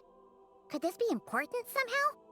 Kuvaki and the Wild Hunt are mutually opposed forces. We Lightkeepers previously believed that these small Wild Hunt sites would temporarily go inactive due to being neutralized by the Kuvaki present in the soil. But now that we've synthesized all this data, there is a key issue this hypothesis cannot explain. Indeed, despite the name, I would not call a tide seal stone's sealing powers watertight exactly. But for it to fail and the situation to deteriorate in such short order. Paimon feels like she's almost got it.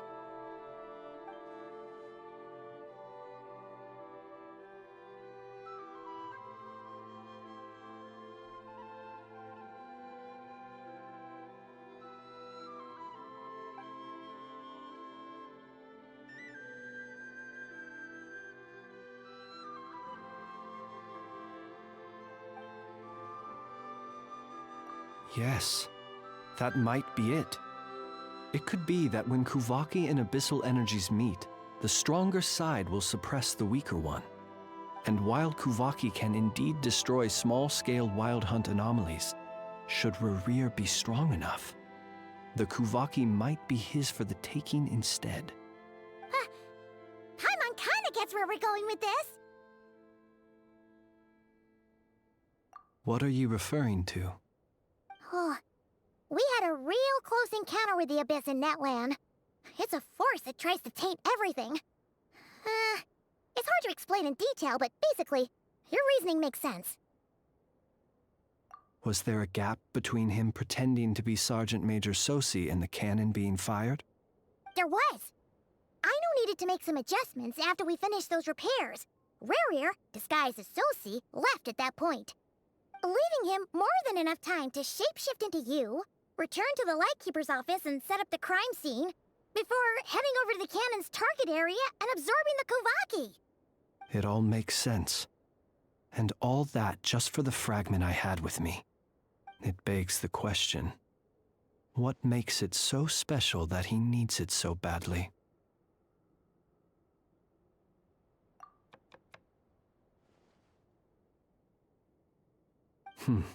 That's odd. We shouldn't have any guests. I'll go take a look.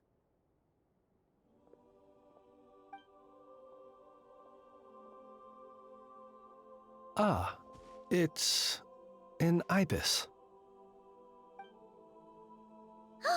It's carrying a letter! Ooh, Lala must have sent it. She can speak to little animals. Let's see here. Situation urgent. The cannon began operating shortly after we left Nasha Town and is preparing to fire.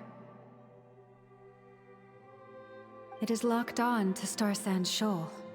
Please return to Nasha Town and assist with all haste. Lauma. That's gotta be Rerir's doing. But why is he using the cannon again? Didn't he already fire it once before? No time for speculation. He's already made his preparations. If you recall, his body was incomplete when we last met. If this bombardment continues to increase his strength, he might regain his complete form. What should we do? There's no way we're getting back to Nasha Town in time. Let's go to the cannon's target site. That's where we should find Rerir, and that's where we'll stop him. One moment. Just let me get this news to Lauma. Nasha Town is in their hands now.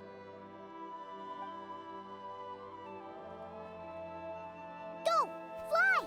Not a moment to lose!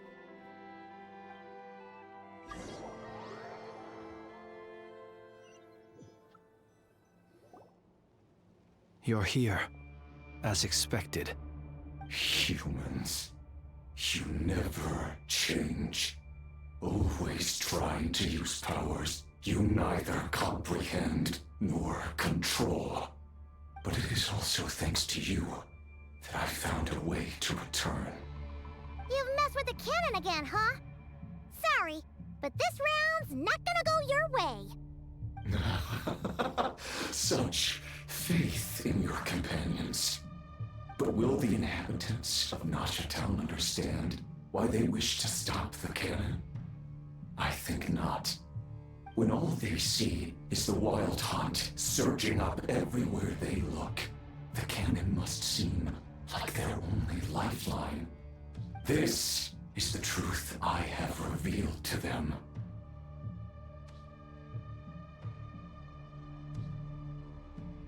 They did this all of their own volition. The zealous worship of power leads only to annihilation of equally zealous proportions. True power does not heed the commands of the weak. You were waiting for us to leave Nasha Town then. Of course. I imagine the one you call Aino would have managed to stop the cannon otherwise. Shame, then, that you proved one step too slow. In their folly, the townspeople will bar the path of all who seek to stop the cannon. And your kind-hearted, weak companions have not the stomach to deal with them. The cannon will not be stopped now. Well, sir, you look most pleased with yourself. In that case, before you put us out of our misery, I would like to ask you a question, if I may. See this fragment? It once haunted your dreams, but now it seems useless to you. What is it exactly?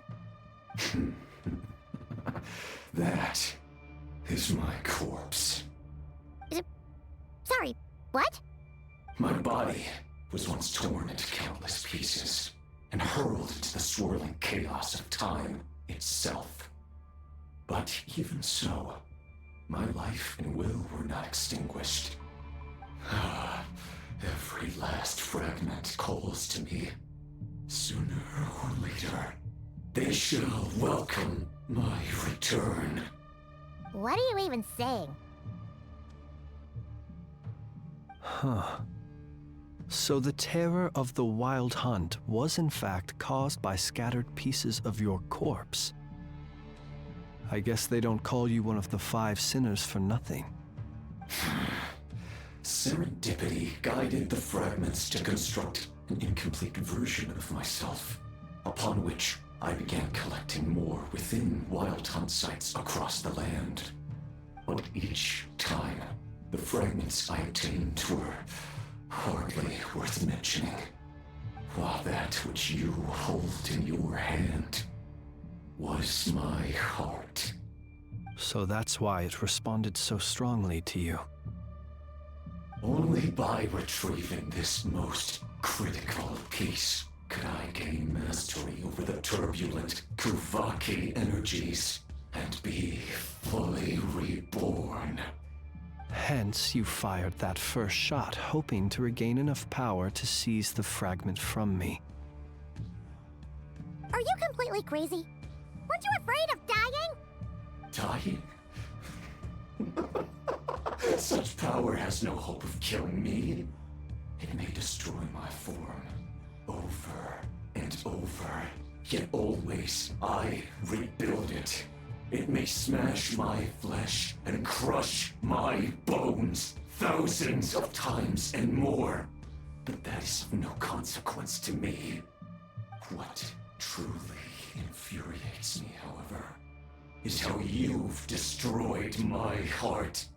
All that suffering, everything I endured, and all for nothing.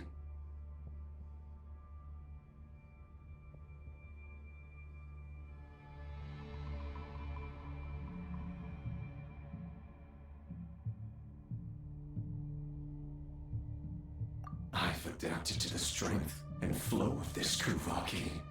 The next cannon shot will multiply my strength immeasurably.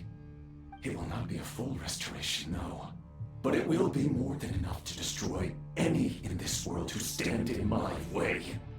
Still, I suspect the Kuvaki will have rendered you down to nutrients for my consumption well before you have the time to kneel before me. Traveler! Behind you! Look at that light!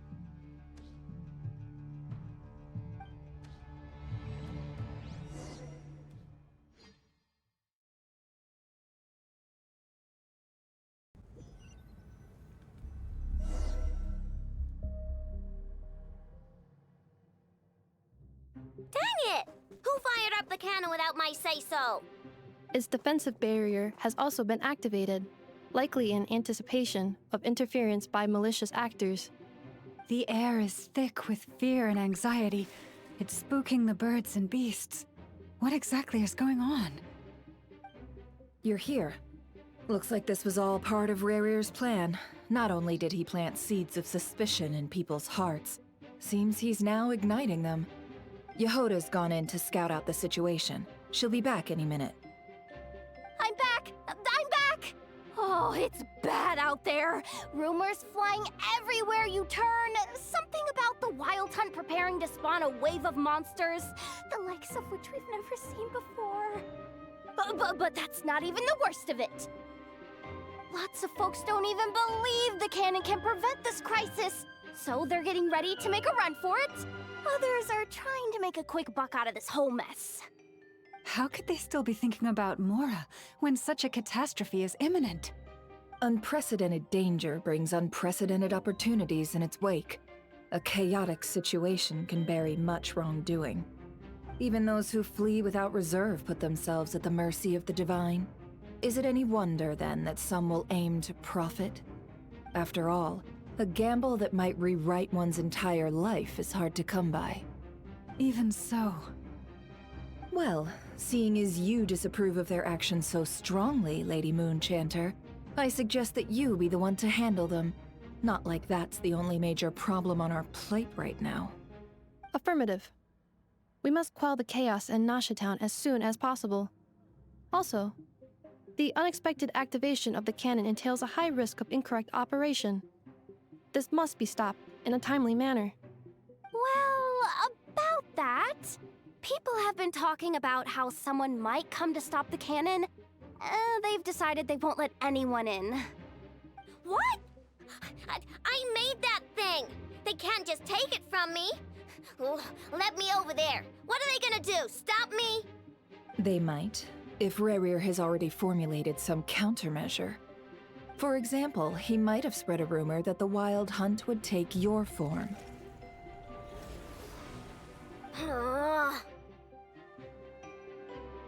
Possibility high. If they view the cannon as Nasha Town's only hope, they are likely to conclude that anyone who tries to stop it must be with the Wild Hunt. We will face strong resistance, but they're just ordinary people. Brute force must be avoided, if possible. There's no time. Let's go into the town. I'll find some way to calm the townspeople. You find a way to stop the cannon.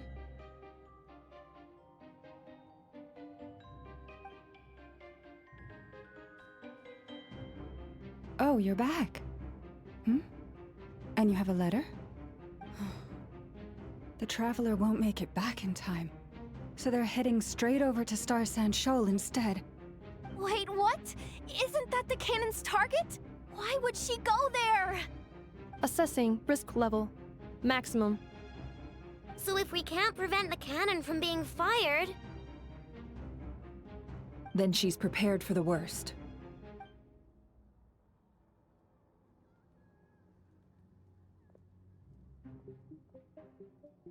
And we must ensure that her trust in us is not misplaced. Let's go.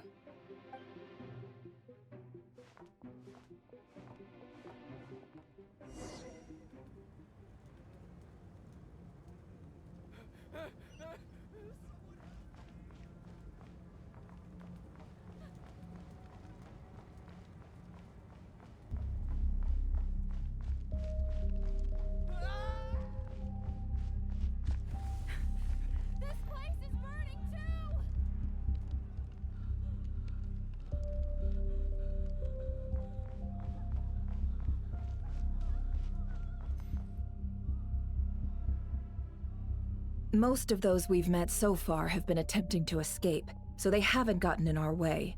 But it won't be so easy from here on out. Looks like they formed groups to protect the cannon. If they believe that we're with the Wild Hunt, we'll have no choice but to force our way through. Is that Lady Lauma? But are you really her? It's you, Rixa. I believe you recognize this power, having lived on Hisi Island for so long. It is not something that anyone else could imitate. I do, yes. So it really is you, my lady. But why are you here? Really, I believe you, but the others, well, they'll be on high alert. The townspeople have been misled into believing that they needed to activate the cannon. I am here to stop them. But... I know what you wish to say. Our island and Nasha Town have never had close ties. There should be no reason for me to intervene. But you chose to leave the island. You had the resolve and the courage to start a new life. It is unfair, unjust, that you should be dragged into this mess just as that life was about to begin. I seek to redress this injustice, not only for you, but for everyone here who wishes to live their lives free from this chaos. Please, have faith in our long-standing friendship, and that this is where my heart has led me. Thank you, my lady. Thank you. Please help us. Then come. I need you to step forward alongside me, and to do your part too. All right, I understand. Seems we chose the right person for the job. All right, everyone. Let us meet again later. Huh? You're not coming with us? We won't be able to calm this storm by our power alone. As such, I'll need to contact some... let's call them friends in high places, shall we? Let's go, Yehoda. Okay. See you again, everyone! That is, if we can.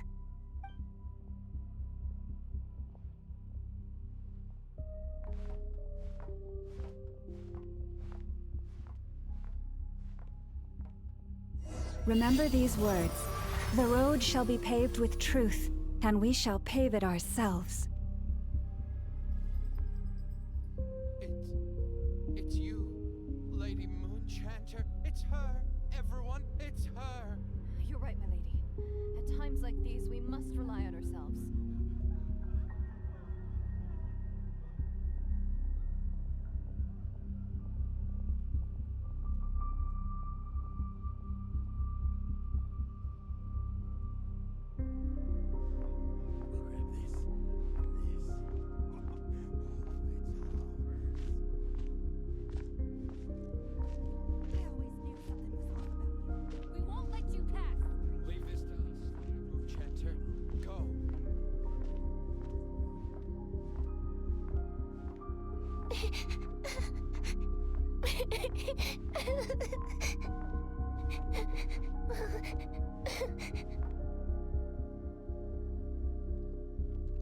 Lady Moonchanter, there's a child here!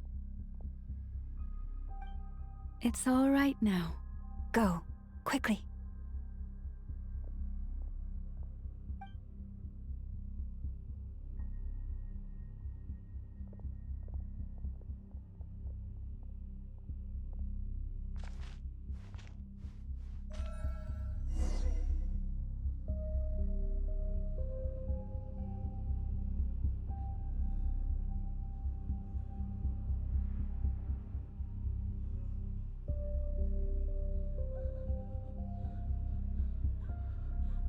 You wretched monsters! You're not getting anywhere near the cannon! The monsters you fear do not exist here. The madness you have fallen to has been the source of untold disasters. You think we had a choice? Destiny is no excuse for greed and destruction. The choice has always been yours to make, and it remains so, even now.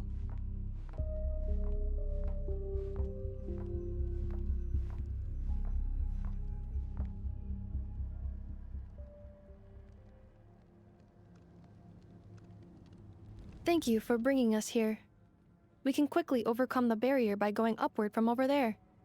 The cannon is all yours now. Got it. Thanks, Lauma. Enougha, give her a crunkake. Orders received and immediately deferred. Departure takes priority. Please, everyone, listen to me. I will not deny that we hold different beliefs, but in the face of the immense threat that hangs above us all, we must persist in trusting one another. Otherwise, rifts will surely form, prized open by those who harbor ulterior motives. If your fear is born of helplessness, if you flee because you know not how to fight, then follow me, you who are lost. I am no god, but so long as we hold our candles steady and unite beneath the same moonlight, no deception or rumors can be concealed from us.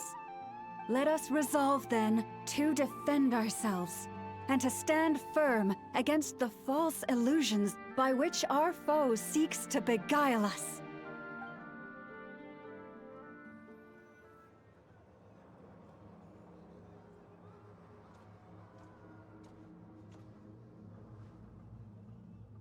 Let's go, Enougha. This way up.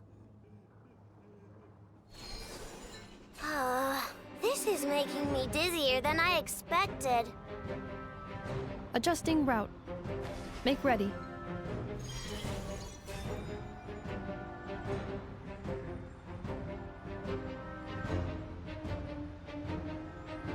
Out of the way, small fry.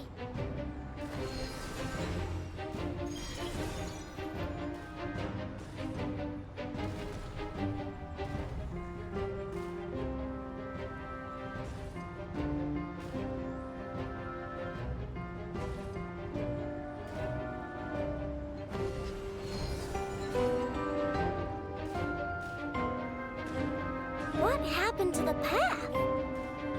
Track missing. Fall imminent. Come on, come on, come on! Get out of there! Whoa, nice!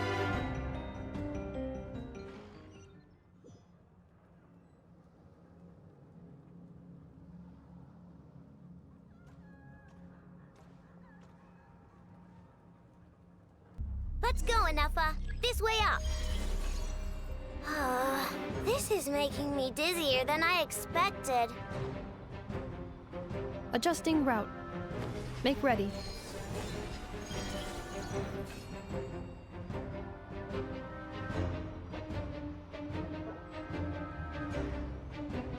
Out of the way, small fry.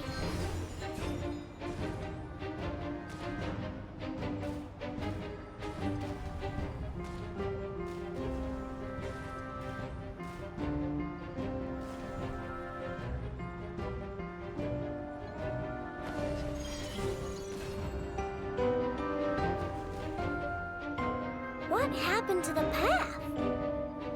Track missing. Fall imminent. Come on, come on, come on! Get out of there! Whoa, nice! Preparing barrier breakthrough. Brace for impact.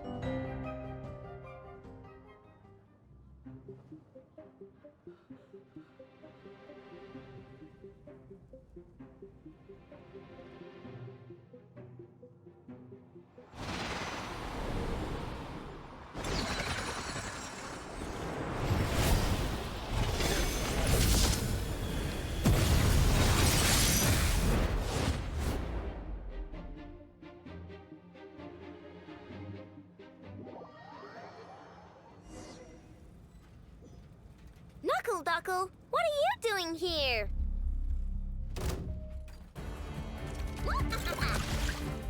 Flash attack! Cleanup sequence initiated. Annihilation mode.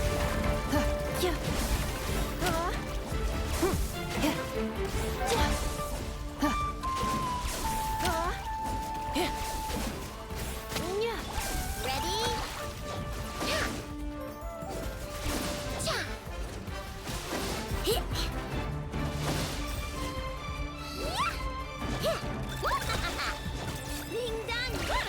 Insulation chamber deployed. Interference detected. Entering countermeasure mode.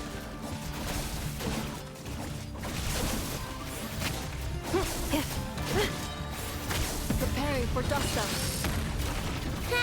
Easy peasy. What made you think I couldn't? This isn't good enough, we gotta hurry! Scanning. Kuvaki ammunition fully loaded. Preheating complete. The cannon is going through its final pre-fire checks. Aw, alright. Let's hit the emergency brake. Assessment. Not enough time. Emergency brake will cause internal explosion of stored Kuvaki. Damage assessment. Incalculable. Nasha Town likely to be blasted skyward. No, I mean a manual brake, the primitive kind. A manual brake. Understood. Roger that.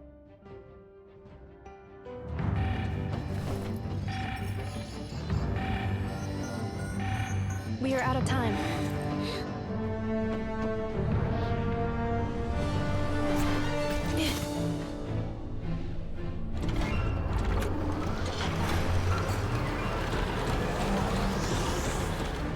All your efforts have been futile. It is too late now. Perhaps you're right. Why aren't you running?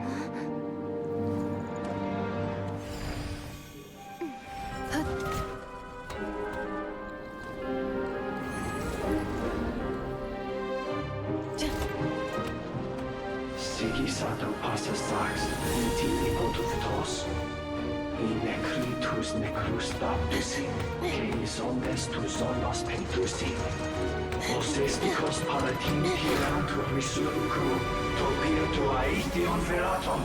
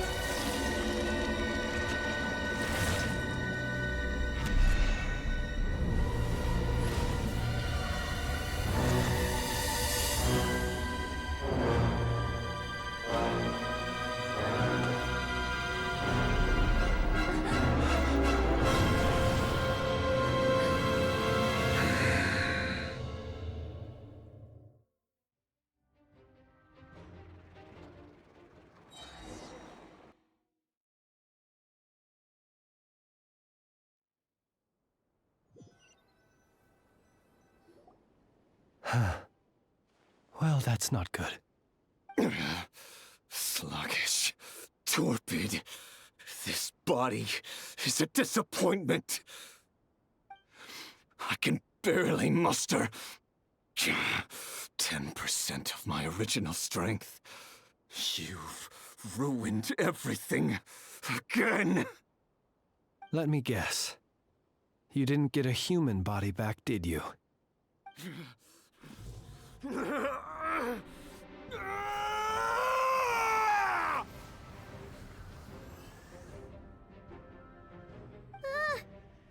with him?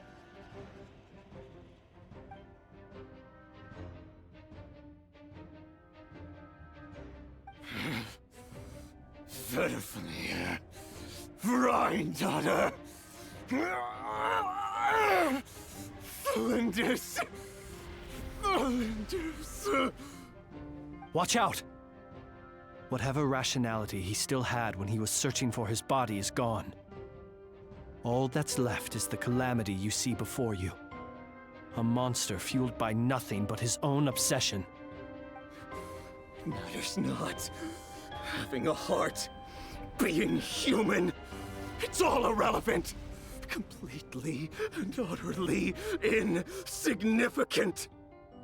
You matter not. Nor does anything in this world.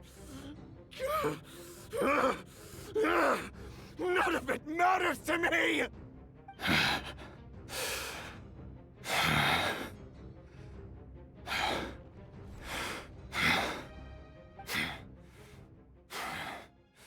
Fools. Time to die!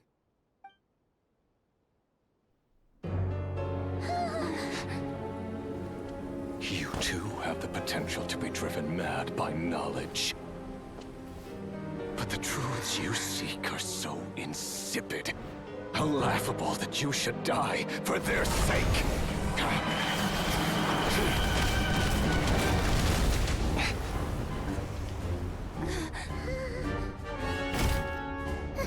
You're wrong.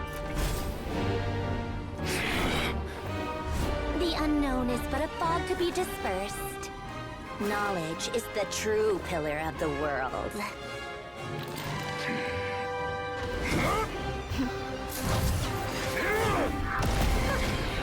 You're not the only one who got stronger. Polonia!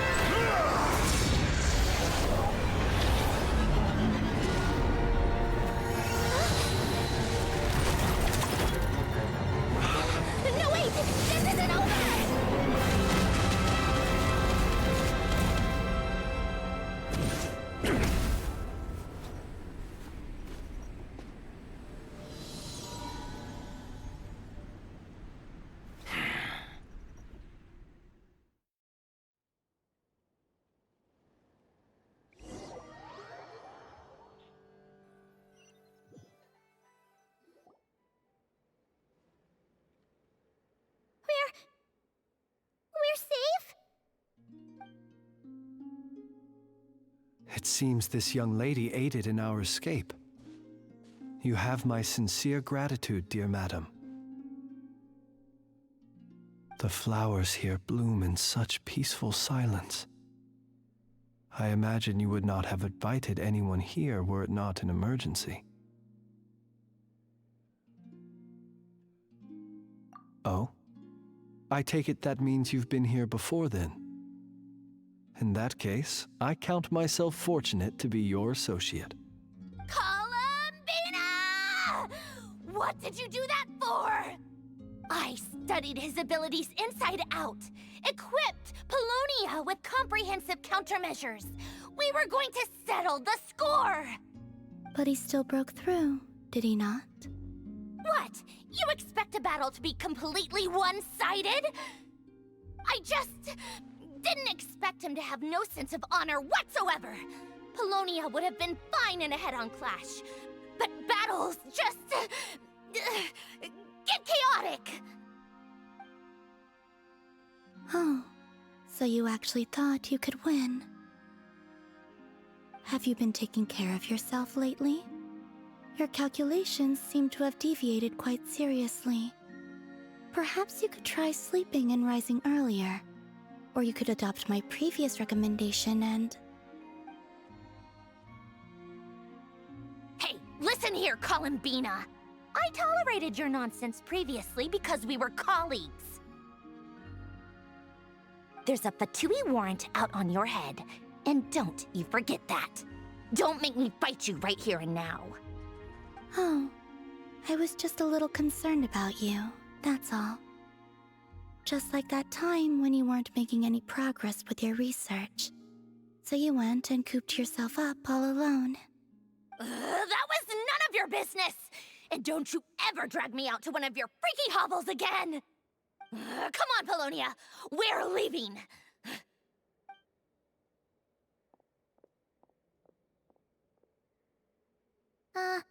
Well, anyway, thank you.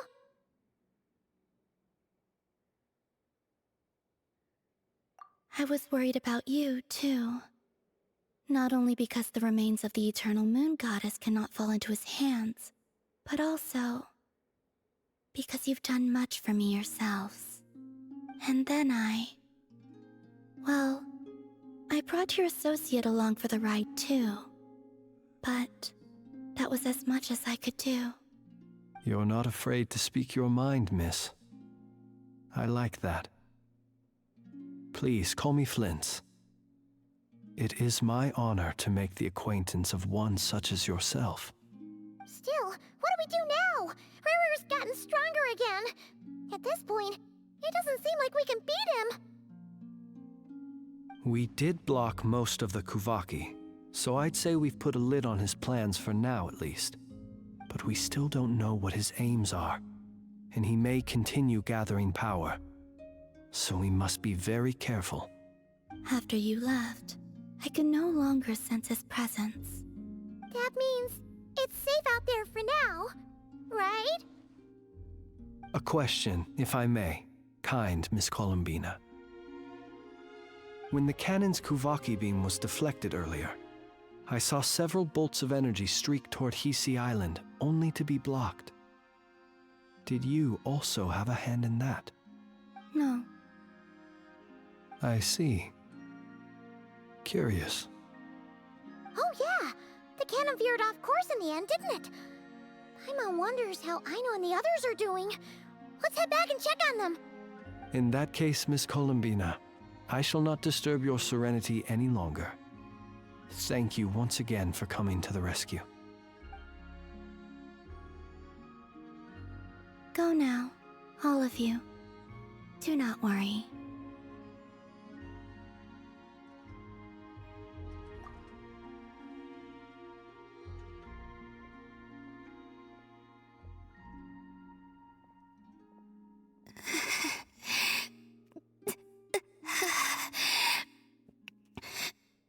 My strength still isn't returning. It seems my time is running out.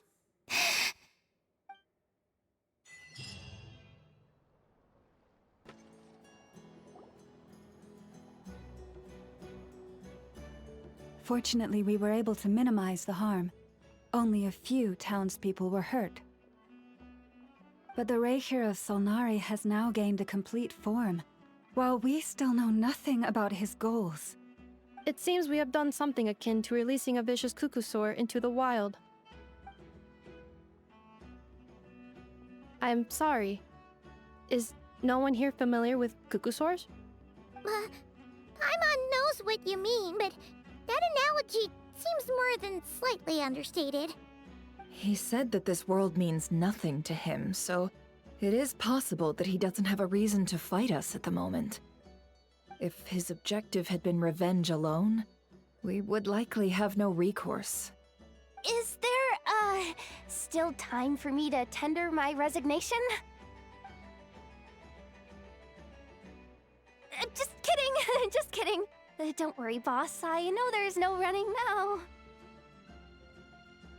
So my canon, my pride and joy was a hindrance rather than a help. Ugh, you know what? I'm gonna dismantle it right now.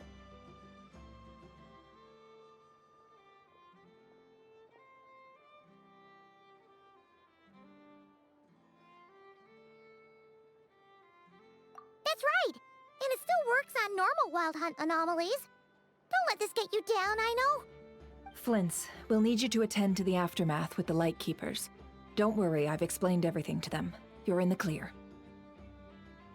My thanks. For that and for everything else I hear you did to help us arrive at the truth. Had you been willing to show yourself in public more often, you would not have been so easy to isolate, you know. Point taken. I will give that some thought. I suppose that's one way I'd benefit from replacing Sergeant Major Sosi. You mean you're being promoted?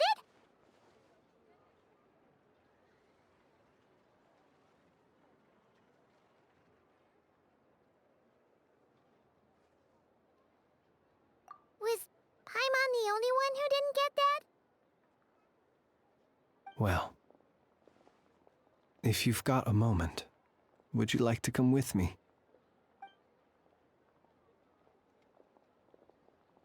There's a certain gentleman I'd like to send off on his final journey.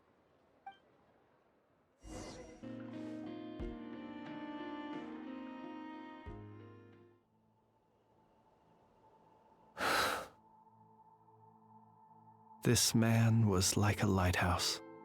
Here he lived as if it were a mere matter of course, and brought light and grace to those around him. But people, once used to illumination, are apt to ignore the lantern's presence. Slowly, gradually, he came to think as such himself. I have achieved too little. I must do better. There is more work to be done. Perhaps his end was tragic. But I remain proud of the way in which he illuminated the path for others. Every shadow born of the light shall remember it. Oh, poor guy.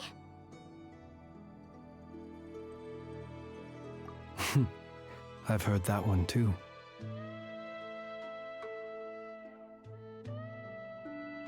Is that so? Well, you're right. It may seem that our efforts were in vain, that Rerir achieved his goals, but we will pursue him to the last, even if the outcome is not what we wish for. It is not dissimilar to the role of a graveyard keeper. We do not seek to bring the dead back to life, only to grant them peace.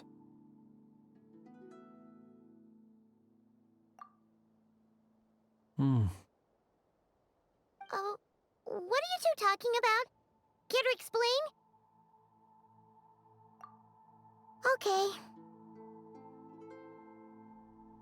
Either way, the Lantern Fae is not playing the leading role in these final rites. Lightbearer, with your blood you have paved the road to glory and justice.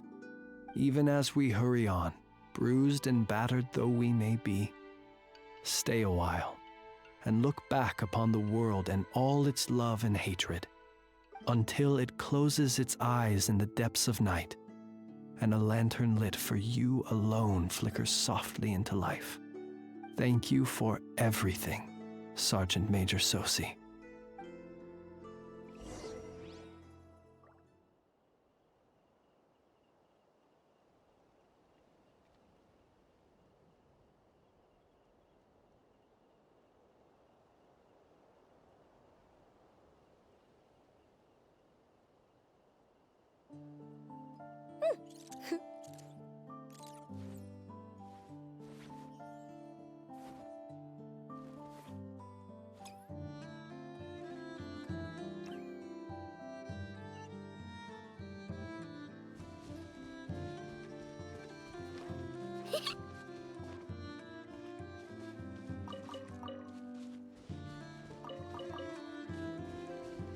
Hey, it's the Wanatar! Should we go after her? Or do you have someone else you'd like to meet?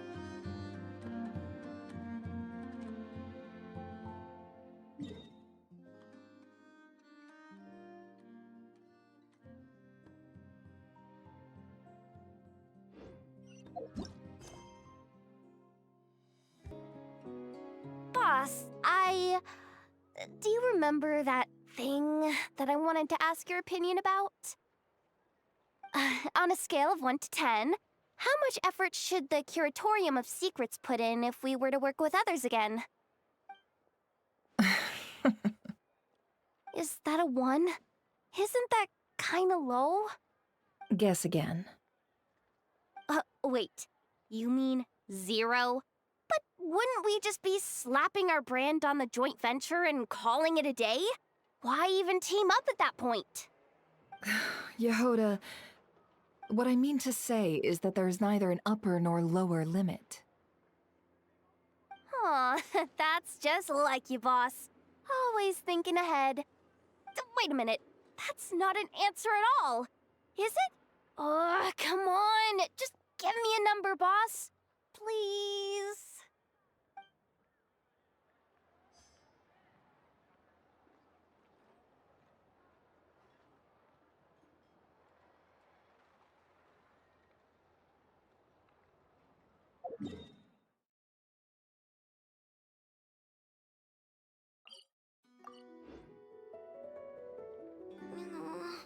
I just got a eeny, meeny, miny, mo.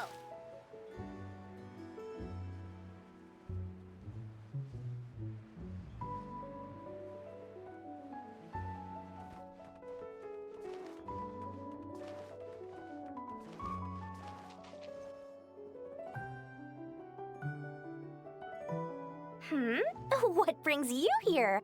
Didn't expect to see you around again.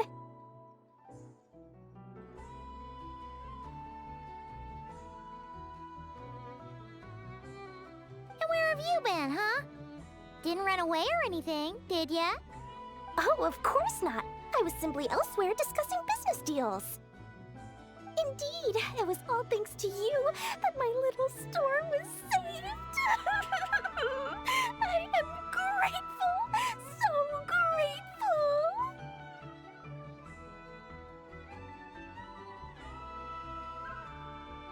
What? Why, I wasn't acting in the slightest. And didn't I tell you that my prices were reasonable? Oh, but you still turn to that Curatorium of Secrets, or whatever it is they call it. If even regulars such as you abandon ship like this, what can a businesswoman do but take her wares elsewhere? And how should I not be, Running small overseas enterprises is no mean feat. Never mind when such formidable competition exists. Forget it. Fortune and destiny are as one, so there is no use complaining. It's not as if Nefer did me no favors on account of our common homeland when I first arrived. If anything is to blame, it is the lack of opportunity to have her owe me in turn big time.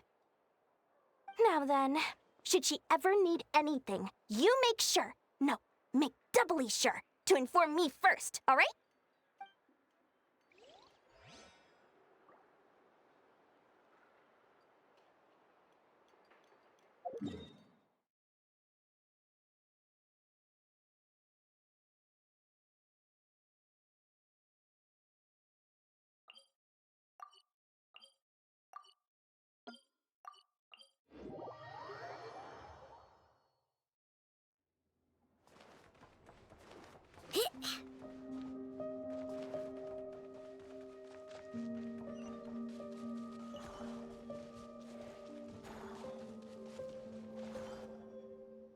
Krumkake creation complete.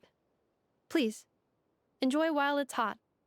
Thank you for going to the trouble of remembering that, Miss Inefa. May this taste bear witness to a friendship that will endure forever and a day.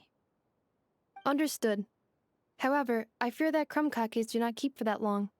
A week at most may pass before their taste deteriorates.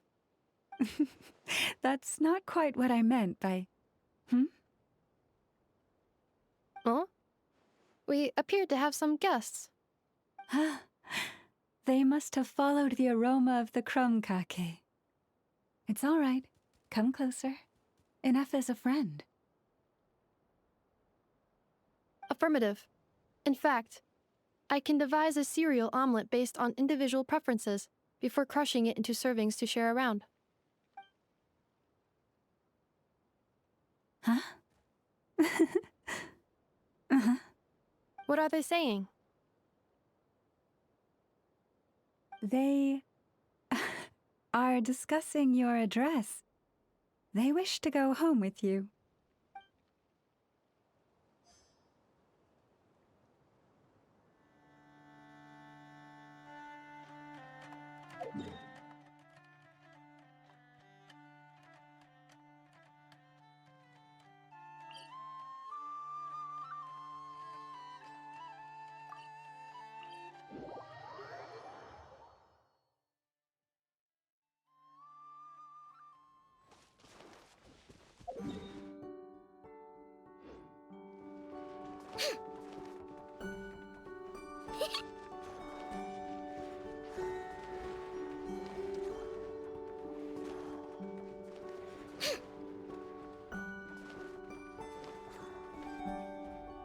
Flins?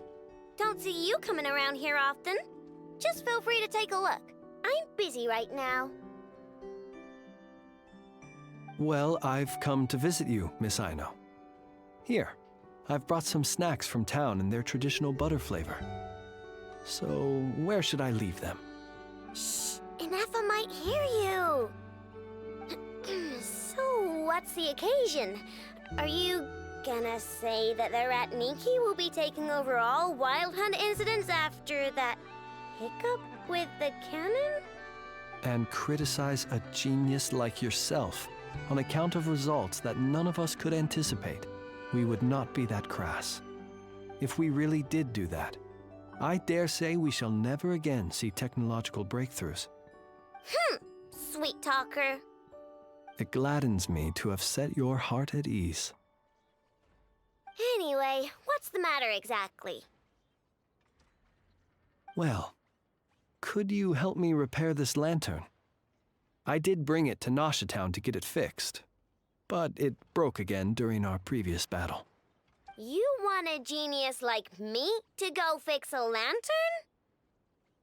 Oh, my apologies. Perhaps this request should be better directed to Miss Inefa, and perhaps the snacks, too.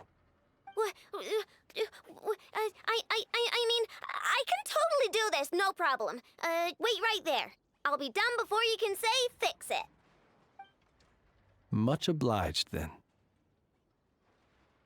And next time this happens to you, make sure to come to me first, you hear?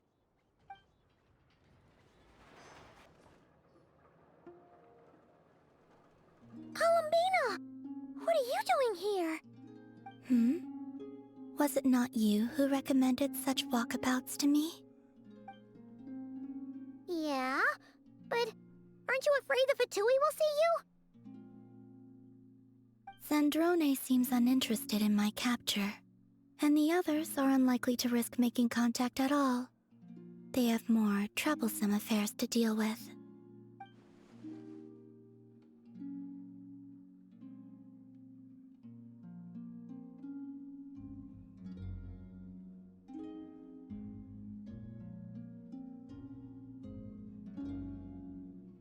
Well, it's good to come out for a walk either way. So, how do you feel? Is Nasha Town to your liking?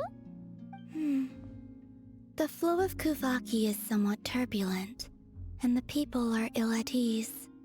However... However? Is this where you purchased the dishes you treated me to? Are you serious? That's what she's concerned about? Berries and fried meat? Well, we can take you to grab a bite if you'd like to. There's all sorts of delicious stuff out here that you won't get to try at home. You've been quite subdued. Thorny questions on your mind, perhaps?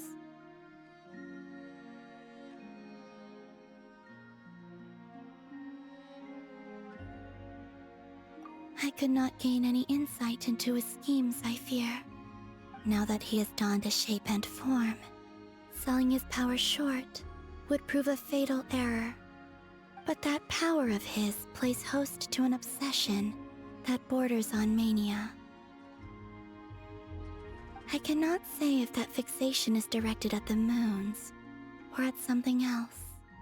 Perhaps understanding the subject of his fixation shall prove key to repelling him in the future.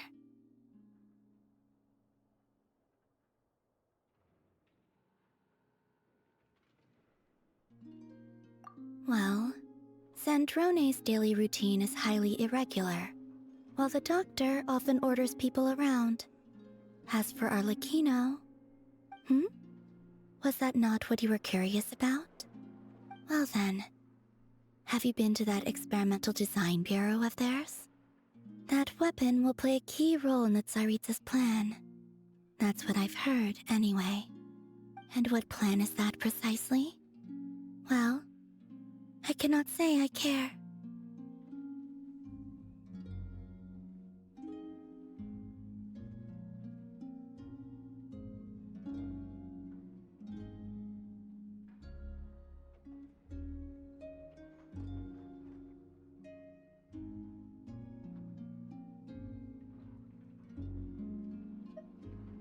I could look into the Eternal Moon's marrow for you if you wish it so.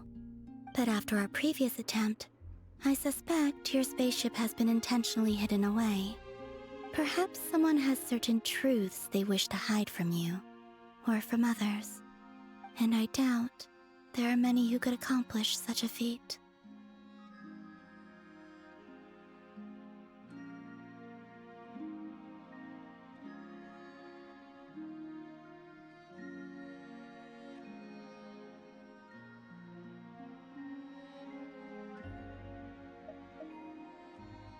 I still wish to return to the moon that belongs to me. That is where the answers lie buried. That is my true home.